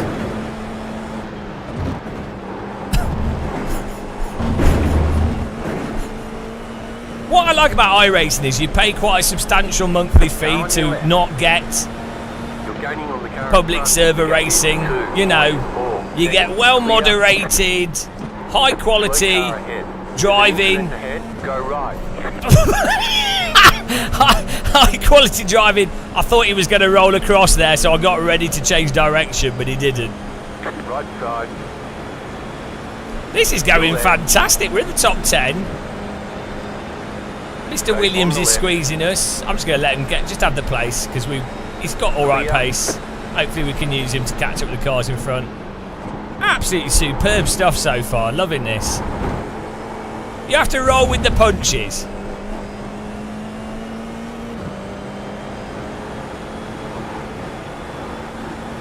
Roll with the punches here.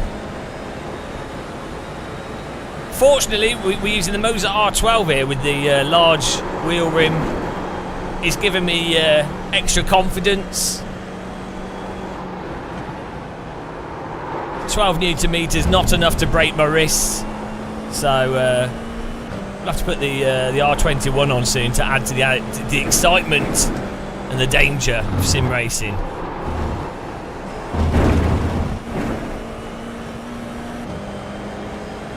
Well, I'm in glorious 7th at the moment. I'm really happy with this, how this is going. The thing is, no other simulator is as good of a training tool at teaching you crash avoidance. You have to think of iRacing as like the reaction wall of driving simulators. Like, what's going to happen next? You don't know. Which light's going to light up? Where is that light going to be? You don't know, but you have to be ready. And that's what iRacing's like. You don't know what's going to happen, but you have to be ready. And then when you get good at it, you get really good at avoiding all the randomness. And it means that basically, after years of playing iRacing, I'm now prepared to effectively be a Formula 1 driver in the 80s. If I get in a time machine, I'm winning everything. I've experienced every possible permutation of cars flying through the air, reversing across the track. Anything. I've seen it all. I've experienced it all. It's ingrained in my DNA.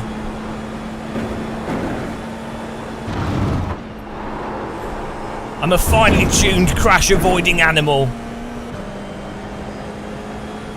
Yeah, Wreckfest 2 looks like that's going to be awesome. Proper excited for that. And we'll be able to apply a lot of what we've learnt here into that. But Wreckfest also has the advantage of really nice damage that actually works. And cars that can crumple a little bit. But weirdly, these carbon fibre cars in iRacing crumple the same as the non-carbon fibre cars at Wreckfest. But maybe iRacing is just ahead of the Wreckfest developers, to be honest. Maybe bending carbon fibre is the future of carbon fibre. So maybe iRacing knows something we don't. After all, you have to keep in mind that iRacing is the most advanced and comprehensive racing simulation software in the world. It's also the most realistic. And you can't argue with that. Less than optimal. New fastest lap for you. It's less than optimal. New fastest lap. Hang on, if I'm doing my new fastest lap, surely that's more than optimal. I don't trust my garage guy. He's not paid, he's just there. Oh, there's a nice gaggle in front of us. Yellow car, red car, and white car. Let's push a bit harder here. We could get a top 5 out of this one. Bloody good showing, I have to say. Not bad. Let's just push a little bit harder. Try and get on the tail. 0.7 seconds is the draft zone. But I'm pretty sure that white car is going to crash into one of those cars when they go up the left-hander. He's going to understeer into the red car, and if we're lucky, he'll also take out the yellow car. That's my prediction. Let's see if it goes into action.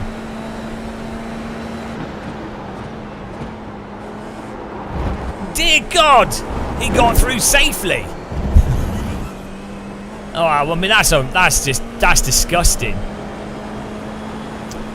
Good driving by him, though. Fair play. Nice overtake. He's getting through all of them. He's on fire. Fair play to him. I'll apologise to Renan, I think it is. Apologies to suggesting that you will crash into them. You're actually a good driver. There's me cutting the track. Oh, no, that was 1x. We had 0x after all that shenanigans. Can't believe it. Can't believe it. Right, we're getting on the tail of these guys now. That's nice. I am hyped. So finishing the top 5 would be really nice.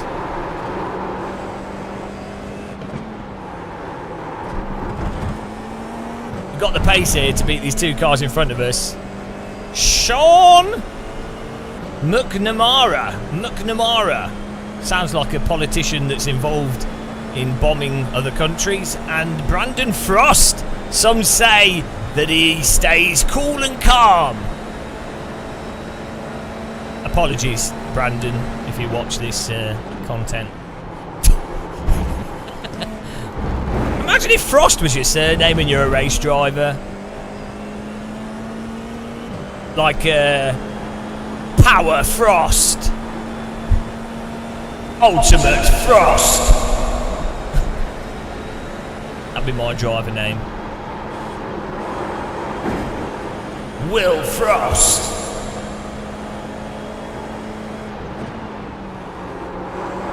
Mike Frost. Frost versus Prost. Here we go. I've stopped doing that now, guys. We're bored of word games.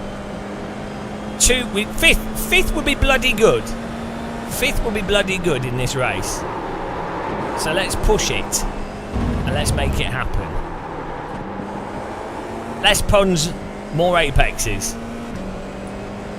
6 minutes to go. That's plenty of time. That is more than enough time for us to take a beautiful, glorious 5th place out of this race.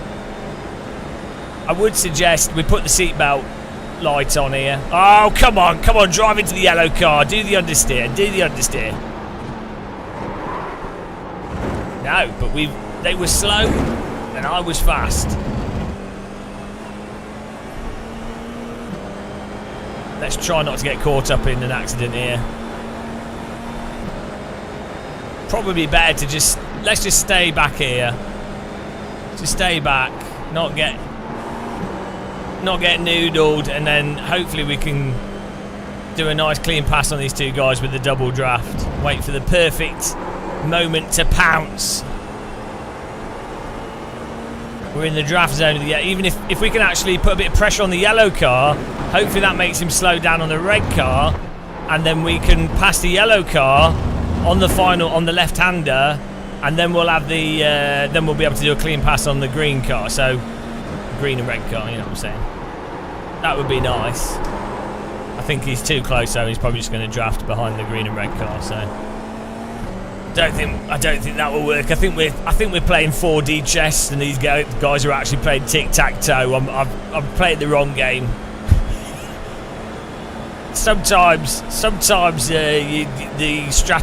best strategy is to do the easiest thing.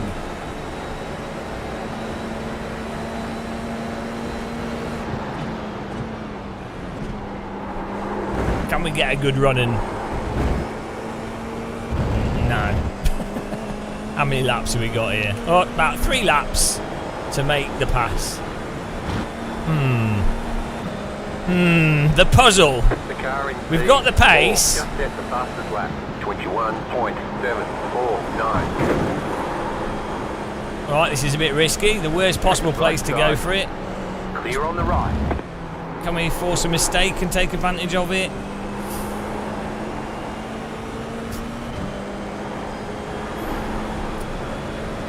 Put a bit of pressure on this green and red car. See what we can do. Ride his exhaust pipe.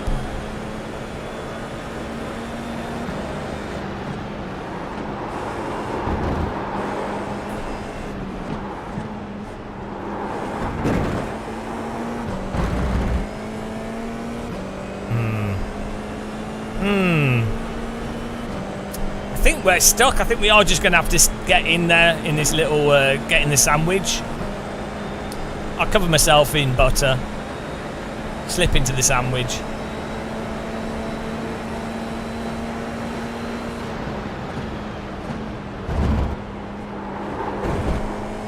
The leader is running 22.342. 2 laps. 2 laps to make it happen.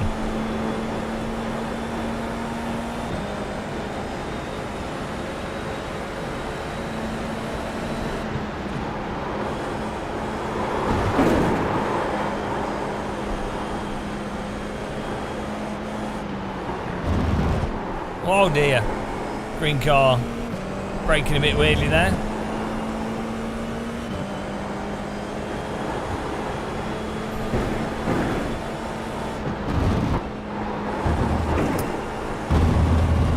Oh, we've got a bit of a... Here we go.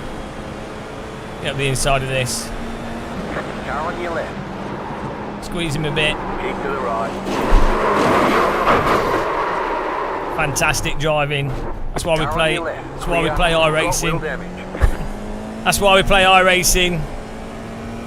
I mean, Your front wing is damaged. I think we were pretty good on the overtake there. I think he just drove into us. We were well alongside him. He had space. He knew we were there. I think he just drove through us. Not much I could do. We'll finish the race. I mean, that was a pretty safe place to go for the overtake, to be honest. Not much I can You do. got a slow car on the right. Oh, he's Go just wrecked right. another car. Right side. Clear.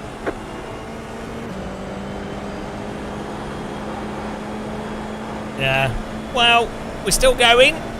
Somehow our car's wrecked. 2 laps to go here. If we're lucky, the green car will have got a bit of damage. It's a shame because it would have been fun to battle the yellow car. We had pace. You know.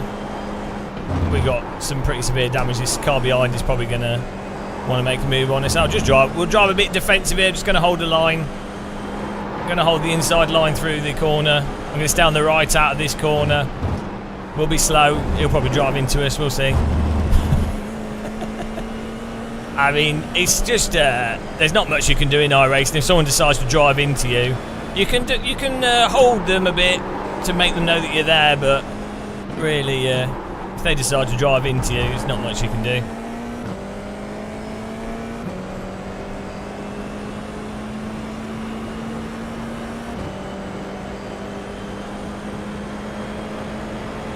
Car right. Our car's wrecked. We might be able to get his Still there. feet onto the draft here. Clear. The car behind is closing on you. We're back to 7th. Our car's 1.7 absolutely seconds. noodled. Totally noodled from that contact with the green car. This is just a Norton recovery drive now. Peter, you want by? Go ahead, man. White flag. White flag. It's unfortunate, like most races in iRacing, if you're actually trying to overtake or you're Right racing side. You got people, about 5 laps you of just fuel get left. driven into. Clear on the right. As you can see, I mean, even when you have avoided like 20 flying cars, it doesn't matter. But yeah, it's just iRacing. You have to remember that it's effectively public server racing. The biggest mistake is to take it seriously. A lot of people do. Really? Here we go. Bring her home. Bring her home, guys. Got bolts falling out. Engines leaking. This car behind's probably going to get us down the straight. 1.9 seconds. Pretty good still finishing the top 10 despite the 360 no scope.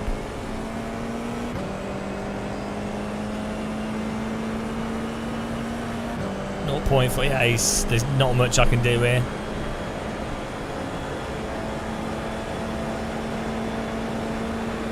Right side. Just hold the inside. Clear.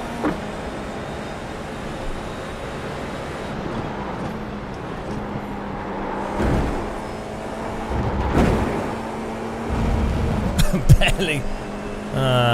It's the best we can do.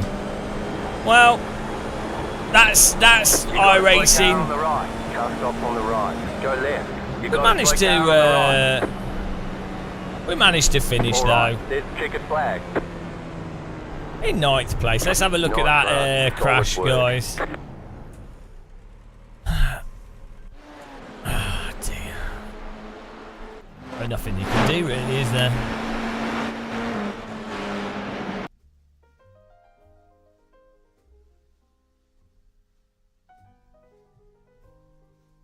I think it felt like that guy just pit manoeuvred us, basically. Like we gone in, and then he's just like, we're well past him. We're well past him. This happens all the time in iRacing. You're well past them. You've gone into the corner, clearly ahead, and then they just hot lap into you and just drive straight into you. He's just driven into my back wheel. He's not going to lift or anything. There's no point. There's no point in him doing any of that because there's a long straight and he can redraft us. So he's actually risked ruining his race by doing that. But the only thing I can do is you put your car further on the left as you go into the corner.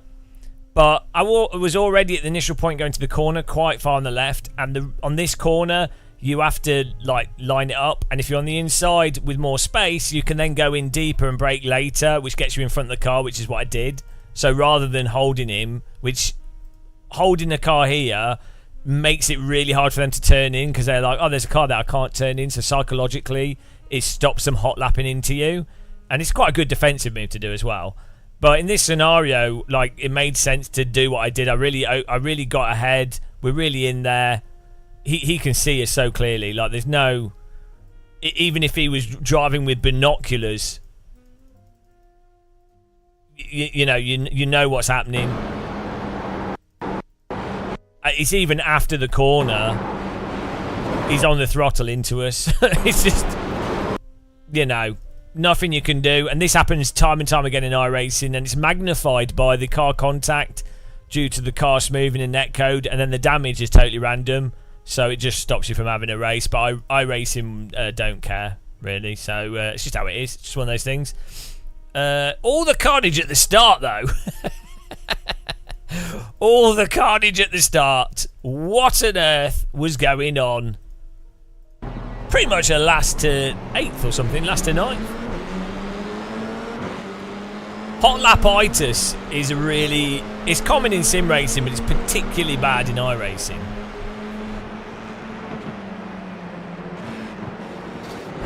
Yeah, like, what was he doing? We were really lucky to survive this. So I'm obviously being moderately careful going into this because there's pretty much always a crash on this corner. So you have to be super careful, but I'm not braking erratically. Sometimes what you can do is you can kind of coast into a braking zone a bit. I'm just going into this on the inside line, totally typically. You can see that I'm not braking or anything compared to the other cars, and you can also see it looks like there might be an accident there. And then this guy's decided to either he's missed the brake point or he's just gone full send. What's he doing? Why? Don't put yourself in the sandwich on the first lap. This is a mistake that so many people make in sim racing. With a track that's got a lot of drafting and you're really far back, you are not likely to gain the places doing sends in the first lap. Even if you just drive around carefully, you will probably gain places from other people making mistakes, basic crashes and stuff. And the key thing is to just not lose the draft train. So there's no point in doing really crazy sends on a track like this with a car like this.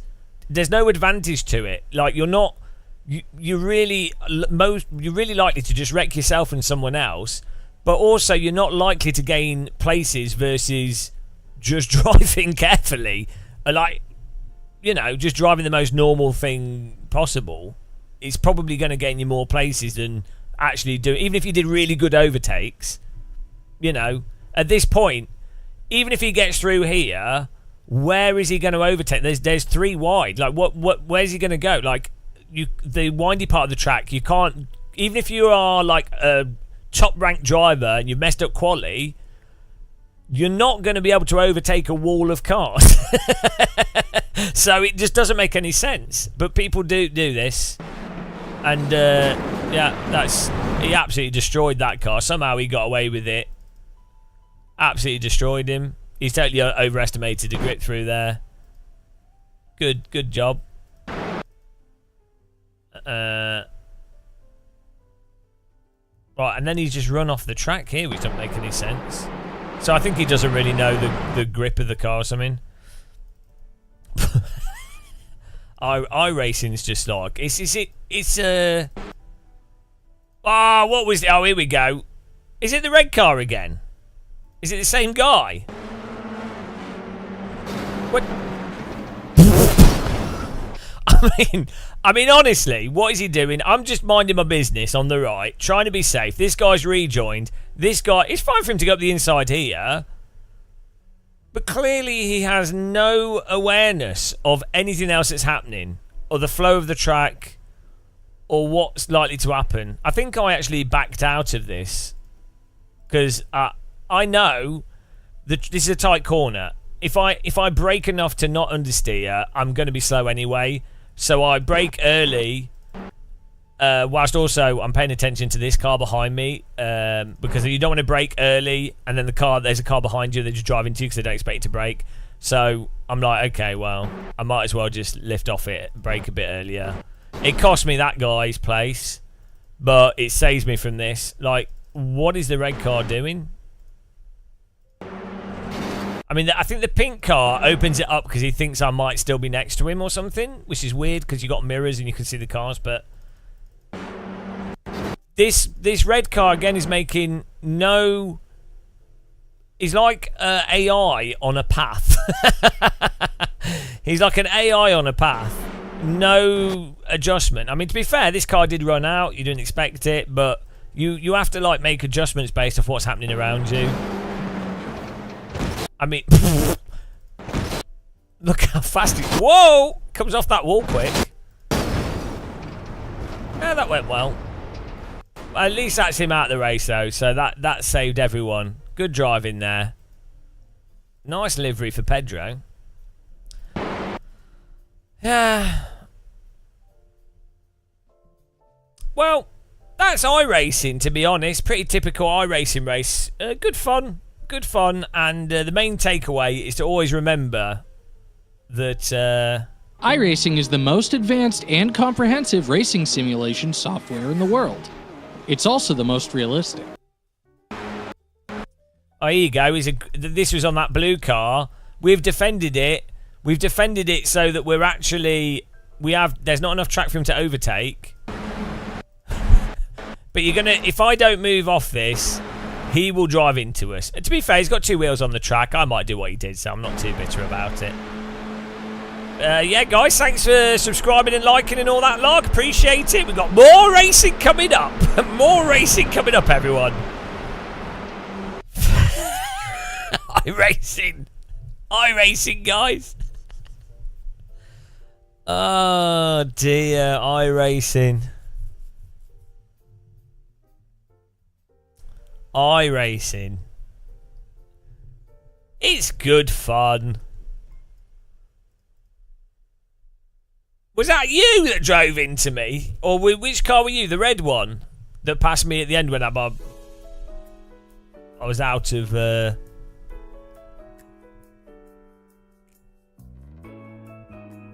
Ah, you're the Williams. Nice. Yeah, I think I raced you the other day, actually. It was good. You're faster than me. I was going to do IMSA, but we've just missed it because this went on longer than I was expecting.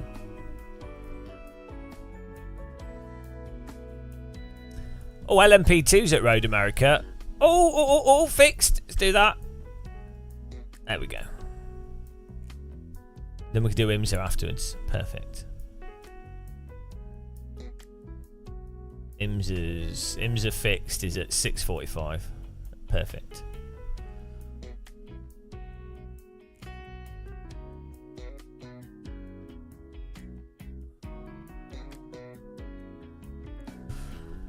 Not iRacing.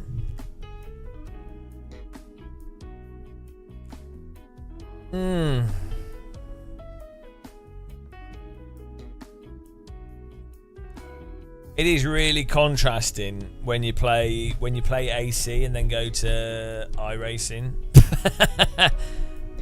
I do like in iRacing how you don't need to use as much effort as AC. Like you can really you really just like float the cars through the corners in iRacing.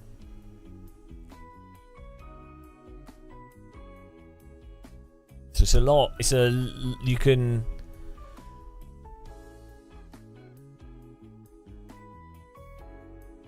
you can sort of like obviously the car's doing weird stuff, but you know where they're going to slide after practice.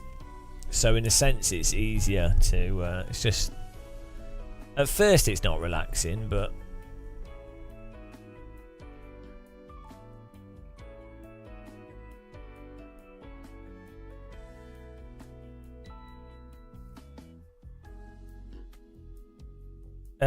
Banana sushi. I'm doing alright, yeah. It's been so hot that my sleep's been messed up again.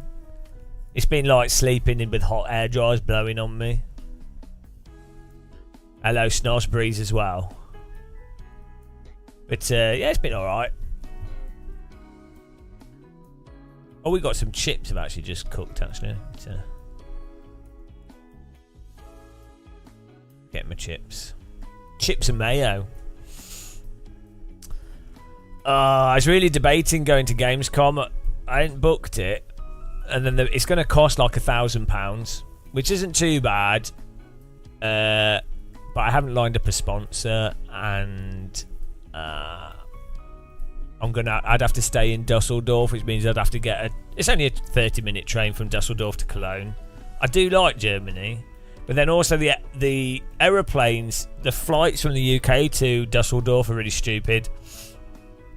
So I'd have to stay there for like 5 days, 6 days. Which isn't terrible.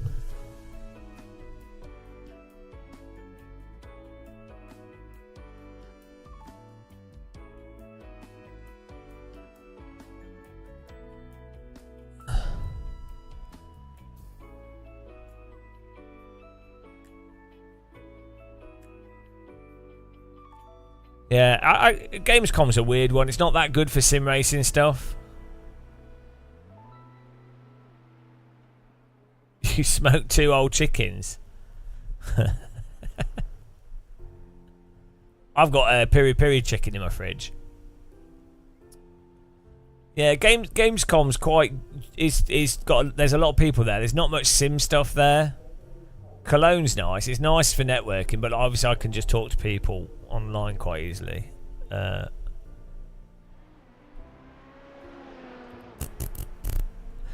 thing is, you know, with like events, often when I book them, like if I book them myself, what often happens is a week before the event, someone goes, "Oh, would you like to come?" And then I'm like, "Ah, I booked it all myself."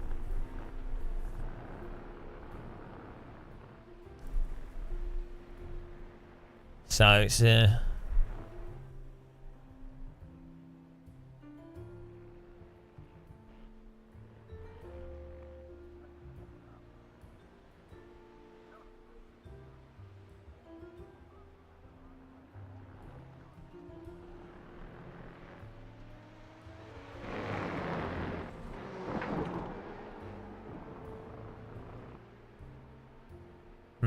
yeah, it's a bit of a weird one. Smoking meats. What have you got a one of those smoke things? I'm not a big fan of. I like smoked fish, but I'm not a big fan of like I don't like pulled pork and stuff. No, I like it in chilies and things, but I don't like it on its own, if that makes sense. It's nice in like burritos but not just with rice or something. It has to be in like a bread or something. Damn Passini. It's been a really positive day. Yeah, we did about 7 hours of Assetto racing, which was good fun. We had 32 people in the server. Microphone check. You got you. We had like 32 people in the server, which was awesome for most of the for like 5 or 6 of the races. And then we were driving a track that didn't have that many slots, and that was awesome. I'll just get my chips, guys. We'll be back in a second.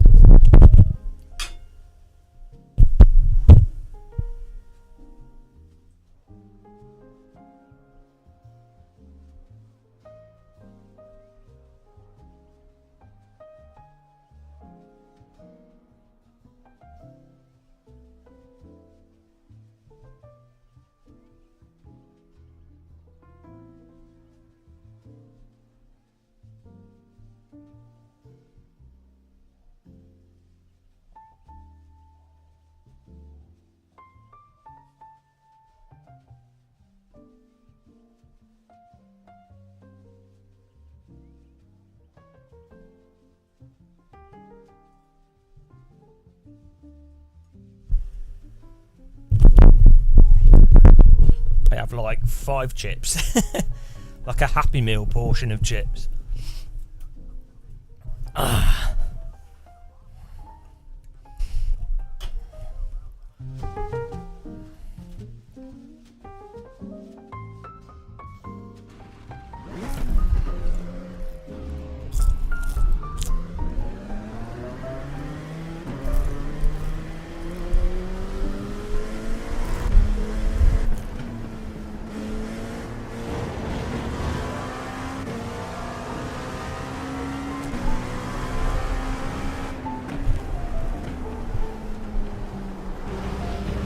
This is nice with the music.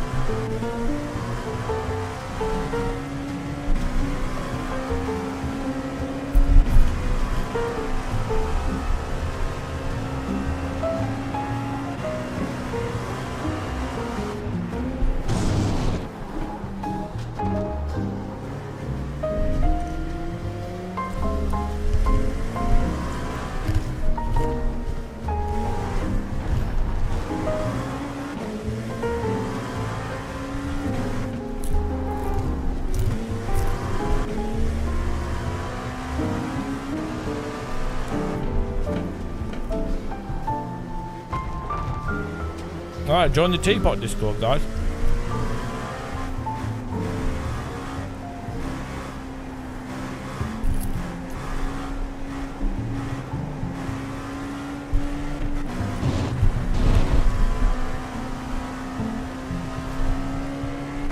The chip. The potato packs.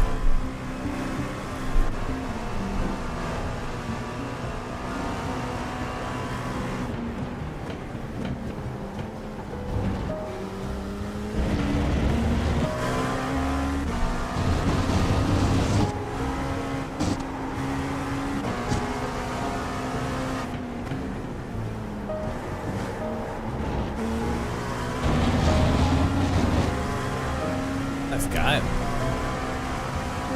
Green, green, green. Okay, here comes your first time lap.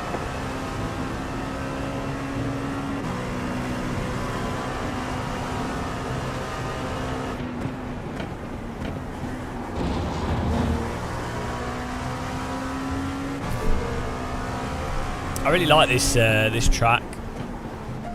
It's really good. I think Automobilista 2 has the best version of this track though, graphically.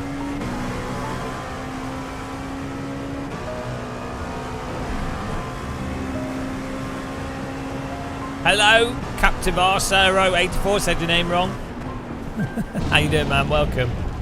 Hope you're well.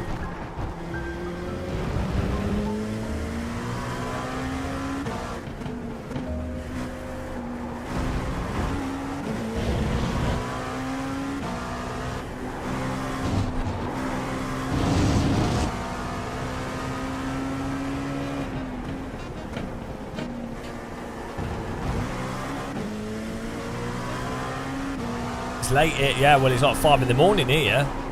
Aren't you in New Zealand? Thought you were in...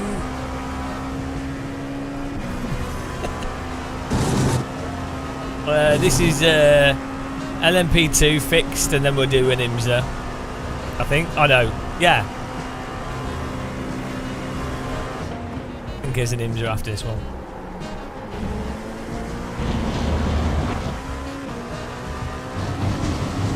I'm drinking coffee at the moment, just lattes with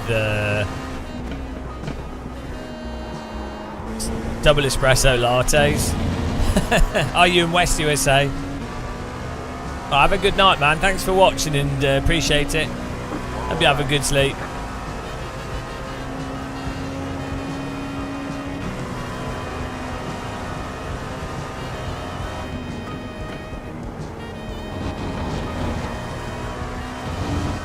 Wow, I don't know. Road Atlanta is really good.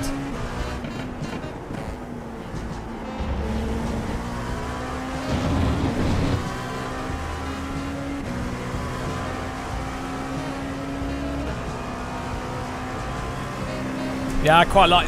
America's got a surprising number of really good tracks.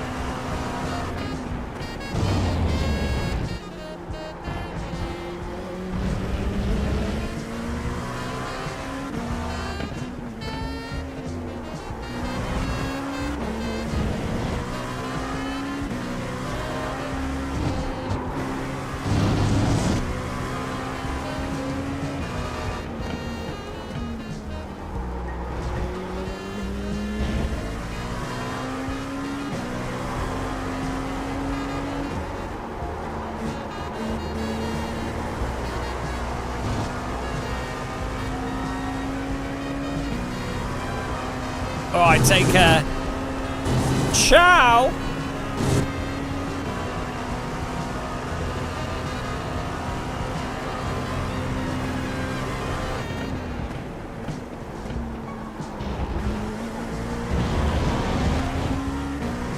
I ain't going to get enough time to finish this lap.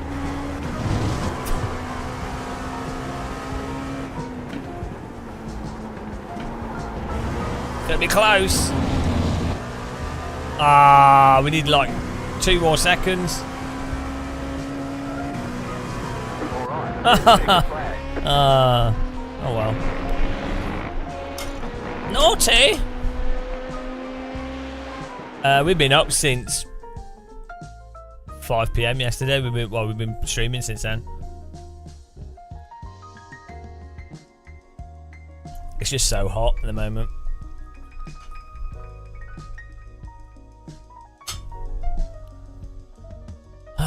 Right, here we go. We have here the Dallara P217 LMP2 car. Fit setup for everyone, which is nice, at the glorious Road America.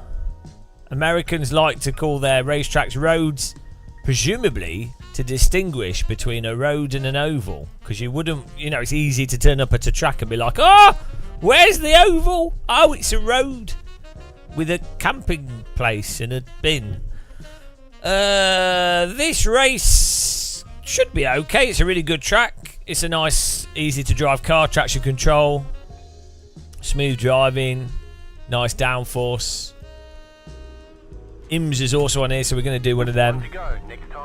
Somehow we've qualified in 10th. That's fine. Make sure to click that like button and subscribe if you enjoy sim racing, despair and misery. Should be nice and chill. I'm just gonna. My strategy for this race is to basically just try and stay out of trouble. Really, we have reasonable pace in this car. We're gonna do a full out lap. You need a full out lap, guys. Who doesn't love a full out lap just to make sure that you're falling asleep by the time the race starts? So, Okay, let's go. Yeah.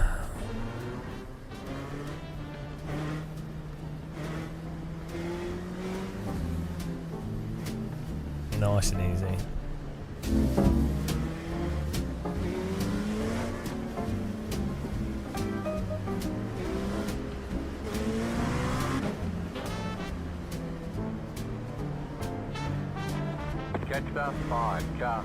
Is it scanned? All iRacing tracks are laser scanned, yeah. But laser scan just means you get point cloud data. iRacing collects it themselves typically. Maybe not on every track, but most of the time. And then you collect the data, and then a 3D artist still needs to model the track, but they use the point cloud.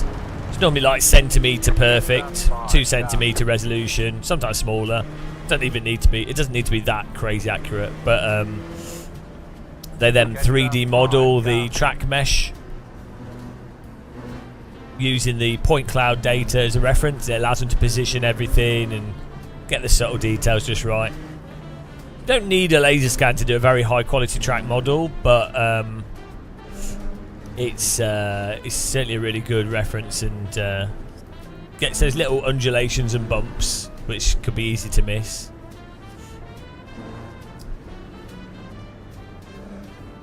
Yeah, the track mesh is one of the good parts of iRacing. It's good quality track meshes.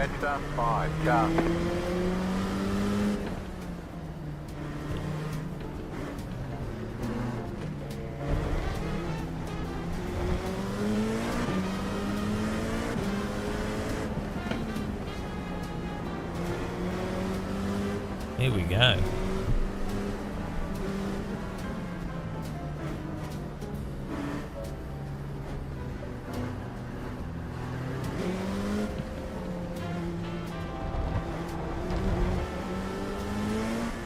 Almost there. Yeah, some of the scans and track models in iRacing are very out of date. But they're still fine. Like the actual tracks are fine to drive on, to be honest.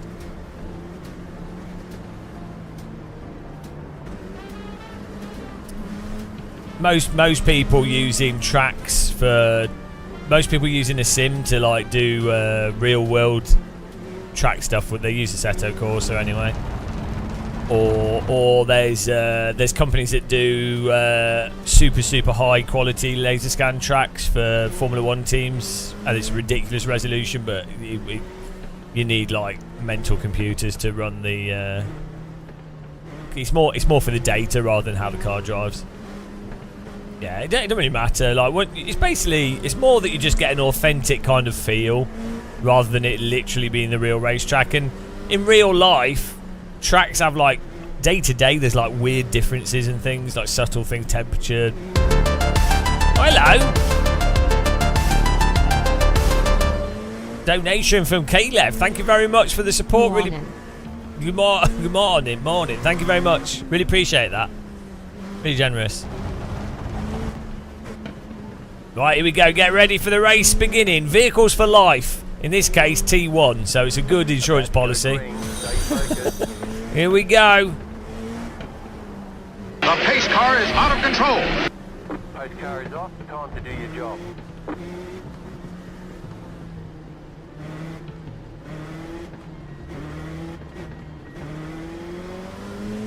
Well, terrible start, but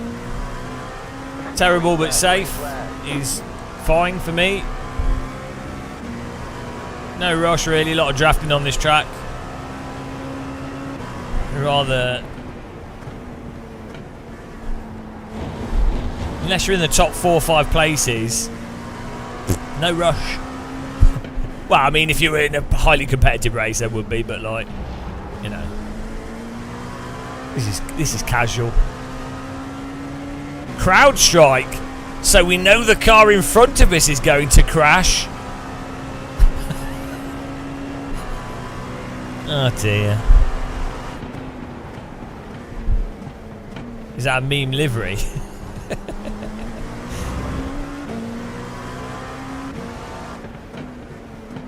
Maybe it's an accidental. He's memed himself accidentally. He's probably going to crash into me. I'll have to install the game 5 times.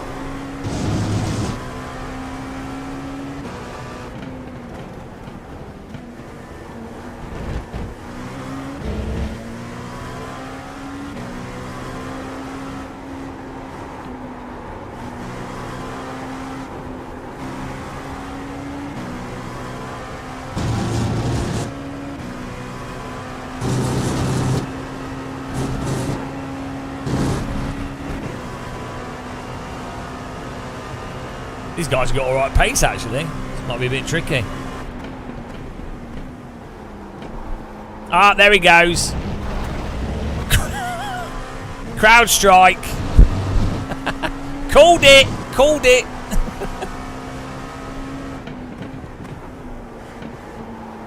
He's picked the correct livery. Well, that's unfortunate because the draft would have been nice.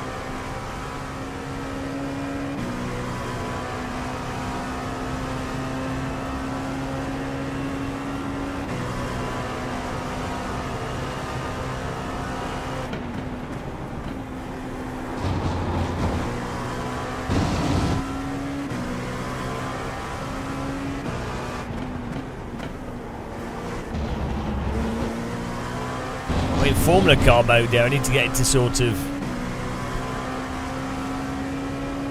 sloppy car mode.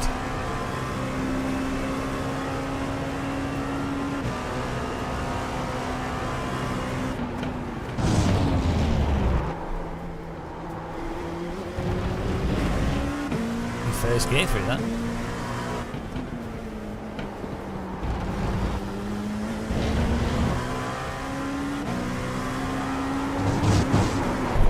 Okay, can't push it that hard through there. I thought, we could nip the corner, throw it in there. Bailed out by the TC on that one.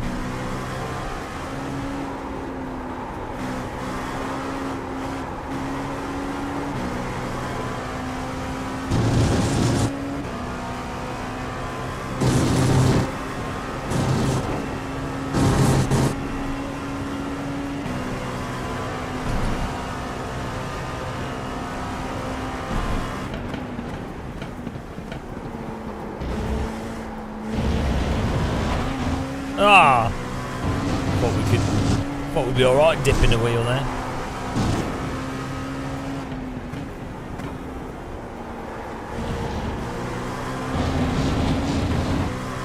Oh, we're in 9th place.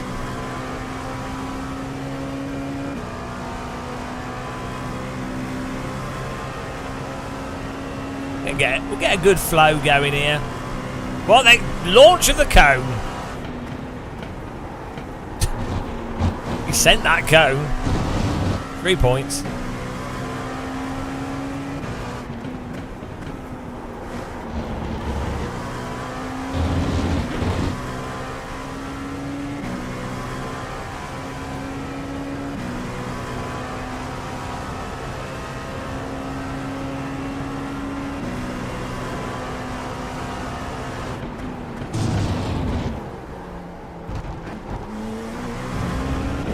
You know you weren't at pace when you do a lap that's 3 seconds faster than your previous one. I think we're about 4 seconds off, but we're getting there. Best way to learn.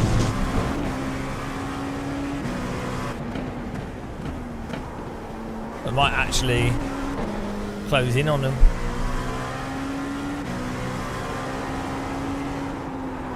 I think they'll get, if we're lucky, they start battling and they get bottled up a bit.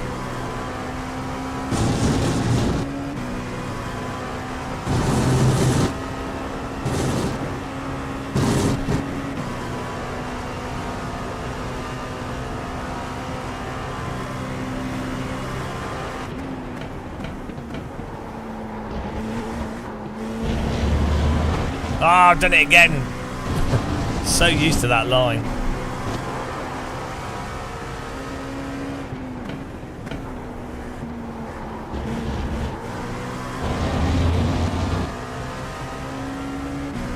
Liu Chan coming up behind us. Hopefully he stays behind us. That's a 3.3 for the cars in front. If we can.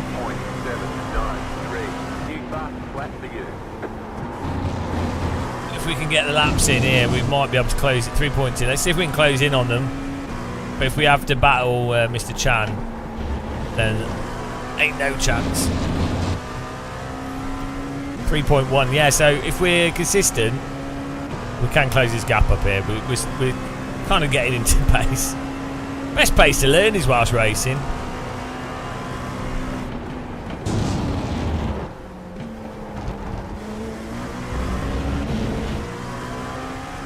.3.8, yeah, we're catching them.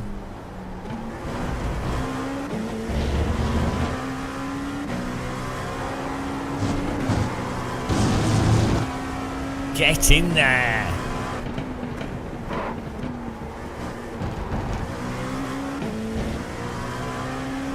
Why do practice sessions when you can just learn whilst you're racing? At the expense of everyone else. 2.7. We're 2 tenths up on them. Active.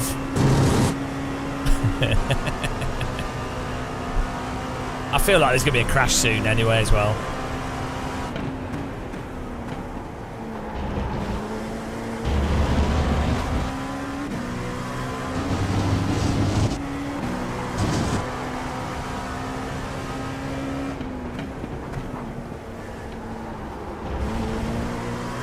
Get in there. Matías, te agradezco 1000 veces que hayas dejado paso. I think that's Sos un crack. Spanish for why are you driving into the back of me, mate? Please don't do that.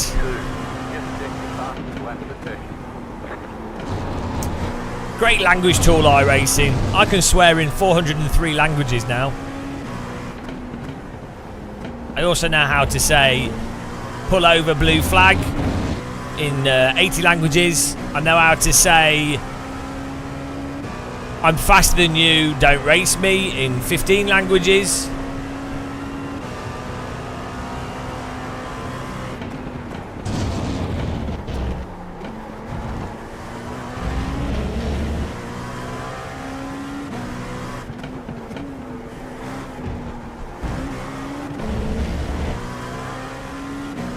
Great language tool this. If you want to learn swear words,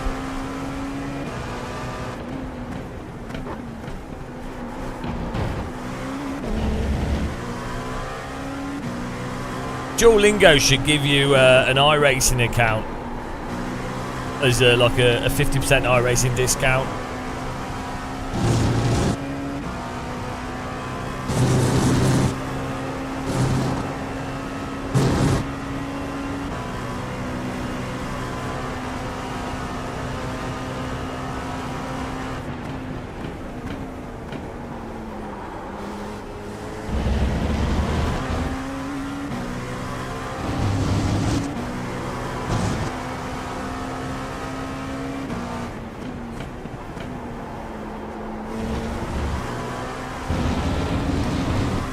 .7-second gap on this.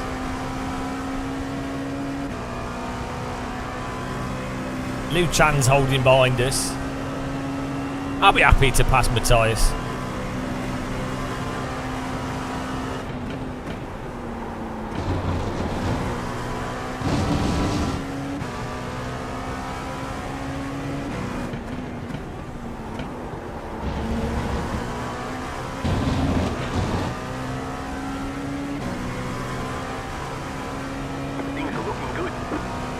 I don't think they're looking good. I always disagree with my spotter.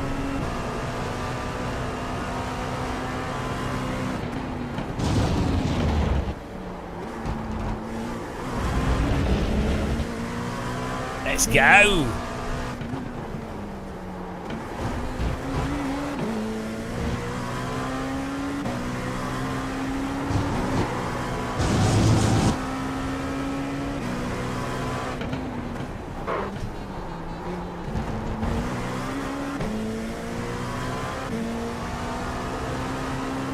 I think Jimmy's an alcoholic on a bad day.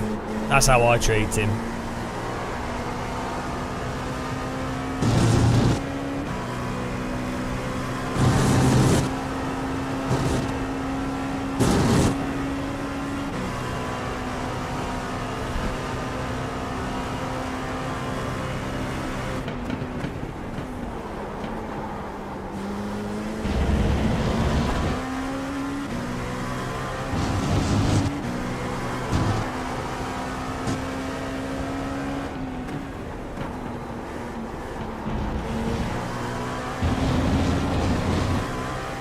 .8. Only 8 minutes to go here.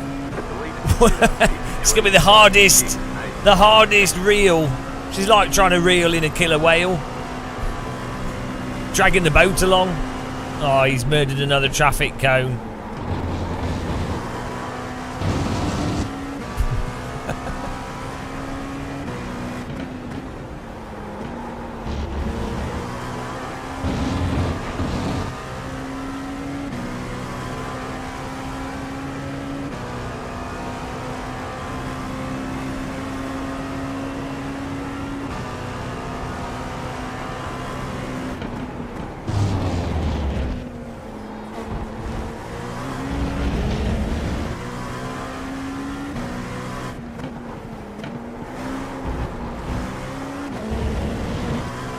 Oh, it's two cars here. Sebastian Loeb. Oh no, Martin Bastos Lebu.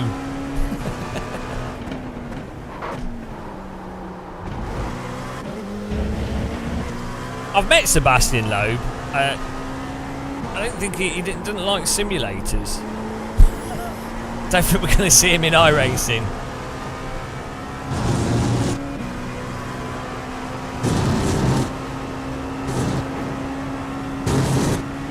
Can you imagine how mental his brain must be for like driving skills? If you're like an absolute legend rally driver, can you imagine like the skill level that someone like Sebastian Loeb's at for driving skill and perception? Also, he's driven rally through like so many eras as well. It's insane.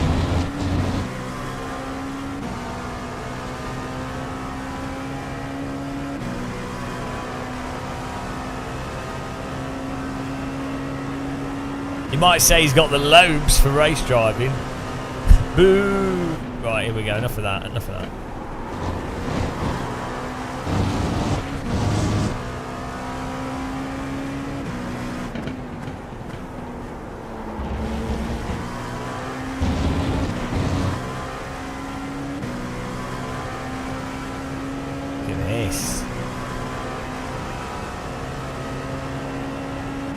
1 second, we've reeled them in.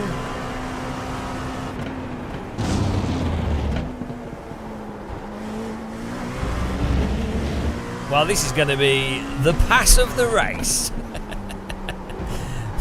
Get ready to be excited, because this is like when you dig your hand into a pick and mix and it turns out there's a cola bottle, fizzy cola bottle at the bottom that you forgot. That's what this is. We've got through all the boring ones and we found a surprise fizzy cola bottle that we missed, and now that's the excitement of the fizzy cola bottle is about to occur.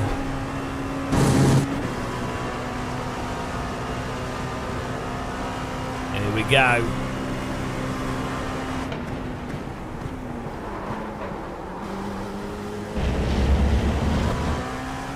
Went a bit deep there.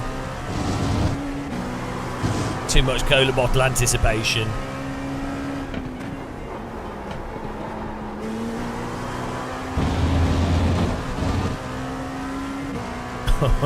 Oh no.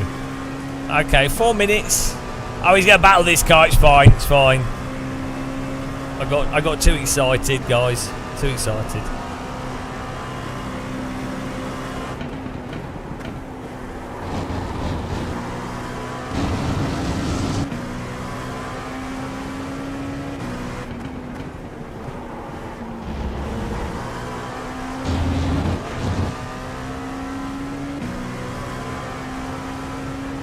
I broke when I should have braked.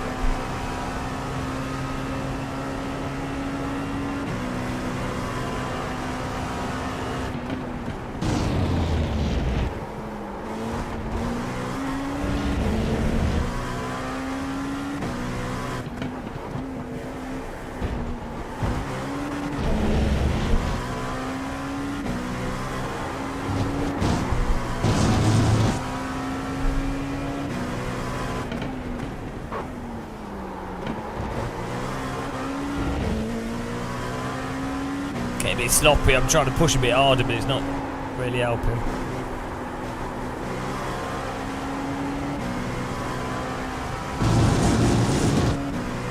Car behind's dropped off.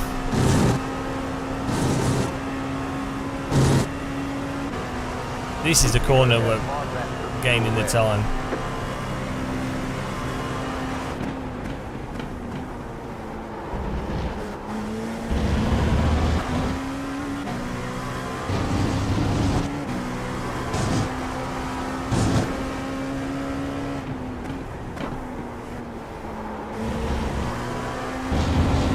Oh, super lines.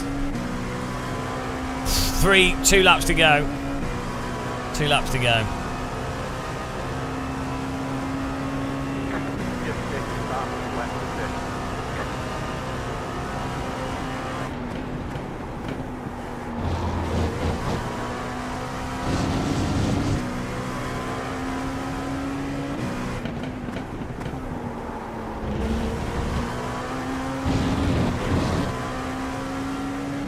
He's been towed along, unfortunately. I'm doing my best laps.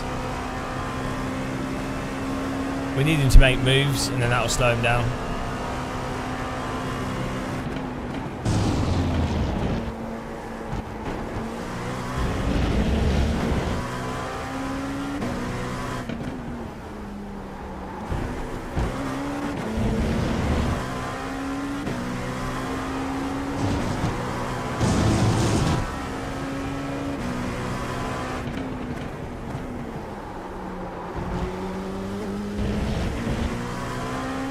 Oh, here we go, here we go. We've made a big mistake. We could get 2 places out of this. We're also on our 3/10 up. I was dawdling. Don't worry. Fizzy cola bottles on the way.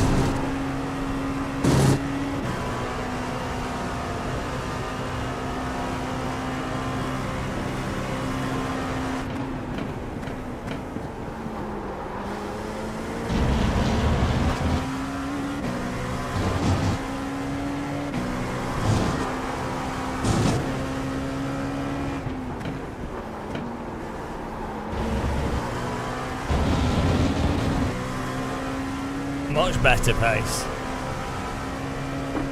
Oh, come on. He's got to make a mistake. And then this is going to be great if we get this place, guys. It's the hardest chase down. I'll give it back to you.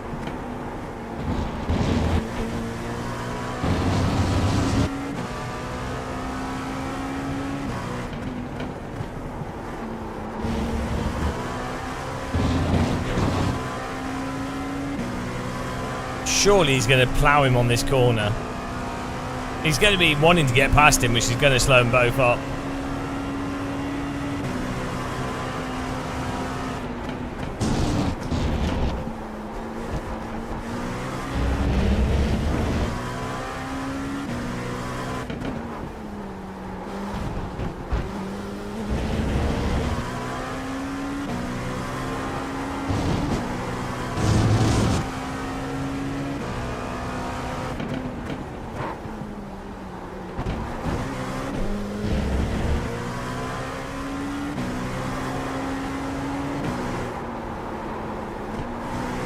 Alright, this could be our opportunity.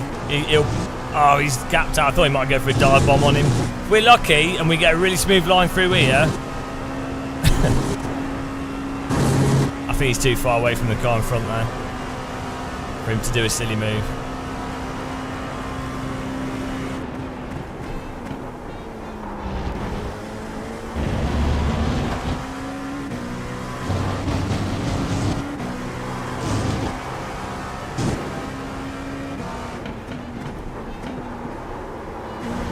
Be right in front, guys. Oh, God. We needed another 2 laps. Ah. Matías. Muy buena. It was close. We did the best we could. Oh, thank you, bro. I appreciate that. Yeah, we just needed more laps. We got up to general pace, though. I think I just understood half of you. Hey, it's a race man, man. It's all good. Thanks, bro.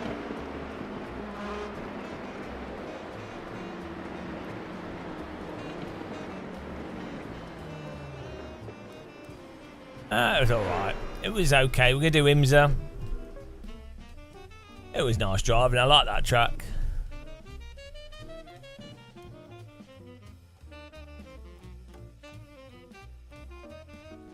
It's the open. Oh, I don't have a setup for the open one.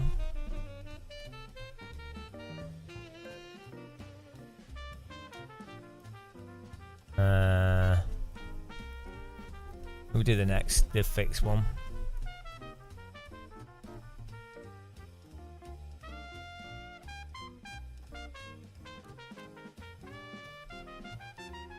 We can do this and then sign up for the.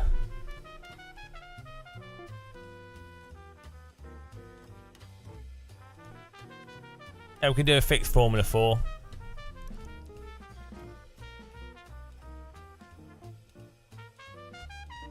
Fixed Formula 4 and then do IMSA. I think that'll work. Thanks, guys. Stubby and Star, Lunatic. Thanks, guys.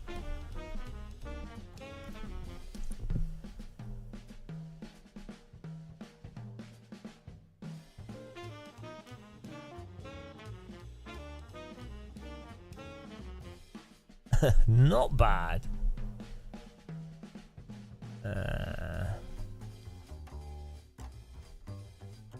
Results.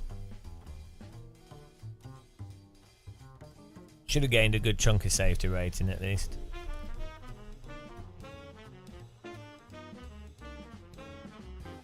I think we're up to pace though. What was our best lap? 152. Oh yeah, 152.9, 53, 53, 52.9, 52.7, 53, 52.7, 52.7, 52. Yeah, and I didn't feel like we did. That was without draft as well. So actually, would have come third in that.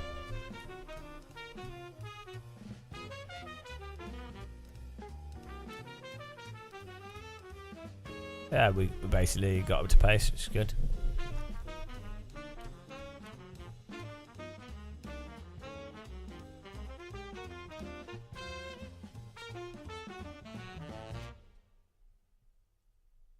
We've been enjoying watching all day. You're welcome, Stubby. Full day of entertainment. Entertainment or torture? It's hard to tell. Which one is it? We don't know. I just don't know what it is.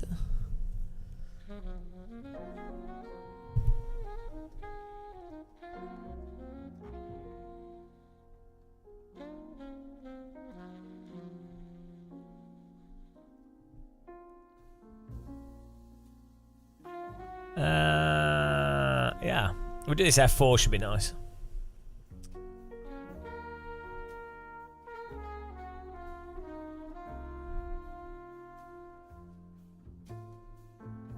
Well, hang on, my other camera should be working now, let's see.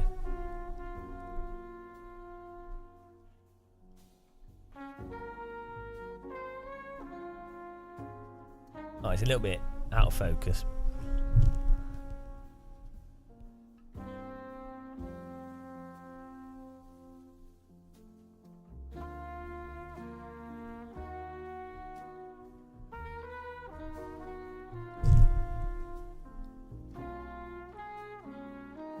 There we go.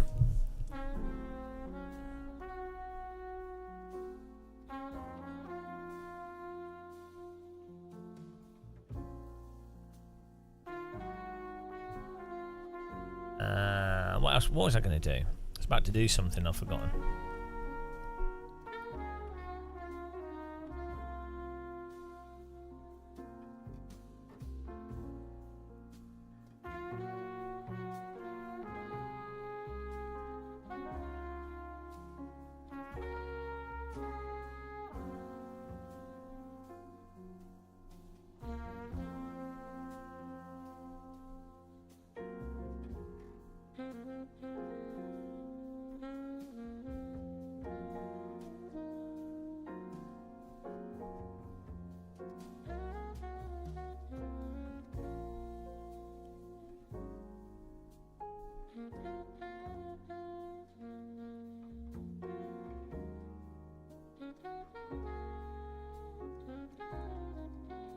You definitely do need to get a DD wheel. You need stripy socks as well.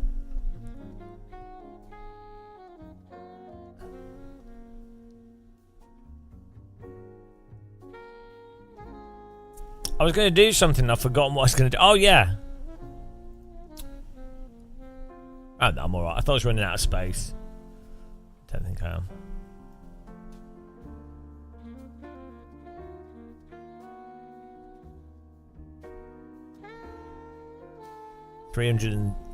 Thing is, I have a 3.6 terabyte drive, and then Windows shows it as red, right?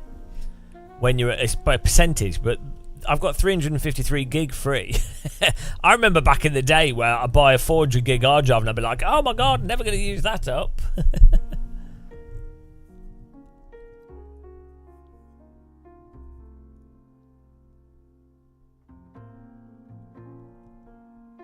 Cheers.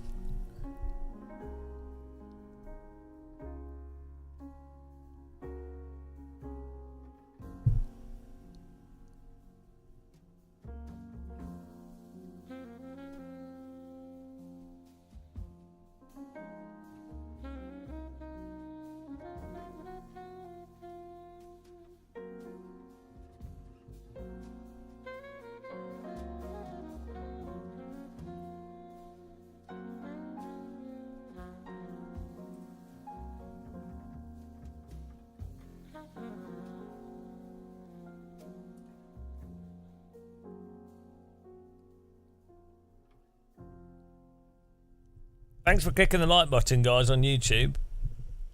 We're on 181 likes for this stream.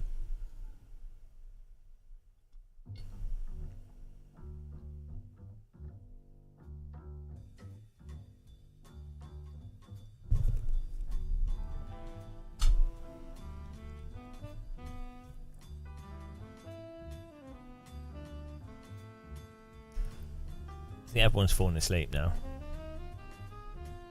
I'm really tempted to play some Flight Sim.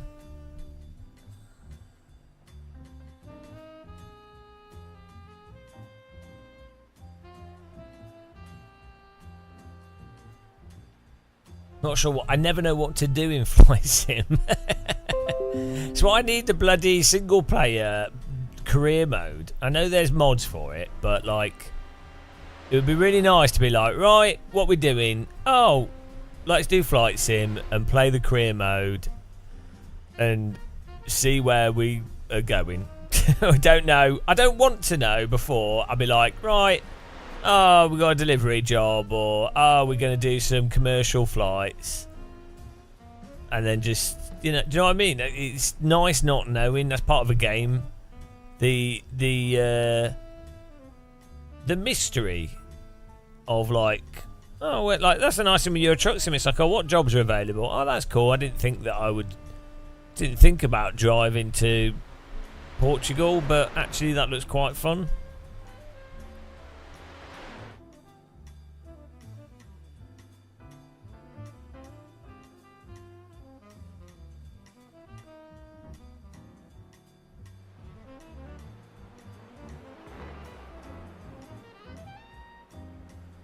Hang on, when does this race start?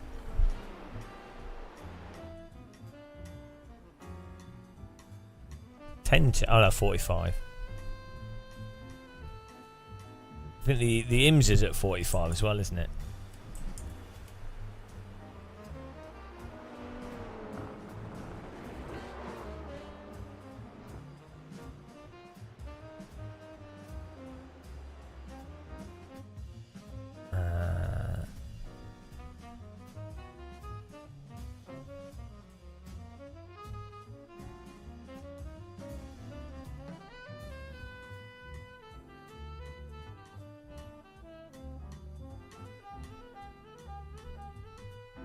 $6:45. Alright, we're gonna have plenty of time after this. Oh, it's only 35 minutes. I thought it was 45 minutes. Oh, did they reduce the amount of time for IMSA? That's weird.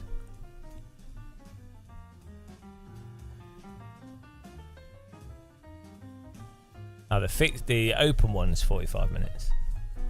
We just need a setup for that one.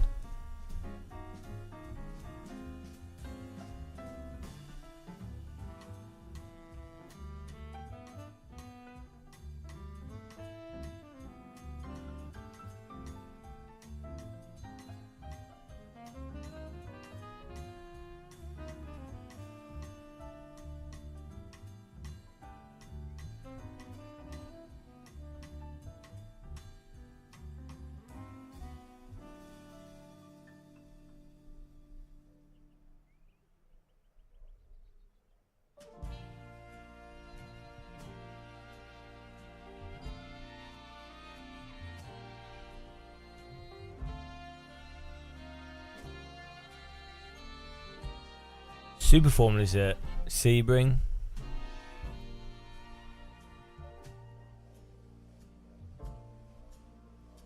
Oh, hang on. Is IMSA in the wet? I hope it's not.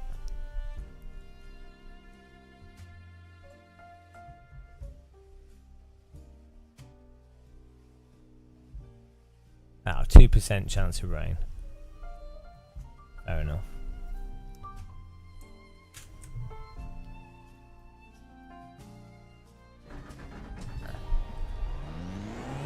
How's everyone doing?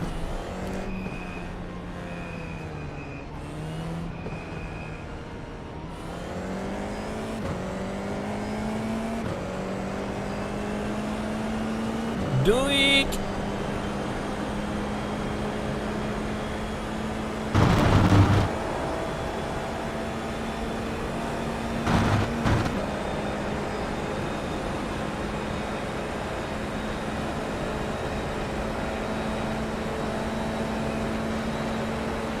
This is going to be an absolute wreck fest.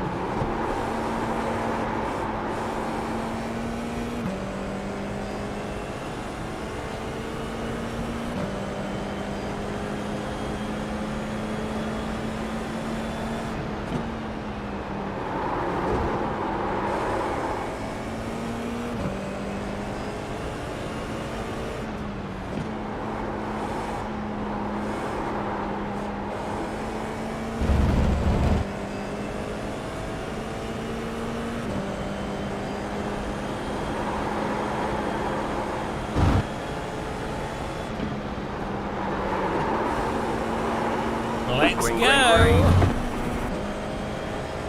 green. Okay, here comes your first time lap. Here comes your first timed wreck.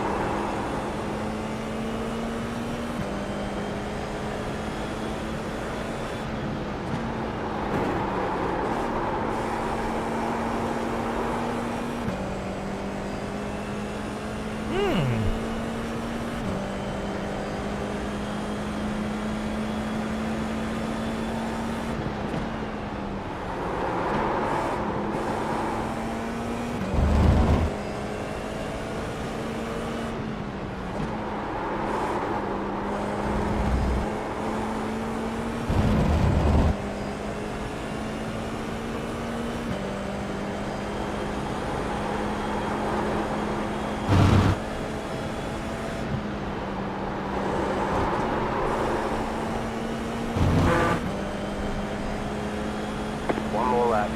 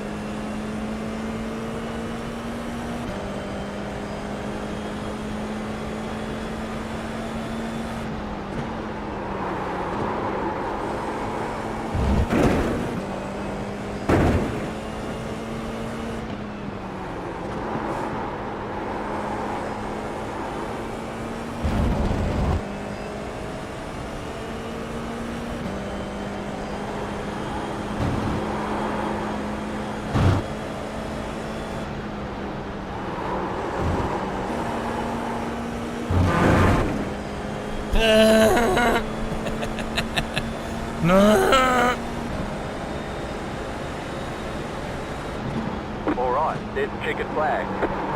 Is the checkered flag. Why is the checkered flag? Fliegen. Well, that was slow, but it was good fun. Don't worry about speed. Don't concern yourself with those types of things.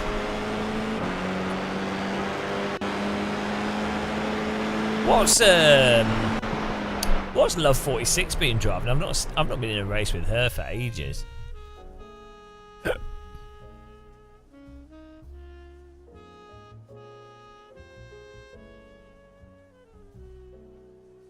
Here we go.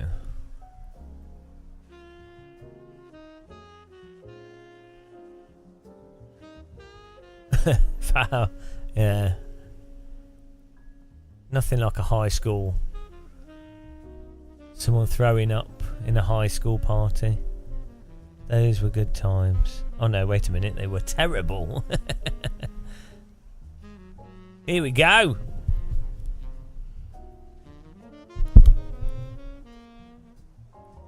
Watkins Glen. It's not a road, it's a Watkin.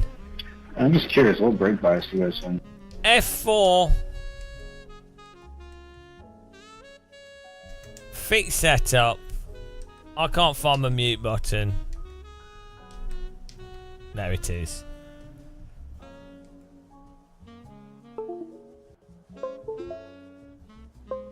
What is going on? Oh no, my wheel's disconnected.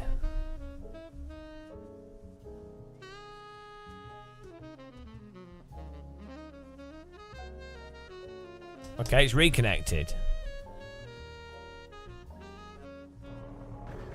Wow. That was weird. Watkins Glen. Fix setup F4. My wheel just disconnected and reconnected.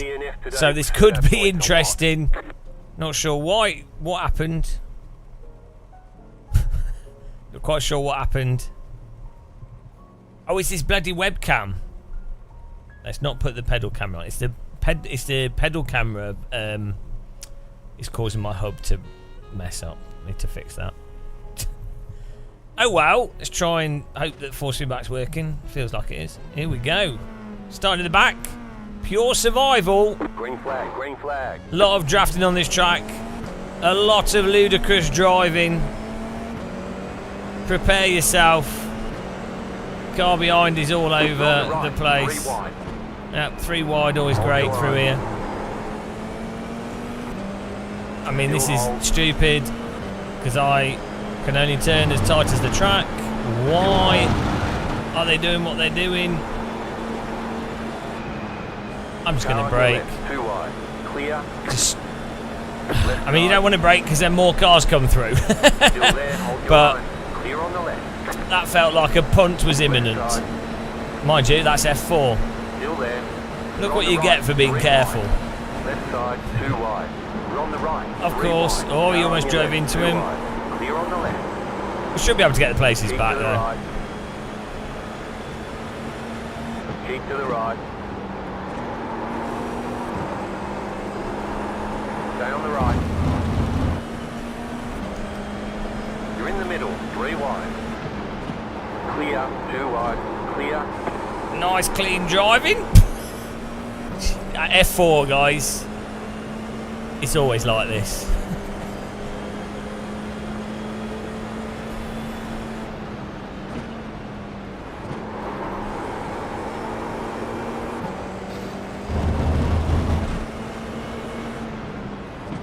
Car right, you're on the left, 3 wide.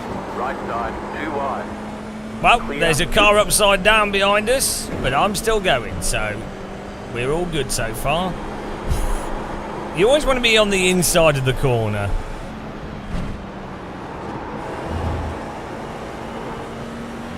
He's just driven into the wall, the car in front of us. Probably a bit of lag.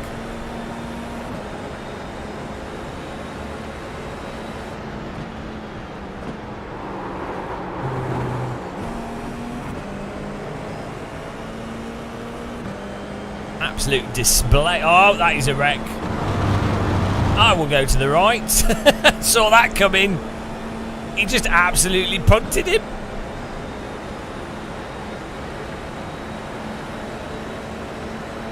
Car on your left. Still Mind there, you, he's got hold your Intel line. in his car. Probably overvolt error. Stay on the right. Probably oxidised. Still there, hold your line. I don't trust this Still guy there, hold your line. Clear. at all.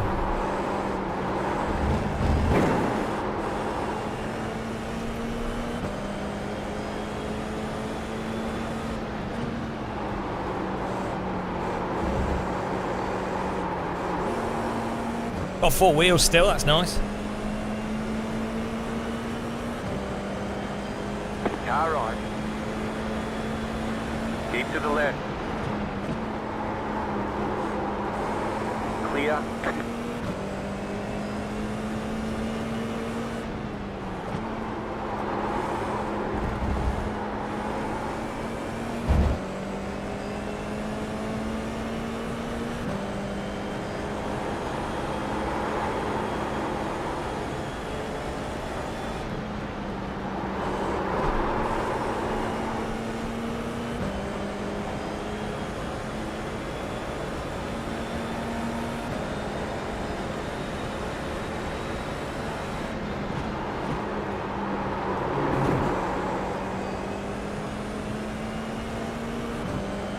See, this is the thing. After like 3 laps,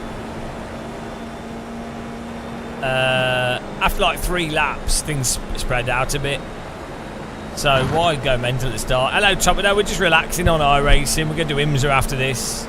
Just taking it easy. This Intel guy's murdering everyone. Here we go.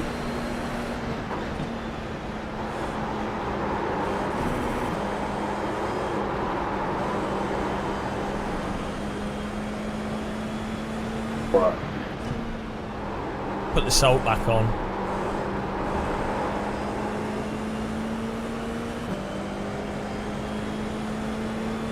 Did you sleep all right, Thomas? Not have a hangover at all? He's ready for the morning dog walk. Oh no, iRacing's relaxing once you've memorised everything that can happen. Because it's very predictable once you've experienced it all. Oh, I slept like a brick. You got a slow car on the left. Car stop on the left. Can't park there.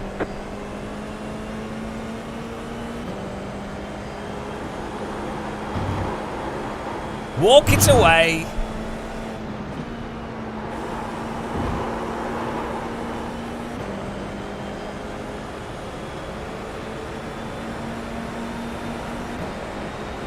The car in P4, just at the fastest lap. 46.435. There it is. Fast flat for you. Well done, good job. What an idiot. What an idiot. Zero. I mean, I even squeezed him going into the corner. All the damage is repairable. Why? It is really strange, isn't it? It is really strange that iRacers cannot cope with being overtaken at all. It's like you're well up. You're basically in front into the corner, but they are utterly incapable of changing their hot lapping. They always do it. They always do it. It's really bizarre. It's constant. It's particularly bad in iRacing. How can you hot lap into a car? Like, how do you do that so badly? Like, it's really consistently happens over and over and over again in iRacing. The only way to avoid it is to not race people at all. Or like, I mean, I don't know. Like, the thing is, unless you qualify in the top 5 or 6, you're just not going to race.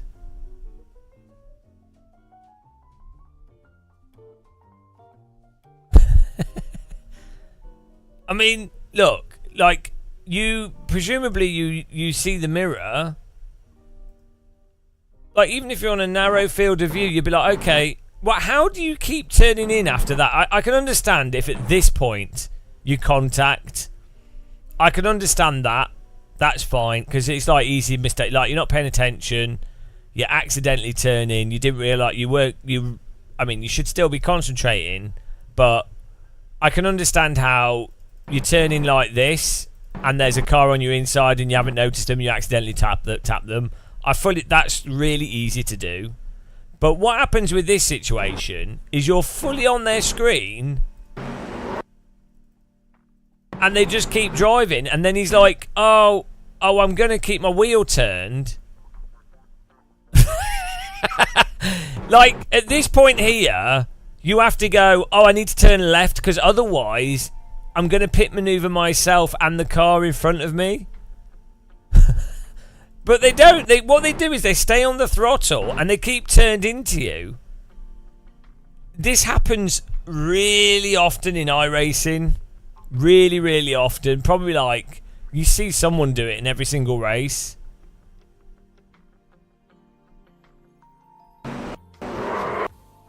How on earth do you stay? You can hear he's fully on the throttle.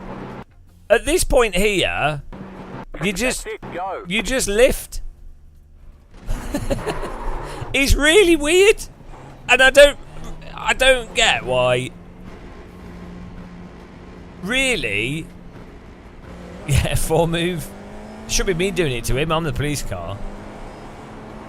It's just really strange that it happens over and over again, and only way to avoid it is to make sure you're quali in the top 3 and also to never overtake people. Top 5. Never, and then don't actually try and race people at all. Don't ever try and do normal overtakes. I move for no man. On the left, clear on the right. You can somewhat avoid it by squeezing them before you go into the corner, but they still often turn into you. So it's really strange how iRacers do that. Well, I sim racers doing other stuff, but iRacing's netcode and damage magnifies it, I think, as well. You can move up.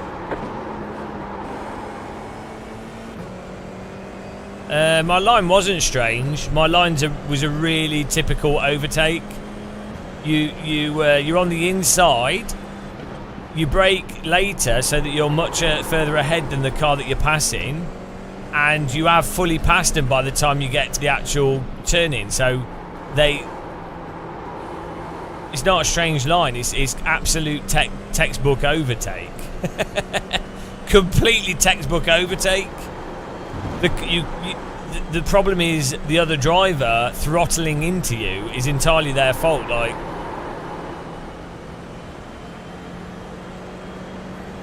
I didn't close too early. No, it's absolutely perfect overtake. Car right. Still there. Clear on the right. Car right. Keep to the left. Clear. What? What was that? Oh. What was that? What? What happened there? Netcode. I'm just driving on blue flag. I moved out the way. What happened there? Well, we did see a replay of that. What on earth?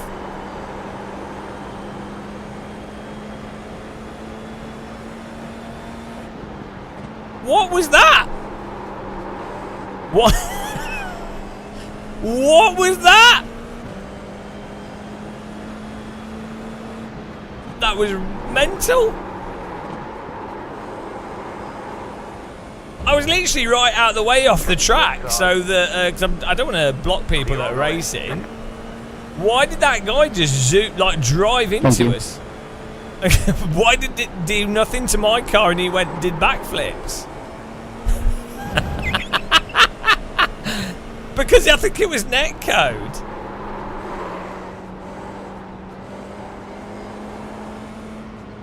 Car right. Clear. He didn't actually touch my car. What on earth? I can't wait to see the replay of that. That was insane.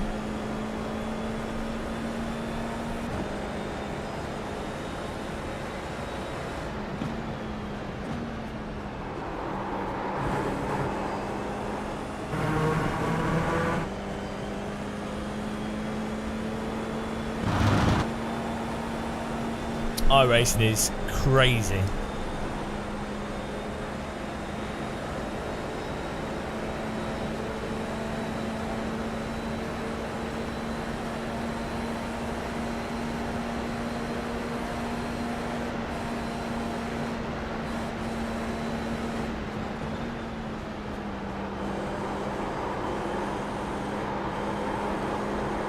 Honestly, iRacing is just really weird. Insane in the membrane. I'm looking forward to the IMSA race next. Look at that car. That car went flying. Absolutely flying.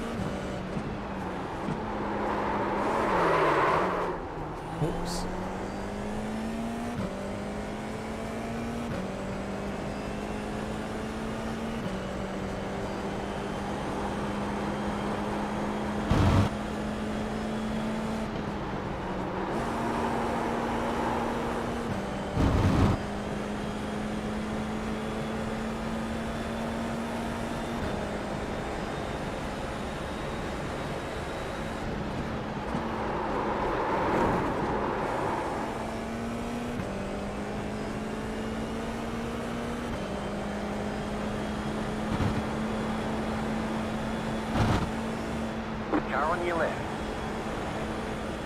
Clear on the left.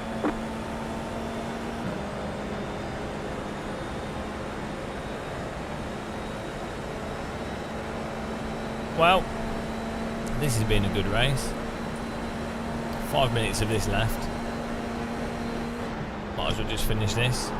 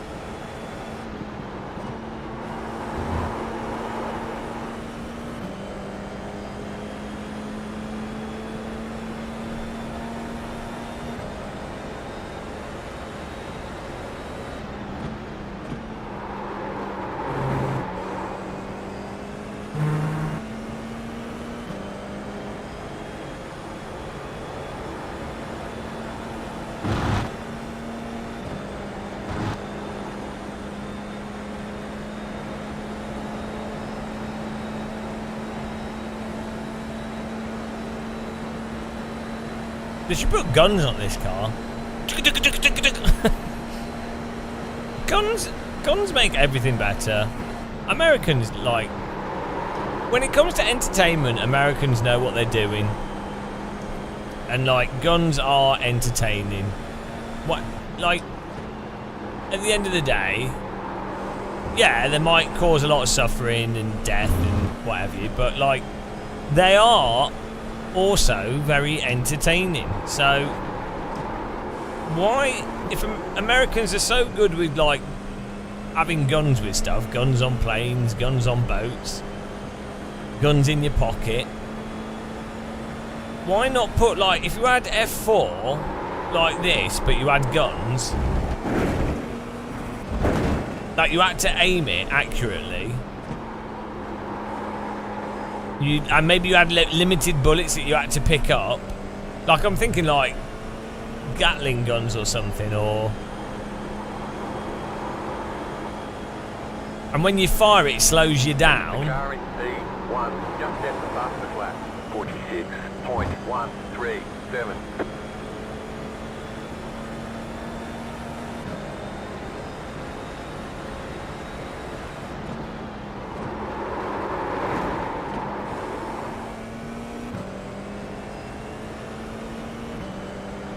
Yeah.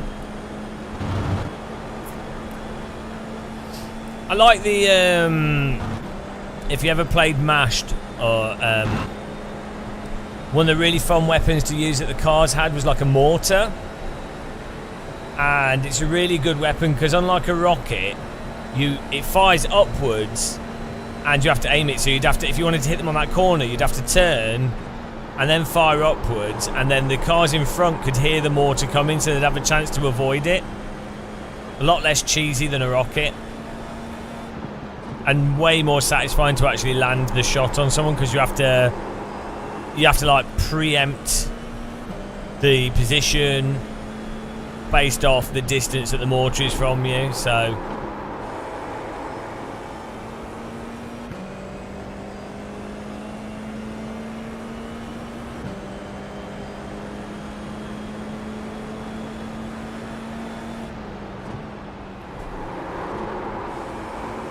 really good weapon for racing games. I think someone could make, if the Exocross developers, iRacing publishing it, if they really wanted to make that into a good game, do like realistic but well thought out weapons. I say like a mortar. If you have rockets, they're not like super fast rockets, they're like the white flag. That means one more lap to go. And you know, cars having shields, so they can. It maybe destabilizes them a bit, but like a rocket doesn't just blow you up, but it like knocks you a little bit. So you could use it to. You know, not just insta kill them, but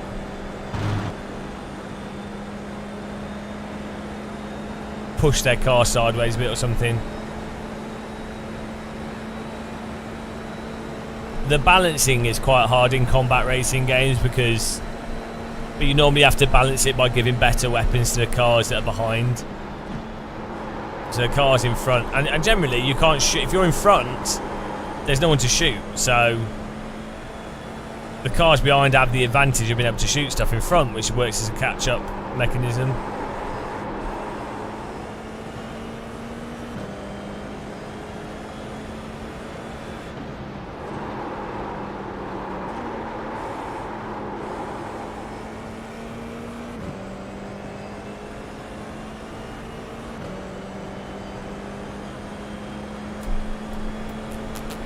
This has been a terrible race. We're doing so. We've got some exciting crashes to see though.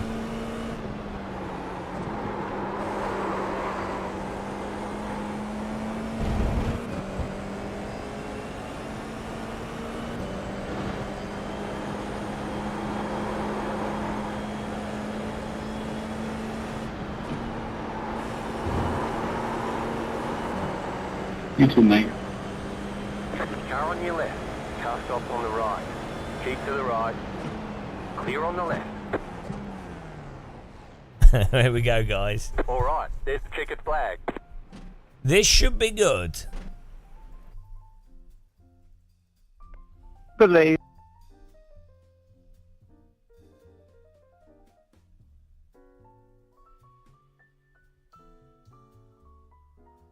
Yeah, I'm telling you, this overtake. This is absolutely textbook. He knows we're next to him. He's broke early.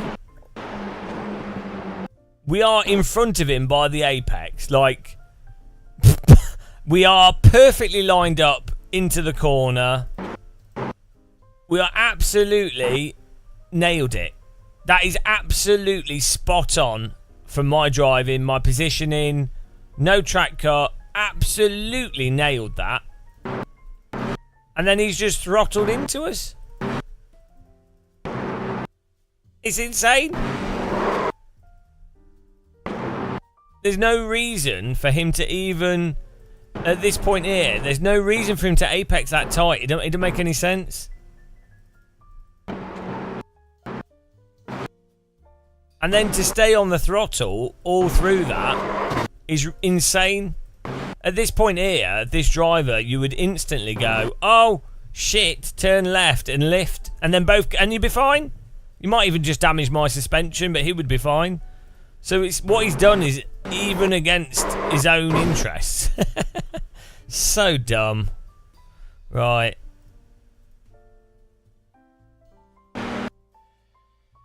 Here we go. Right. I'm out of the way because I've got a blue flag, so I'm staying out of the way to let people go through.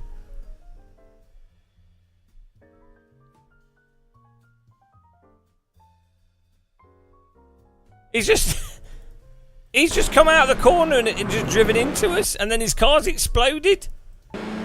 What is that?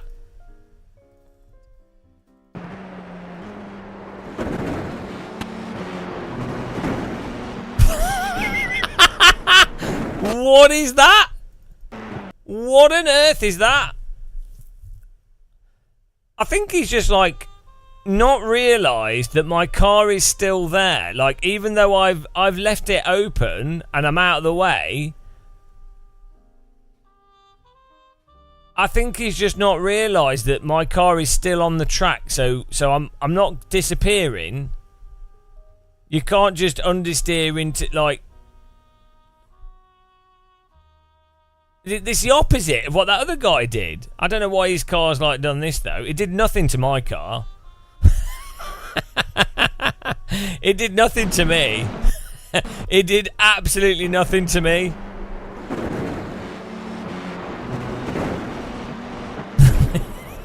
What a takedown by the West Midlands Police Force.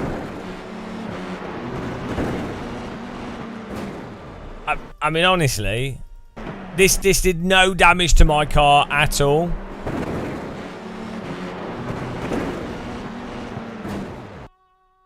Why? Look, from my this is what I'm seeing. I moved out of the way. I'm not on the line. I'm driving off out the side. He's just gone in there and he's ignored that my car's there. From my view, I'm just, you know, I'm like, okay. And then his car just blows up.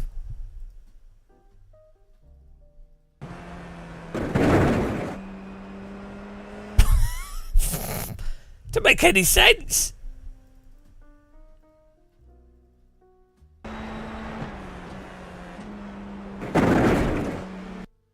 Yeah, where does he expect my car is still going around the corner? He's just ignored that. People seem to do this a lot in iRacing.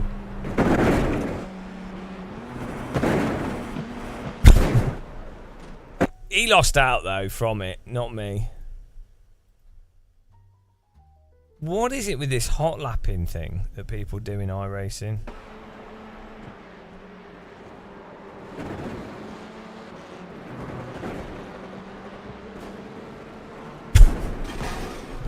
I mean, if you can explain that. Oh, I can explain that. Got just a thing. iRacing is the most advanced and comprehensive racing simulation software in the world. It's also the most realistic. iRacing is the most advanced and comprehensive racing simulation software in the world. It's also the most realistic.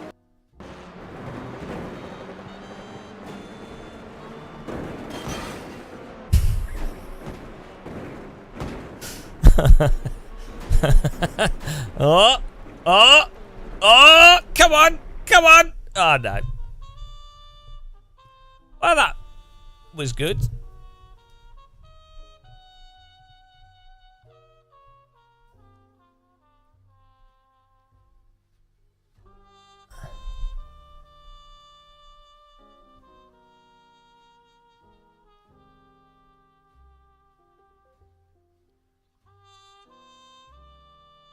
Have you driven an F4 car?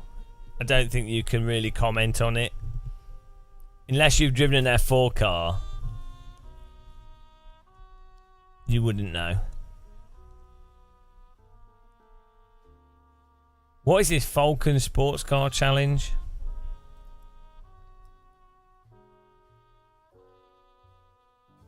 Hang on. What is this?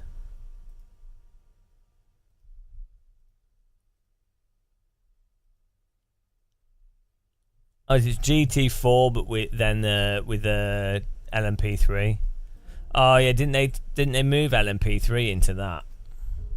There was a way for them to put richer, slower drivers together.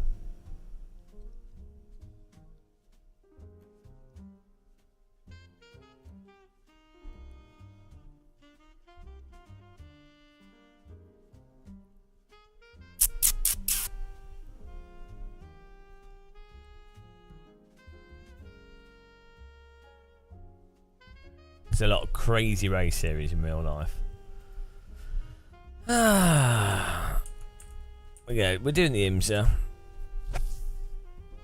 I feel a win. A win on the way, for sure.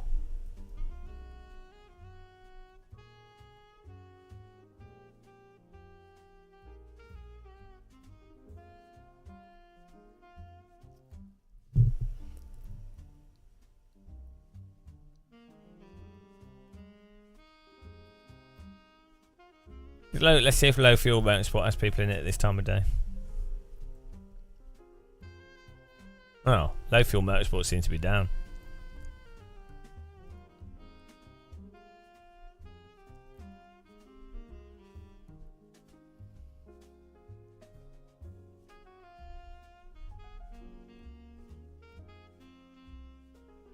Maybe Amazon Web Servers are having issues.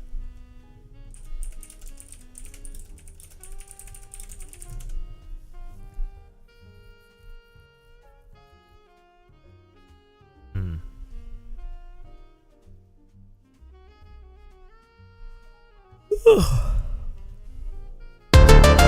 hello.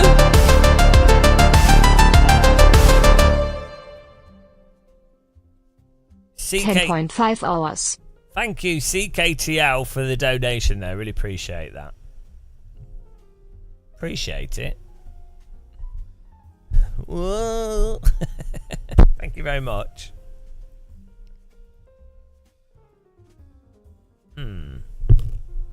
Oh, we got a beer. No, oh, it's alright. Appreciate it. I get some ad revenue from Twitch. I get a lot, but hardly anything from YouTube. But you know, we got subscribers. This is just me chilling out, really, at the weekend. So relaxing, doing a bit of driving.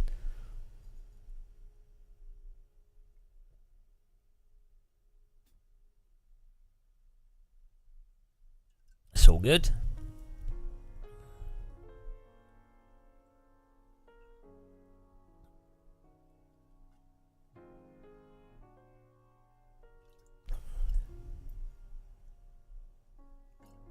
If I was doing it for the money, I'd just do videos, hardware reviews. It's the easiest way to make money in sim racing. Just review shitloads of hardware. Get the thing, take it out of the box, read through what it is, do some nice shots of it, put it on your sim rig, do a few races, say basic stuff about it.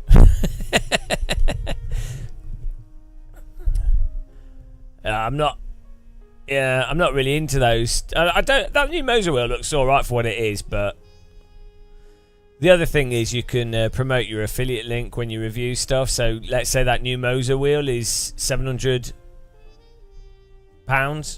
So, you know, if someone does a review video, let's say they get 5,000 views. And let's say, hypothetically, imagine affiliate links range between 2 and 10% for different companies. Like I can't tell you for legal reasons how much my affiliate is for Moser or whatever, but like generally speaking, they range from between 2 and 10%, 15% at the very top end, but generally 2.5 is probably like the minimum, and 10% is sort of at the top end of what you'd expect for most affiliates.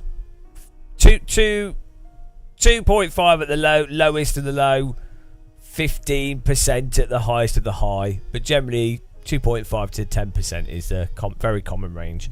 So imagine if you got 5,000 views, and imagine you're getting, like, let's say you're getting 5%, and you add, and it's a £500 product, so that's what, like 25. If it's a £500 product, well, it's a £1,000 product.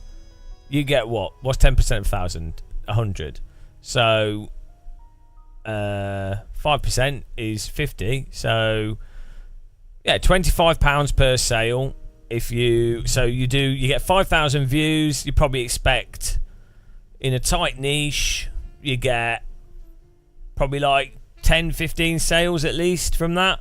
Maybe I mean, I don't know, I sometimes get a lot more, but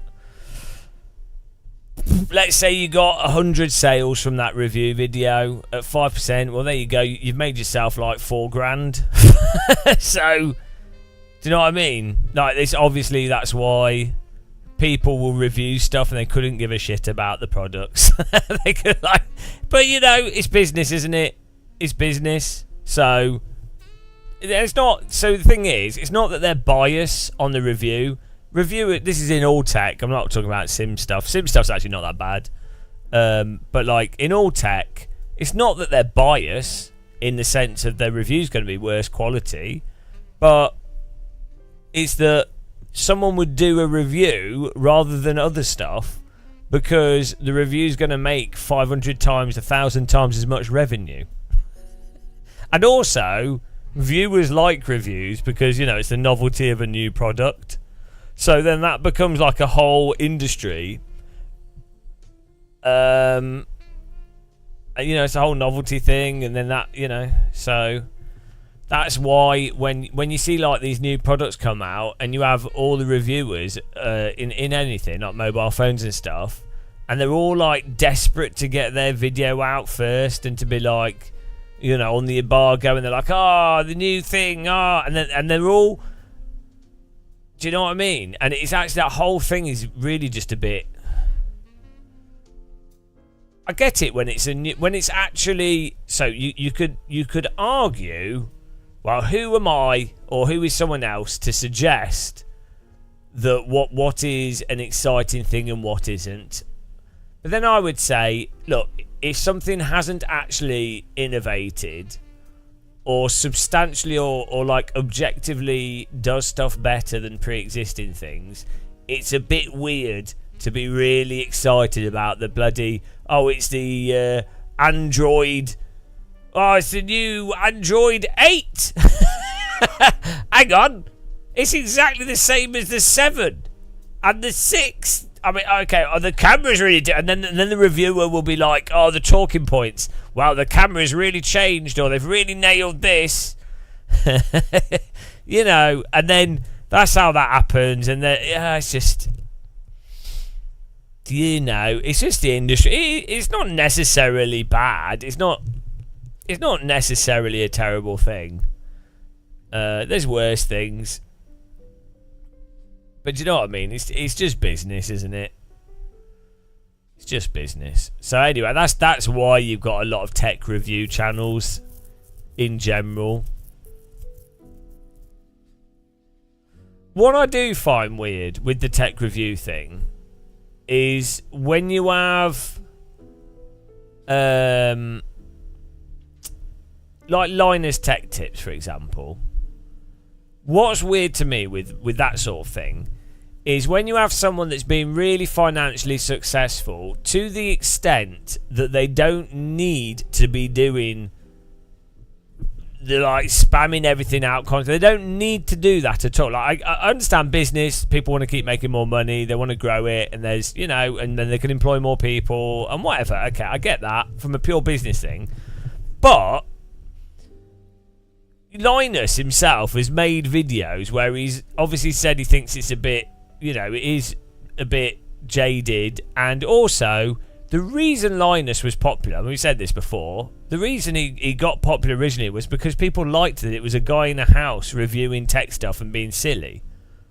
And then I think he always wanted to be taken seriously for some reason, which is just weird. But anyway, I don't understand when you have really wealthy people that have been very successful that no longer need to do the capitalist machine thing. They and especially, like, I understand it when they are the type of people that demonstrate that they want to do that. That's fine.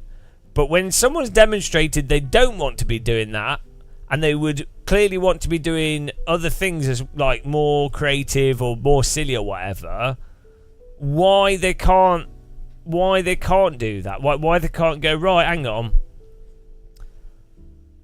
I think they do. I mean, they do. I think they have tried more recently, but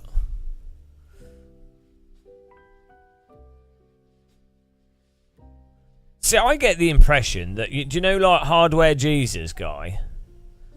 I get the impression that he genuinely, 100%, is a mega nerd for the performance and spec differences for PC hardware components. Like, he really likes, the whole, Gamers Nexus. I feel like his enjoyment, his genuine enjoyment and passion is like stupid overclocking stuff, reporting the actual data, test bench. I feel like he really likes that comparison thing. Like, he's a train spotter for comparing computer hardware. And that's what he likes, and that's what he's doing. Whereas I feel like Linus, his passion, I think, is being a bit silly, doing a bit stupid stuff, within the framework and context of PC gaming and tech, right? But I feel like they've got stuck in doing stuff for the sake of the business side of, oh, here's a product, here's a list of what it does. We've kind of reviewed it a bit. We've done a general we've put together an advert for the company, and we've said what's kind of good or bad about it in a mostly positive way. I think they've got stuck down that avenue. And I don't think that's what Linus would actually want to be doing. Like, I feel like Linus and the original Tech Tip guys, their ideal thing would actually to be just get some piece of new hardware and do something stupid with it. Do a Top Gear with computer stuff. Basically that. And I don't know why they don't do that more. The only reason I can see that they don't do that is that they're conflicted on being successful and growth.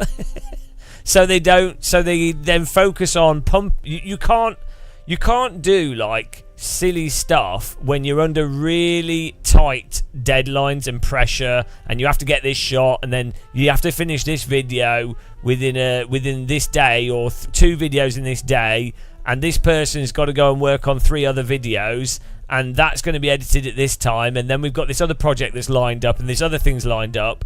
You can't then actually do like humorous stuff and focus on everyone on the same page being silly, because it's just turned into a business, like an absolute business, which is fine if that's what you want to do. If you want to, nothing against people doing stuff as a business.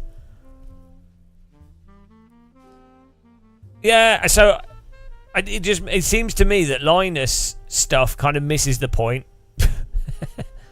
Thanks, Sarah Mark. I'd say Jay's 2 cents. I feel like he's on the right page with stuff. I feel like he enjoys the computer hardware. He likes seeing what the latest thing is. He's got like one editor or something. I know he has some health issues every now and again. I think he likes informing people about like the tech stuff that's happening, and or install things, or what the latest thing is, or issues and things. And he likes comparing graphics cards. Jay's 2 cents is kind of like presents things in that way where you'd have, if you had mates when you were growing up that were like the geeky computer mates, that would tell you, you'd be like, oh, what graphics card should I buy? And they'd be like, oh, this one's probably the best one for you for these reasons. That sort of thing. I think he does a really good job with that.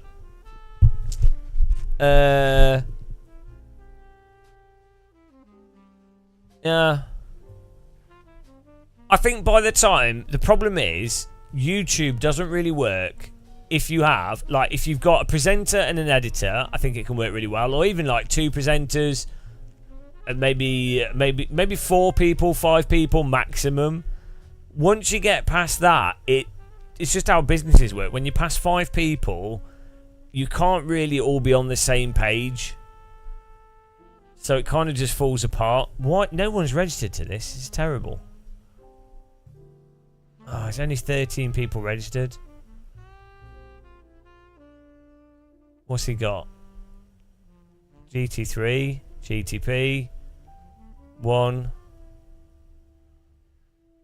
2.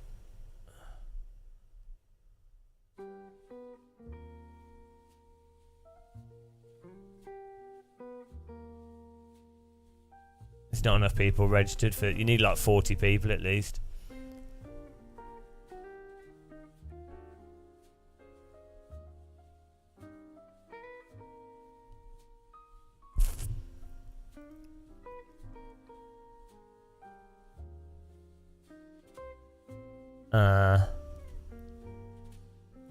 Might do Super Formula instead.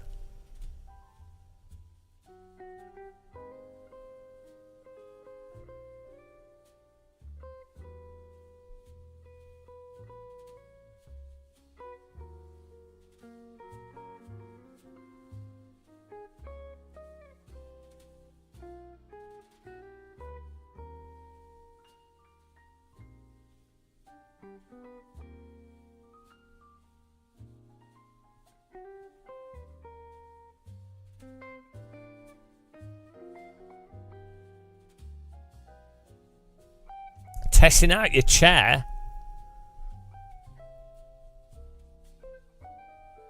Nice.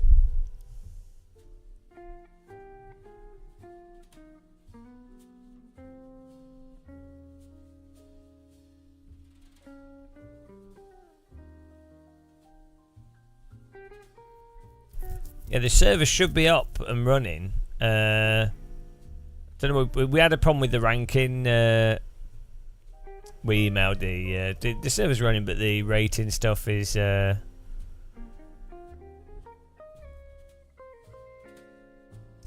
wasn't working.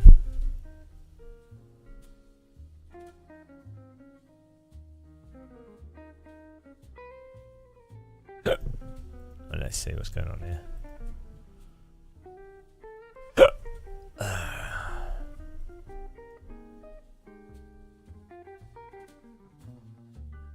Yeah, the rating stuff's broken for some reason.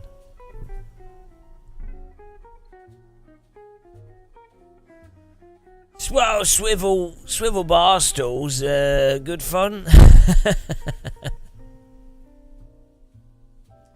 It's exciting. It's good for reversing.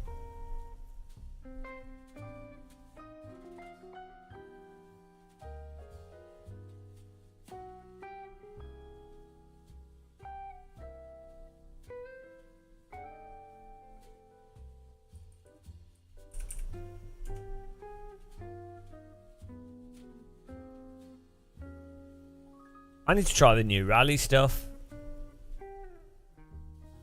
in Shader Patch.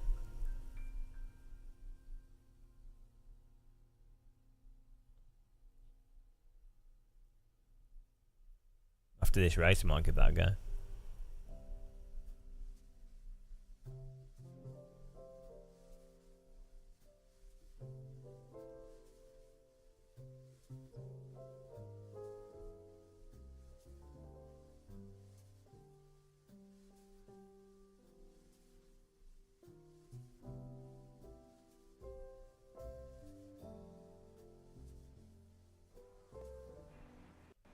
Oh dear.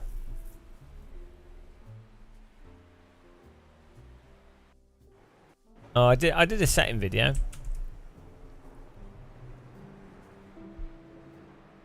Should be all right. Oops.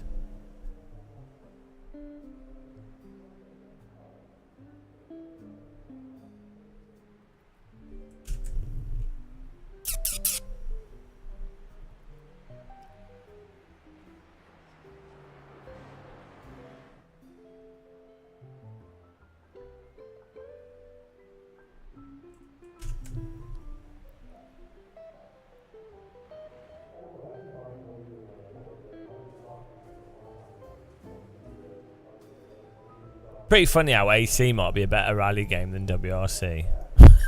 How funny is that?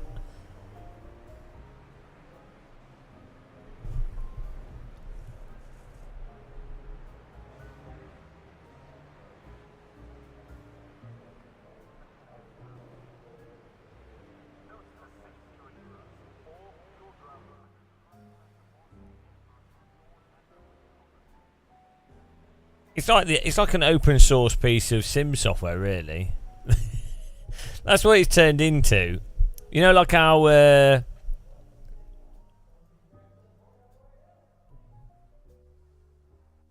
that's not. That's a weird bit of road. You know, you get yeah, open source software for things, and it ends up being a billion times better than all the private software. Or like DaVinci Resolve. It's so much better than Premiere. It's like ridiculous. The color grading is free. I mean, you can pay for it if you want to for some features, but just all the options. The only thing with Premiere is animation's a little bit more intuitive, but not that it's better, it's just more intuitive initially. Oh, I can't wait for Adobe stuff to all be like... Adobe are such piss takers. Absolute piss take company. Like, they barely do anything, and then they do like the whole Adobe cloud bollocks so I think Adobe was alright if it's like even expensive, because it's not even that expensive. But like if you're like, okay, we have an Adobe Master Collection and it costs, I don't know, like £4,000 or £5,000, and yeah, that's fine. And then every 2 years they do an update, and you can upgrade to that for X amount of money if you want to, but you don't have to upgrade, you can keep using the old one. But like, you could basically use... we bought Adobe Master Collection for business in 2004, 5 or something. Bought like 3 full Master Collection licenses. I think we spent like £14,000. And there's no, like, that software in 2000 and... Let's say it was 2006, I'm not sure when it was.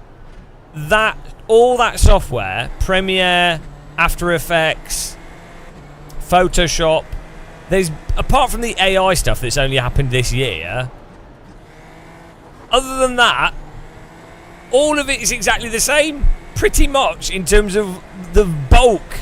I know there might be some niche stuff and some businesses that will have certain things, but like, for the vast majority of what most people would use the software for and graph professionally, it's like, it just does not deserve a monthly subscription fee that would have cost £50,000, is, you know.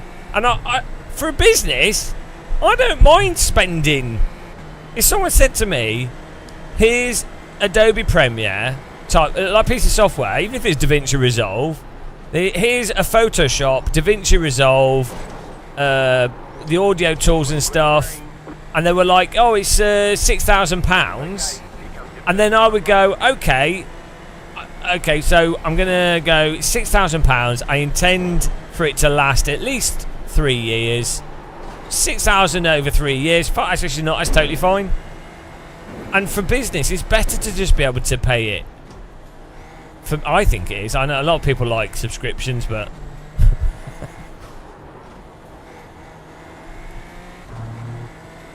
and as an individual, it's also better to be able to just pay it outright. I don't like...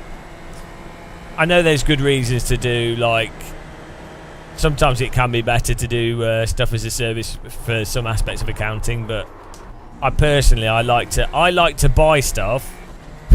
Also, if you buy the license, right? If you buy a license, in theory, in the past, if you bought a software package as a home user, you could sell that version on. Like, you would own the license for that CD of that thing, which you could then sell for, you know, maybe it's been replaced, maybe there's newer, but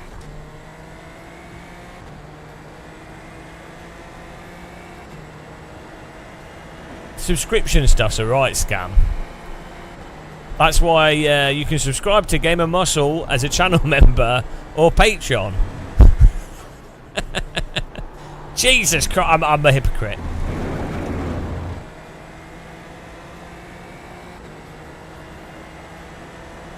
Yeah, you make so much more money off subscriptions because you get an additional 10 to 20% of sales from people that forget that they're subscribed.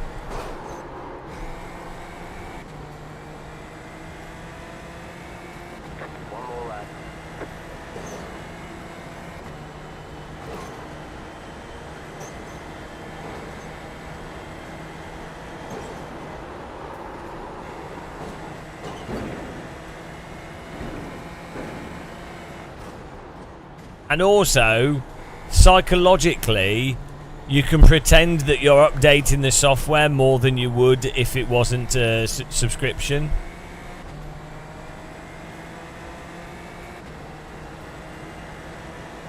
To be fair, I'm not saying subscription is necessarily bad, and I do think for something like iRacing, it should be subscription, but they shouldn't also charge for content. But for like a video game that is a service, I'm not actually against subscriptions, but I think the other side of it is you effectively have to offer the subscription at a really, really competitive price. So if it's a video game, you really have to go, okay, it's £2 a month. So it's like, oh, it's basically, for that one game, it's basically meaningless. So I could, in theory, be subscribed to 6 games, 10 games or whatever. Do you know what I mean? So like how Xbox Game Pass or something can work. Or like if Netflix is £7 a month, it's like, oh, that's fine.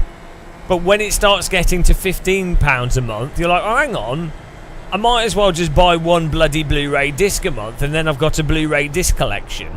But that's what they always do, don't they? They start off the subscriptions cheap, and then they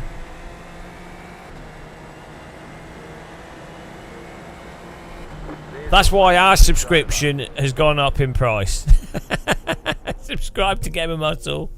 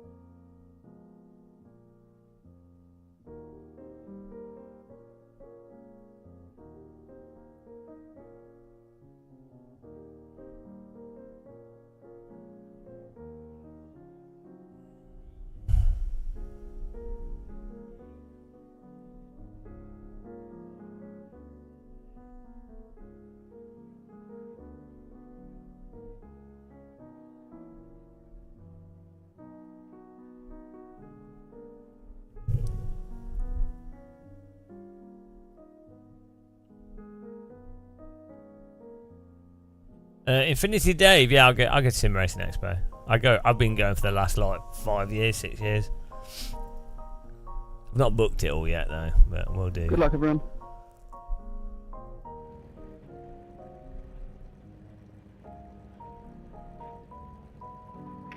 Good luck, you guys. Here we go, guys. It's Sebring in the Super Formula. I think I've done one race with this. I don't really know Sebring. I mean, I know the layout, but the brake points and the corners I'm not too familiar with. So this is just going to be a case of learning whilst driving, trying to get as far as possible, really. Starting in 20th, so basically last.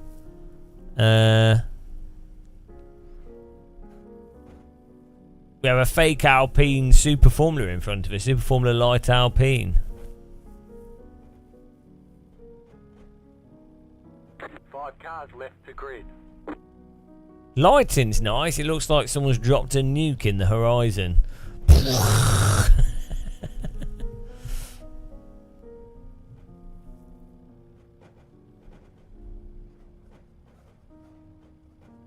Florida swamp lighting. There's a bit of an R Factor 2 feel to this lighting. Very harsh.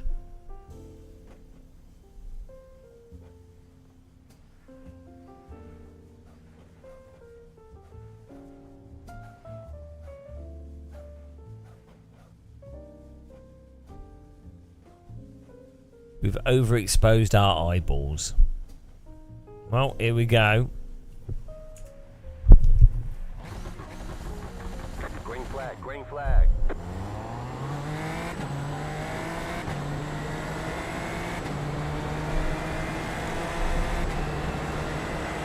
Okay, let's go.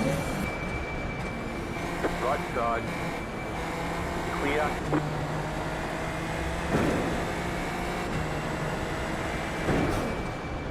There's an incident ahead. Car on your left.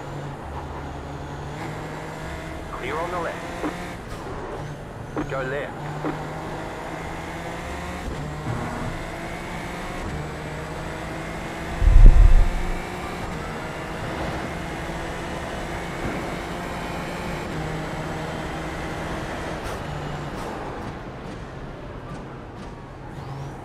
Left side. There's an incident ahead. Clear. Oh. Go left.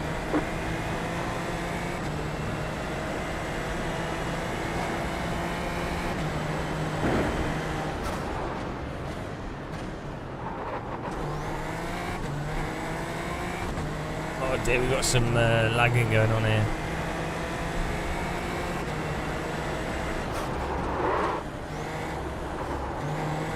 Jesus, very hard to predict what he's doing. Left side. What is he doing? Ahead. Still there. What? If I didn't move out of the way there, that guy would have driven into us, 100%. Look how much he's lagging. Oh my goodness.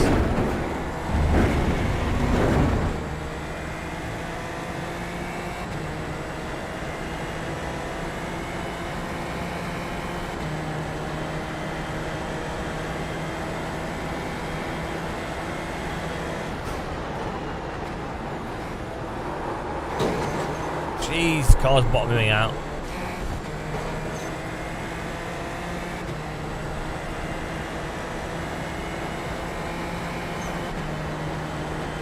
Car right. Clear on the right.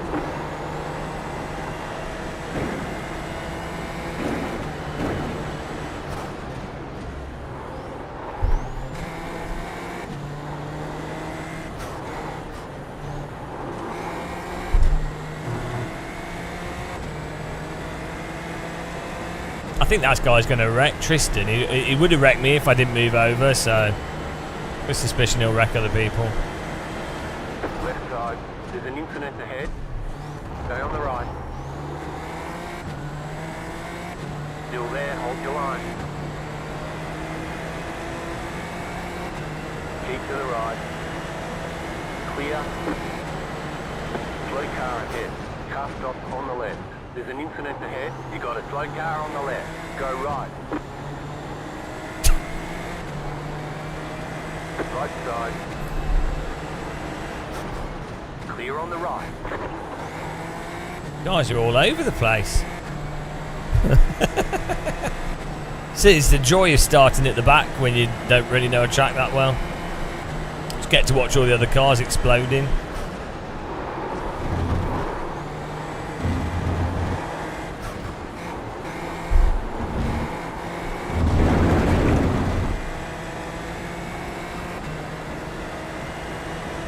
Hugo is car number 2, so he should be pushing his way through.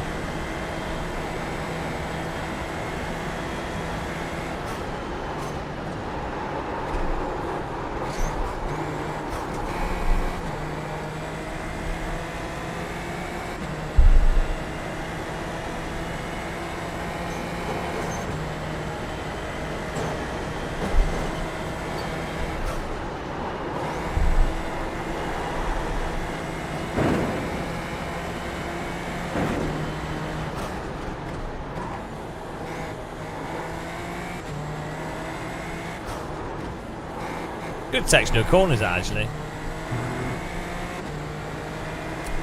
I'm slowing down a lot. We can really push through them.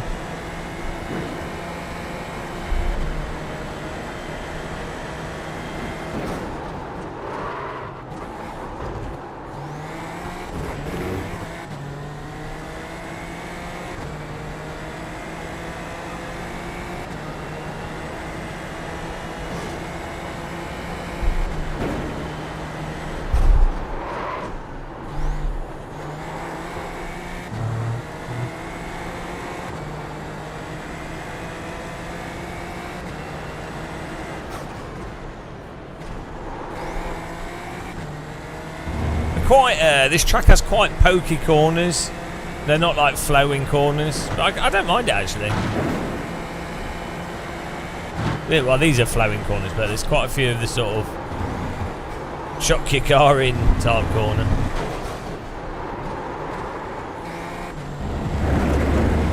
Couldn't get that to stick. Keep to the left. Well, the carbon fibre car, like a Radical. Clear on the Like a naked Radical livery. The car in C2. Just at the button. Though I think Radical's glass fibre. 7, 3, 9. Carbon fibre's too expensive for a Radical. Just set the fastest lap of the session.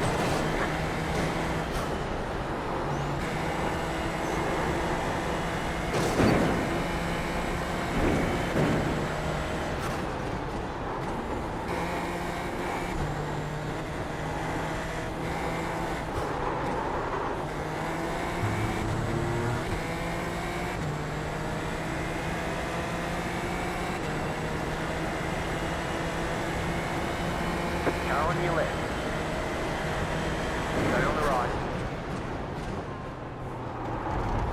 Clear. It's a dustbin lid car. It's made out of spare dustbin lids. I think these super performing cars are quite pricey in real life. Probably like what, 180,000 each? Maybe even like 240. You got a slow car on the left. Hey! That's an interesting caster on that rear wheel. Clear. Good way of keeping the tyres warm.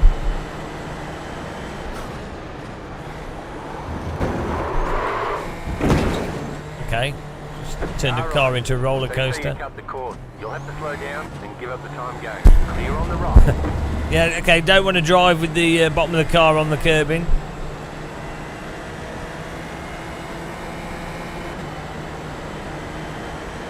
Not quite got the entry right there, don't think. One corner at a time, guys.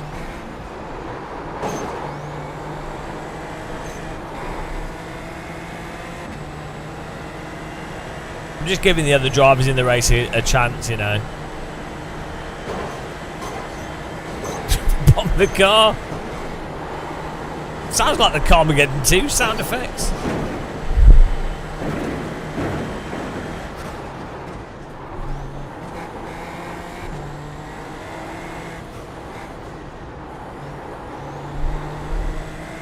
The car behind is closing on you. The gap is 3.2 seconds.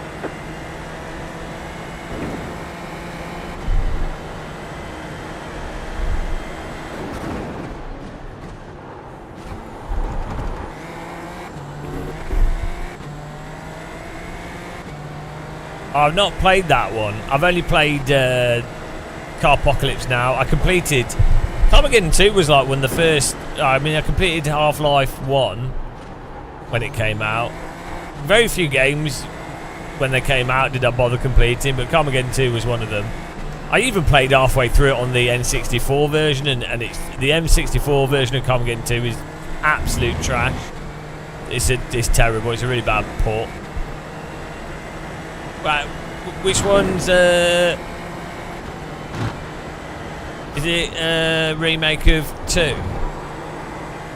I even had the mod, because the German version of Carmageddon 2 had zombies instead of people.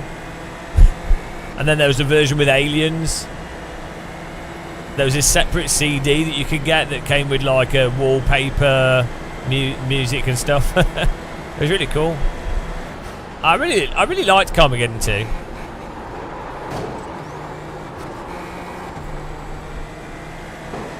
The car in C6 just set the fastest lap. 51.506. That was your fastest lap of the session.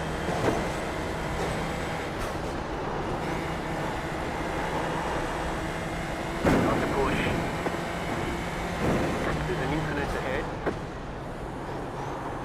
I missed Carmageddon 1. I think Carmageddon 1 had tighter mechanics. I did play it briefly.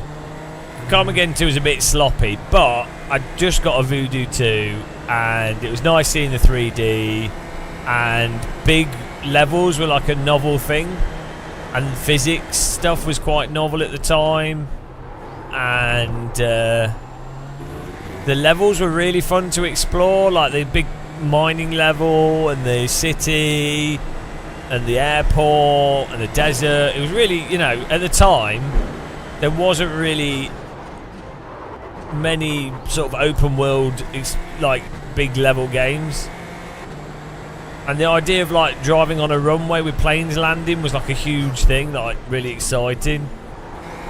It was totally new. Like that was a completely new. A lot of those things were totally new things, like even like the driver games, like driving through these somewhat realistic city streets and stuff.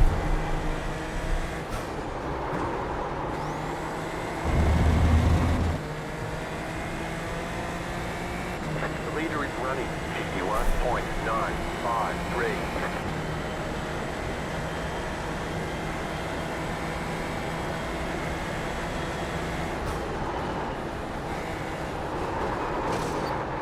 The car in P5 just set the fastest lap. 51.167.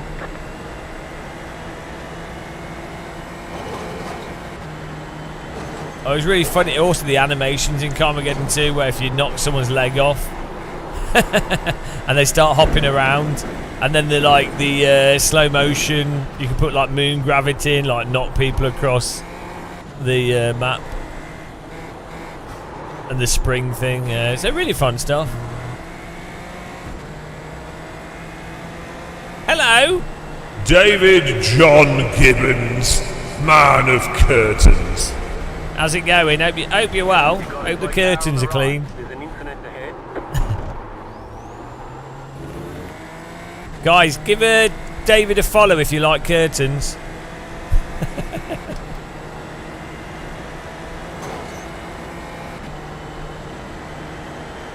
He has new curtains now. It's not the same. I've unsubscribed and unfollowed. I only followed for the original curtains, the OG curtains.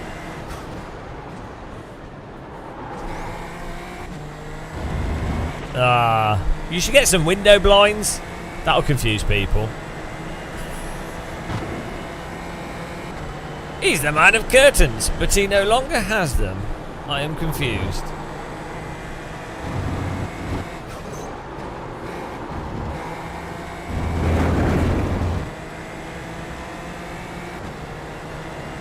Oh, people have been swayed in the direction of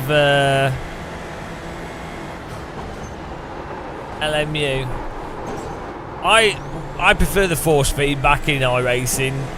LMU's got much better physics, but the force feedback's a lot better in iRacing. Yeah, LMU looks nicer as well. Sound is better in iRacing as well.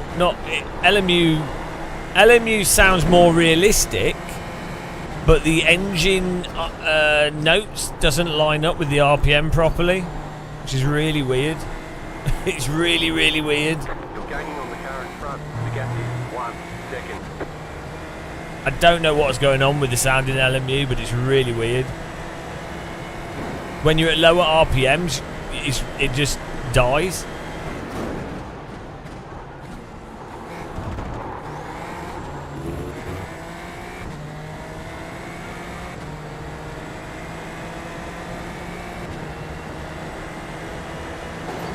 Well, I don't mind the feel of the force feedback in LMU. The problem is it doesn't have any force feedback for the limit, which I think the developer knows and they're trying to fix. So it just dies as soon as a car's in on the limit and in getting to the point of actually where you want to be holding a car. Force feedback just is dead. You just flat lines. It's really weird. ACC has the same problem.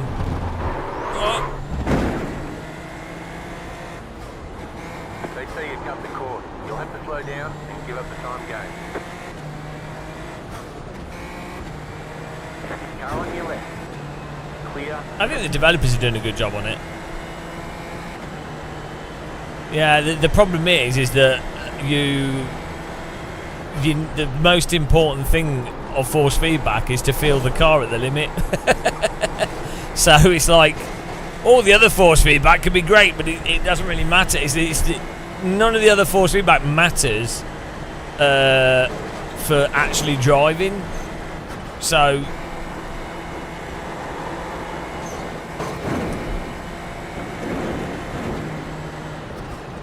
it's a bit of a problem.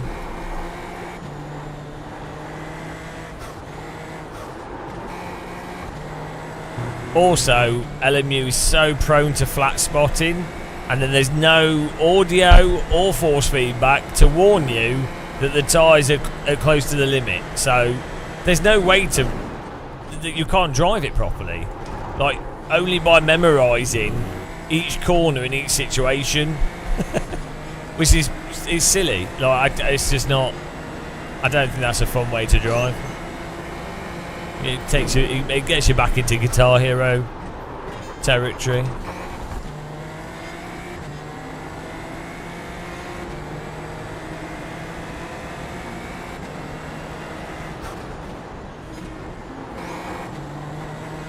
I mean, at least it's easy to not spin, and you can hold slip. Like the physics supports cars in combined slip, which iRacing doesn't seem to do very well. So, you know, I feel like I'm sure they'll get it right.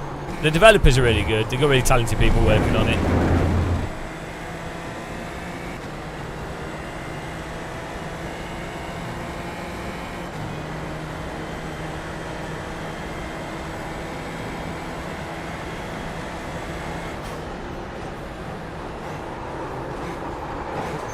Also, the LMU developers really listen to feedback as well.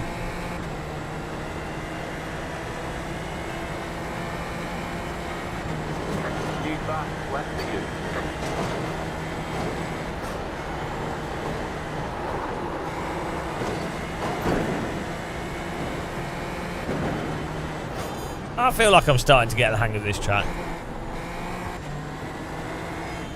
with this car.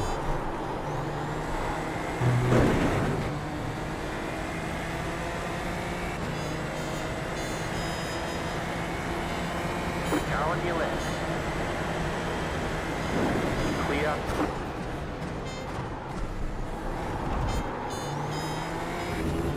Do you remember playing this track in Forza and the AI would just punt you every time on the tight corners? Clear. I just remembered. Forza 7, I think it was. And the AI, it was like impossible to drive without being punted by the AI. I'm going to be punted by this guy. Maybe he's a Forza AI.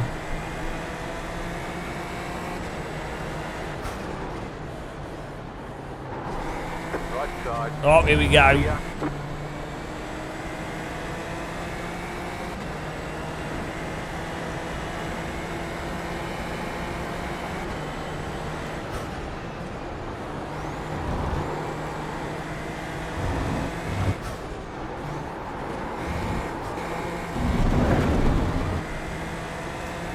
Yeah, it's a shame. I think Forza Horizon is great, but it's a shame in general because I think Forzas could actually be amazing games, and it's really bizarre. Like, Microsoft has the resources and the ability to basically wrap up both sim and arcade.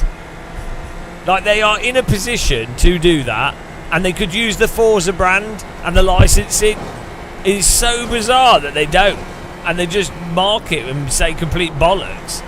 It's really weird. They could make a killing as well. They could easily. Forza Horizon could cater to the arcade and cruising, which is a huge market. And Forza Motorsport can cater to the Gran Turismo, but on PC and console. Like, it's really weird. I don't know what is going on internally at that studio. I feel like it's probably just they probably just get through so many staff and the hiring and everything. You know, I feel like it's a massive structural issue. And then there's a few incumbents who are really incompetent, but are like, they've been there so long and they probably made good money on previous products, so they're like, wow.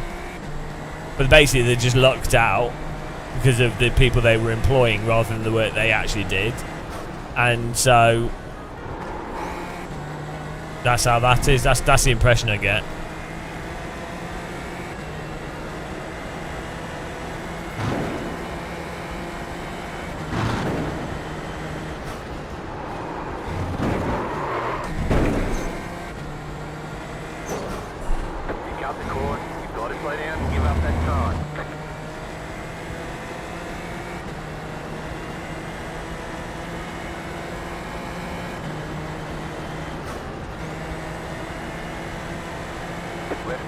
Penalty system in this game, guys. Clear on the left.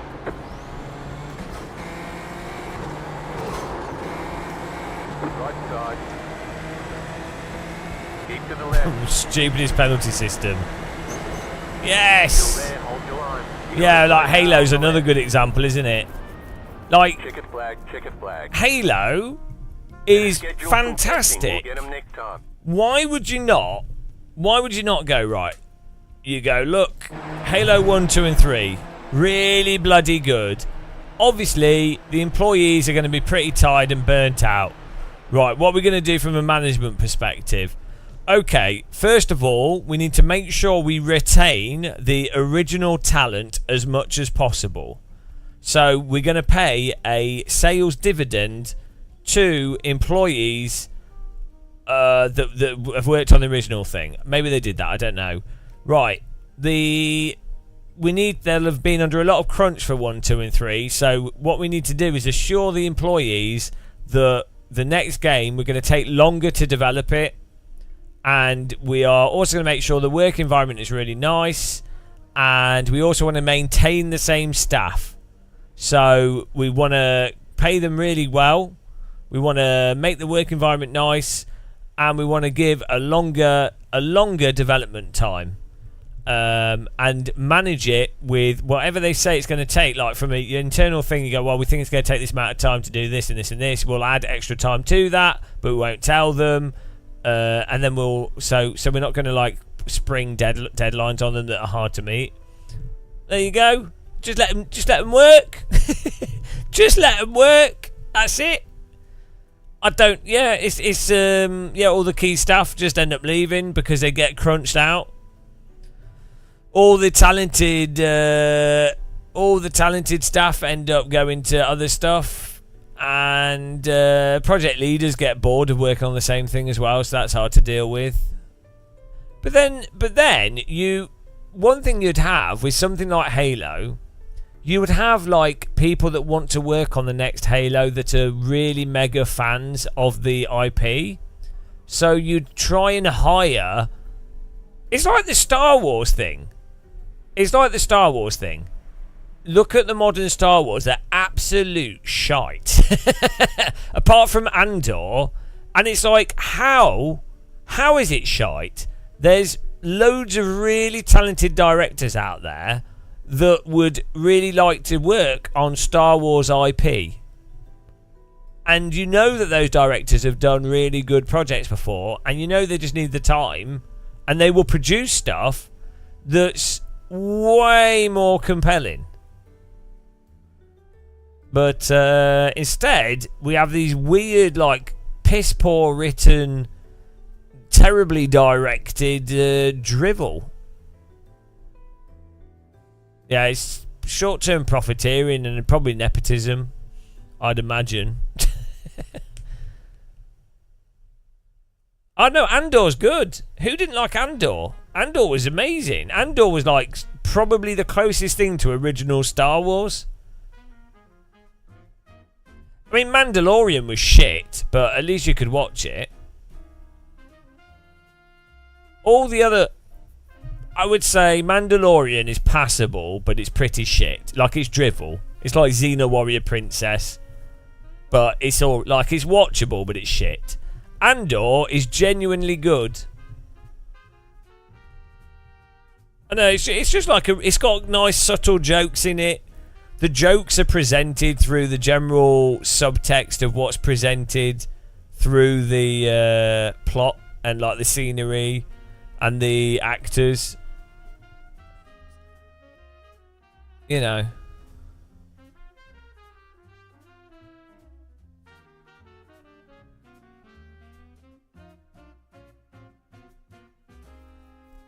The thing with Star Wars is you need like slower. Star Wars is actually quite slow, and that's fine because there's a lot of detail in the environments, because there's so much of Star Wars is the sets and the world, the props, the scenery. That is a lot of Star Wars. Is the it's another alien world universe, right? And that's conveyed through the environments more than the dialogue and the plot particularly. It's more the scenery and stuff. That's what made Star Wars work, is that ILM did really, really good work on the special effects and the props and the design and all that kind of stuff. It really feels really solid. Even you watch the 70s Star Wars, it is tacky. It's a bit tacky, but do you know what I mean? There's so much work has gone into the environments and stuff. It feels really solid. All right, David John Gibbons.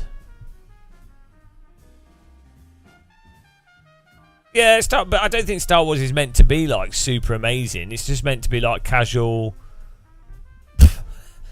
You know, it's just cowboys and Indians in another world. It's not meant to be. It's not meant to be amazing. It's meant to be a bit silly.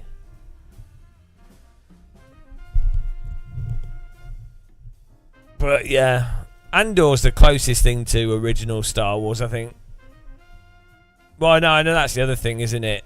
But I think the thing is, in the 1970s, stuff for children was a lot more mature than stuff for children now. Like, the children thing would be like, oh, it's a silly robot. Like, C-3PO was the for children thing. Whereas now, C-3PO would be considered quite an adult character. and then it had Princess Leia wearing nothing. That was for the parents. That was for the dad. And then the wife, there was nothing for them because they were a wife, so it didn't matter in the 70s. So, oh dear, so stupid.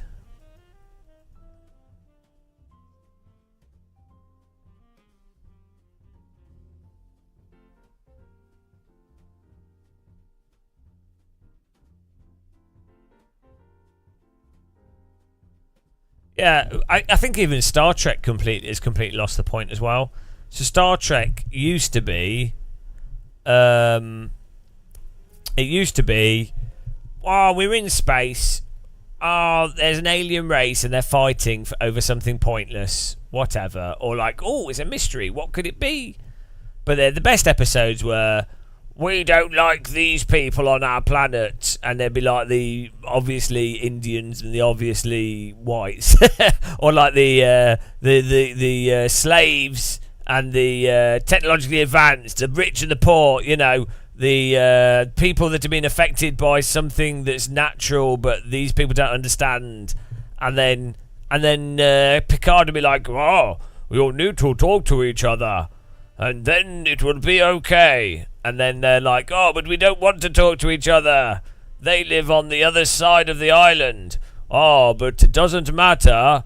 At the end of the day, you need to come to a compromise. Oh, but we don't know how we can. And then another Star Trek character like Worf or like Data will be like, one will be in one place, one will be in another place, and they get trapped, and then they have to help each other, and then they're like, oh, it turns out they're not that bad. We've just had an example that we're all pretty much the same.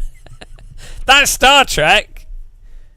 Yeah, Orville's alright. I quite enjoyed it, but the last season and the first season are a bit crap. But the middle seasons were good fun. It's got some good jokes in Orville as well, actually.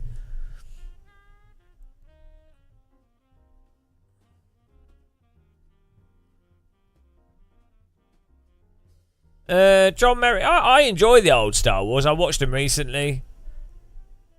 I enjoyed them. It's a good sense of adventure with them, of like momentum as well. Like, oh, I'm a farm boy. Oh, I've just discovered. So the first Star Wars, you have the whole reveal of it starting off a bit small, and then it getting bigger, and then the characters coming together. Structurally, it's a nice structure. I like 1960s and 1970s stuff. I like slower pace filming. I like that kind of thing. I find it relaxing and enjoyable. There's too many edits in modern things, and it's just a way to distract you from shit filming. You have way better cinematography in a lot, not all older films. Some of them are genuinely just tedious and badly filmed. Don't get me wrong, but a lot of there's a lot of older stuff with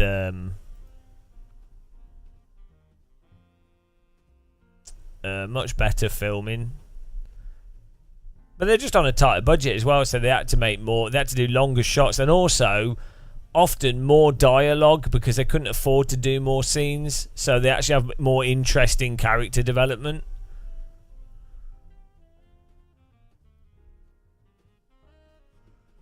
That's one of the problems of like Transformers is like the worst for films where it's just like new scene, new scene, new scene, new scene. It's just it's like a way to hypnotize people.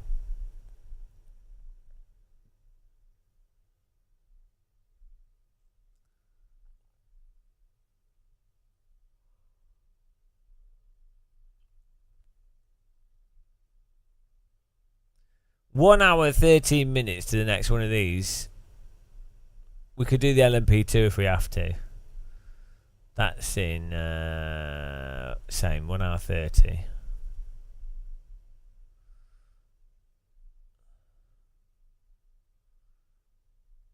Yeah. The audio is really bad in the Transformer films as well. The dubbing, the ADR and stuff is so bad. I don't know. Let's do another Formula 4 fixed. Why not?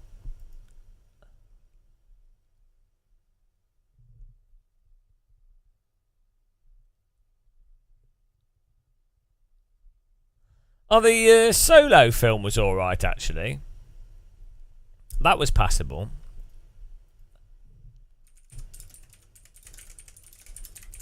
You know, the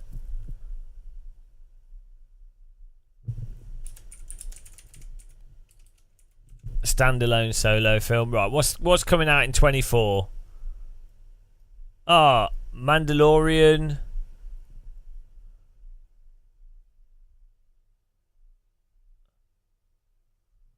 Oh. Is there a new series?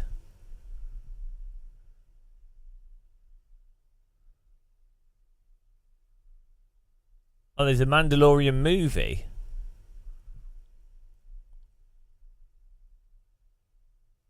Is that coming out at the cinema? Rogue One was okay. It was just a bit weird.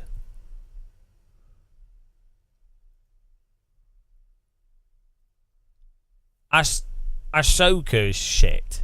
It's so bad. It's actually unwatchably bad. The acting, the editing, the characters, so bad. So bad. The plot, it's terrible. The Acolyte as well, that's terrible. That is awful.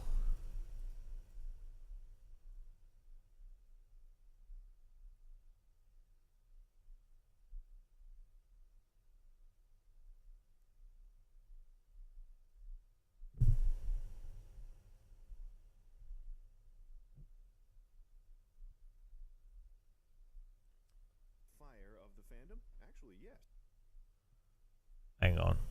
What's Star Wars Skeleton Crew?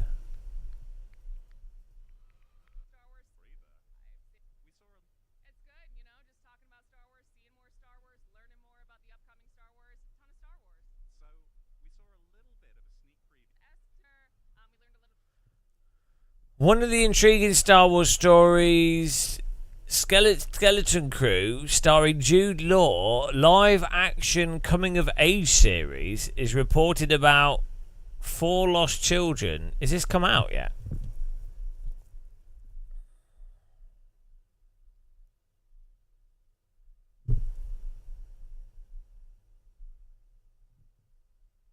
Yeah, as I say, Andor is okay.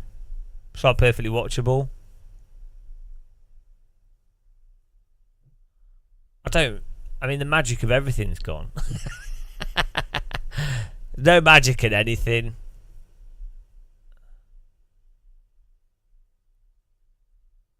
Hang on, Andor season 2.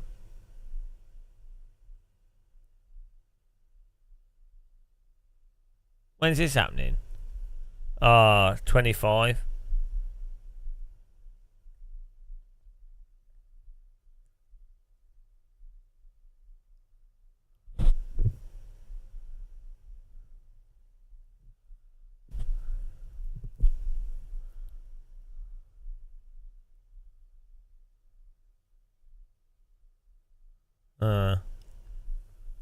Yeah, I mean, it has just turned into like a cashing in, hasn't it?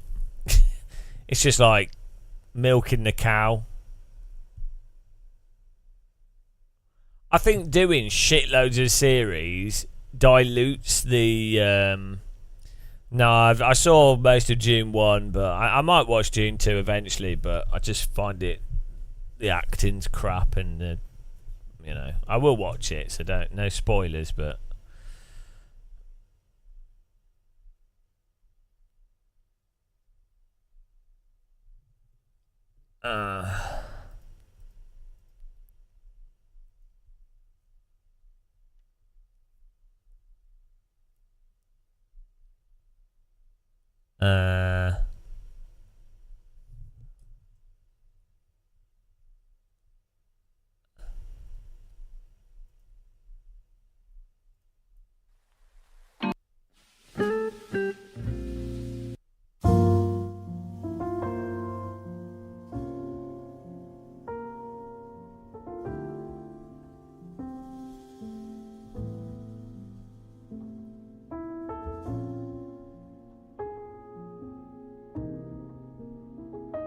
Movies.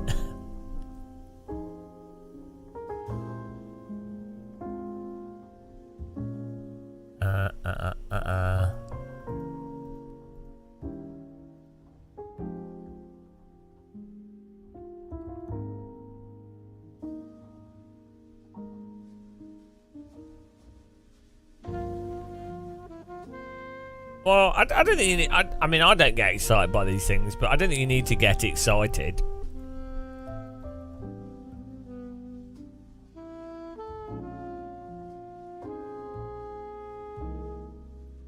It's just as long as it's just entertaining, that's fine.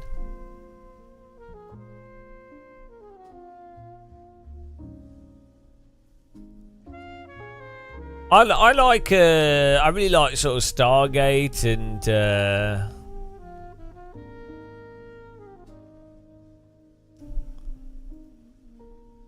the older Stargate and Star Trek.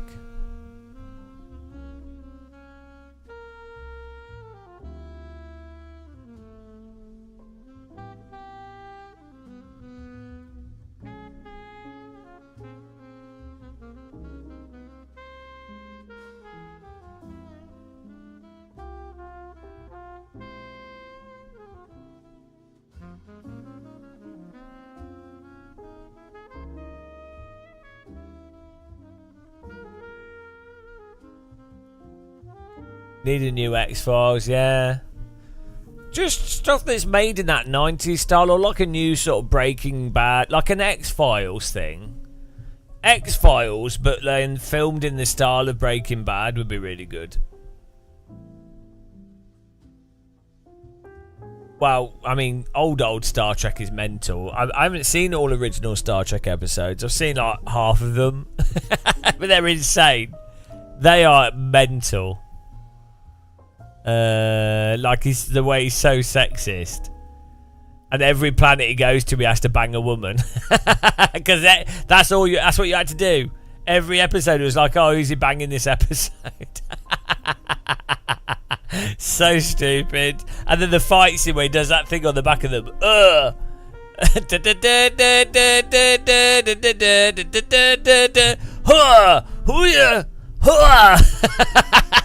I would love to make like a modern action film, or like a modern film, maybe like a ninja film. But all the fighting, like you use modern techniques, but all the fighting and stuff is 1960s style. Like, and then like you put some like 80s ninja stuff in there, and the plot would be like really dumb. It'd just be like contrived like other stuff, and then I think you could do like something really good. Yeah. Like, it wouldn't even have to be that creative. And then you'd do jokes that are like Naked Gun style jokes, like really stupid innuendos and really stupid scenes. Just stuff in the background that's ridiculous. If I had like, so rather than doing motorsport, if I made like, if I had like a few million, or if I had like, you need about £300,000-400,000 to be able to make a film like that. Basically, with I know people that can film, like professional camera people and stuff. So you could get them. You just say, "Oh, look, we're not. We're doing this independent. It's not planning to make a big profit or anything. Probably won't even make a profit. But look, this is the budget. This is what we're doing." I think it could be awesome. And the sort of more campy and cheesy, the better. Yeah, you'd have to scout for like basically unknown actors, like people that are natural on camera, basically, that are unknown, entirely unknown. Those often end up being the best films, though. Like was it 24 Days Later or whatever? Those sort of indie films where they really have to sort of just make things work end up being pretty good, I think.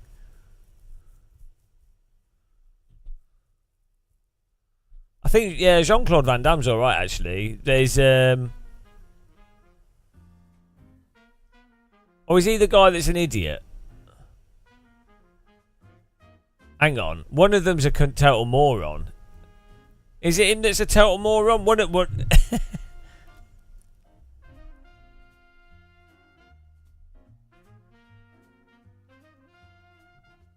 Oh, that's Seagal. Yeah. Jean-Claude Van Damme's actually really good. Yeah, it's Steve Seagal that's a complete arse. Yeah, Van Damme's actually decent and like a good guy.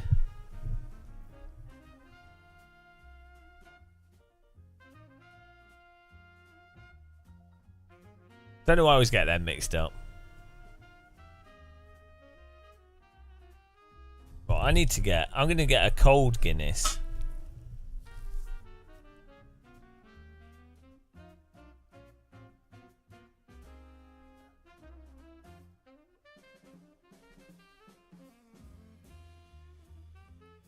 $9 a.m.